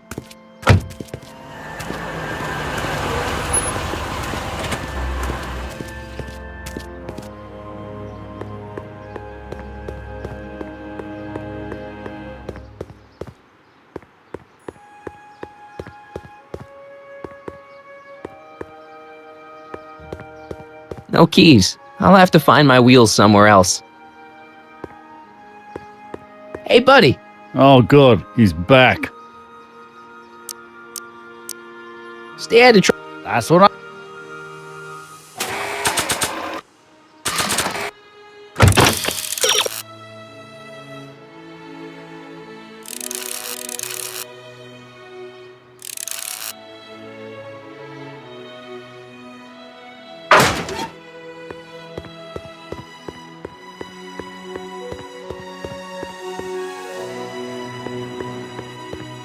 Press button to experience future Hill Valley, circa 1981. I don't think I've visited that timeline yet.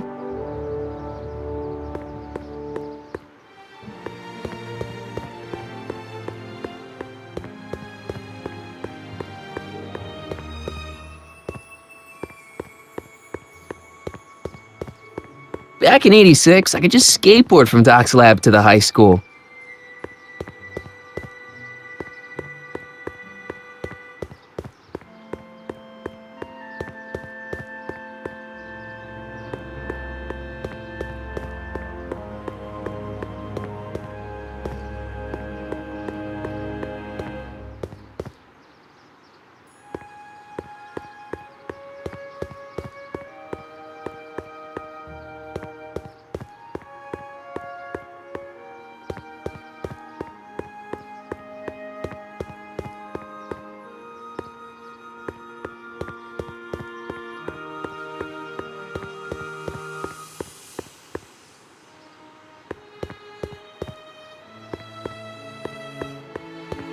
I wish the courthouse did look like that.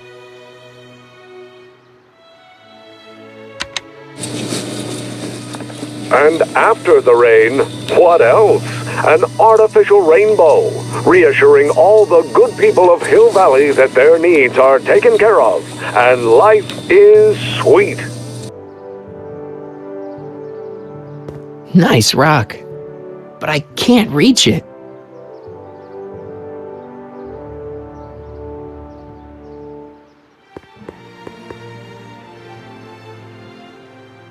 My future wouldn't be built so shoddily. Hi, Miss Strickland. I was just... Break what you like, Mr. Corleone. It's no skin off my nose. Just keep away from Emmett's booth. Speaking of whom, I better go see what's keeping him. I'll go check on him for you. I was just heading there anyway. No, you weren't. The last thing he needs is another distraction at the 11th hour. But... Tut tut. Not another word. I've got the rest of the day all mapped out. Miss Strickland! I'm sorry, I don't recognize you. Heavens, you shaved off your hair, but... Carl Sagan? I'd like a word with you, if I may. I'm not sure it would be seemly for me to be seen in the company of an alleged arsonist. I think it may be in your best interest. You see,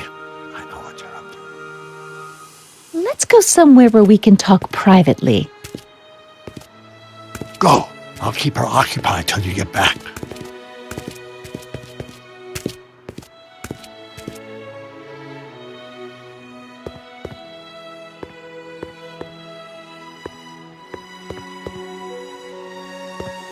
Nice rock.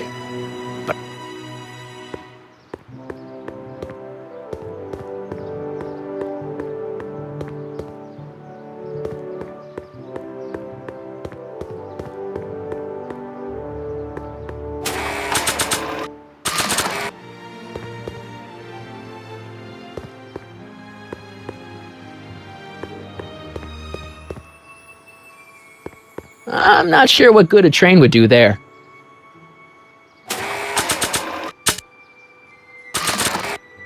I don't think so.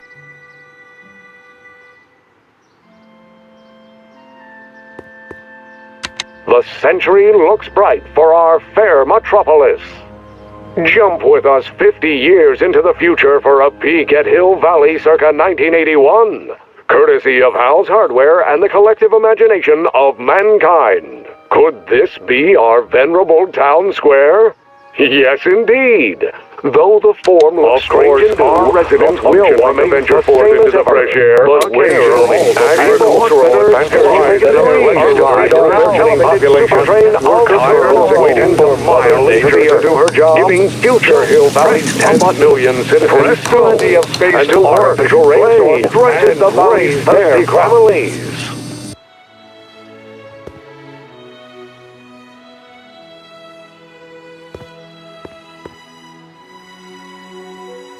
Just borrowing it.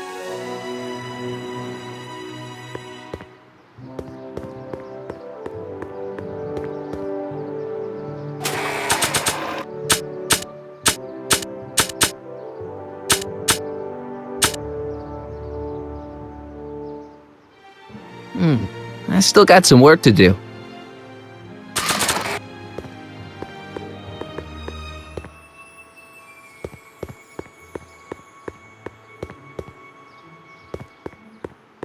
Hi, Trix. Oh, hiya, kiddo. Say, wouldn't it be easiest if I just march up to that Strickland dame and give her a smack in the puss? Well, it would be fun to watch, but it wouldn't get her to break up with my friend Emmett. Oh, right. You got all the props I asked for?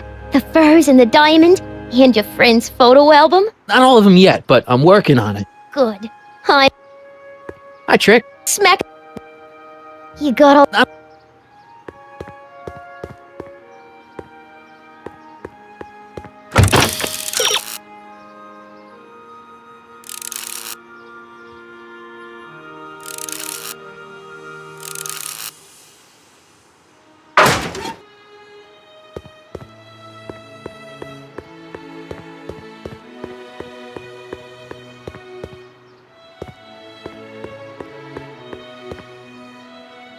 Hang on, Emmett. Hope you're ready for a big breakup.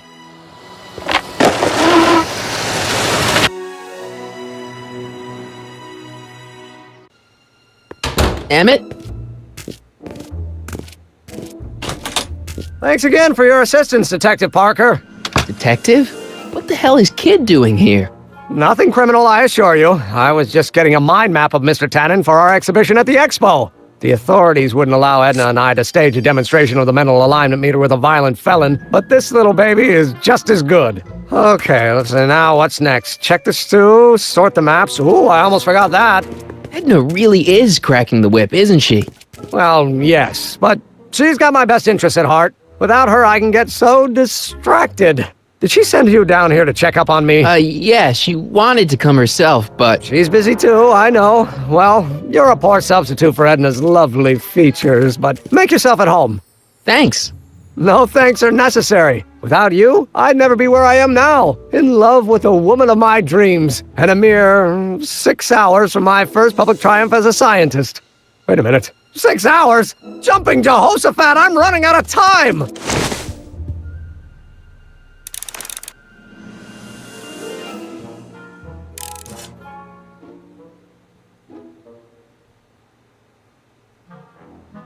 If I'm gonna take Emmett's mind map, I better replace it with another one.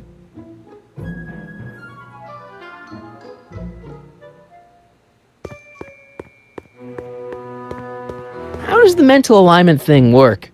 Here, I'll show you. Hey! The test subject wears this mind mapping helmet, which probes the brain by measuring fluctuations in skin conductance and electrical resistance on the surface of the parietal lobe. Uh-huh. When I turn on the mind mapping helmet with this radio switch, the subject is exposed to a series of visual stimuli intended to provoke a series of positive or negative responses, as indicated by these lights on the helmet. Hey, is that? As the responses are recorded, they're relayed to this special typewriter, which prints out a punch card that represents the subject's mind map. All I see is a bunch of holes. Well, to you, maybe. But to our mental alignment meter, this mind map is nothing less than a peek into your subconscious. Observe as I place your mind map into the MAM.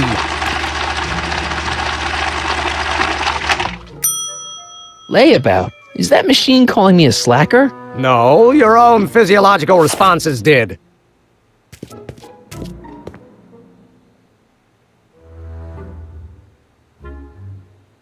What's this? The mind map cards from the dozens of subjects I've tested during the last few weeks. I've got to get them sorted before the expo begins. Why? Edna's got this grand scheme to catalog all of Hill Valley citizens by their mental alignment. Isn't that cute? Not really. How goes the bacteria farm? Not so hot. The bacteria have kind of gotten out of control. I had to put a clamp on the nitrogen tube to keep the stench from flooding the lab. What's this? That's a can of used motor oil, rocket fuel waste, and assorted chemical sludge left over from my abandoned rocket car. Gross. Accounting doesn't enter into it, but it is disgusting. Would you mind disposing of it on your way out?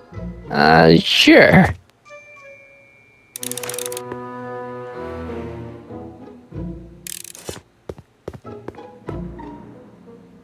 So this machine takes those little cards and tells you whether or not someone's a good guy or bad guy? Kind of. Actually, the helmet does all the work. The mental alignment meter is just a glorified arcade machine. So why not just go with the cards? Edna says that people respond well to flashing lights and snap judgments. I can't argue with that. Every time I kiss her, I see flashing lights and lose all sense of judgment. No kidding.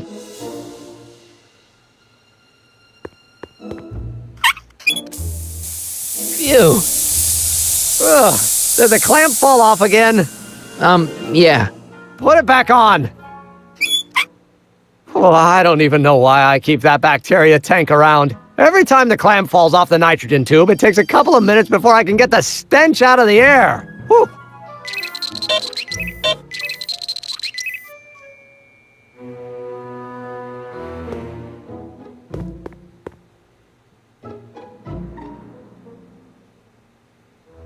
What's this? It's the placard we'll be putting in front of our booth at the expo.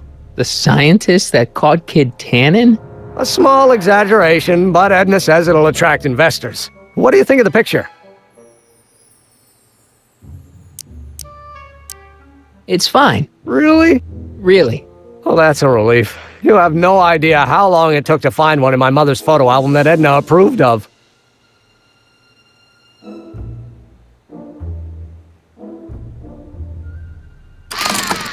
I'd be careful of that if I were you.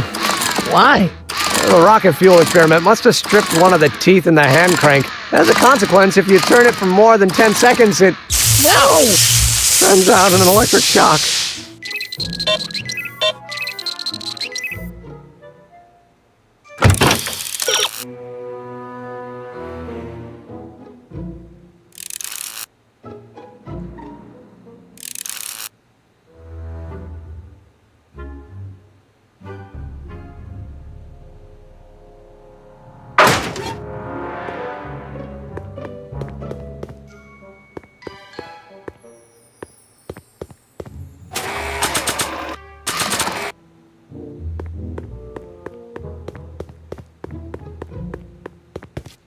Hey, Emmett, I've got a... Whoa!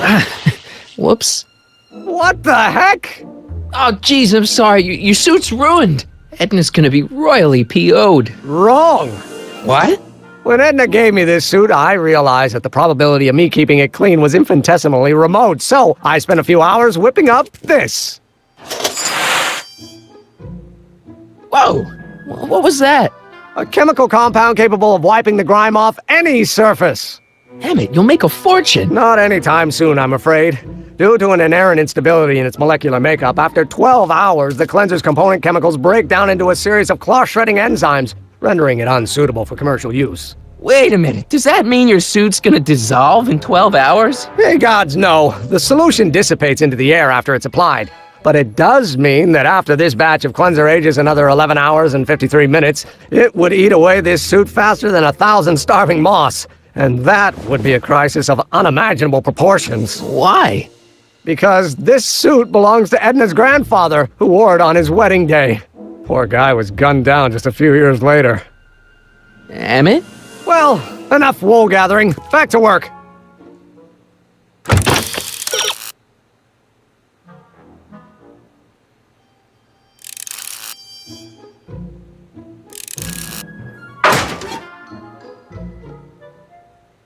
That cleanser doesn't seem very portable. It isn't, but this is. A perfume bottle? Yes. No. I mean, yes, it's a perfume bottle, but inside is a concentrated dose of my all-purpose cleanser. With a little luck, this should last me through the next 12 hours before its component chemicals break down into a series of cloth-destroying enzymes. Clever.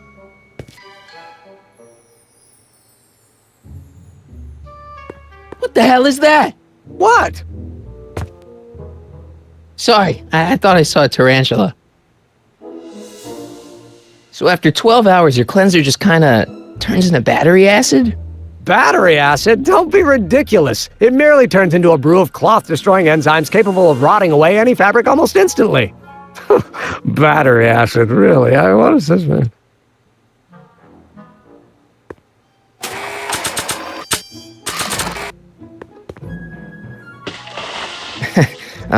Emmett? What? Your jacket's got a little, No worries.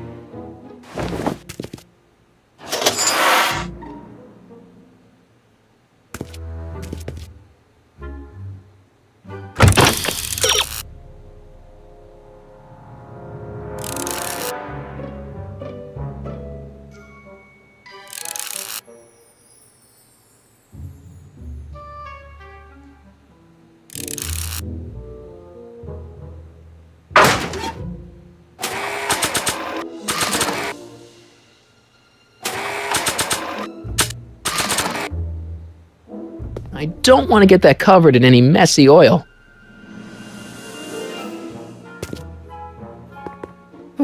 What? I was just thinking about the future. All that talk about Edna's grandfather made me realize something. Please let it be something about lightning. Life can be short, sometimes brutally so. So why not seize the day and grab your happiness while you can? I'm not sure I like where this is going. I was saving this for next Valentine's Day, but why should I? I know what I want. Emmett, no. I'm gonna ask Edna to marry me. Right now. No. Oh, right. I'll wait until tonight at the expo. It'll be much more romantic that way. Just think. By this time tomorrow, Edna and I will be engaged and will be the toast of the scientific community. And I owe it all to you. You're welcome.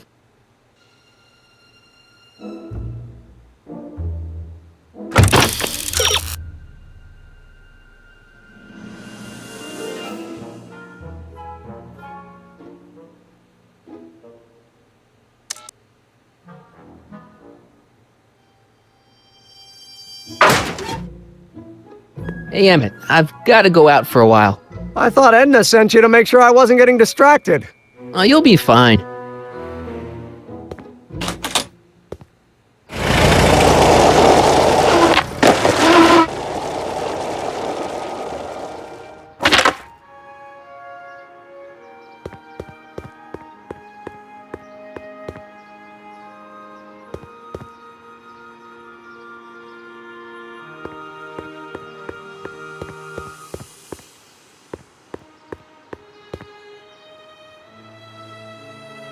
Times may be hard in Hill Valley, but our present worries fade into insignificance when we ponder our Pleistocene past. Is the wolf knocking at your door? Be glad he's not a Tyrannosaurus, king of the ancient lizards. And if you find yourself drowning in debt, well, you could be drowning in something a whole lot stickier, like the Hill Valley tar pits. This peek into the distant past is brought to you by Lamont's House of Urban, reminding you fur is forever. Furs donated by Lamont's House of Ermine. At least they're going to a good cause. They're stuck tight in this tar.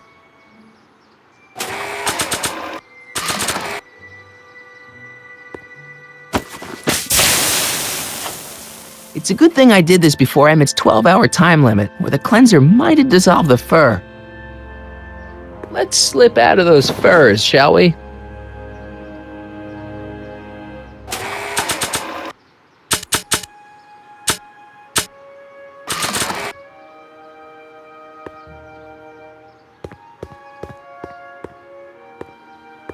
Hey, Artie. Hey, Mr. G-Man. How's the, undercover operation? If everything goes as planned, we should be wrapping things up real soon now. Well, when it's time for me to play my part, just say the word.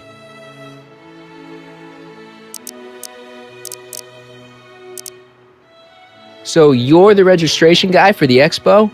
And chief accountant and paymaster. Hey, you're coming up in the world. And none of it would have happened if I hadn't responded to that subpoena. You haven't met Sylvia yet, have you? My contact person? Not yet. Is he or she at the expo? I don't think so, and I'm pretty sure it'll be a she. Why'd you have to go and fire Trixie? You think I wanted to? It's illegal for me to knowingly hire a Canadian for the job, and I don't want to be in trouble with the law again. I don't suppose you miss working for Kit Tannen. No siree, Bob. I don't know how I ever got mixed up with an abusive, gun-toting thug like that. He even stiffed me on overtime pay. Think the Hill Valley Expo will be a success? I don't see why not. Why shouldn't California have its own high-technology center? Keep doing what you're doing, Grandpa. Grandpa? That's our, code name for you. Oh, ha! Funny.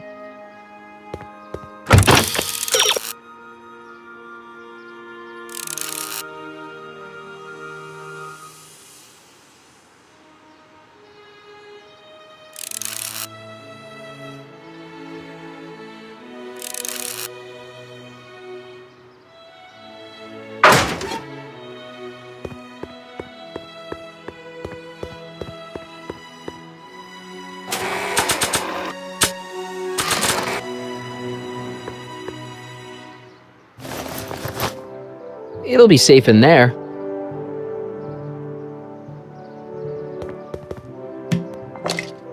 Emmett's formula, still as good as new. Never know when I might need to get some sticky substances out of some clothes.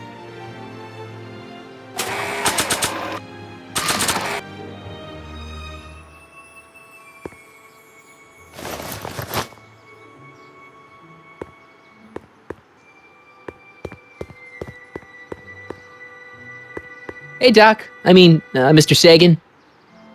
Excuse me a moment, Miss Strickland.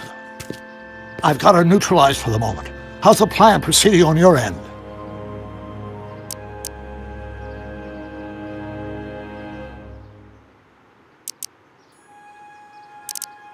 About that gizmo you've got hooked up to the DeLorean? The chronometric analyzer? Yeah, what am I supposed to look for again? A signal that it's done evaluating the time circuits. The analysis can take a while. Be sure to let me know when the light turns green, and I'll take her out for another test run. It's about Edna. Don't worry, she's not going anywhere right now. That's good, but... what are you two talking about anyway? It's a private matter. I promised I'd keep it between us, for the present. She isn't starting to get under your skin, is she? Heavens no. The memory of her older self wheeling me into the reconditioning chamber is just too strong. The younger version is decidedly more attractive, though. On another subject... less distasteful, I hope. Dad never told me about a Hill Valley Expo. It was Mayor Thomas's idea. He had visions of Hill Valley becoming a magnet for big investors in the technology sector. But the venture folded after the third year when the influenza exhibit leaked into the concession stand. Oh.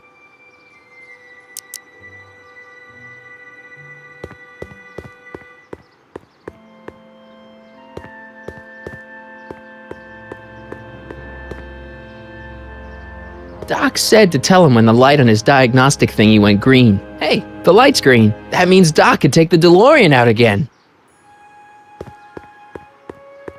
I see. I need to talk to you. Excuse me, my dear. Yes? About that gizmo you've got hooked up to the DeLorean? The chronometric analyzer? Yeah, the light's gone green.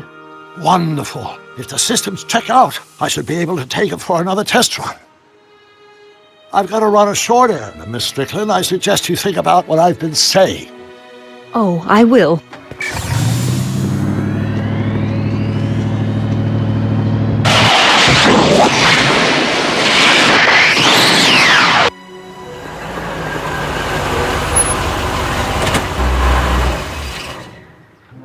When did you land this time?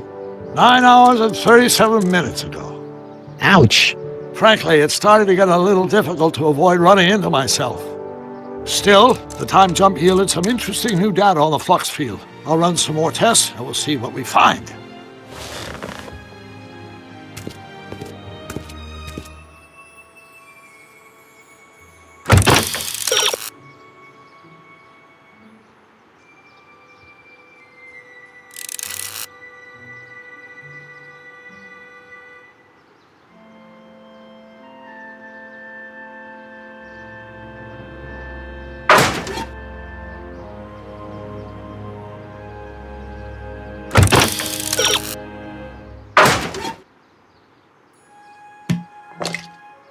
Not enough to turn it to acid, though.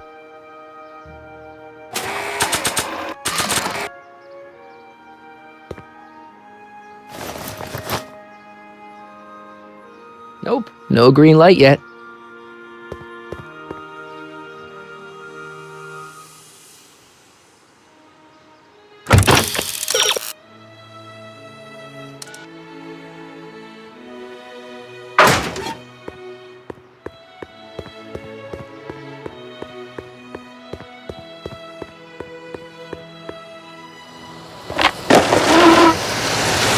How's it hanging, Emmett? No time for small talk. I've got machines to tune and mind maps to sort.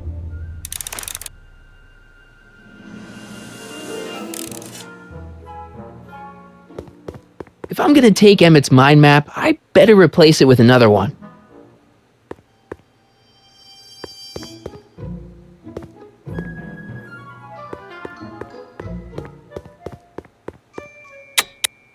Nothing happened. Well, that button advances the slides during the mind mapping test. It only works while the test is running. What's this typewriter do again? During a mental alignment test, it takes messages from the mind map helmet and turns them into punch cards, like the one for Mr. Tannen over there. Seems complicated.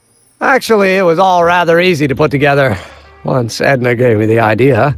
Sounds to me like you should be working on harder problems then. What? Sorry, I've got to get back to work.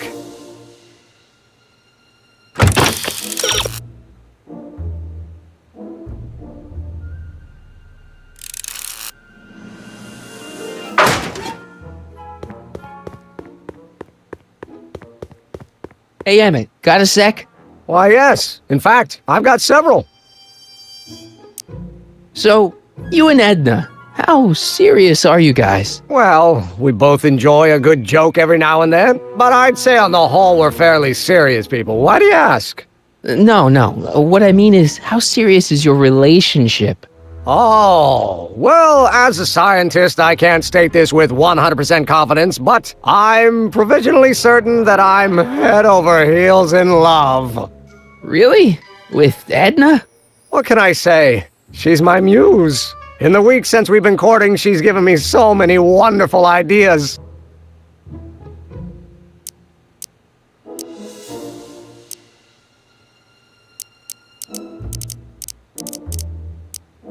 You can't marry Edna.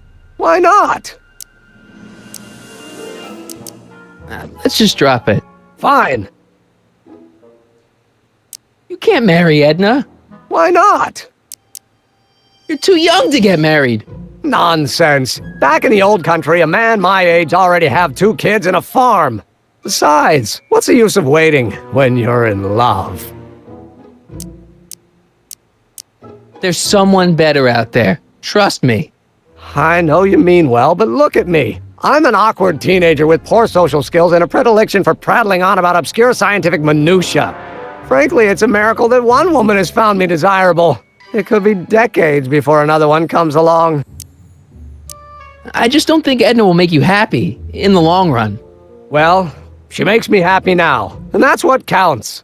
And as for the future, well, the future isn't written yet. You better hope it isn't. There's someone better out there. Trust me.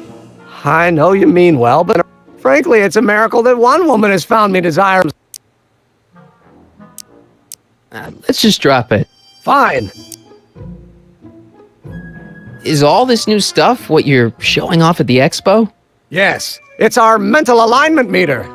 Mental alignment meter? I thought you were working on some sort of rocket car. Oh, the rocket propulsion system was far too unreliable, as that incident with Einstein proved. By the way, whatever happened to Einstein? I wish I knew. Anyway, I started tinkering with an alternate method of propulsion, but that was before things started heating up with Edna. Our conversations about the possibilities of applying technology to social ills pushed my research in a whole new direction. What's a mental alignment meter? It's the most revolutionary piece of technology since the cotton gin. What does it do? It reads and interprets the subconscious desires of the human mind. Why would you want to probe people's minds?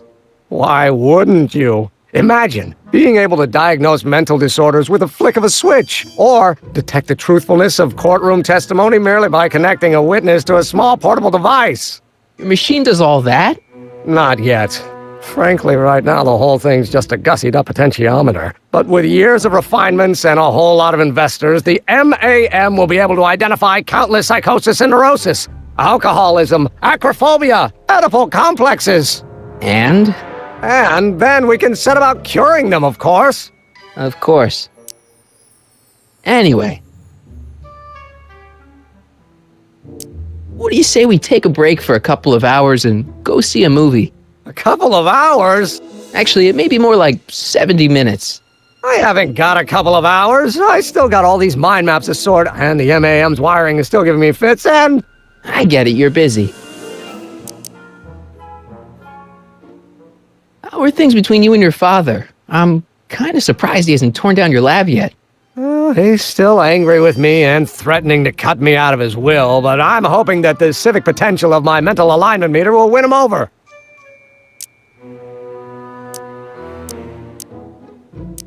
Did you make a mind map of yourself? Of course. Take a look. Edna's right. You are a model citizen. At least as far as my invention's concerned. Confidentially, this whole enterprise is a little light on the hard science and a little heavy on the smoke and mirrors. Hey, what's with the new threads? Do you like them? You look like Colonel Sanders. Who? Never mind. Edna gave them to me. She says my usual clothes don't have enough zing for a public exhibition.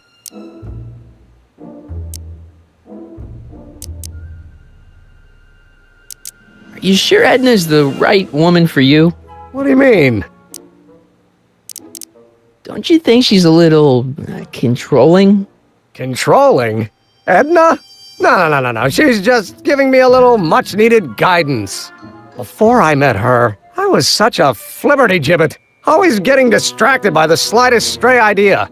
But now, thanks to Edna, I stay focused on the task in front of me, like a narrow-band stream of stimulated photon emissions. Focused! Isn't she a little cold? Don't let the schoolmarm exterior fool you, buddy. Edna's got enough warmth to raise a liter of water from 0 to 100 degrees centigrade. Know what I mean? I kind of wish I didn't. I don't know. I just think Edna might be a little dangerous. Oh, I agree. You do? Like all independent women, she's a danger to the patriarchal status quo. That's one of the things I love about her. She shakes things up.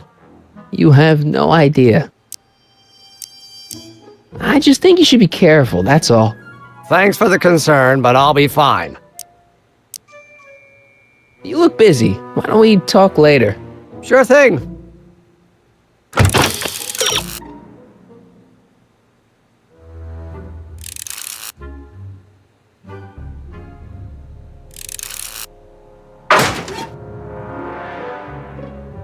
I Don't Care by Trixie Trotter? Edna doesn't approve of that sort of music, but I find it very soothing. Oh. They say I'm crazy, got no sense, but I don't care. They may or may not mean offense, but No, don't turn it off. This is my favorite part. Sort of independent, I am my own superintendent. My star is on the ascendant. That's why I don't care. I don't care. I don't care what people think of me. Ew. I'm happy, go lucky, and say I am plucky, so jolly and carefree. I don't care. I don't care if I do get the mean and stony stare. If I'm never successful, it won't This thing reads Emmett's mind. cause I don't care. According to Emmett.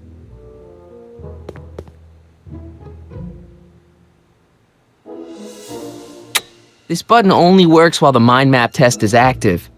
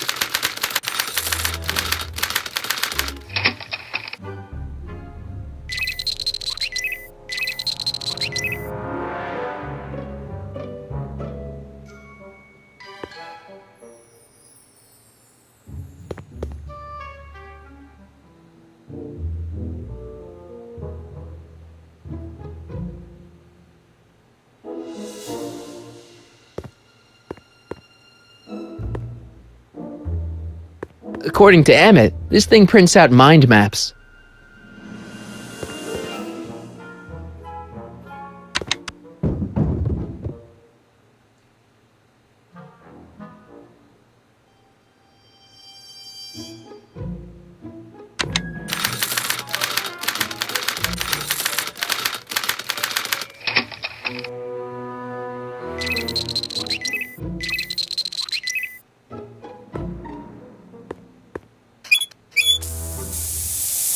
Ew. Oh.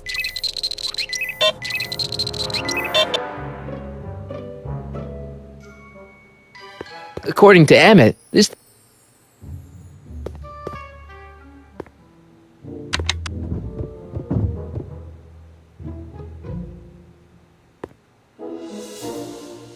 According to Emmett...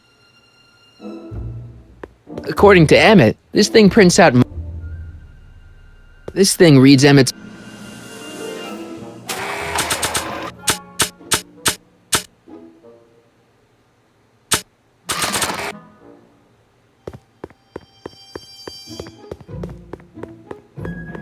Hey, Emmett, need a snack? Desperately. What is it? Some sort of algae cake. It's supposed to be nutritious. Oh, I've heard of these. They better be really nutritious.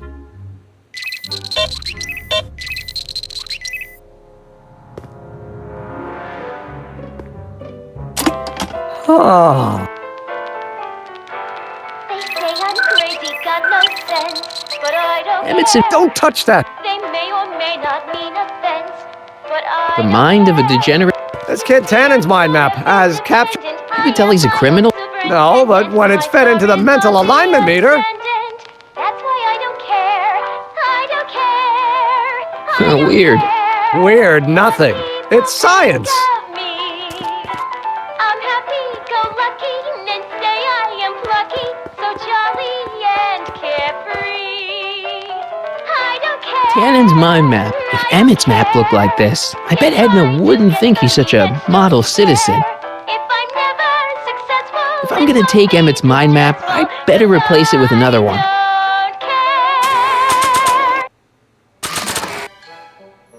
I'd swap Tannen's card with Emmett's, but it's got Tannen's name on it. I'll just have to generate a new mind map for Emmett.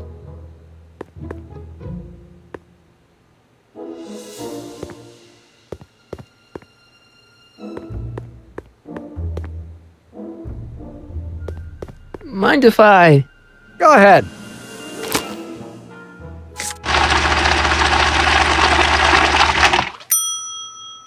Ah, that'd be Mr. Needleman's card. I'll just put this in the stack with the other hooligans.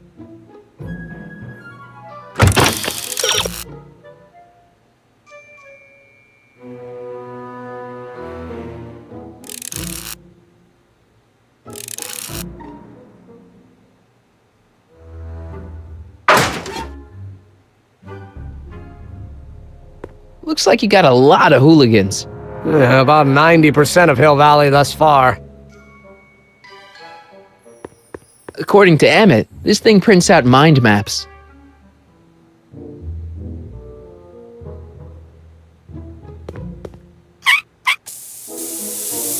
Ew.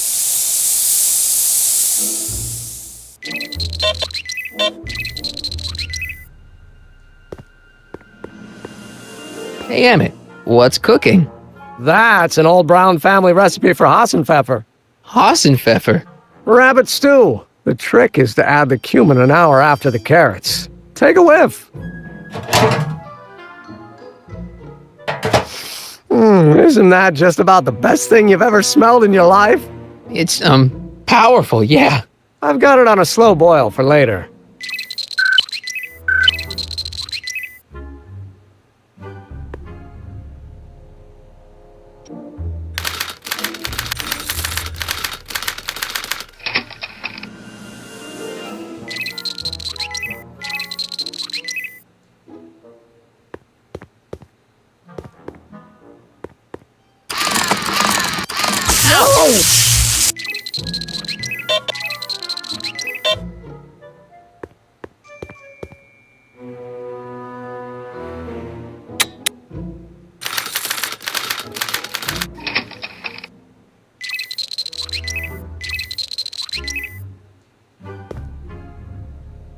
Emmett's invention makes him out to be a model citizen, huh? Well, we'll just see about that.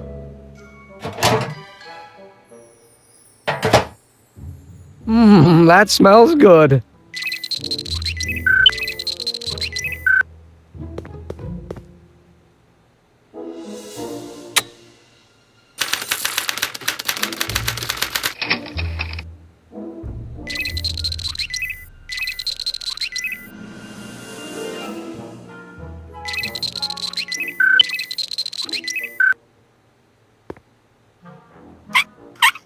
Ew.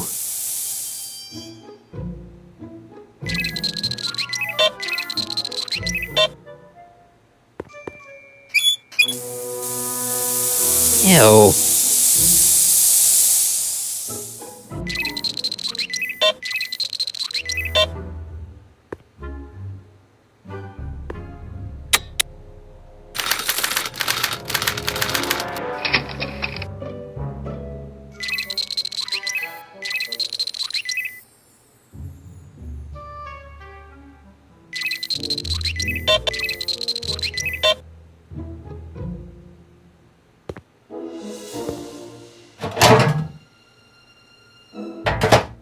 Ah.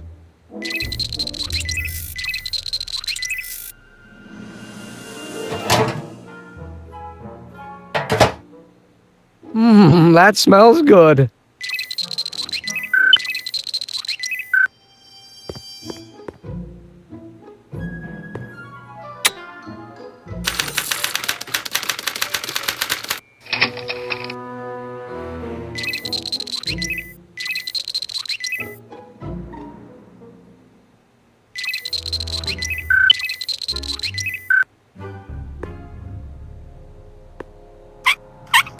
Ew.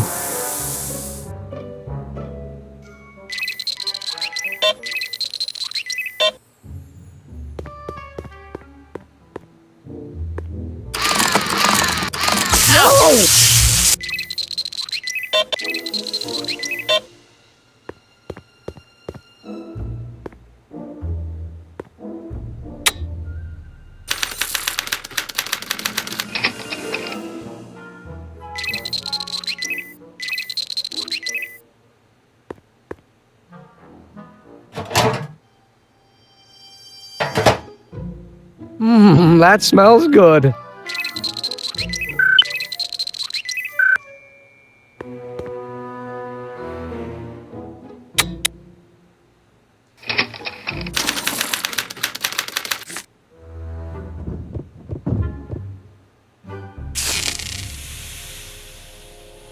Hey, Emmett, I think your mind map test is broken. Oh, that switch just keeps shoring out on me. No time to fix it now. I'll have to take care of it at the expo. Looks like I'm not going to be doing any more mind maps. I guess I'll test this out and hope for the best.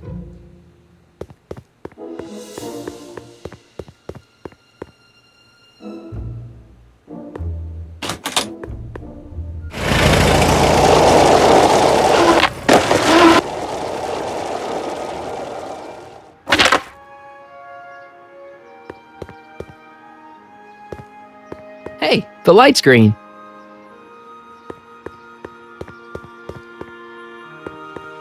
I need to talk to you. Excuse me, my dear. Not at all, Mr. Sagan. Take your time. Much obliged, Miss Strickland. Yes? Your chronometer's gone green again. Excellent. Let's hope this time my test run is a success. I'm sorry to desert you again. Yes, well, you've left me with plenty to think about.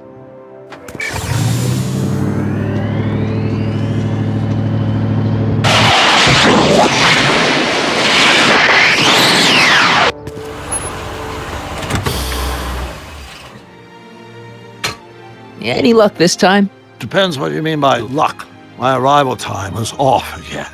By how much? 8 hours this time. Gave me the chance to take in 3 showings of Frankenstein. Good movie. A bit implausible from a scientific perspective, but I can see how my younger self would have been mesmerized. What about the DeLorean? Oh, yes. I did get one critical piece of information. The chromium elements in my circuits became unstable during the temporal shift. I should replace them with titanium. Great! Now, unfortunately, titanium won't become commercially available till the Kroll process is perfected in 9 years. 9 years? But there may be another solution. I'm going to fire up the chronometric analyzer again. Then, while I'm storing in there, you can... Uh-oh. Where did it go? The lab! You better get down there before she makes the situation impossible. I'll tend to the DeLorean.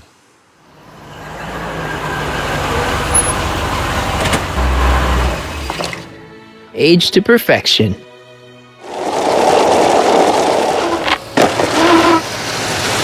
Hey, Emmett, I'm back.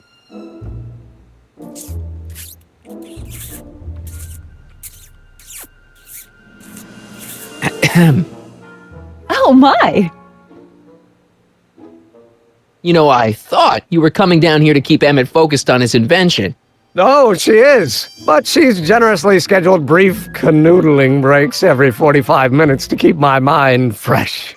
Time's up, dear. Let's get back to work. Shall we? Now, Mr. Corleone, what can I do for you?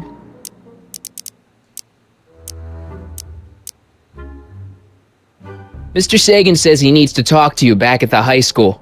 He does? Whatever for? He wants to give you the scoop about his thrilling escape from Kid Tannen. That's yesterday's news. Our invention will be tomorrow's story. He says he's got a lead on the speakeasy arsonist. He does he? Well, I'm not sure anyone cares about that old story anymore. But I suppose I could spare a few minutes in the service of solving a crime.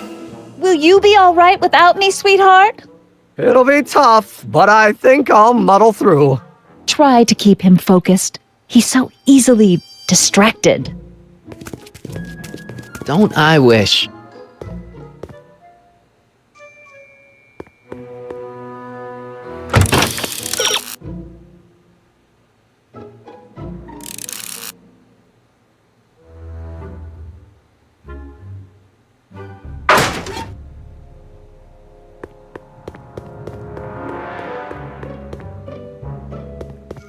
This thing reads Emmett's mind maps.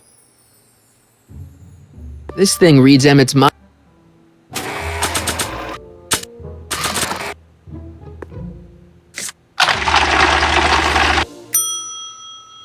Bingo! Now Emmett's mind map is as bad as Tannen's. Now all I have to do is swap this out with Emmett's original mind map and Emmett's own machine will do him in.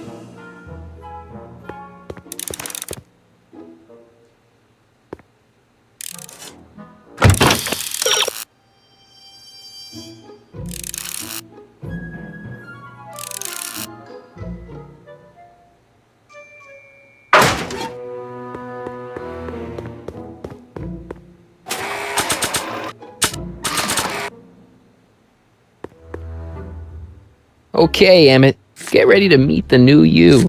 Hey! What? I almost left behind my mind map card. We're gonna show it off at the expo as a rare example of a model citizen. Edna kill me if I forgot that. She might kill you anyway when she gets a look at that mind map. Once Emmett gets to the expo, I'll try to figure out how to get him to put his card in the mental alignment meter. But for now, I better concentrate on making Emmett a slob who cheats on his girlfriend.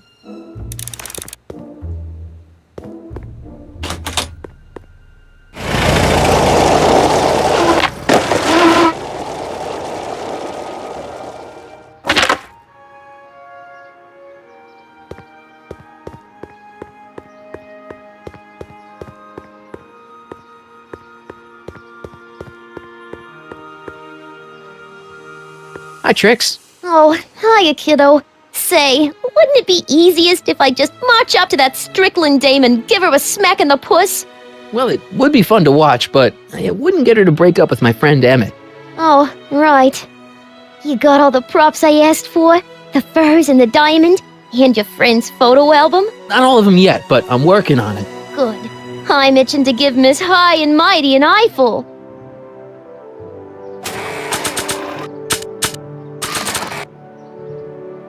Hey, Trixie. Are these furs good enough? Well, they're a little ratty, but they'll work. How about the diamond in the photo album? I'll get them to you.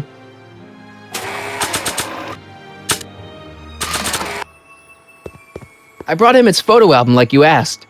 Let's see. Gee, he's not bad looking. In an egghead kind of way. Remember, I don't want you seducing him for real. I ain't a cradle robber, kiddo. Now bring me that diamond and we'll be in business.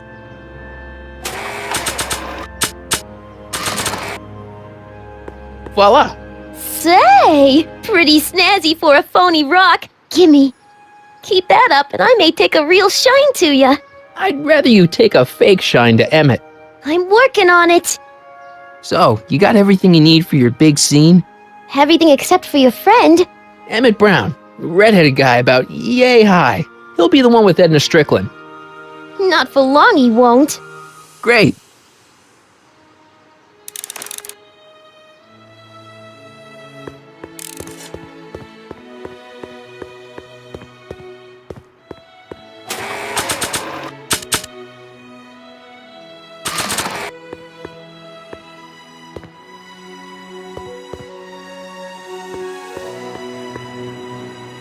Hey, the light's green. Hey, Carl. I'm sorry, Miss Strickland. Call me Edna.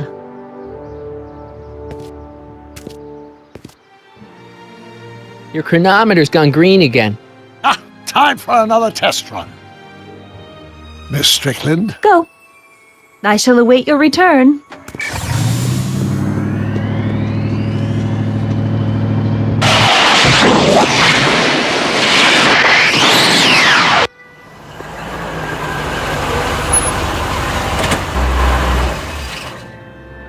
By the look of things... 7 hours.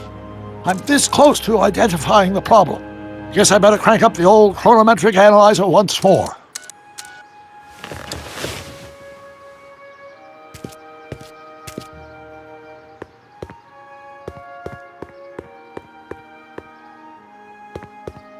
Can I talk to you a minute, Miss Strickland? Surely. Excuse us a moment. It's like this.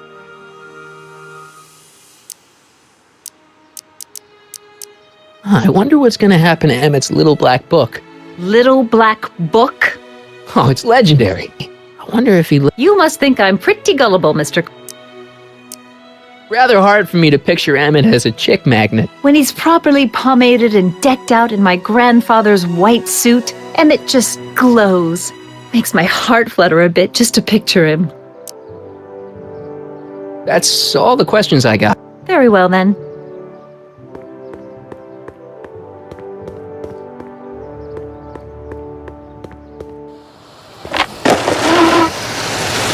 Emmett. Michael! What? I'm at my wit's end. My portable anti-stick, anti-stain formula's disappeared. Can't you make more? There's no time. Don't worry, I'm sure it'll turn up soon. Good. There's no way in God's green earth that I'm heading to that expo without it. Emmett? Yeah?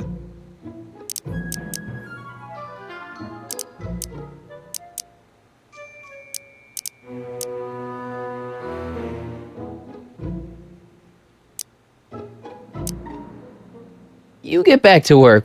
Thanks.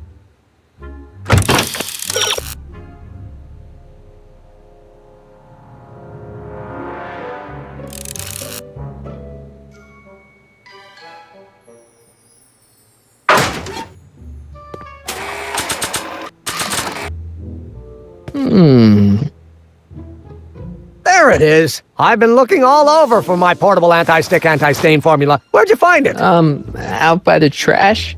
That's strange. I haven't been out there for hours. Oh well. Are you gonna spray your jacket? It's looking a little dusty. Not until it's really dirty. This cleanser doesn't grow on trees, you know. Well, some of the ingredients grow on trees, but the rest are synthesized polycarbonate Really detergent dirty? blends. I can do that. I'll wait until you're at the expo to show Edna what a suit-destroying slob you can be. Well, that's about it. It is? Yep. As soon as I get all this stuff loaded into the truck, I'll be ready for the expo. Want to lend me a hand? How about I go tell Edna you're coming? I'll, get her ready for you to pop the question. Good thinking. Go on ahead. I'll meet you there. I really hope this works.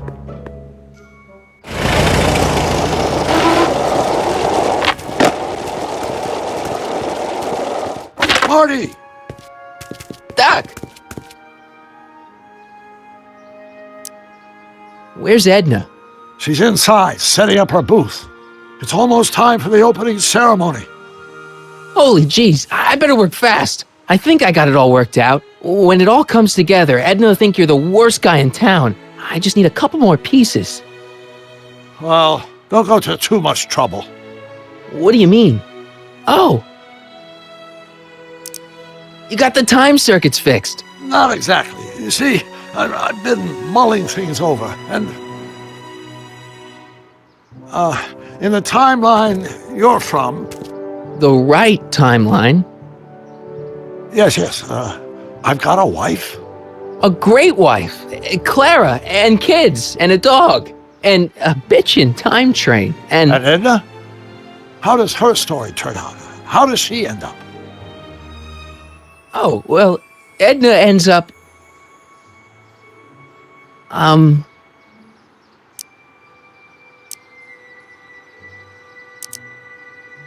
She's doing great. She's got a full life, lots of friends, always busy.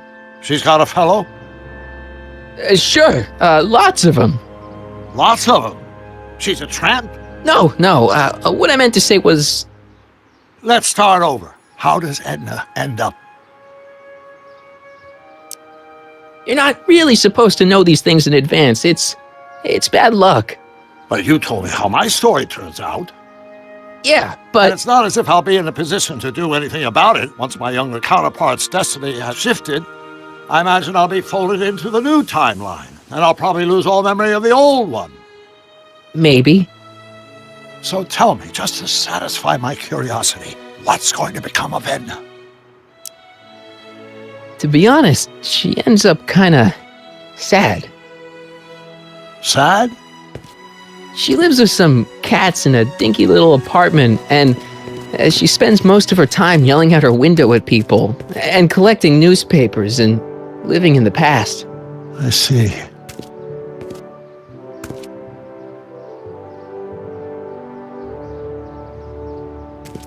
Perhaps we've been going about this problem the wrong way. Do we really have to completely obliterate my timeline so we can restore yours? Doc? Maybe we could have the best of both worlds. I could be with Edna, but it could be a little bit, more healthy. Can you hear yourself? Do you know what you're saying? Let me remind you.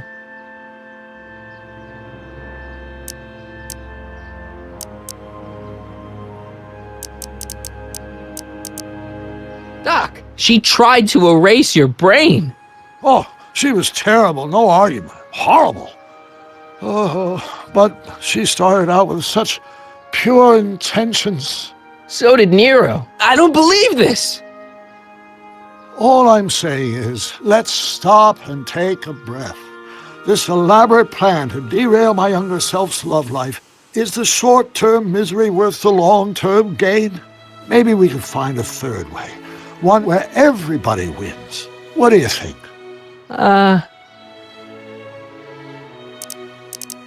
No.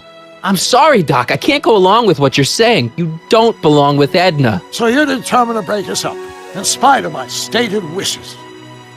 Basically, yeah. Then there's nothing left to say. Where are you going? Why should it matter to you? Aren't you planning on overriding me?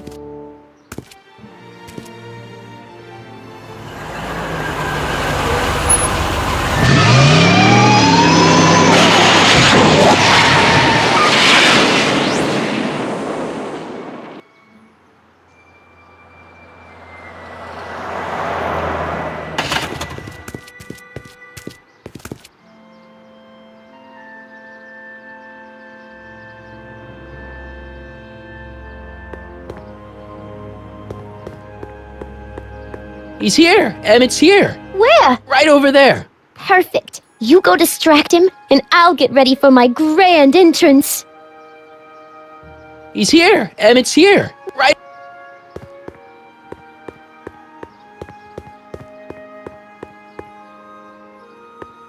Hey, Emmett, what's keeping you?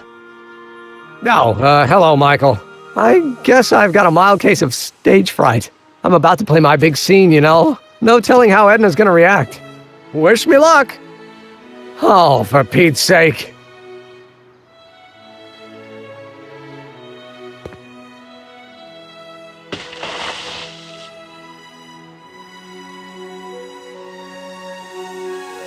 You've, got something on your suit. Oh, so I have. Anti-stain formula, work your magic.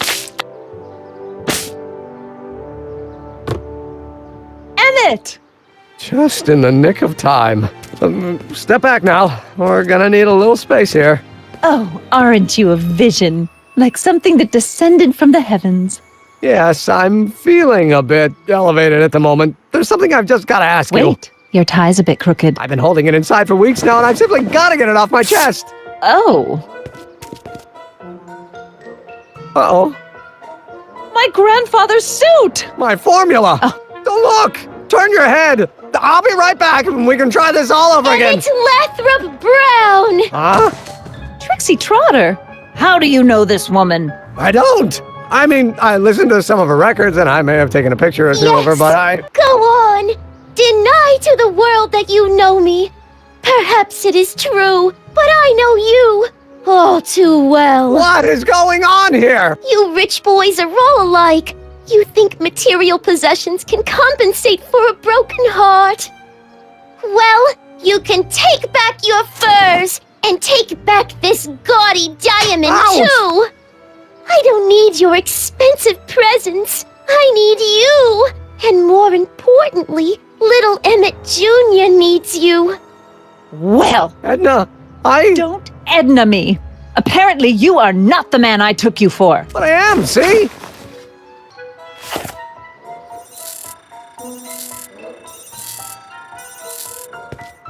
The mental alignment meter proves it. I am the man you fell in love with. Let me see that card.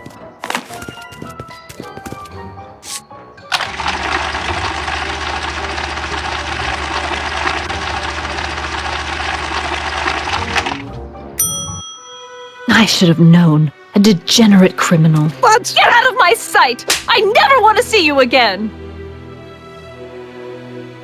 That was rough, Emmett. I'm sorry you had to go through it, but things are gonna be okay. You and me can... Emmett? That went off great, huh? Yeah, maybe too great.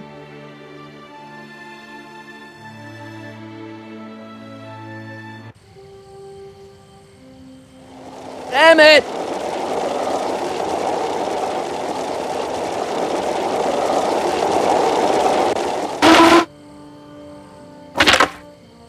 Emmett! Go away! Come on! Where are you? I'm sorry you had to go through that scene at the expo. Things didn't work out the way you expected, but everything's gonna turn out okay. See, I know how this story turns out, and... The story is over. Listen to me, Emmett. Do exactly as I say. Don't do anything. Why not? Listening to you has worked out so well for me thus far.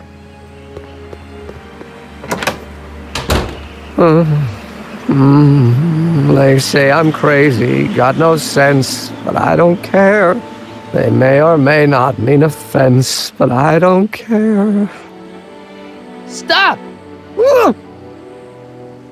What are you doing up here? Don't jump! I wasn't gonna jump. Then what do you... This is where I come when I want to think. Oh. When I want to be alone. Oh.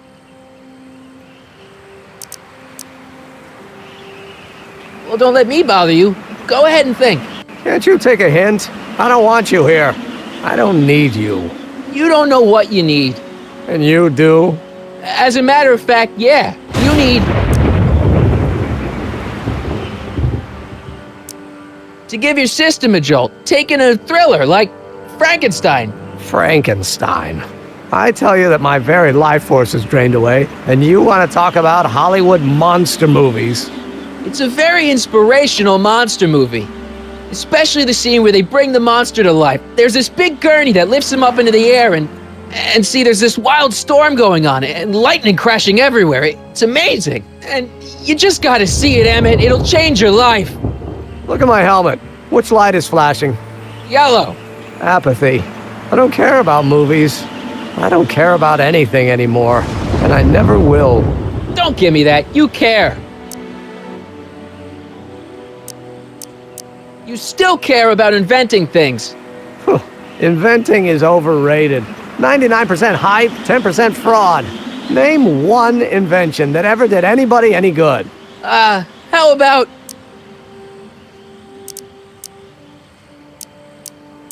the automobile was a great invention, right? You love cars. Yes. If I'm lucky, I may be struck by one today.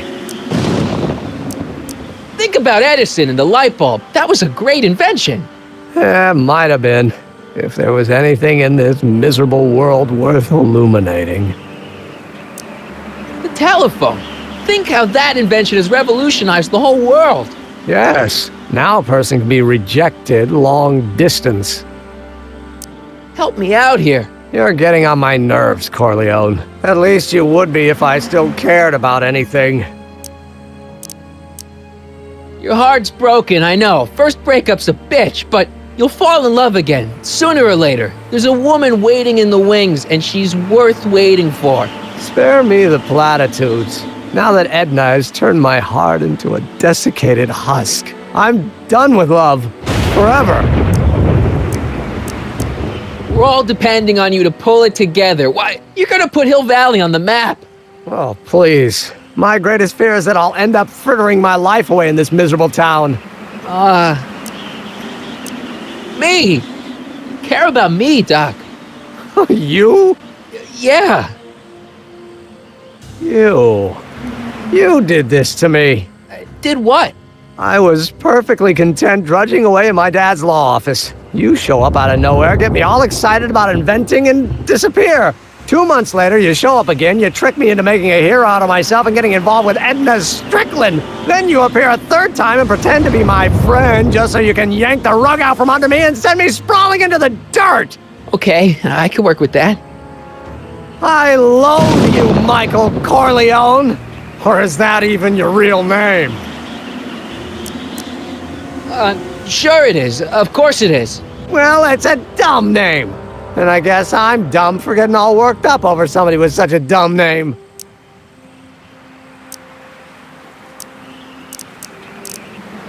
Marty. My name is Marty. Oh, so everything you've told me's been a lie. More or less. Why? Why did you ruin my life?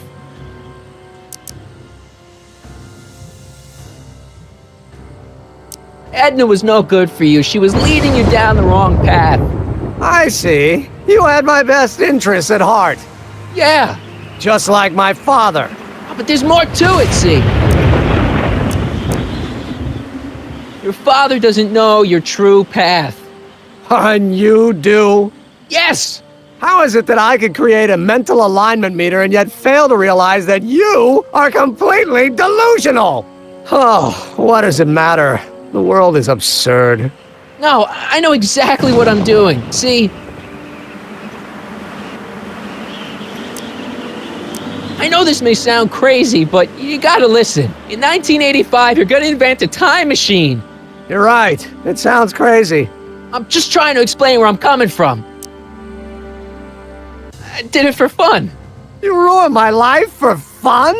Yeah, that's how I get my kicks.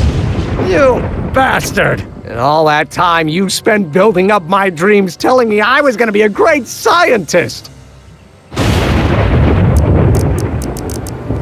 Yeah, what a laugh. Dreams are only for people with guts enough to follow them. You're saying I don't have guts? You? Look at you. What do you know?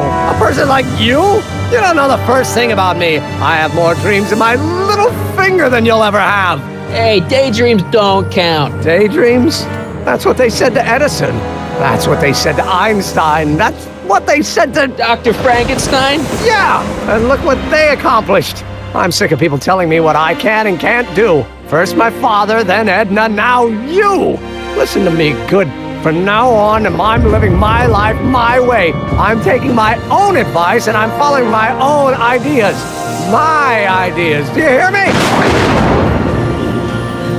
My ideas. Great Scott, I've got it. Got what? The solution. My invention. I know how to make it work. Mental alignment meter? No, my airborne personal transport device. The rocket car? Not rockets at all. That was my mistake. The basic idea was sound, but the propulsion system was unworkable. But the lightning. Suddenly the answer is clear. It came to me all at once, like a bolt of lightning? Exactly. Static electricity. Super ionized static electricity powering the asynchronous oscillation of frictionless plates inside the... What's this stupid thing doing on my head? Damn it. Yeah, you're you again. Here I've been wasting my time with silly mind-reading tricks when there's serious science to be done. And the expo begins at 8. Let's get the hell out of here before anything else happens. What? I said, let's get out of here before anything...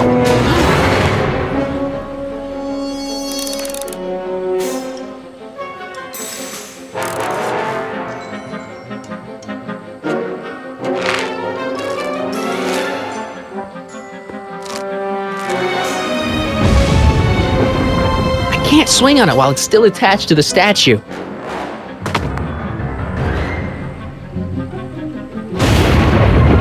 It's not going anywhere.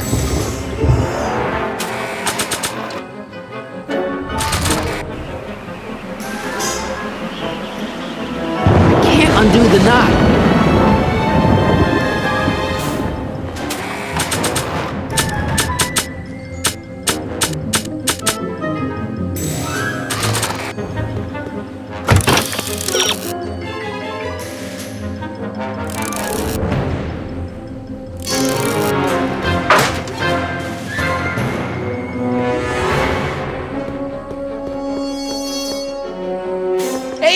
What? I guess he can't hear me from down here.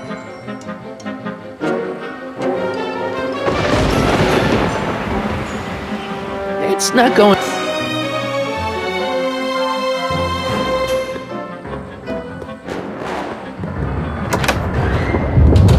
Hold on! I wasn't planning on doing anything else. What? Got anything useful on you? Only my wallet. Oh, and this portable anti-stick, anti-stain formula. Oops.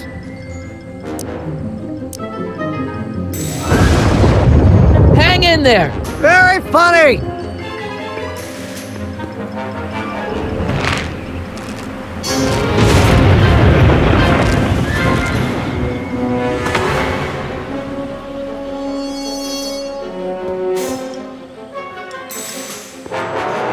Emmett's solution. This stuff's dangerous.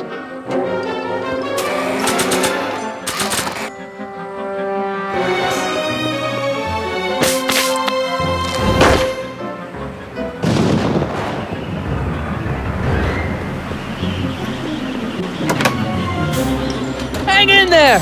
I don't have a choice.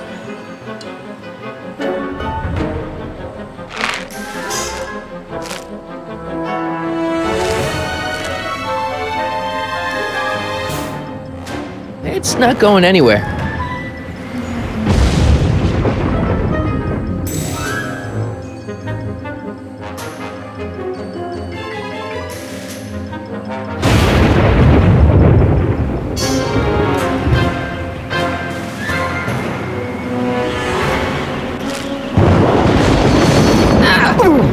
Gotcha! Let's get out of here. Your pants! They're stuck! Do something before we're crushed! Ah!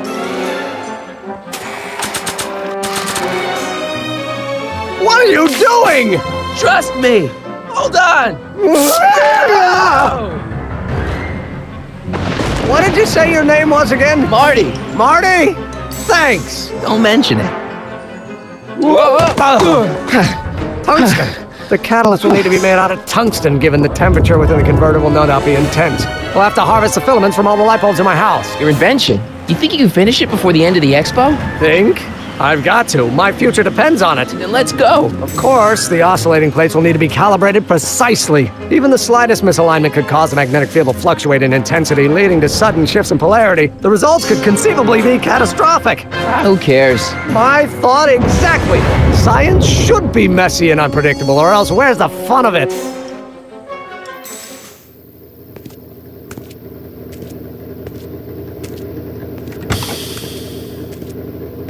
Need a lift? Mr. Sagan, got the kinks worked out of your car of the future?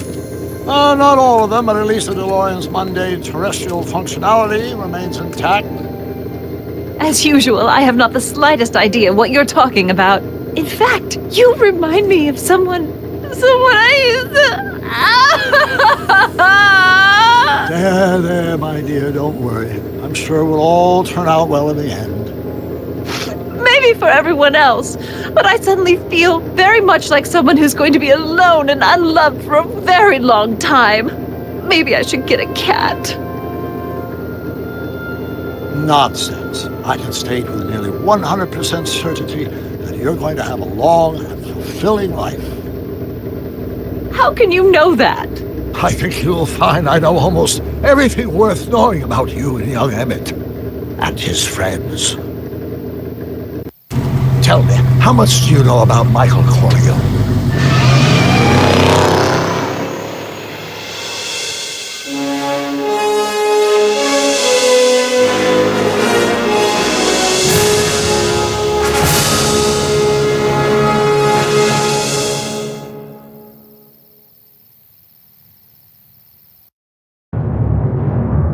Let me explain it again.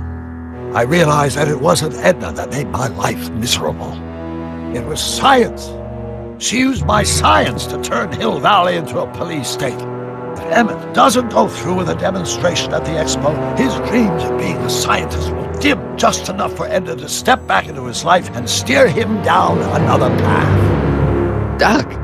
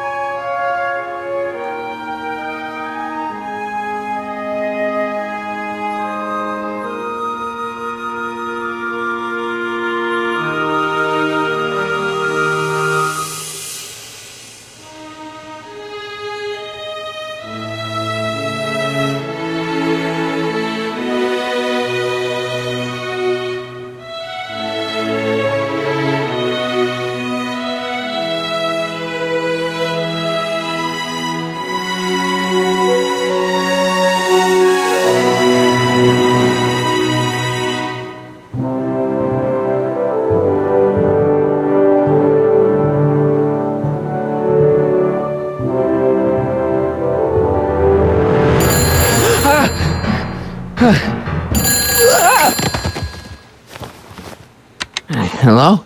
Marty! You're awake! Good! Doc! Emmett, where are you?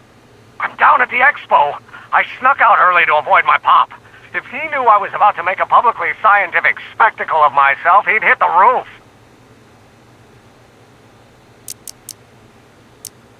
Well, stay put. I'm on my way. Great! But first, I need you to perform an important mission. On the table next to my law books, there's a device plugged into the wall. I think I see it. Is it glowing? Yeah. Is that good? Good? It's fantastic! Glowing means my static accumulator is charged up and ready for action. Bring it down to the high school and we'll... Damn! What? It's Edna! But... Okay, Emmett. One static accumulator coming up.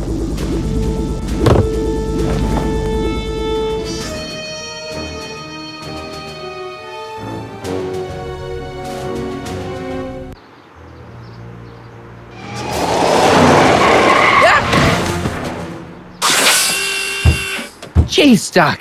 Watch out. You almost ran me over. Sorry about that, Martin. This vehicle is sometimes difficult to control. Yeah.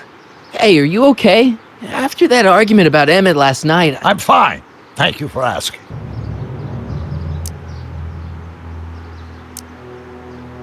So, how are the time circuits? Still broken. I've got a few ideas, but I'm occupied with other problems today. So is that what I'm destined to build for the expo? Yeah, it's a static accumulator. Emmett spent all night building it. Turned out he didn't really need to see Frankenstein after all. He just needed a little push. And some lightning. Fascinating. I also had an epiphany last night. Doc? I realized that it wasn't Edna that made my life miserable. Doc! It was science.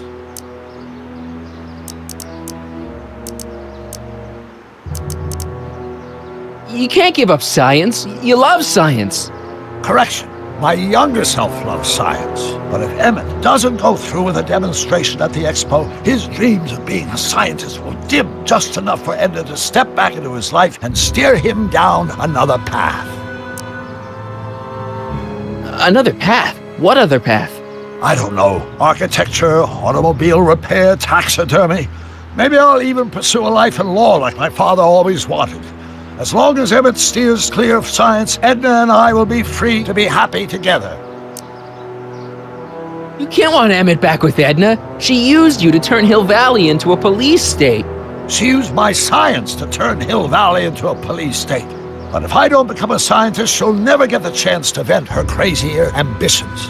Doc, I'm begging you. You haven't thought this through. Haven't I? I guess we'll both find out. One thing's for sure, Emmett Brown's life will be a whole lot less complicated without a time machine in it. No! Ah! What the hell? Where'd it go?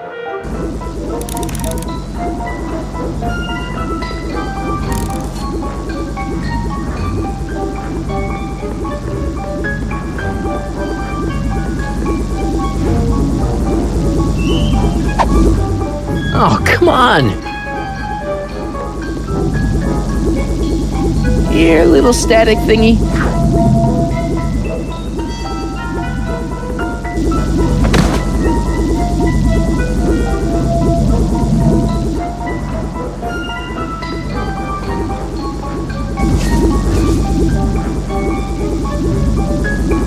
I can't reach it. Gotcha! Whoa!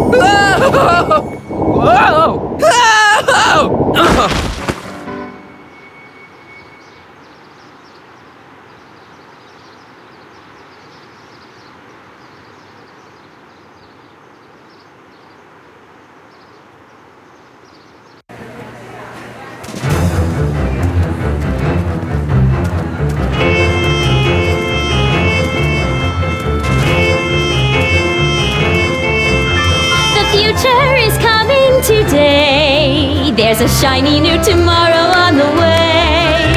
A day of invention is at hand. It's a mystic, futuristic wonderland. Just around the bend, my friend, you'll see a dream or more too. If you care to dream and dare to dream, your dreams can all come true. There's a world of wondrous wonder on display, because the future is coming today. Not bad, eh? Not bad at all, but I thought you fired her. I found a loophole.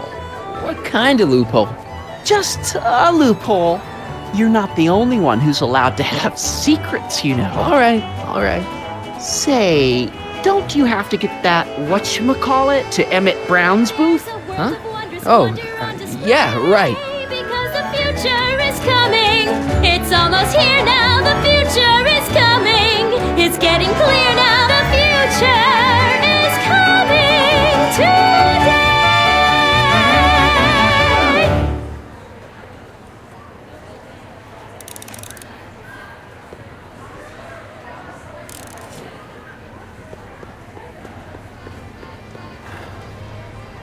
How about an algae cake? Sure thing, mister. Wait a minute. You're the guy that makes the algae cakes? What? I thought you couldn't stand them. Hey! You're the guy that tried to pick up on my Eunice! Oh, for the love of... No algae cakes for you, Buster!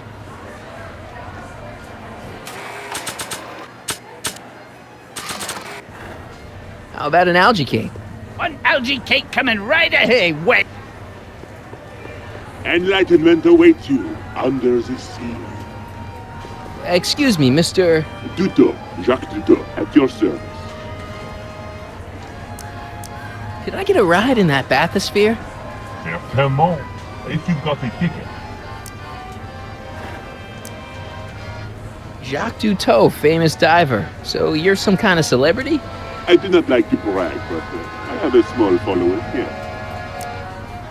Could I get a ride in that bathysphere? Certainement, if you've got a ticket. See you around. And here he comes, right on cue. No doubt he'll try to talk you out of it, Detective, but you mustn't let your resolution waver. Hello, Corleone. What's going on here?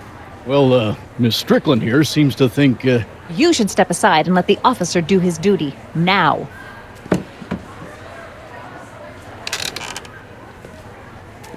Wait a minute, that's Emmett's levitator up there.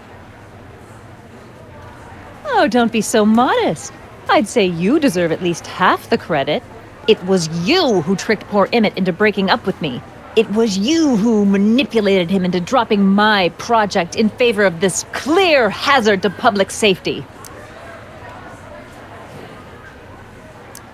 The electrokinetic levitator was Emmett's idea. I just helped. What's your point? Oh, I think you know exactly what my point is. Emmett's invention isn't going to work, is it? At least not the way poor Emmett thinks it is. how do you know this? I had a very interesting chat with Carl Sagan last night. I found out who Michael Corleone really is, and where he comes from. Is there something you want to tell me, Michael? Why don't you call him by his real name? Yakov Smirnov. Thanks a lot, Doc. An anarchist! A foreign agitator bent on sowing chaos and destruction in the Hill Valley Expo! Annie, you don't believe any of this bullshit, do you? Sorry, Yakov, but I really don't have a choice. Very good. And now, arrest this subversive. Come here. Look, here's the thing. I happen to believe this dame's got a screw loose, but she's been getting some clout in town ever since that business with Kid Tannen. But Emmett's gotta fly that electrokinetic levitator at this demo. His whole future depends on it. And my future depends on making sure he doesn't. The chief reads her column religiously.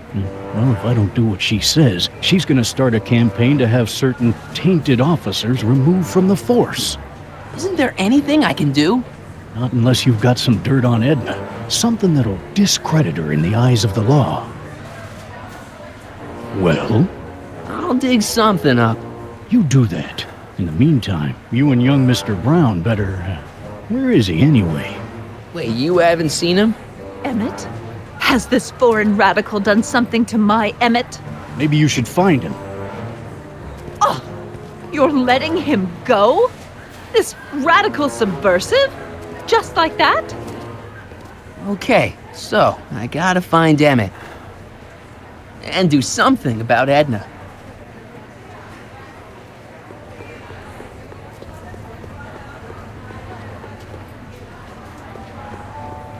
Hi, Trixie. That's techni to you, kiddo. Right. Congratulations on getting the old job back. Thanks. Justice triumphs in the end, you know? Now what can I do you for? You seen Emmett around? I'm kinda worried that he's not at his booth. Let me think. Yeah. He wandered down that way a little while ago. He was talking real intense with another guy. Older guy? Looked a lot like Emmett in the face? Yeah. Uncle or something? Or something. So, which exhibits do you recommend? The most popular attractions are the Glass House, the Future Furnishings, and of course, Enlightenment Under the Sea. You know who that is under the diving helmet? That's Jacques Duteau himself. Of course, you need to get tickets if you want to see the main attractions. How much are tickets? Aw, put your money away. Here, you're kind of like family now, you know? Thanks. You seen Emmett around? Let me with another guy. Older guy? Yeah. Or some... Look, Emmett's demonstration has hit a snag or two. Can you delay his act for a while? Let someone else go before him? Sorry, I don't set the roster, and they won't let me change it. I can drag my feet a little, but if your friend's not ready to go on pretty soon, we might have to skip his act. I mean, demonstration. But you can't! Hey, it's just a science demo. It ain't a matter of life and death. Edna Strickland is trying to get Emmett's booth shut down. That dame don't know how to mind her own business, does she? Already told me how you managed to get your old job back. He did? But it was supposed to be a secret. There's no secrets between us. He couldn't resist telling such a good story. Yeah? Still, I'd like to hear it again, from your point of view. He didn't tell you anything. Come on, Trixie. I'm dying to know how you got the job back. You won't hear it from me. I don't talk out of turn. Is there anything you can do to get Emmett's booth open again? I wish there was, but I'm just a muse. All we can do is inspire people. Thanks. Happy to help.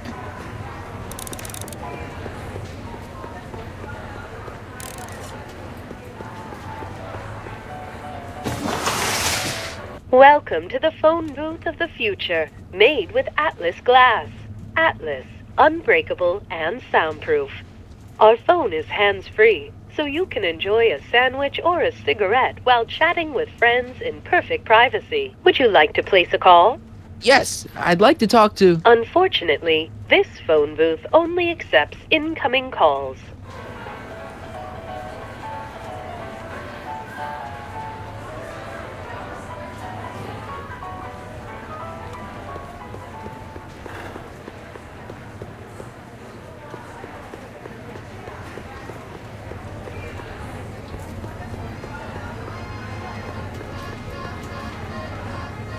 Mr. Duteau?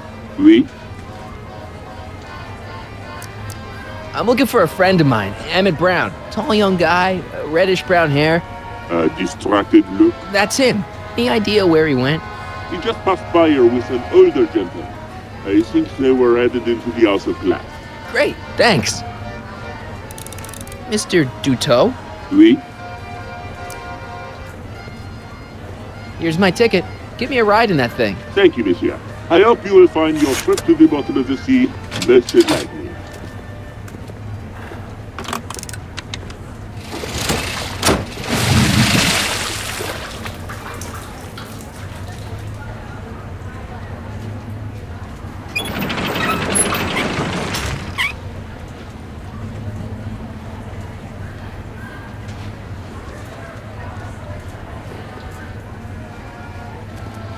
Well? Heavy. Monsieur has a way with words.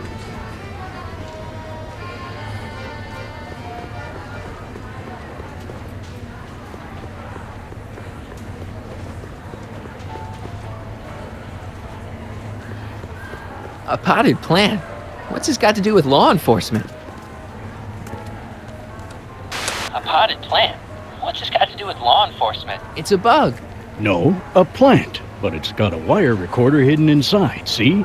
If we could have got one of these into Tannen's speakeasy, and if he's the kind of guy who talks to plants, we could have busted him a lot earlier.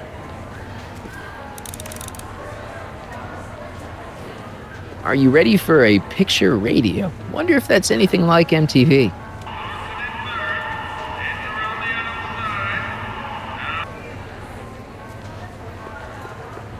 Oh, hello, Smirnoff. The electro pacifier. Amazing, isn't it? They say one day we'll be able to stun fleeing criminals by shocking them at a distance. Does it work? Nah, it's just a model.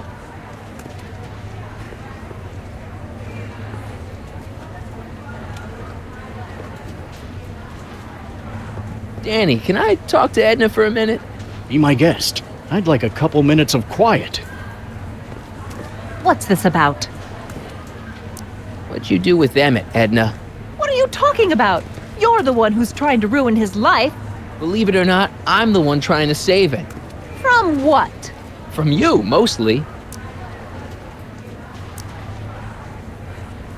Why are you still involved in Emmett's life? I thought you broke up with him. I did, but then your friend Mr. Sagan told me about your scheme to interfere with our romance. Not a very nice thing to do, Comrade Smirnoff.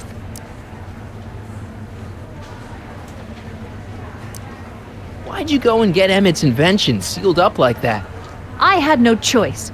Once Mr. Sagan told me about your attempts to radicalize my poor Emmett, I knew I had to stop him from going through with your dangerous invention.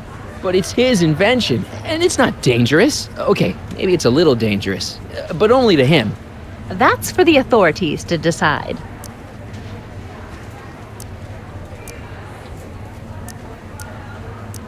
I know your deep, dark secret. Secret? What secret?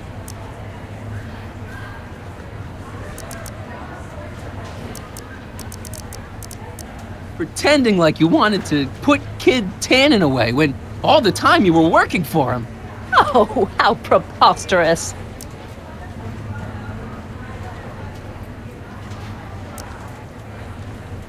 Any chance you could talk Parker into letting Emmett go ahead with his demonstration? None whatsoever. And as long as I'm here, that contraption of yours is grounded.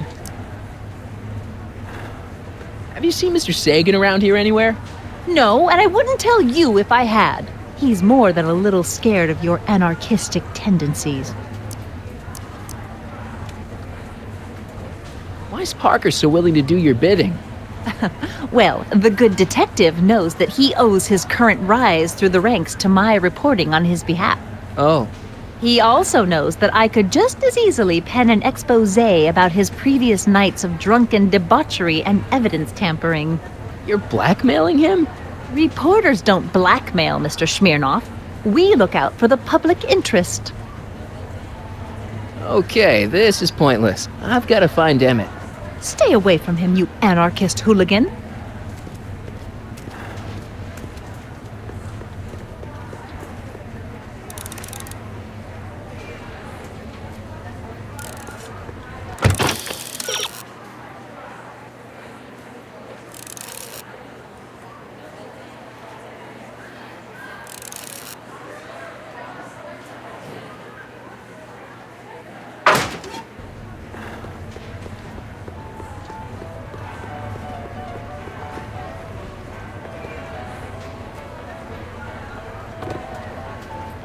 Hey, don't walk off with the recording plant. It's the only one I got.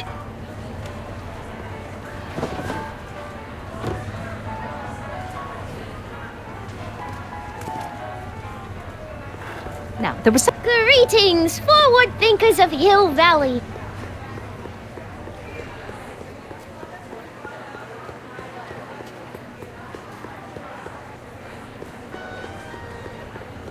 I think that's supposed to be a clock.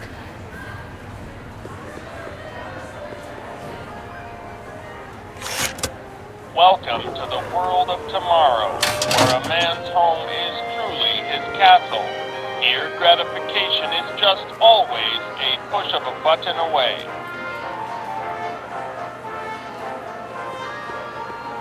This plant doesn't belong here. There's nothing futuristic about it.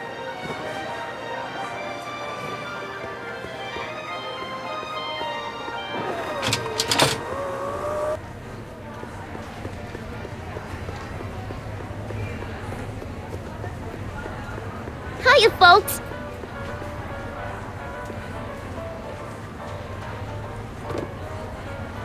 Hey, don't.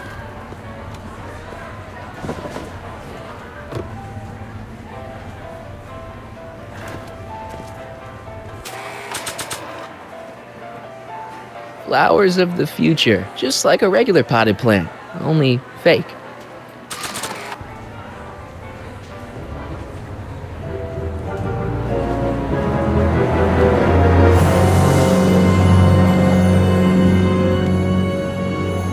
Why?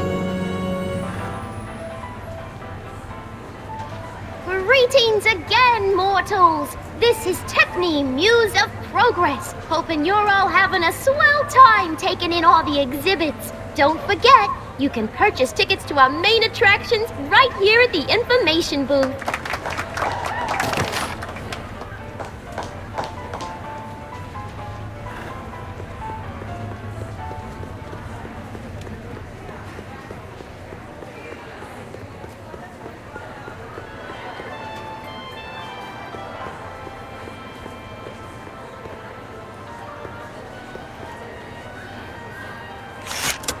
Welcome to the world of tomorrow, where a man's home is truly his castle. Here, gratification is just always a push of a button away.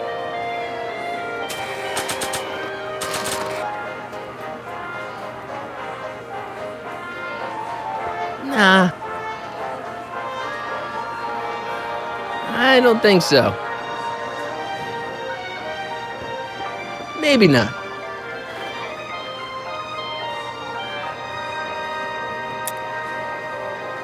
In the house of the future, fresh fruit baskets will be replenished daily by fleets of fruit-bearing helicopters. Ah, it's wax.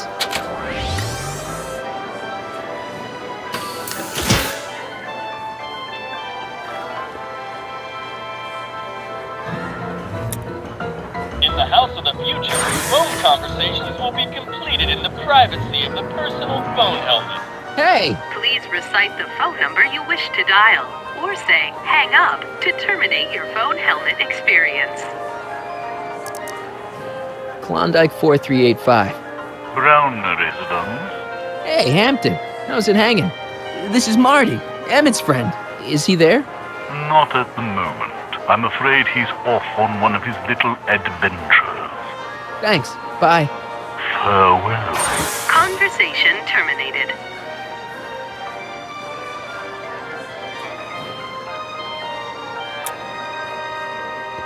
In the mood for fun? The house of the future comes equipped with a modern home entertainment center. Chinese checkers and everything.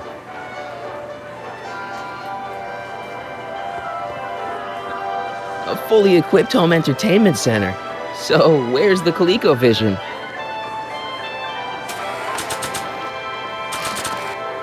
Not sure what that'll do.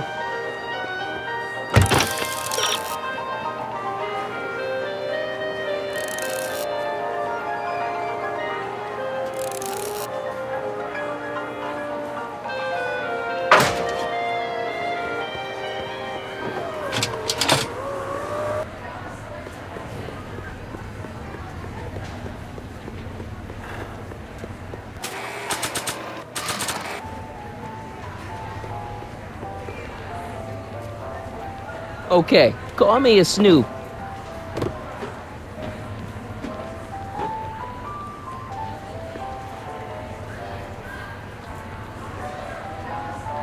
Hiya, folks.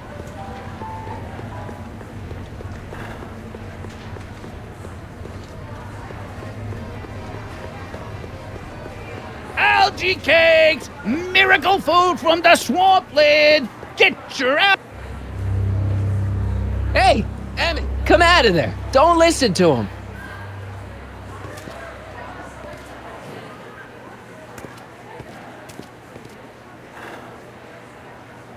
Perfect.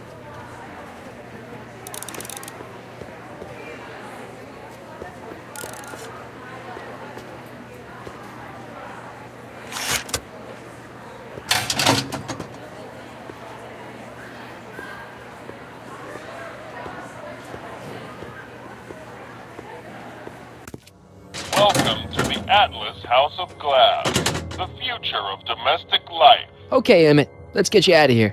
Emmett! Emmett, don't listen to him. He's crazy. I'm still not sure about this business proposal, Mr. Sagan. Let me explain it again.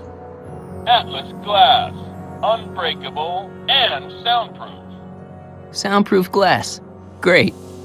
Our living space can be configured to meet the needs of any family. Need a private study? Simply slide the walls in, or slide them out again to create a spacious banquet hall. Next up on our roster, a man who saw the possibilities in pond scum. Welcome, Ernest Philpott! Thanks, Trixie, Techne. I'm truly honored to be here today among all you pointy-headed type people. Like the lady said, I labor in the field of pond scum. Algae, ladies and gentlemen, is a mysterious and little-known biological entity. Through diligent study and countless hours of experimentation, I believe I have unlocked the secrets of this noble vegetable, and I am here to present my discoveries to a disbelieving world. Algae cakes, ladies and gentlemen, is the next wave in the agricultural revolution of the 20th.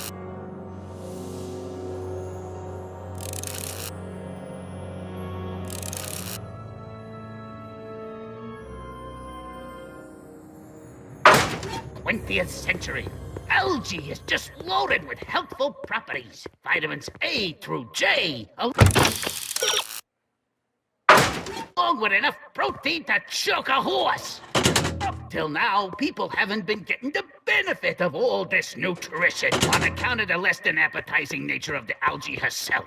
But sweetened with corn syrup and held together in solid lumps through the miracle of gum arabic, the algae cake presents a package that is chewy to the mouth and bursting with delightful fresh flavor. I invite each and every This is more complicated than it looks. When I moved that first wall, I opened one passage, but I blocked another. And sample an algae cake on the house. I thank you. Thank you, Ernest. Do be sure to drop by his booth and sample an algae cake. I have, and it was very interesting. I will be back later to highlight another of our fine exhibitors. See you soon.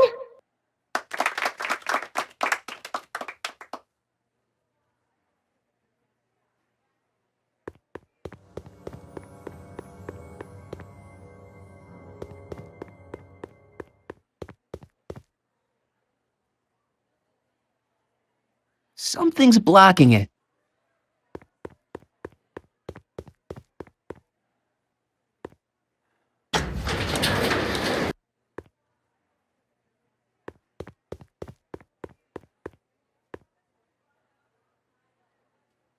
It won't slide open.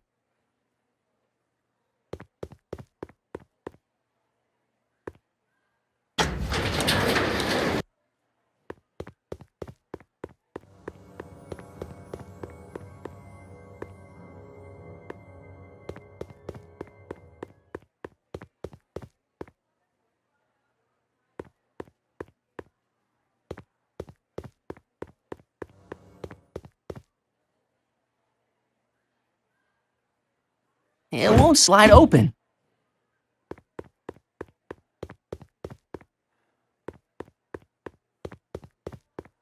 When I moved that first wall, I opened one passage, but I blocked another.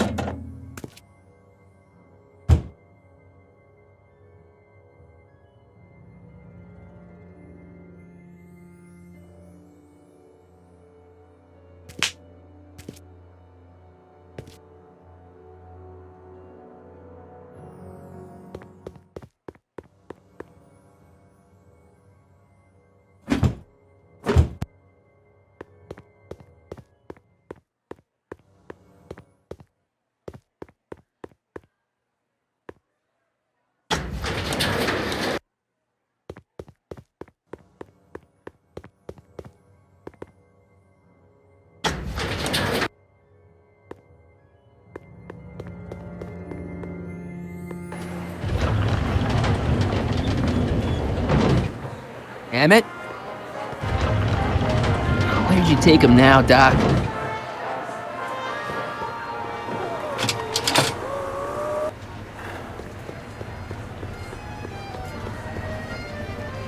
Excuse me, sir. I'm looking for a tall, thin, older gentleman.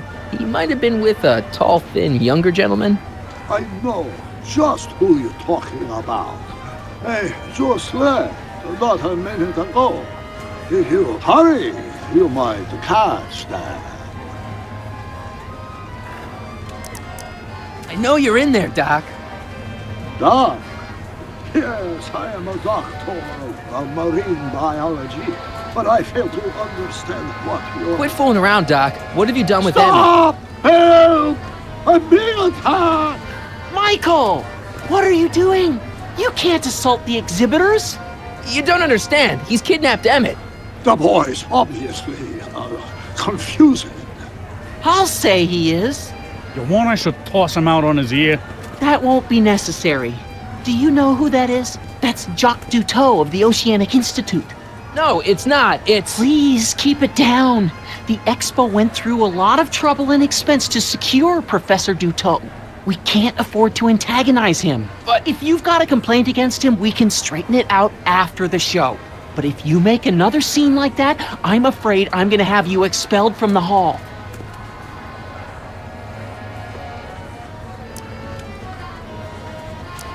Take off your helmet. I prefer to leave it on. The inland air is difficult on my sinuses. Where'd you stash Emmett? In the diving bell? It's called a bathysphere. Aha! So Emmett is in the bathysphere. I don't know what you're talking about. I think I'm gonna take a closer look at that bathysphere. Not without a ticket, I'm afraid, sir. Hey! Is this guy trying to bum a free ride? No. See that you don't. Feels good to be on the right side of the law.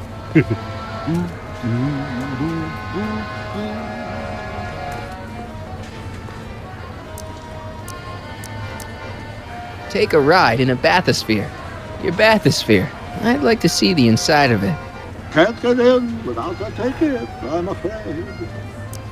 You're not gonna get away with this, you know. As they say in my country, que sera, sera.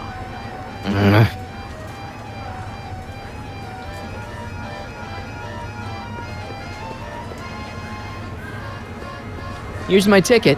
I want to see inside that bathysphere. I don't think so. What do you mean? I've got a ticket. You have to honor my ticket. It's the wrong kind of ticket. Sorry. Oh, give me a break. The next exhibitor on our list is Officer Danny Parker of the Hill Valley Police Force. Officer Parker is going to demonstrate a few of the many marvelous tools that our boys in blue will soon have at their disposal. The criminal element has truly met his match today. Officer Parker? It seems our next exhibitor is unavoidably detained, but I'm sure his presentation would have been both enlightening and exciting. How about a round of applause just for the heck of it?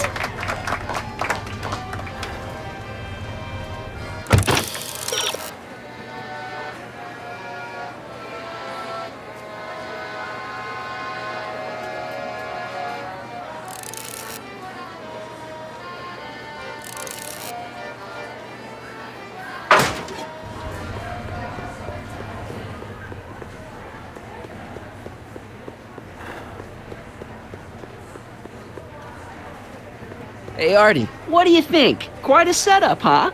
The expo? Sure, but I was wondering. That's Carl Sagan in the deep-sea diving suit, and he's holding Emmett captive in the bathysphere.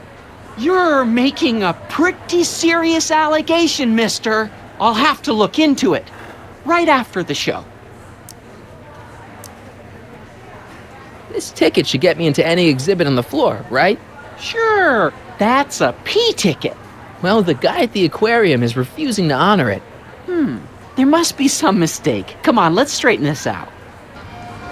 Professor Duteau, this young man claims you refused to take his ticket. Not at all. I am only too happy to take his ticket. Please, climb the ladder, and I will raise the bathysphere.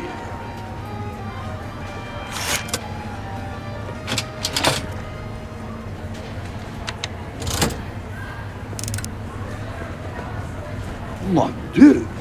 What is the matter? The gears, they must have become stuck. I am afraid I cannot raise the bathysphere at this moment. What a shame. Yes, it is. Well, I will work on the problem. Perhaps if you come back later. Come down, please. The bathysphere exhibit is currently closed.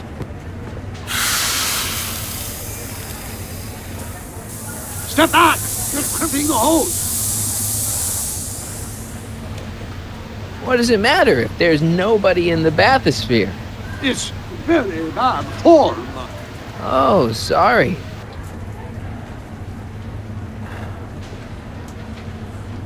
It's an old nautical superstition. A crimped hose means imminent doom. It does if there's somebody inside the bathysphere, but I thought you said there wasn't anybody in the bathysphere. There's not. Hey! Emmett gets no air until you raise the bathysphere. Emmett? Who? Emmett, you. I'm just gonna keep holding this air tube closed until you raise the bathysphere. I wish you wouldn't. Why not? There's nobody in the bathysphere, right?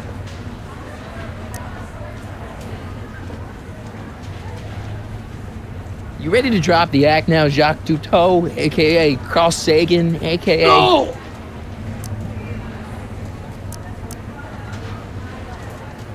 You know what happens when the air runs out, to both of you.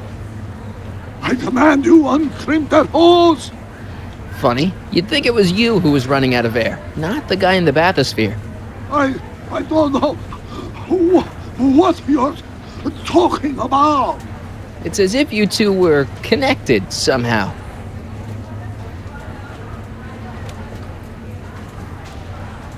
Step! Can't you see he's messing with us? There's nothing wrong with those gears. Monsieur Dutot is doing his best to fix the exhibit. Hovering over him like that doesn't help the situation any. He's running out of air, Doc, and you're running out of time. Let him out. I won't do it!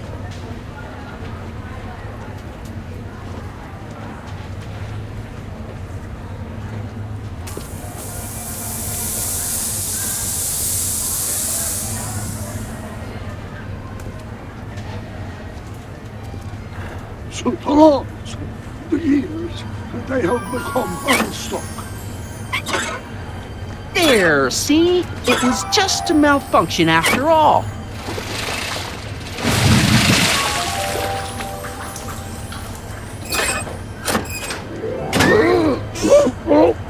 Let's get you out of there. Emmett Brown? Then it was true. Hey, you! Hey, he just took that guy's wallet. I think he took his wallet. Oh, remind me not to become an oceanographer. I guess I must have a touch of claustrophobia. Never should have gone in there. Well, we've all got problems. Now, you'd better get back to your booth Funny before... thing is, I don't even remember going in there. Last thing I recall, I was in the glass house talking to Carl Sagan. Did you know he's really a scientist? I'd heard. What did he say to you? Oh, he had some sort of spur-of-the-moment business proposition. It was all very rush. I never got the details. It would have meant leaving before the expo was over, so I told him that... Say, where'd he go? Do you know? Carl Sagan? He had to leave. One of his experiments blew up on him. No, I know how that is. What's this? Oh, yeah. Edna made Detective Parker shut down your booth. He says he can't go against her. Oh, yeah? Unless we dig up some dirt that'll discredit her in the eyes of the law. So that's what we'll do.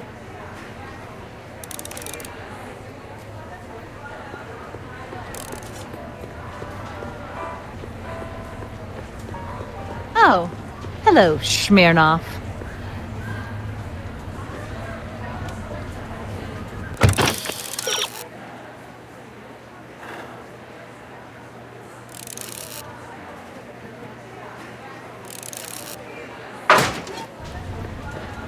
Now, where were we?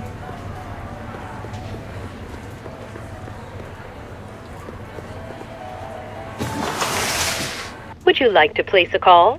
Yes, I'd like to talk to... Unfortunately, this phone booth only accepts incoming calls.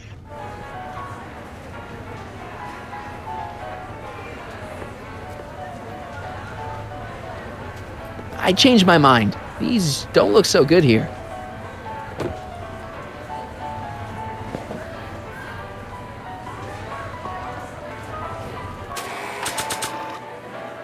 Detective Parker's secret police recorder. Just like a regular potted plant, but with a recorder inside.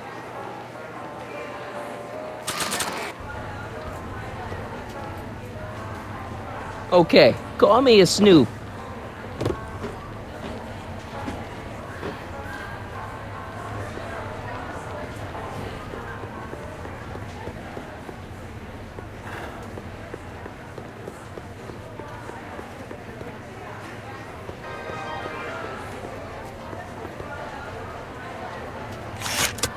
Welcome to the world of tomorrow, where a man's home is truly his castle. Here, gratification, a push-up. In the house of the future, phone conversations will be completed in the privacy of the personal phone helmet. Please recite the phone number you wish to dial, or say hang up to terminate your phone helmet experience. Klondike 4253. Hill Valley Expo, where the future is coming today. This is Techni News of Progress. To whom am I speaking?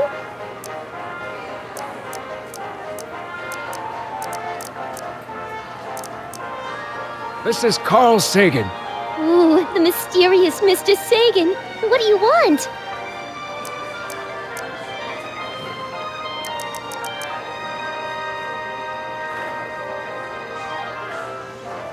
Can you put Edna Strickland on the phone for me? Sure thing, Mr. Sagan. Hey, Strickland! Somebody actually wants to talk to you. Mr. Sagan? What happened? I thought you were distracting Emmett. I was? Oh, yes, of course I was. Then why is Emmett standing here, valiantly trying to convince Detective Parker that he should be allowed to go through with this ever so dangerous display of wrong-headed technology? What can I say? I was outsmarted by that wily Yakov Smirnoff.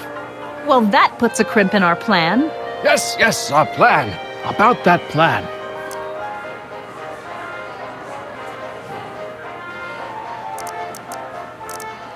Regarding, you know what? You know what? The little matter we were whispering about yesterday. Oh, that! As a matter of fact, I'm glad you brought it up. I was thinking, wouldn't it be a good idea to pin it all on Yakov Smirnoff? Pin what on him exactly? You know, it! Oh, I get it. You're still sore about going to jail. That was the dog's fault. If he hadn't come glumping up to me right after I started the fire, I could have gotten clean away, and I never would have had to divert suspicion to you. She's the speakeasy arsonist. Carl, is somebody with you? No, it's just you and me. You know, I don't think I ever asked you why you burned down all those speakeasies. Why? Because no one else was doing anything about them. Every night they'd open up their doors serving illegal drinks and loose women, flaunting their depravity to the world, and the authorities did nothing. So I did what any right-thinking, rock-willed woman would do. I took action. Oh, and such a gorgeous action it was, too. The fires were so beautiful. The alcohol made them go up in such pretty blue flames. Where was I? You were explaining why you burned down the speakeasies. Yes. Did you find my answer to your liking? It was very revealing. Hang up. What? Jeez, Edna was always a loon. I hope that confession's good enough for Parker.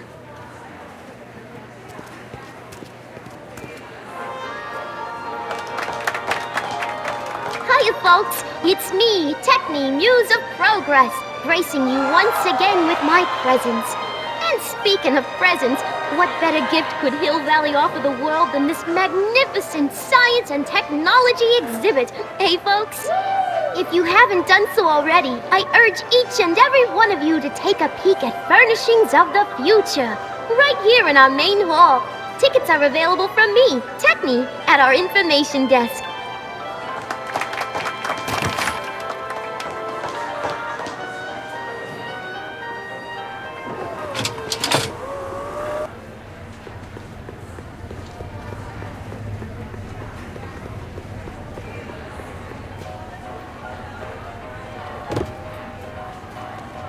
You know, I don't think I ever asked you why you burned down all those speakeasies. I think a lot of people are going to be interested in that answer.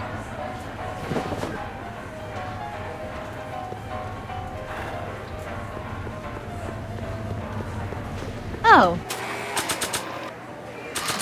Oh. Hello, Smirnoff. Hey, Danny. Do you mind, comrade?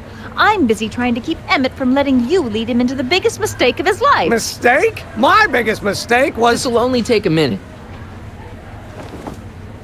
Our plant recorder. It's not a good idea to steal police property, you know. Listen. You know, I don't think I ever asked you why you burned down all those speakeasies. Why? Because no one else was doing anything about them. Edna?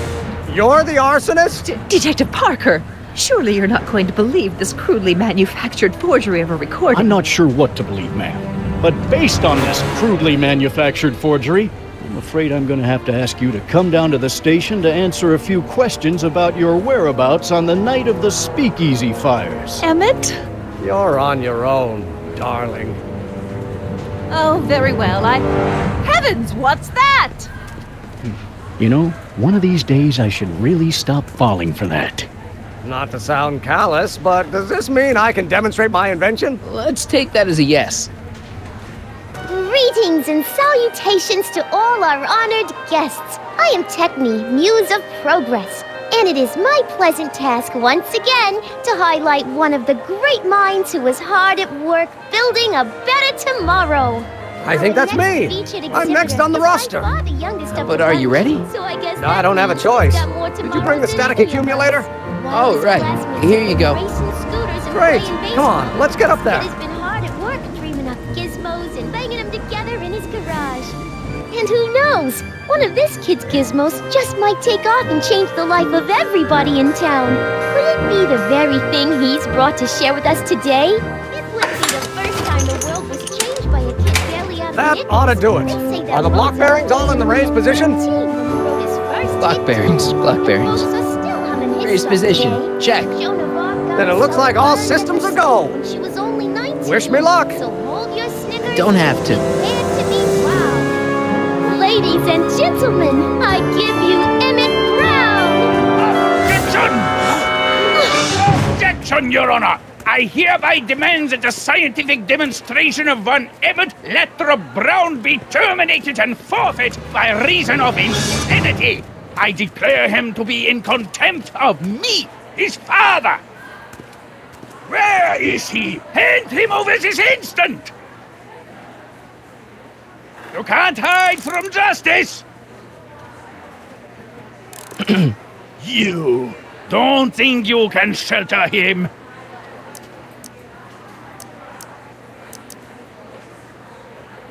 Come on, Mr. Judge, sir. You're kind of making a scene here. Wrong. I am stopping my son from making a scene here. Don't antagonize him. Well, if you're not going to say anything... So he is up there with you. Thanks a lot.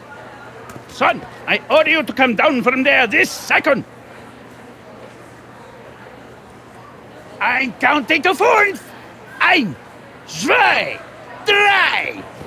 Emmett. I'm not talking to him. There's no point.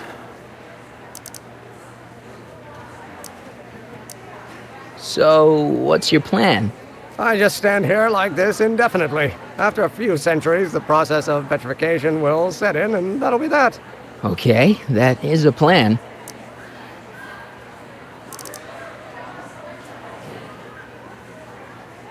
Maybe he'll give you a fair chance to explain yourself. He is a judge, after all. Yes, a judge who's already passed sentence. He won't listen to me. He never has. I'll be right back. I want to speak to my son. Emmett's not ready to talk to you directly. I suppose you're his mouthpiece. I guess so, yeah. He says it's no use talking to you. You never listen? That only shows how pig-headed he is. Of course I'll listen. If he can justify his craziness, I'll be only too happy to indulge it. Stay right there. I'm not going anywhere. Fear!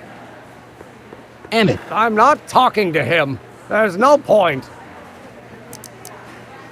You heard him. He said he'll listen to you. Well... At least give it a shot. Father? Son? You've never understood the first thing about me. All you want to do is step on me, squelch my natural instincts. You don't know what it's like to be young. You don't know what it's like to have dreams, to have ambitions so great and so powerful that they've got a life of their own. And it's all you can do to hang on for dear life while they've gallop on where they must. This is America, Pop. And in America, a person doesn't have to do what his father did. Isn't that why you came to America? To live where there wouldn't be so many rules? Well, we talked. Are you happy? Please, you gotta get out of Emmett's way. I have yet to hear a compelling or even coherent reason why.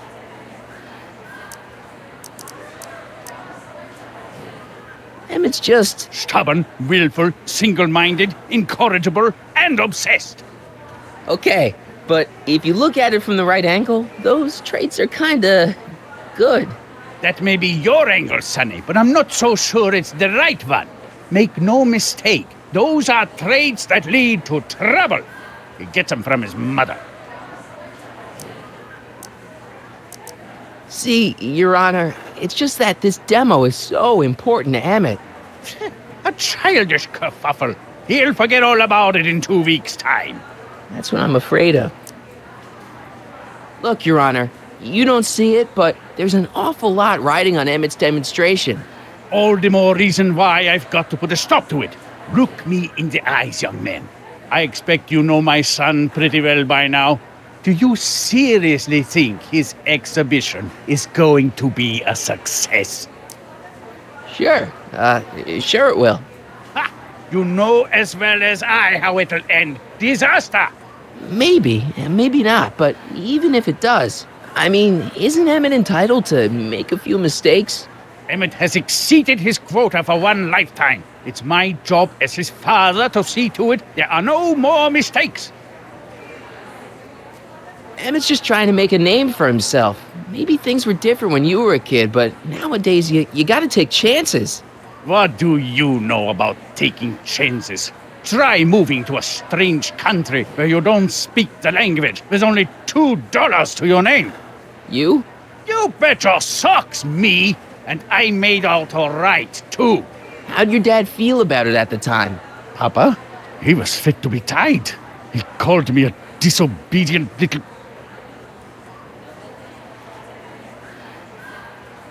So your father didn't approve of you coming to America?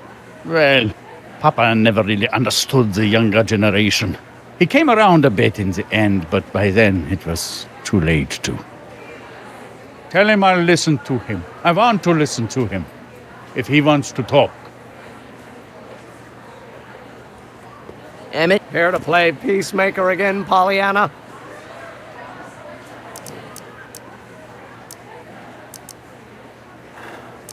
Deep down, he's just worried about you hurting yourself. No amount of physical pain could equal the pain he's already inflicted to my spirit.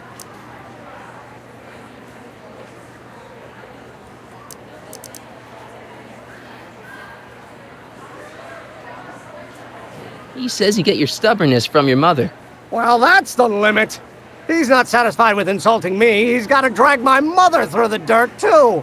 Mother isn't at all like me. She's gentle and sweet and endlessly patient. If anything, I'm more like... Oh, skip it.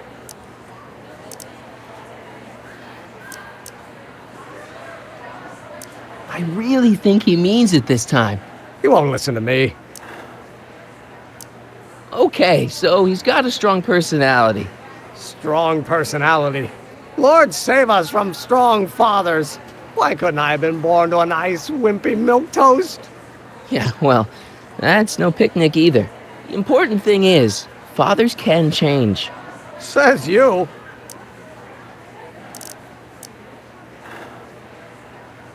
You were starting to say that you're like... Skip it. Can it be that you and your dad? No, next subject. Emmett, stop being a dope. You've got your pride, okay, I get it. And so does he, but what's the harm in trying to make peace with the guy? He's your family, and family's important. Sometimes it's, well, even more important than we realize. May I come up?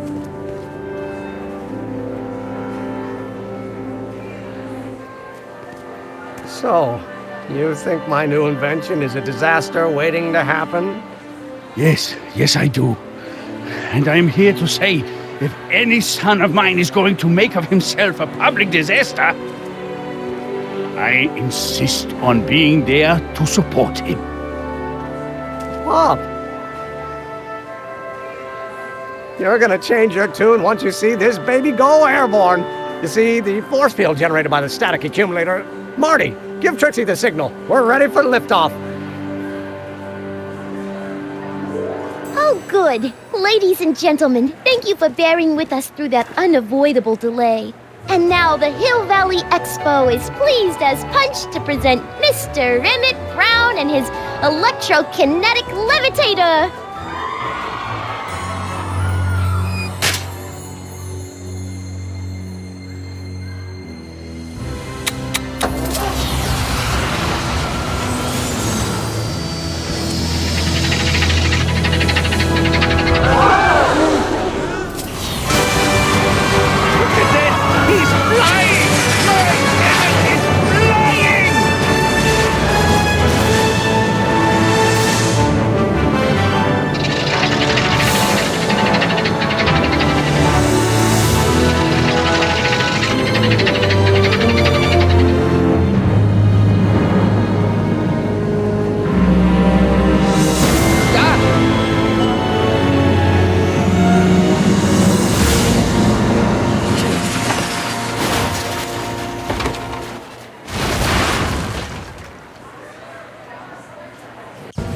Hey, stop! Get back here!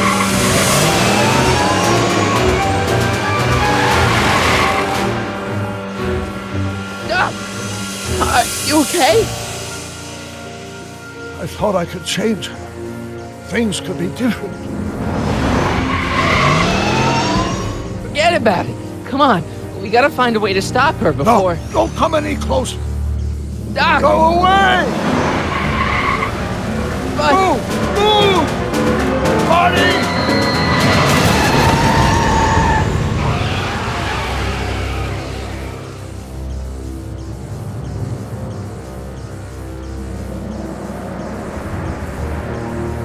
Oh my God! Doc! Say something. Chromium, lithium, potassium, iridium, titanium, ruthenium. I'll get help. Newspaper. What? You mean...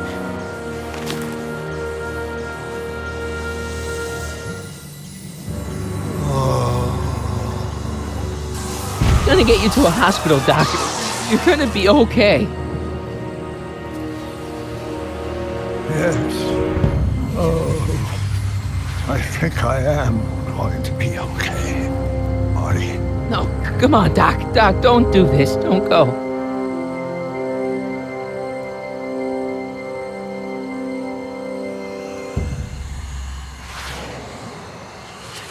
Doc, come back.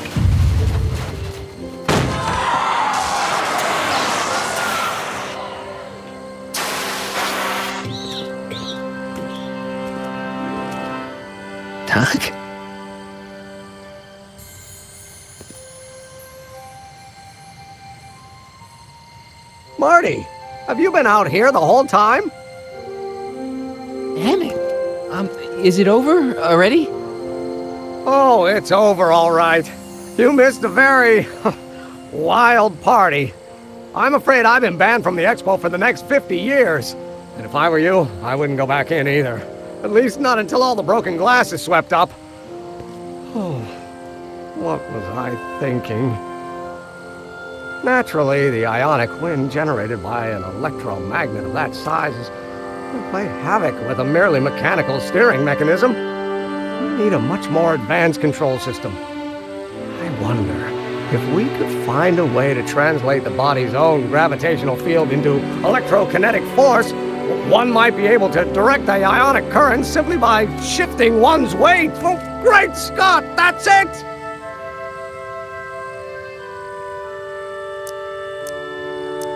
So, what comes next? Work, work, and more work. A few more stumbles, followed by a breakthrough or two. The way I see it, it's those little mistakes along the way that advance us along the pathway of knowledge. Come on, there's no time to lose. Let's get back to the lab and... I'm sorry, is something wrong? It's a long story. Let's just say I lost somebody. Oh, how sad. Anyone I know?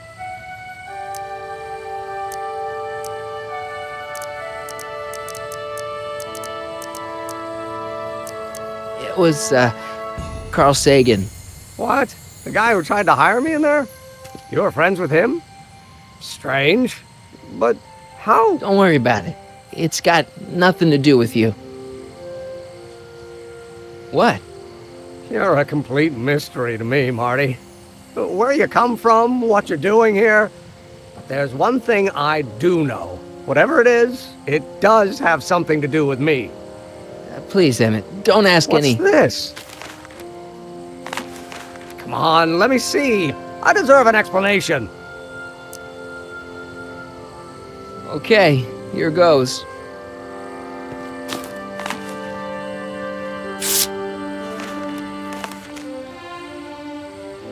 What's that? An explanation. But you've got to promise me, don't look at it until you get the key to the city. Huh?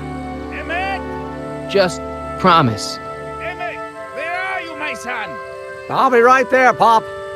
Key to the city? I don't understand. And you can't understand. Not for a long time. It would do irreparable damage to something. Just say you promise. Okay, I promise.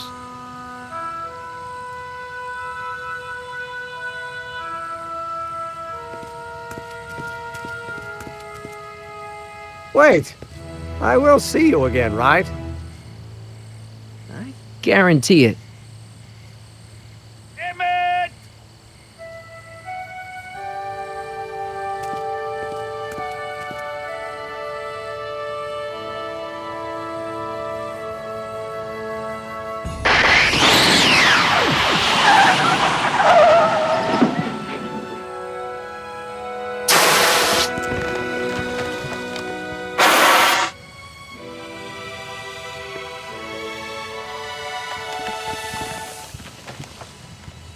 Hey, it worked.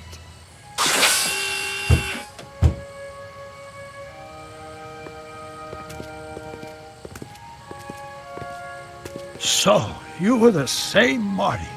Funny how memory can play tricks on a person. I remembered you being much taller. How was the ceremony? Long. You've got a theatrical way of sending messages. Only way I could do it without messing up your timeline. Very clever. But what are you doing in 1931?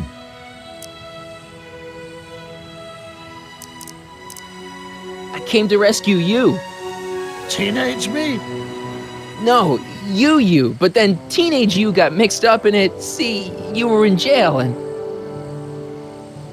Never mind, it's better I don't know. Let's just get back to 1986. That is, unless your presence has caused any other time anomalies. Me? Nah, no. Well, I'm still a little confused about my...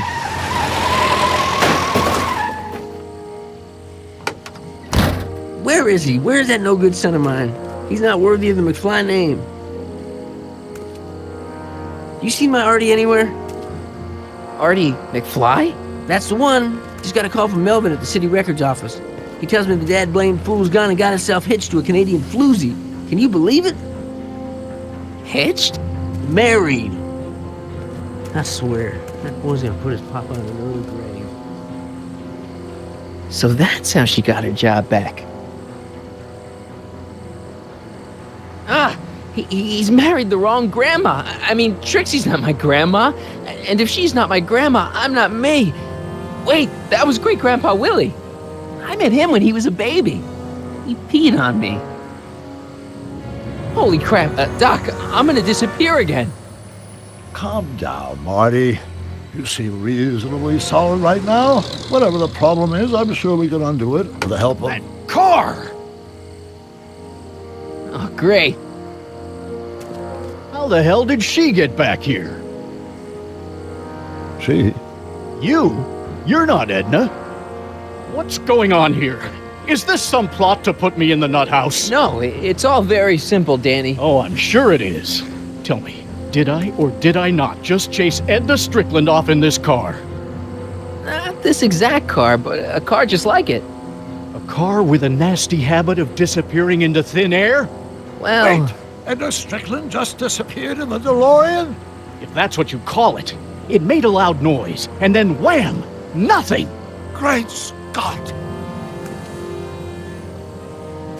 Marty, do you have any notion what date she might have jumped to? None at all, Doc. See, that DeLorean's time circuits are out of whack. They could jump to any date at all. Oh, this is bad. This is very bad. Let's just hope she jumped into the future. The far future. If she's jumped into the past... You think she might mess up the time stream? Wait a minute. This is Edna. Of course she would mess up the time stream. Guys, you mind telling me what the hell you're...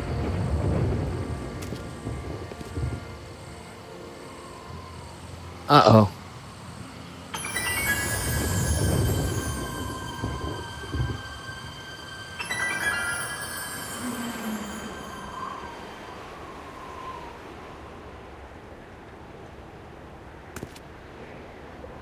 Doc? Did we just leave Hill Valley? No, I believe Hill Valley just left us. How? Something must have happened to it. A long time ago.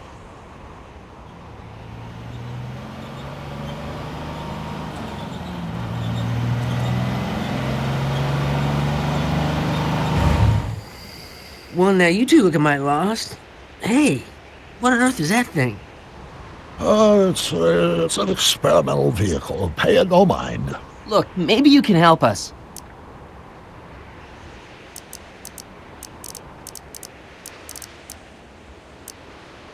We're looking for Hill Valley. Well, which is it, a hill or a valley? No, it's a town. It's a town called Hill Valley. Hill Valley, a town? Say, I think I once heard that there was a town here a long time ago. Don't know much about it, though. Just as I suspected.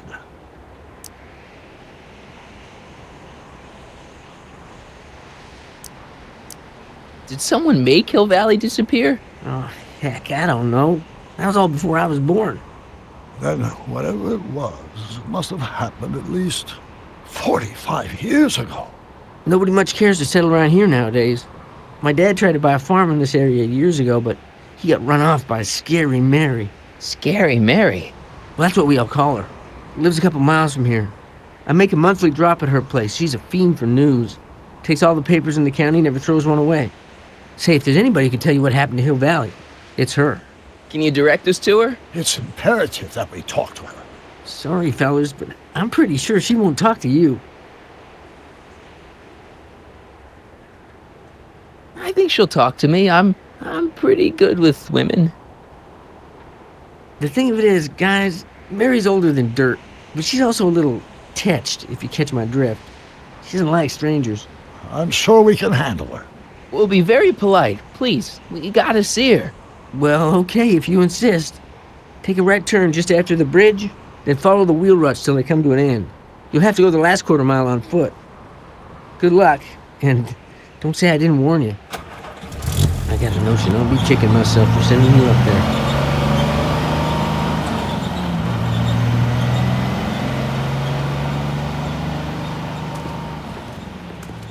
Can I drive?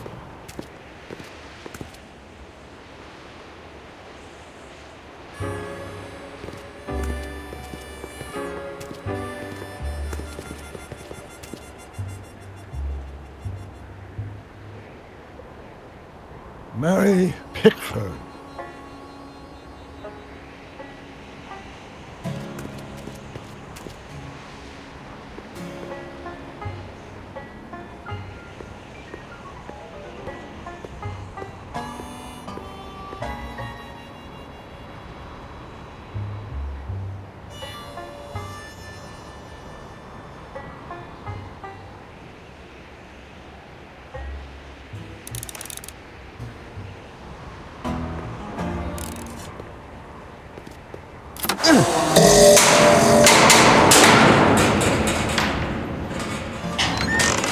Step away from the cabin!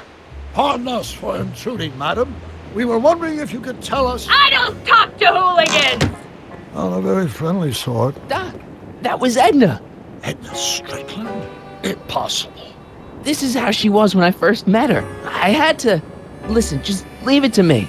Okay, you think you know how to handle her. Just remember, we need to know what happened to Hill Valley, and just as importantly, the precise time when it happened.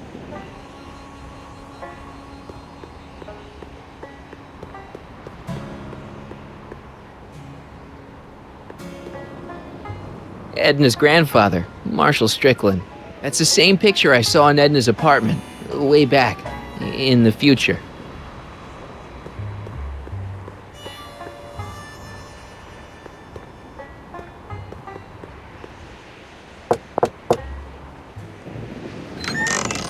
Hey, Miss Strick... Who are you?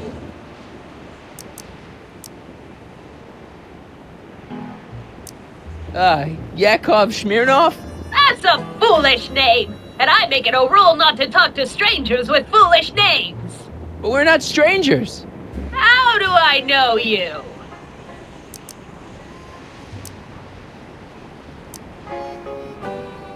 You tried to have me arrested once, a long time ago. Remember? Listen, Sonny, I'm an easygoing woman, but I got a few rules I live by.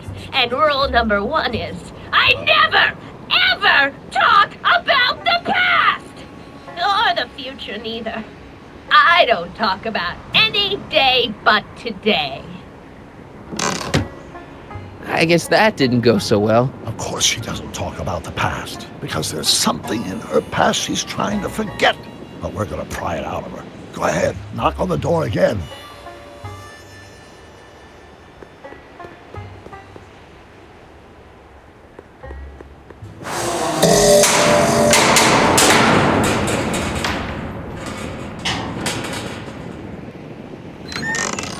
What?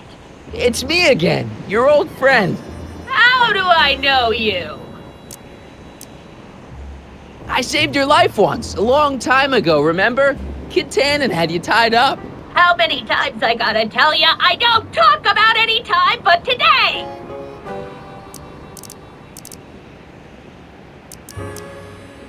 You interviewed me once, back when you were young. How many times I gotta tell ya I don't talk about any time but today?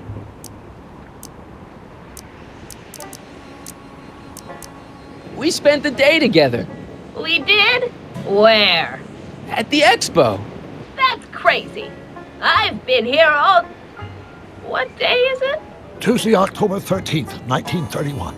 October 13th, 1931. October 13th. Something funny about that date.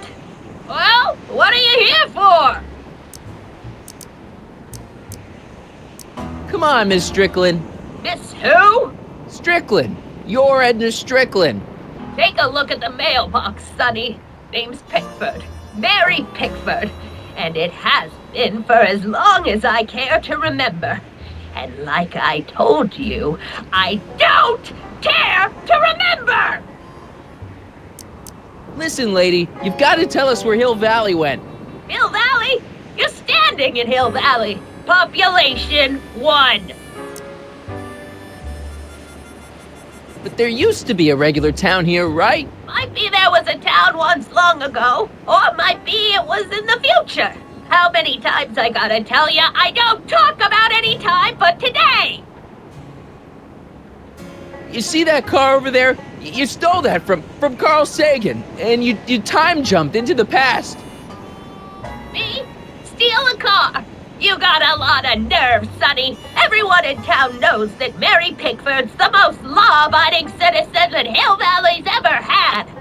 And I don't give a fig about the past.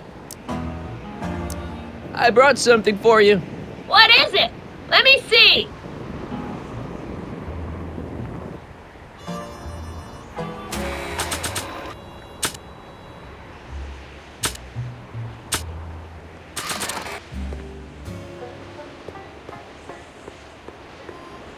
I brought you these tickets to the expo.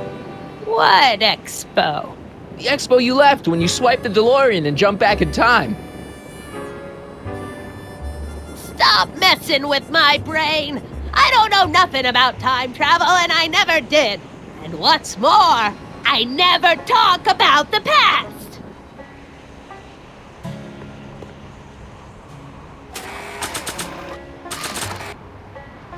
I brought you this. I ain't interested in flowers. Wait till you hear. And I especially ain't interested in talking flowers. Put 'em away.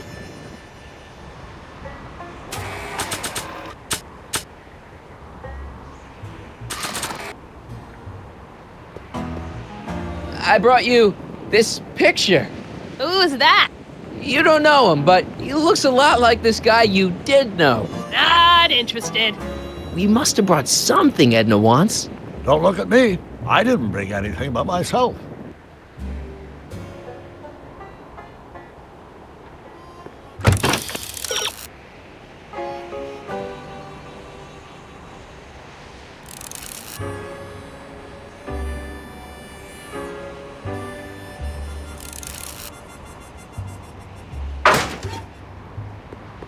I brought you him. Him? Who him? Him who? Look hard. Don't tell me you don't recognize your own boyfriend. My boyfriend? Yeah, he's all grown up. Come closer, fella. Marty, what am I supposed to do? Trust me, Doc. Just go with it. It can't be. Emmett! Yes, Edna. It's me. It is! It's October 13th, 1931! Oh, and you are Emmett! Emmett! How did I get so turned around? Have I been dreaming, or stay there? It's a classic case of repressed memory syndrome. Once the mental dam is broken, the subject is immediately plunged into the midst of the very scenes she's trying to forget.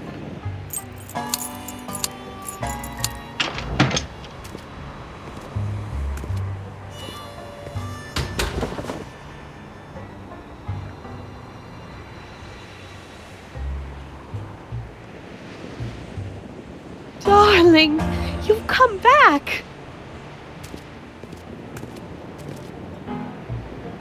Of course I knew you would. An intelligent boy like you wouldn't be one to throw away true love all because of a silly quarrel. I've already forgotten about last night's little tiff. I trust you've done the same? Of course I have. Of course I have. What?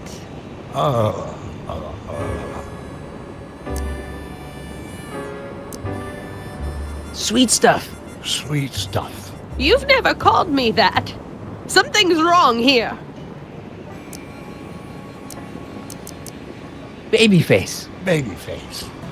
That's not your pet name for me. Wait a minute. What's going on? Schnookums. Schnookums. You're sweet. But you're still keeping company with this Smirnoff character. I insist you drop him. He's a bad influence. And you've got to stop working on that dangerous electrokinetic... What's this? Okay.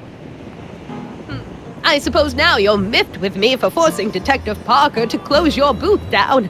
Bitter medicine for you, I know, but I had to do it. And Parker had no choice but to obey my orders. He knows that my opinion carries a lot of weight in Hill Valley, and he'd never...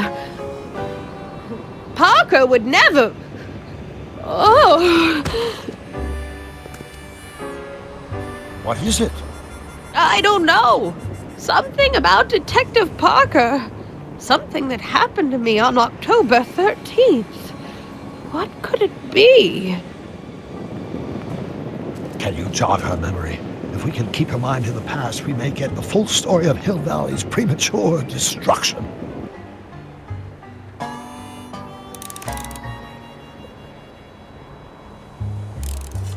Here's something that'll make you remember. Remember what? I don't like to remember. Who are you? What are you doing in my yard, you hooligan? No, Edna. No yarn. What? This is Emmett speaking. It's October 13th, 1931. Yes. And something's about to happen. Oh yes, something big. But what? Better not talk to her directly. It'll break the spell.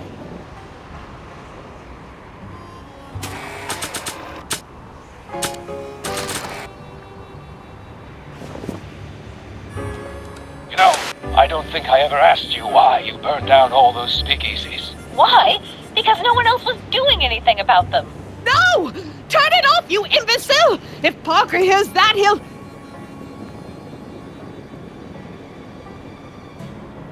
Officer, I can explain. It was a trick. I was framed. Oh! He's after me!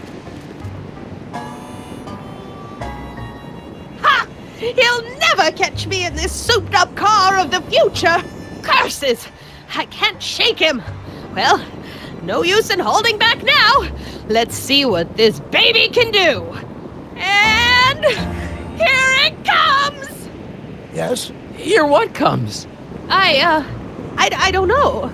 Something really unexpected is supposed to happen right about now, but I'm not sure what. Oh, come to think of it, how can I be expecting something unexpected? What's going on? Quick, Marty. We've got to find a way to push the story along before she snaps out of her reverie.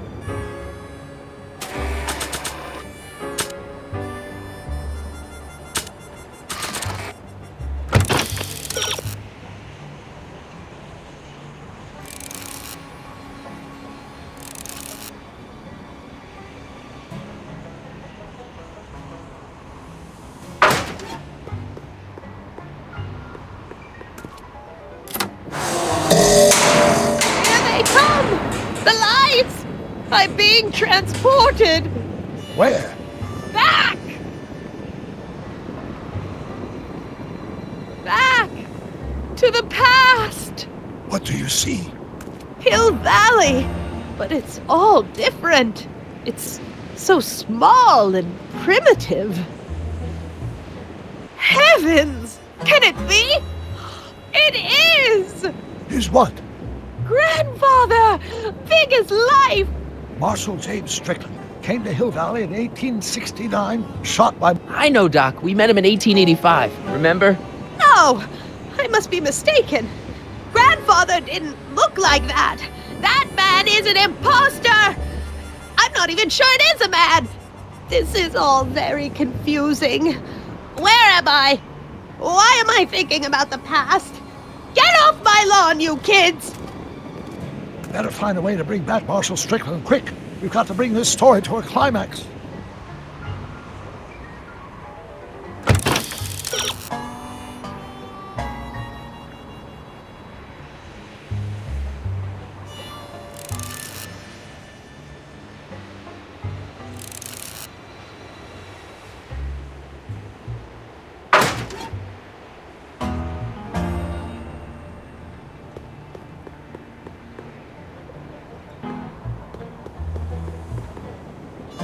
Edna's grandfather, Marshall Strickland. That's the same picture I saw in Edna's apartment, way back, in the future.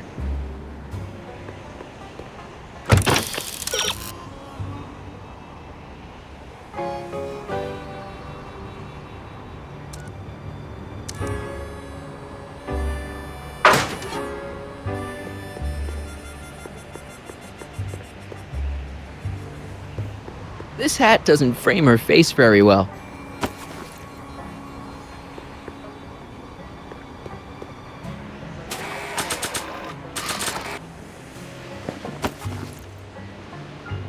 Nice fit. Looks like a Strickland to me. Like my little brother, perhaps, but not like my grandfather. Grandfather was much more shaggy.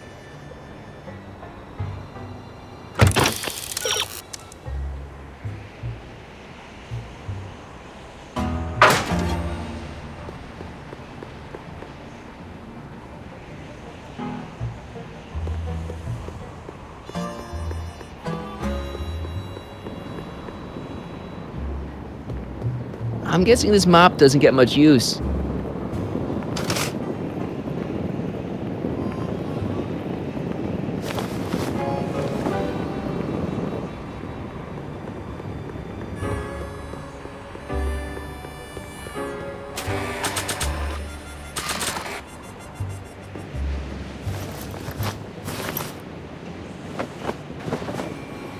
Oh, grandfather, how well you look. How well everything looks. How does everything look? Tell me. It's a bit rustic, to be sure, but all the buildings are so sturdy and well kept. And the young people of Hill Valley, they're so virtuous and upright. So unlike the degenerate specimens from the 20th century. And I know the reason why. Why? They haven't yet fallen prey to the vices of booze and debauchery. They are still in a state of innocence. I think I could learn to like living here. But who's this? Who? This big lout swaggering up the street, lips curled in an insolent sneer. He's a newcomer to Hill Valley. Beauregard. Beauregard... Tannen. Yes! Good guess. Look at him, acting like a big shot, throwing his money around. Stolen money, no doubt. Why can't they see through him? The two-bit phony! And now his plan becomes clear. He's bought a plot of land in town. He's going to put up a what? I don't know. It's something I don't like. Something evil. This is the key to our mystery. We've got to get her memory back in the groove.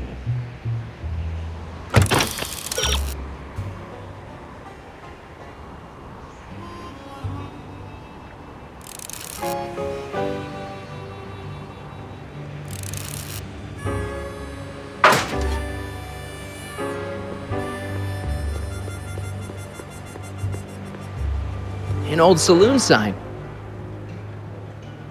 Cool. Too bad it's all burnt.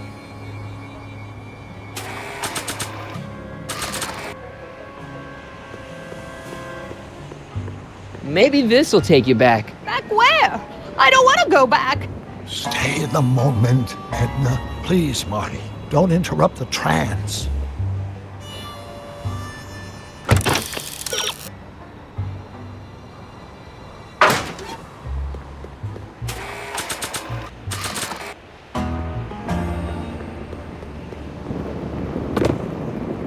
Talk about a watering hole. A saloon? In Hill Valley? Oh, he can't do that! Grandpa, you can't let him do it! You can't let that snake ruin paradise! Well, if they're all too blind to stop him, I'll just have to take the law into my own hands. I'll make sure this sinful establishment never opens its doors. I don't know what I'll do, but I'll do something. Something very conclusive.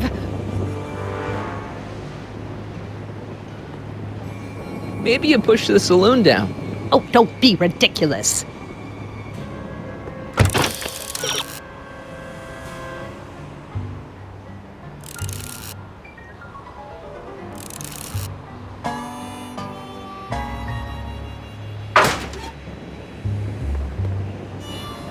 I wonder what's cooking.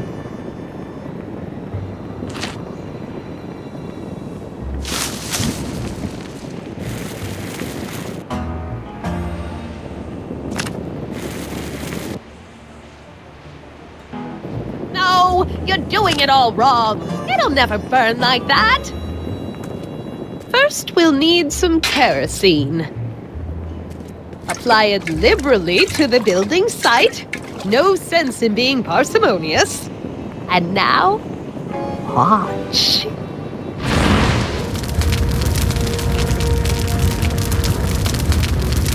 This is beautiful!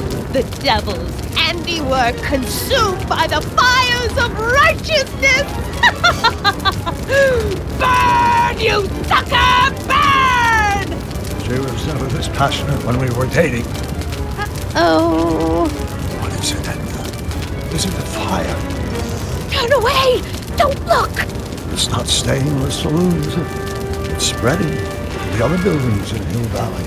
My intentions were pure. It wasn't supposed to happen like this. But it did happen like this, and you've been repressing it all these years because you can't stand to admit that you're... A hooligan! I'm a hooligan!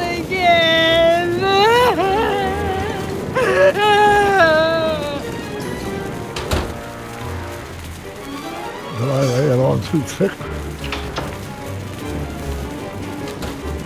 Here's the story. Black and white and red all over. Hill Valley destroyed by fire. Started approximately 2 a.m., July 17th, 1876. Of course, I'm not the real criminal in this story, am I, Mr. Sagan? You set me up for a fall. You and Smirnoff. You made me steal your infernal car. You made me burn down Hill Valley. And now, by the powers invested in me by the town of Hill Valley, I hereby sentence you two criminals to... You! How much have you heard? Enough for a month's worth of headlines in the Hayesville Herald. 2 months' worth if you shoot those fellas. I could shoot you too, you know. But you won't, because that would be against the law. And you never break the law, right? This is your cue to skedaddle. Right. Much obliged.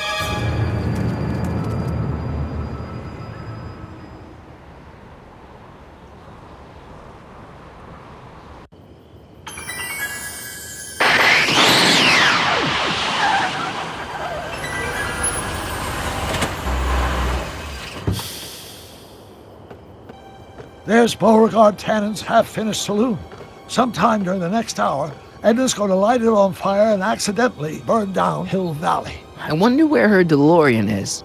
We'll find it later. Right now, we've got to stop that fire. I'll go around back. You go through the front. Got it.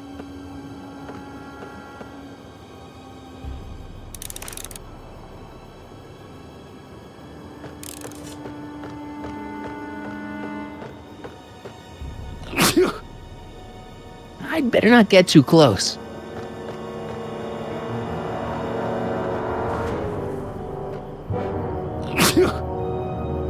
I'd better not...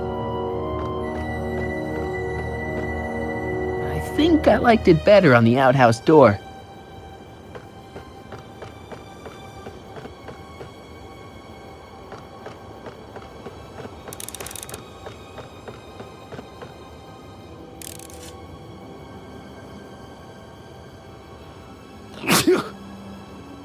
I'd better not get too close.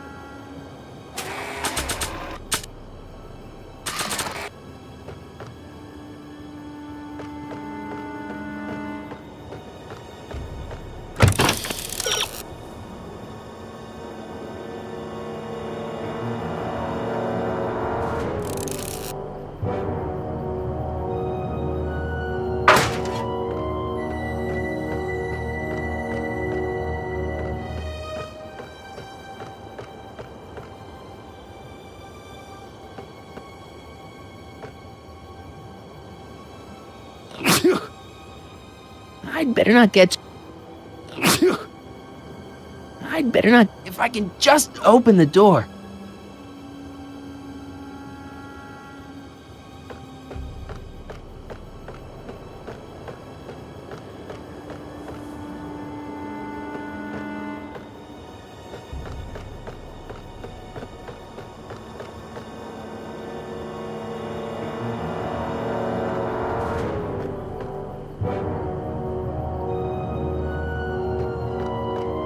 think I like to...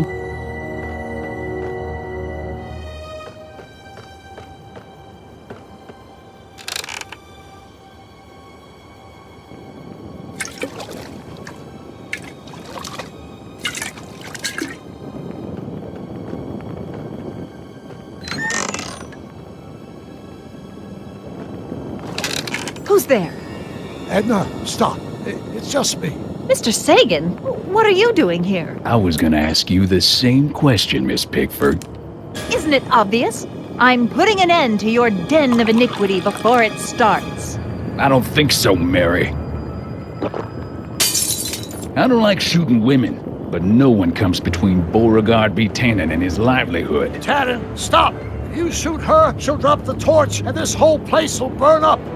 Edna, stop! If you drop that torch, he'll shoot us! Looks like we're at something of a standoff here, Mr. Tannen. I don't see a way out, unless somebody manages to disarm both of you at the same time. How the hell am I supposed to do that?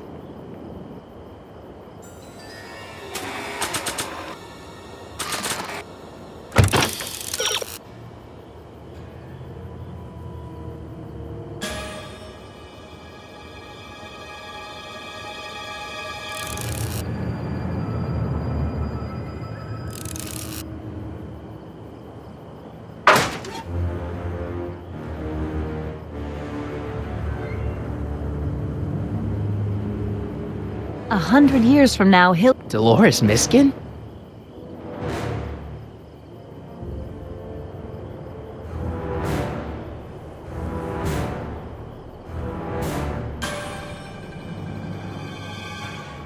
Pickle juice. That ought to be handy for putting out torches. It's too heavy to lift. I wonder what's in these. Oh, stop, quiet! God. What the hell? Oh, cow crap! There goes all my pickled pig's feet! Maybe we can come to a more peaceable... Pickle juice. That ought to be handy for putting out torches. It's too heavy to lift.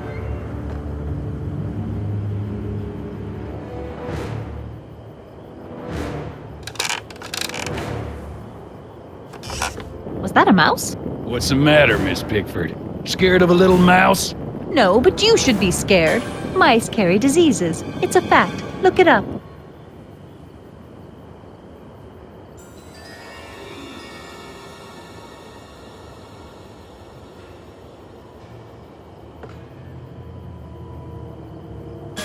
Mary Pickford? Don't tell me that you're not traveling through time under a pseudonym, Mr. Carr. Pickle juice. That ought to be handy for putting out torches. It's too heavy to...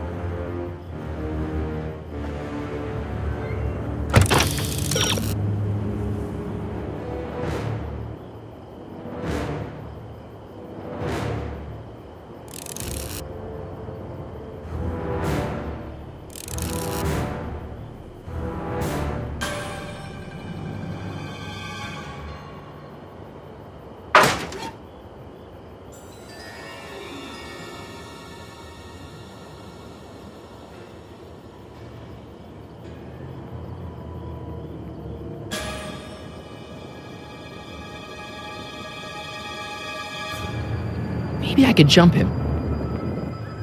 Why are you... Hang in there, Doc.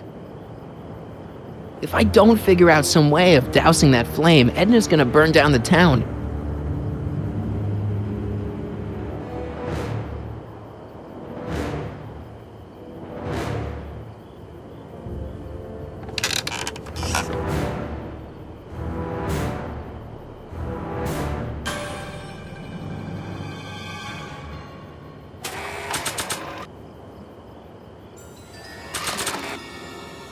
Not sure what that'll do.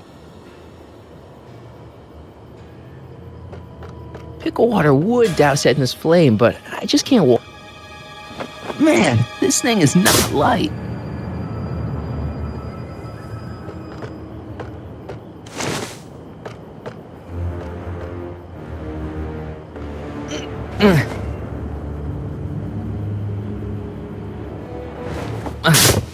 Why are you so hellfire determined to meddle in my face?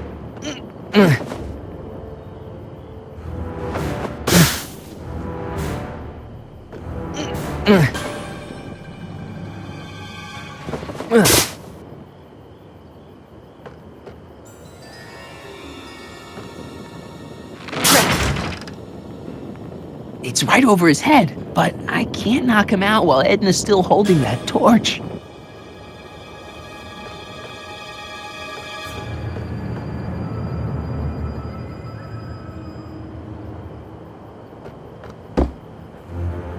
What kind of odds would you give me that I can disarm? Man, this thing is not...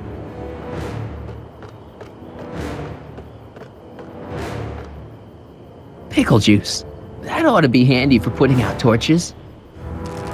It's too heavy to lift.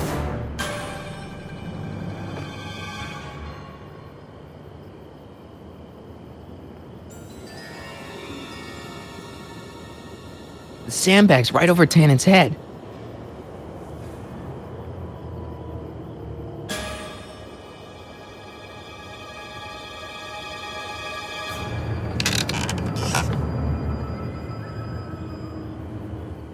Are you here to...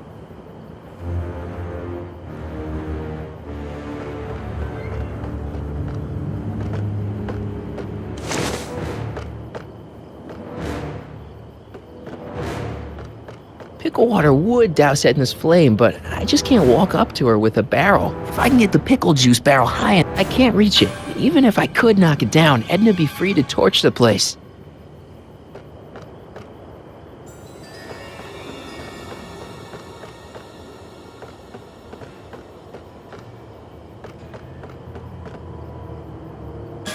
Going down. Looks like your torch is getting a little dim there, Miss Pickford. It's still hot enough to bring down this little bit of Gomorrah, Tannen.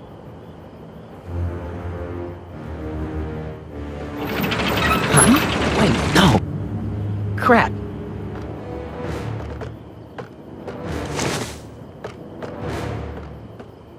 Say, that's all. Going down.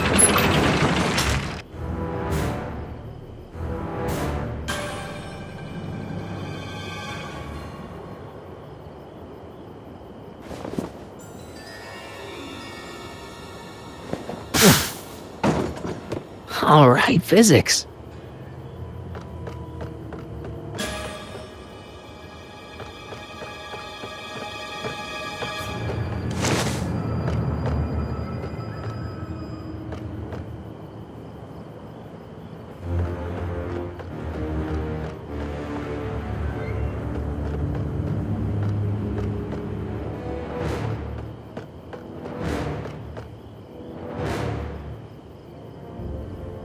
Why are you dressed like that? I wasn't planning on visiting the 19th century today. And I wasn't planning on shooting a couple of lunatics today. Guess life's full of surprises, ain't it?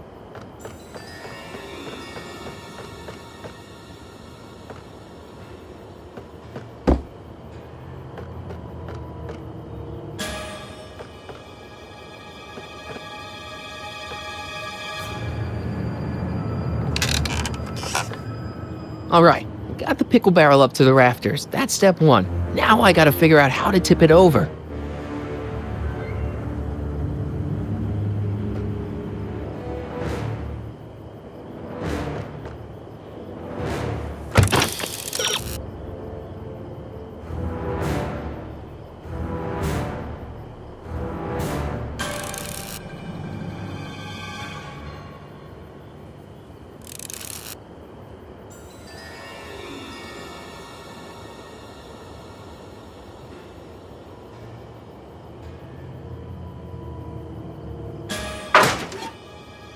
Say, that's all. Lovely chandelier you've got there, Tannen. Is it French?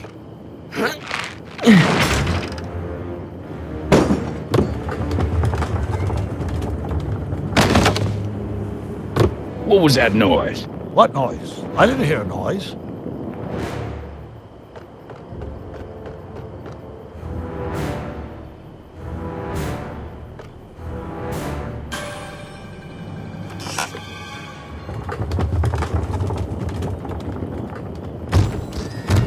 Okay, that was lucky. Won't be long now. We'll just see.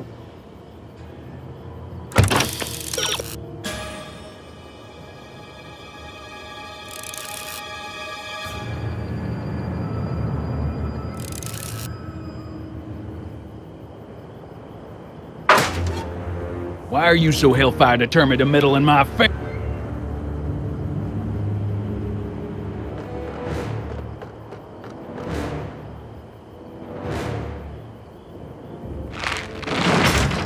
Not sure why I did that.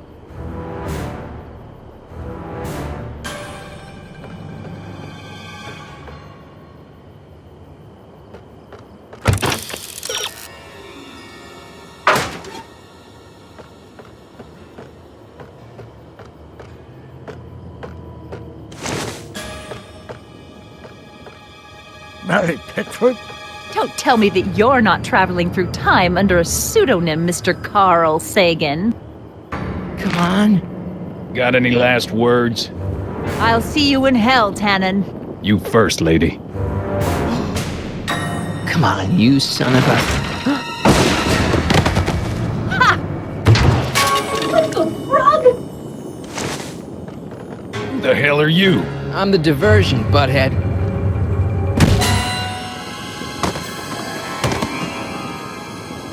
Nice one, Doc. Don't tell Clara. She thinks fisticuffs set a bad example for the boys. Now, where's Edna? Doc, she's gone. Edna's DeLorean. We gotta stop her before she hits 88 miles per hour. Come on!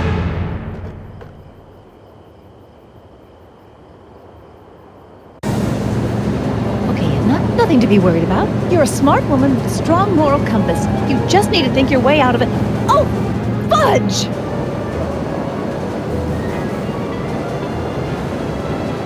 What's she doing? I think she's spouting euphemisms at us. Luckily, the road out of Hill Valley is still pretty rough in 1875. It's unlikely she'll manage to accelerate 88 miles an hour anytime soon. How are we gonna stop her? Good question. We can't risk injuring her or damaging the vehicle for fear of altering the timeline even further. Luckily, those diagnostic lights my alternate self put all over her DeLorean have given me an idea. Here, take these. What are these? Flux synchronization modules. How do they work?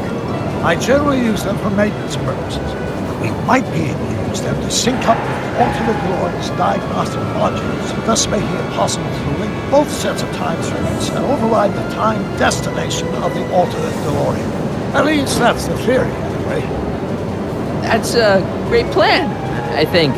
Best of all, we won't need to weld the modules to the frame. We can snap them over the diagnostic lights. Wait a minute, Doc. You want me to go out there? How the heck am I supposed to do that? Good question. Let me think. Aha! A hoverboard! It saved our hides a few times before, so it seemed like the appropriate tool to bring along for the job. Sweet!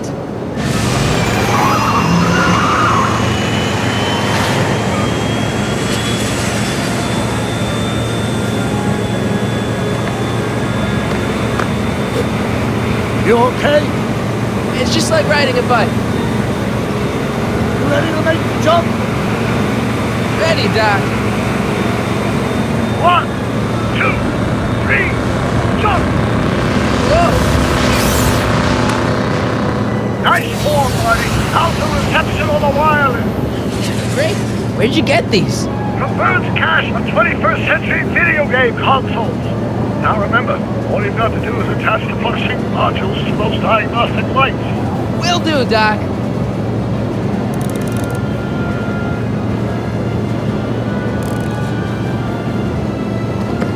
It's locked.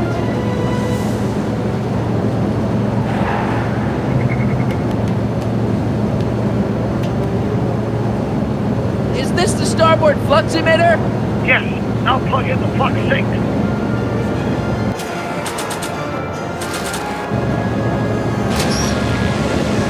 All right. Nicely done. Now, aim the sync toward the receiving dish. I'll try, but it's getting a little bumpy out here.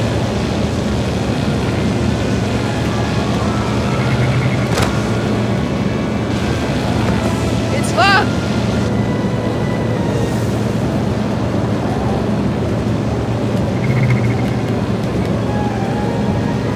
Mr. Fusion, should I disable it?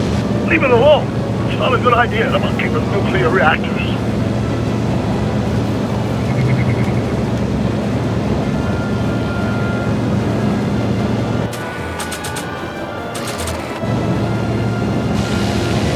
I can't reach it from here.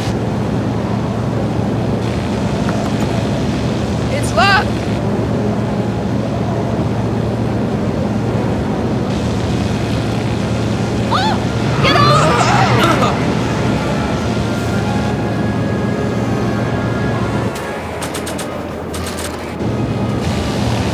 I can't reach it from here.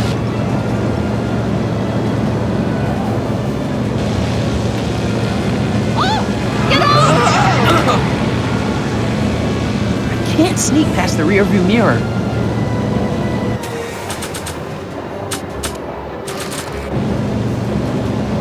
Not sure what that'll...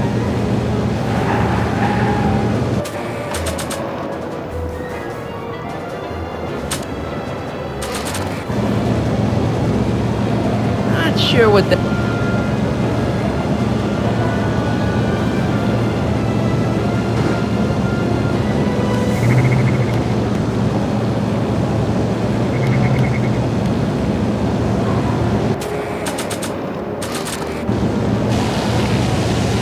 I can't reach it from here. We just have to climb onto the top.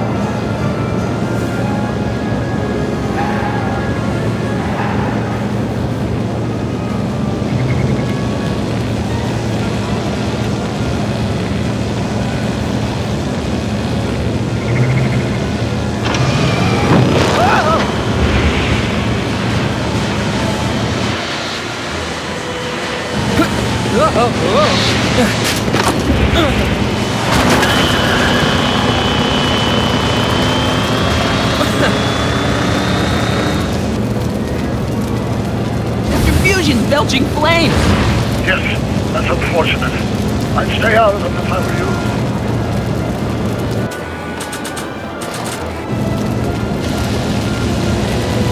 We just have to climb onto the top.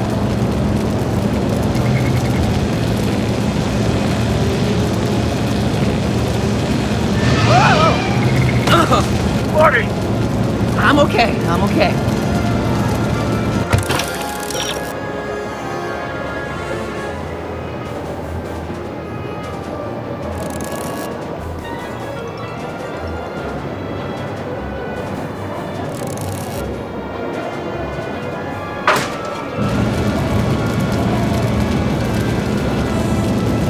Don't cross those flames. They may be radioactive. I don't even like crossing through normal flames.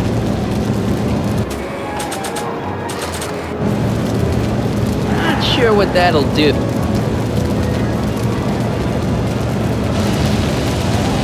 I can't reach it. We just have to.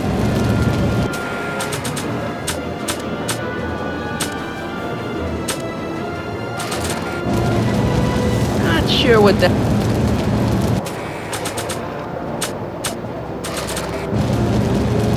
Not sure what that... It's locked!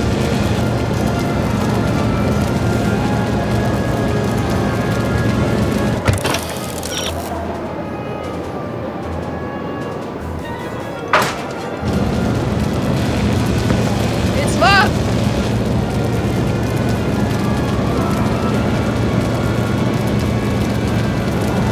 Don't cross those flames. I don't even like...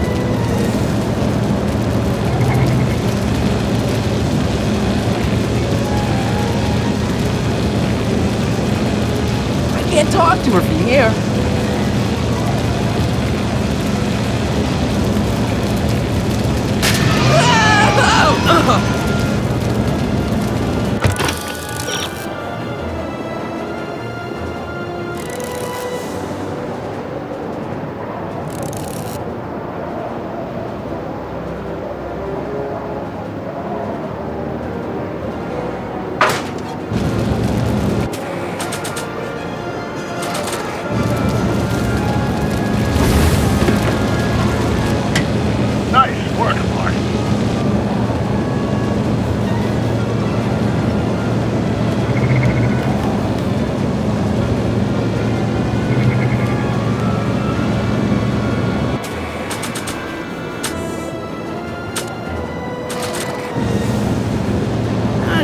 what that'll do. Not sure what that'll do. Not sure.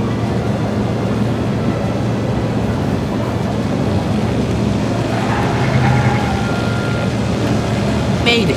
Excellent. Now let's get that function right once more before she starts making life difficult. She's been making it easy up till now?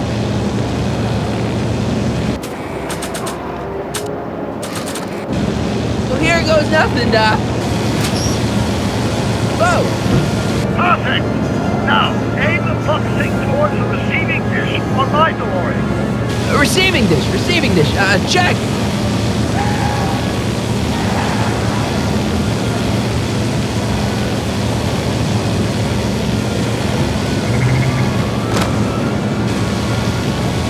This would be a lot easier if you pulled over. I can't hear you!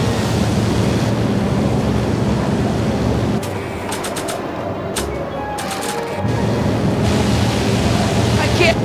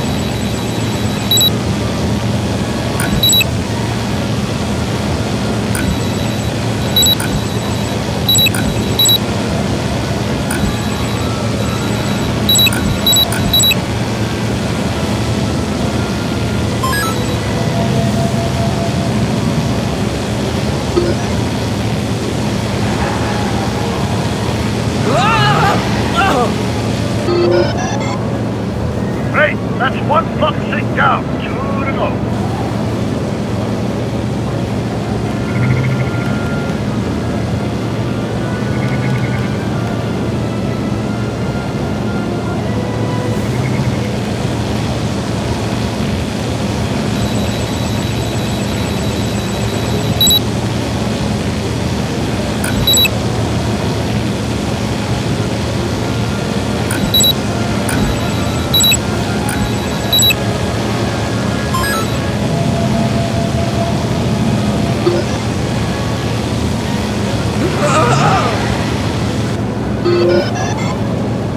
We're almost home, Marty. Just one fuck thing left.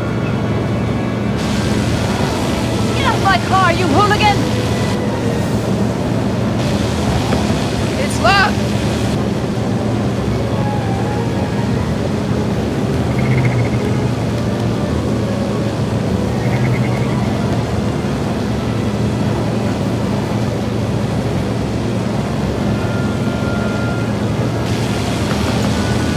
It's locked!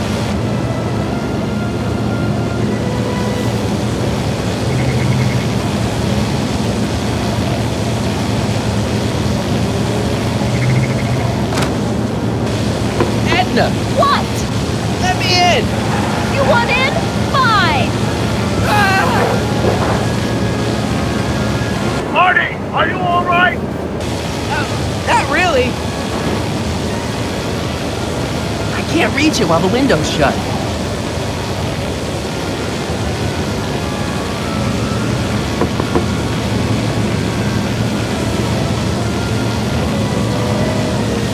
What? Pull over! No!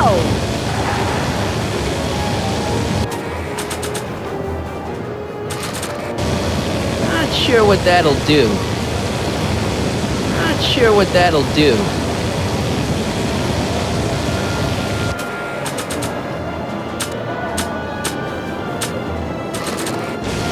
Not sure what... Not...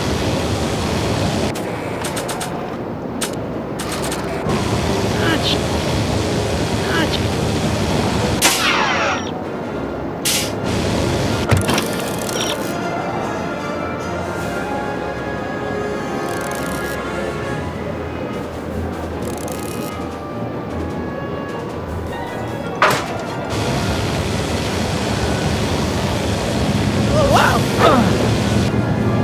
Excellent, Marty. Now that you're on top of the DeLorean, you can attach the flux thing to the overhead flux emitter. Great, Doc.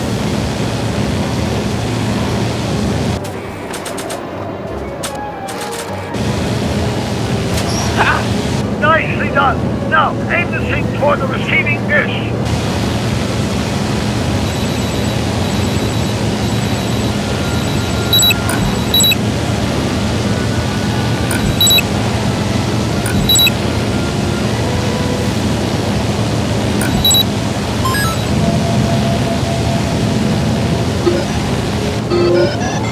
That's it. Get out of there, Marty. Phew.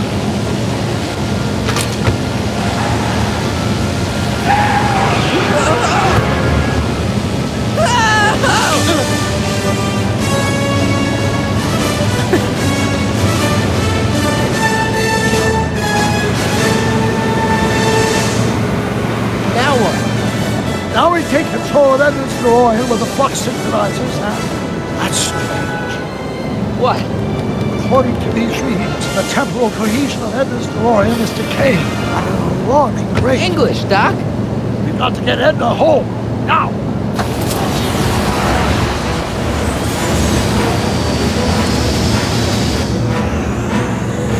Hold on!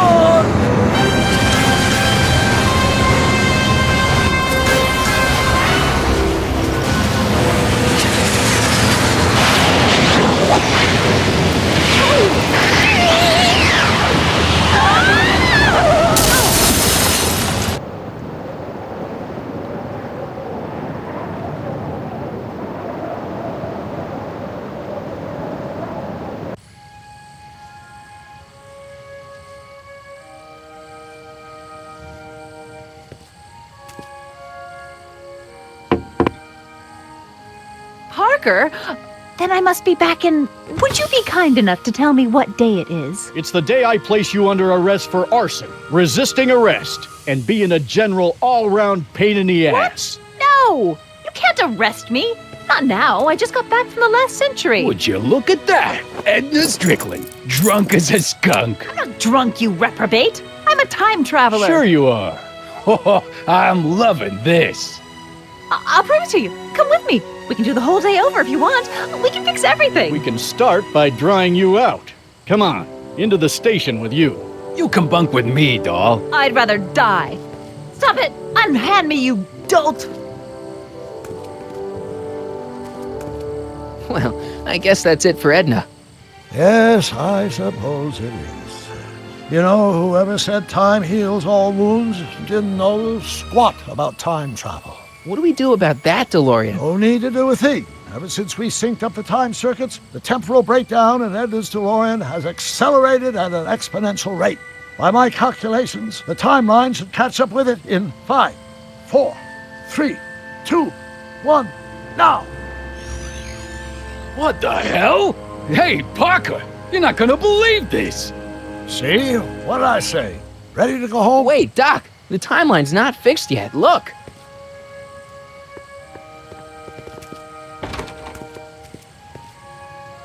Michael, you missed all the fireworks at the expo.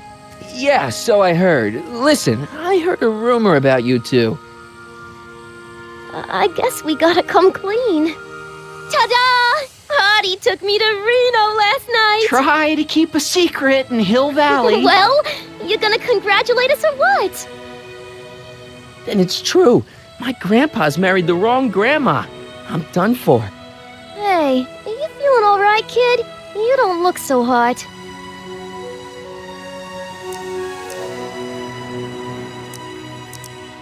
Artie, you can't do this. You're not supposed to get married for another 5 years. Well, I know Trixie and I were taking things slow. But after that witch Edna got me fired with that postcard, we kind of accelerated things a little. The postcard? Oh, man. Trixie, you can't marry Artie. Is this about my past with Kid? 'Cause Artie ain't holding that against me. That's right, darling. The past is the past. Yeah, but... Can you see through me? Nope, never could figure you out. I thought you'd be thrilled for us. You don't understand. You're supposed to marry Sylvia Miskin. But I did marry Sylvia Miskin. What? You didn't think my real name was Trixie Trotter, did ya? Don't feel too bad. It was kind of a surprise to me, too. Wait a minute, you're Grandma Sylvie? Grandma? Hey, how old do you think I am, kiddo? But you're so skinny and blonde and... Huh. Yeah, You know, it's I amazing think what Oh my God. you as a she'll do brunette. for I've ya. seen you naked. You're Sylvia? You okay, pal? Yeah, I'm fine. Great. You kids go off and have yourself a wonderful honeymoon. And don't worry about your dad, Artie. I'm sure he'll come around.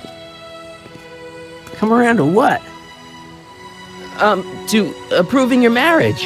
You seem kind of mad about it back at the high school. Well, that was before I got a look at her.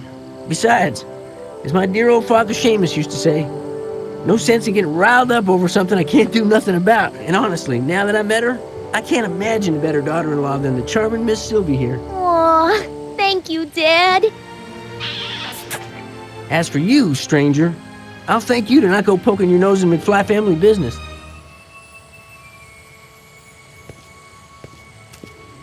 It's been a pleasure, Agent Corleone.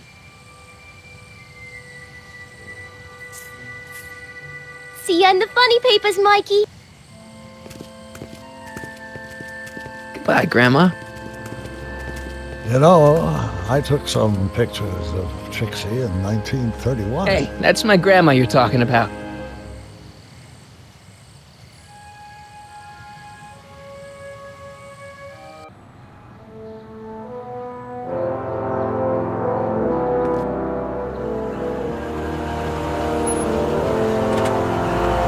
Here we are, back in good old 1986. May 14th? 15th. Best to build in a little lag time. Gives you a chance to catch up. Looks like the estate sale is still going on. Hey, don't you want to stay, Doc? You gotta stop the bank from selling off all your old stuff. What are you talking about? Estate sale? Bank? I'm not dead, Marty. Clara and I are having a little garage sale, that's all. Garage sale? You mean... Marty, you're back from your trip. Hello, Doc. Selling off the family treasures, eh? Not quite, but I hope you find something you like. Speaking of which, did you find what you were looking for? Yeah, I sure did. Great. Hey, is that a box of Asimov? Let me get this straight. Are you telling me you live here now? In 1986? Well, naturally. Claire and I maintain a part-time residence here. Wasn't that the case when you left? No. Strange.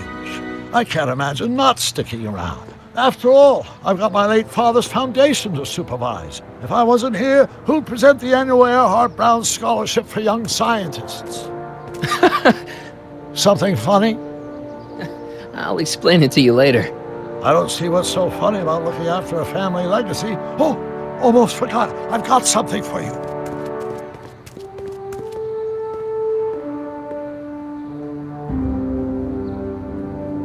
Happy graduation. Graduation? But that's not for another... The McFlys of Hill Valley. An exhaustively detailed history of your family. From your great-great-grandfather Seamus to the present. You traveled through time to write this? Well, most of the research was done traditionally, but your grandma Sylvia proved to be something of a mystery. Which is why you traveled back to 1931, to look for her. Exactly. Who knew she was singing in a speakeasy under a stage name? This is great, Doc. Thanks. It's the least I can do for the man who saved me from making the worst mistake of my life. Yoo-hoo! Dr. Brown! Edna? Einie! What's going on? What are you doing with my dog? The same thing I do every afternoon, silly man. Giving him such much-needed exercise. Isn't that right, Einstein? Hey, Dollface, it's past time for our 3:30. Coming, sweetie! Oh, Mr. McFly, have you seen my stepson anywhere? Oh, Biff! I think you're late for an appointment. Oh, gosh. You're right, Mr. McFly. Hi, Marty. Don't they make a great little family? You'd never know they met in prison.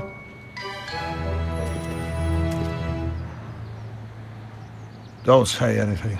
Let's just walk quietly into the lab and hope there are no more surprises.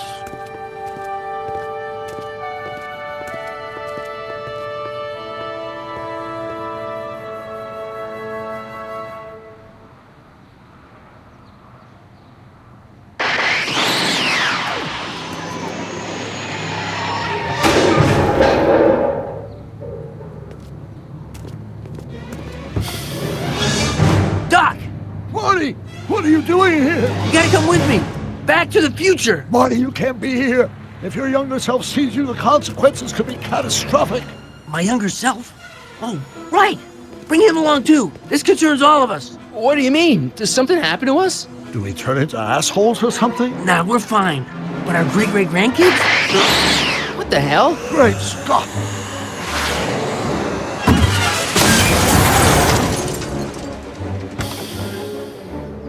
Doc, you gotta come back with me. Don't listen to him, Doc. It's me you gotta help. If you want to save Jennifer and our 12 kids. What? That timeline was overwritten 5 jumps back. Doc, Jennifer's out of how can there be 2 more of me here? I have no idea. My own rights of space-time continuum should be tearing apart like a cheap dish rag right now. It already is. What my evil twin and I are trying to say is the future is totally jacked up, and you gotta come with me to save it. No, me! So, we meet at last. You've altered my timeline once too often. What's going on, Doc? Well, we do seem to have a conundrum on our hands. Or 3. Yeah, Doc, but which one is the real me? Isn't it obvious, Marty? Come on. Prepare to be erased. Doc, wait! What about the space-time continuum? Yeah, what about my future? And mine? The future can wait. We've got a present to catch up with.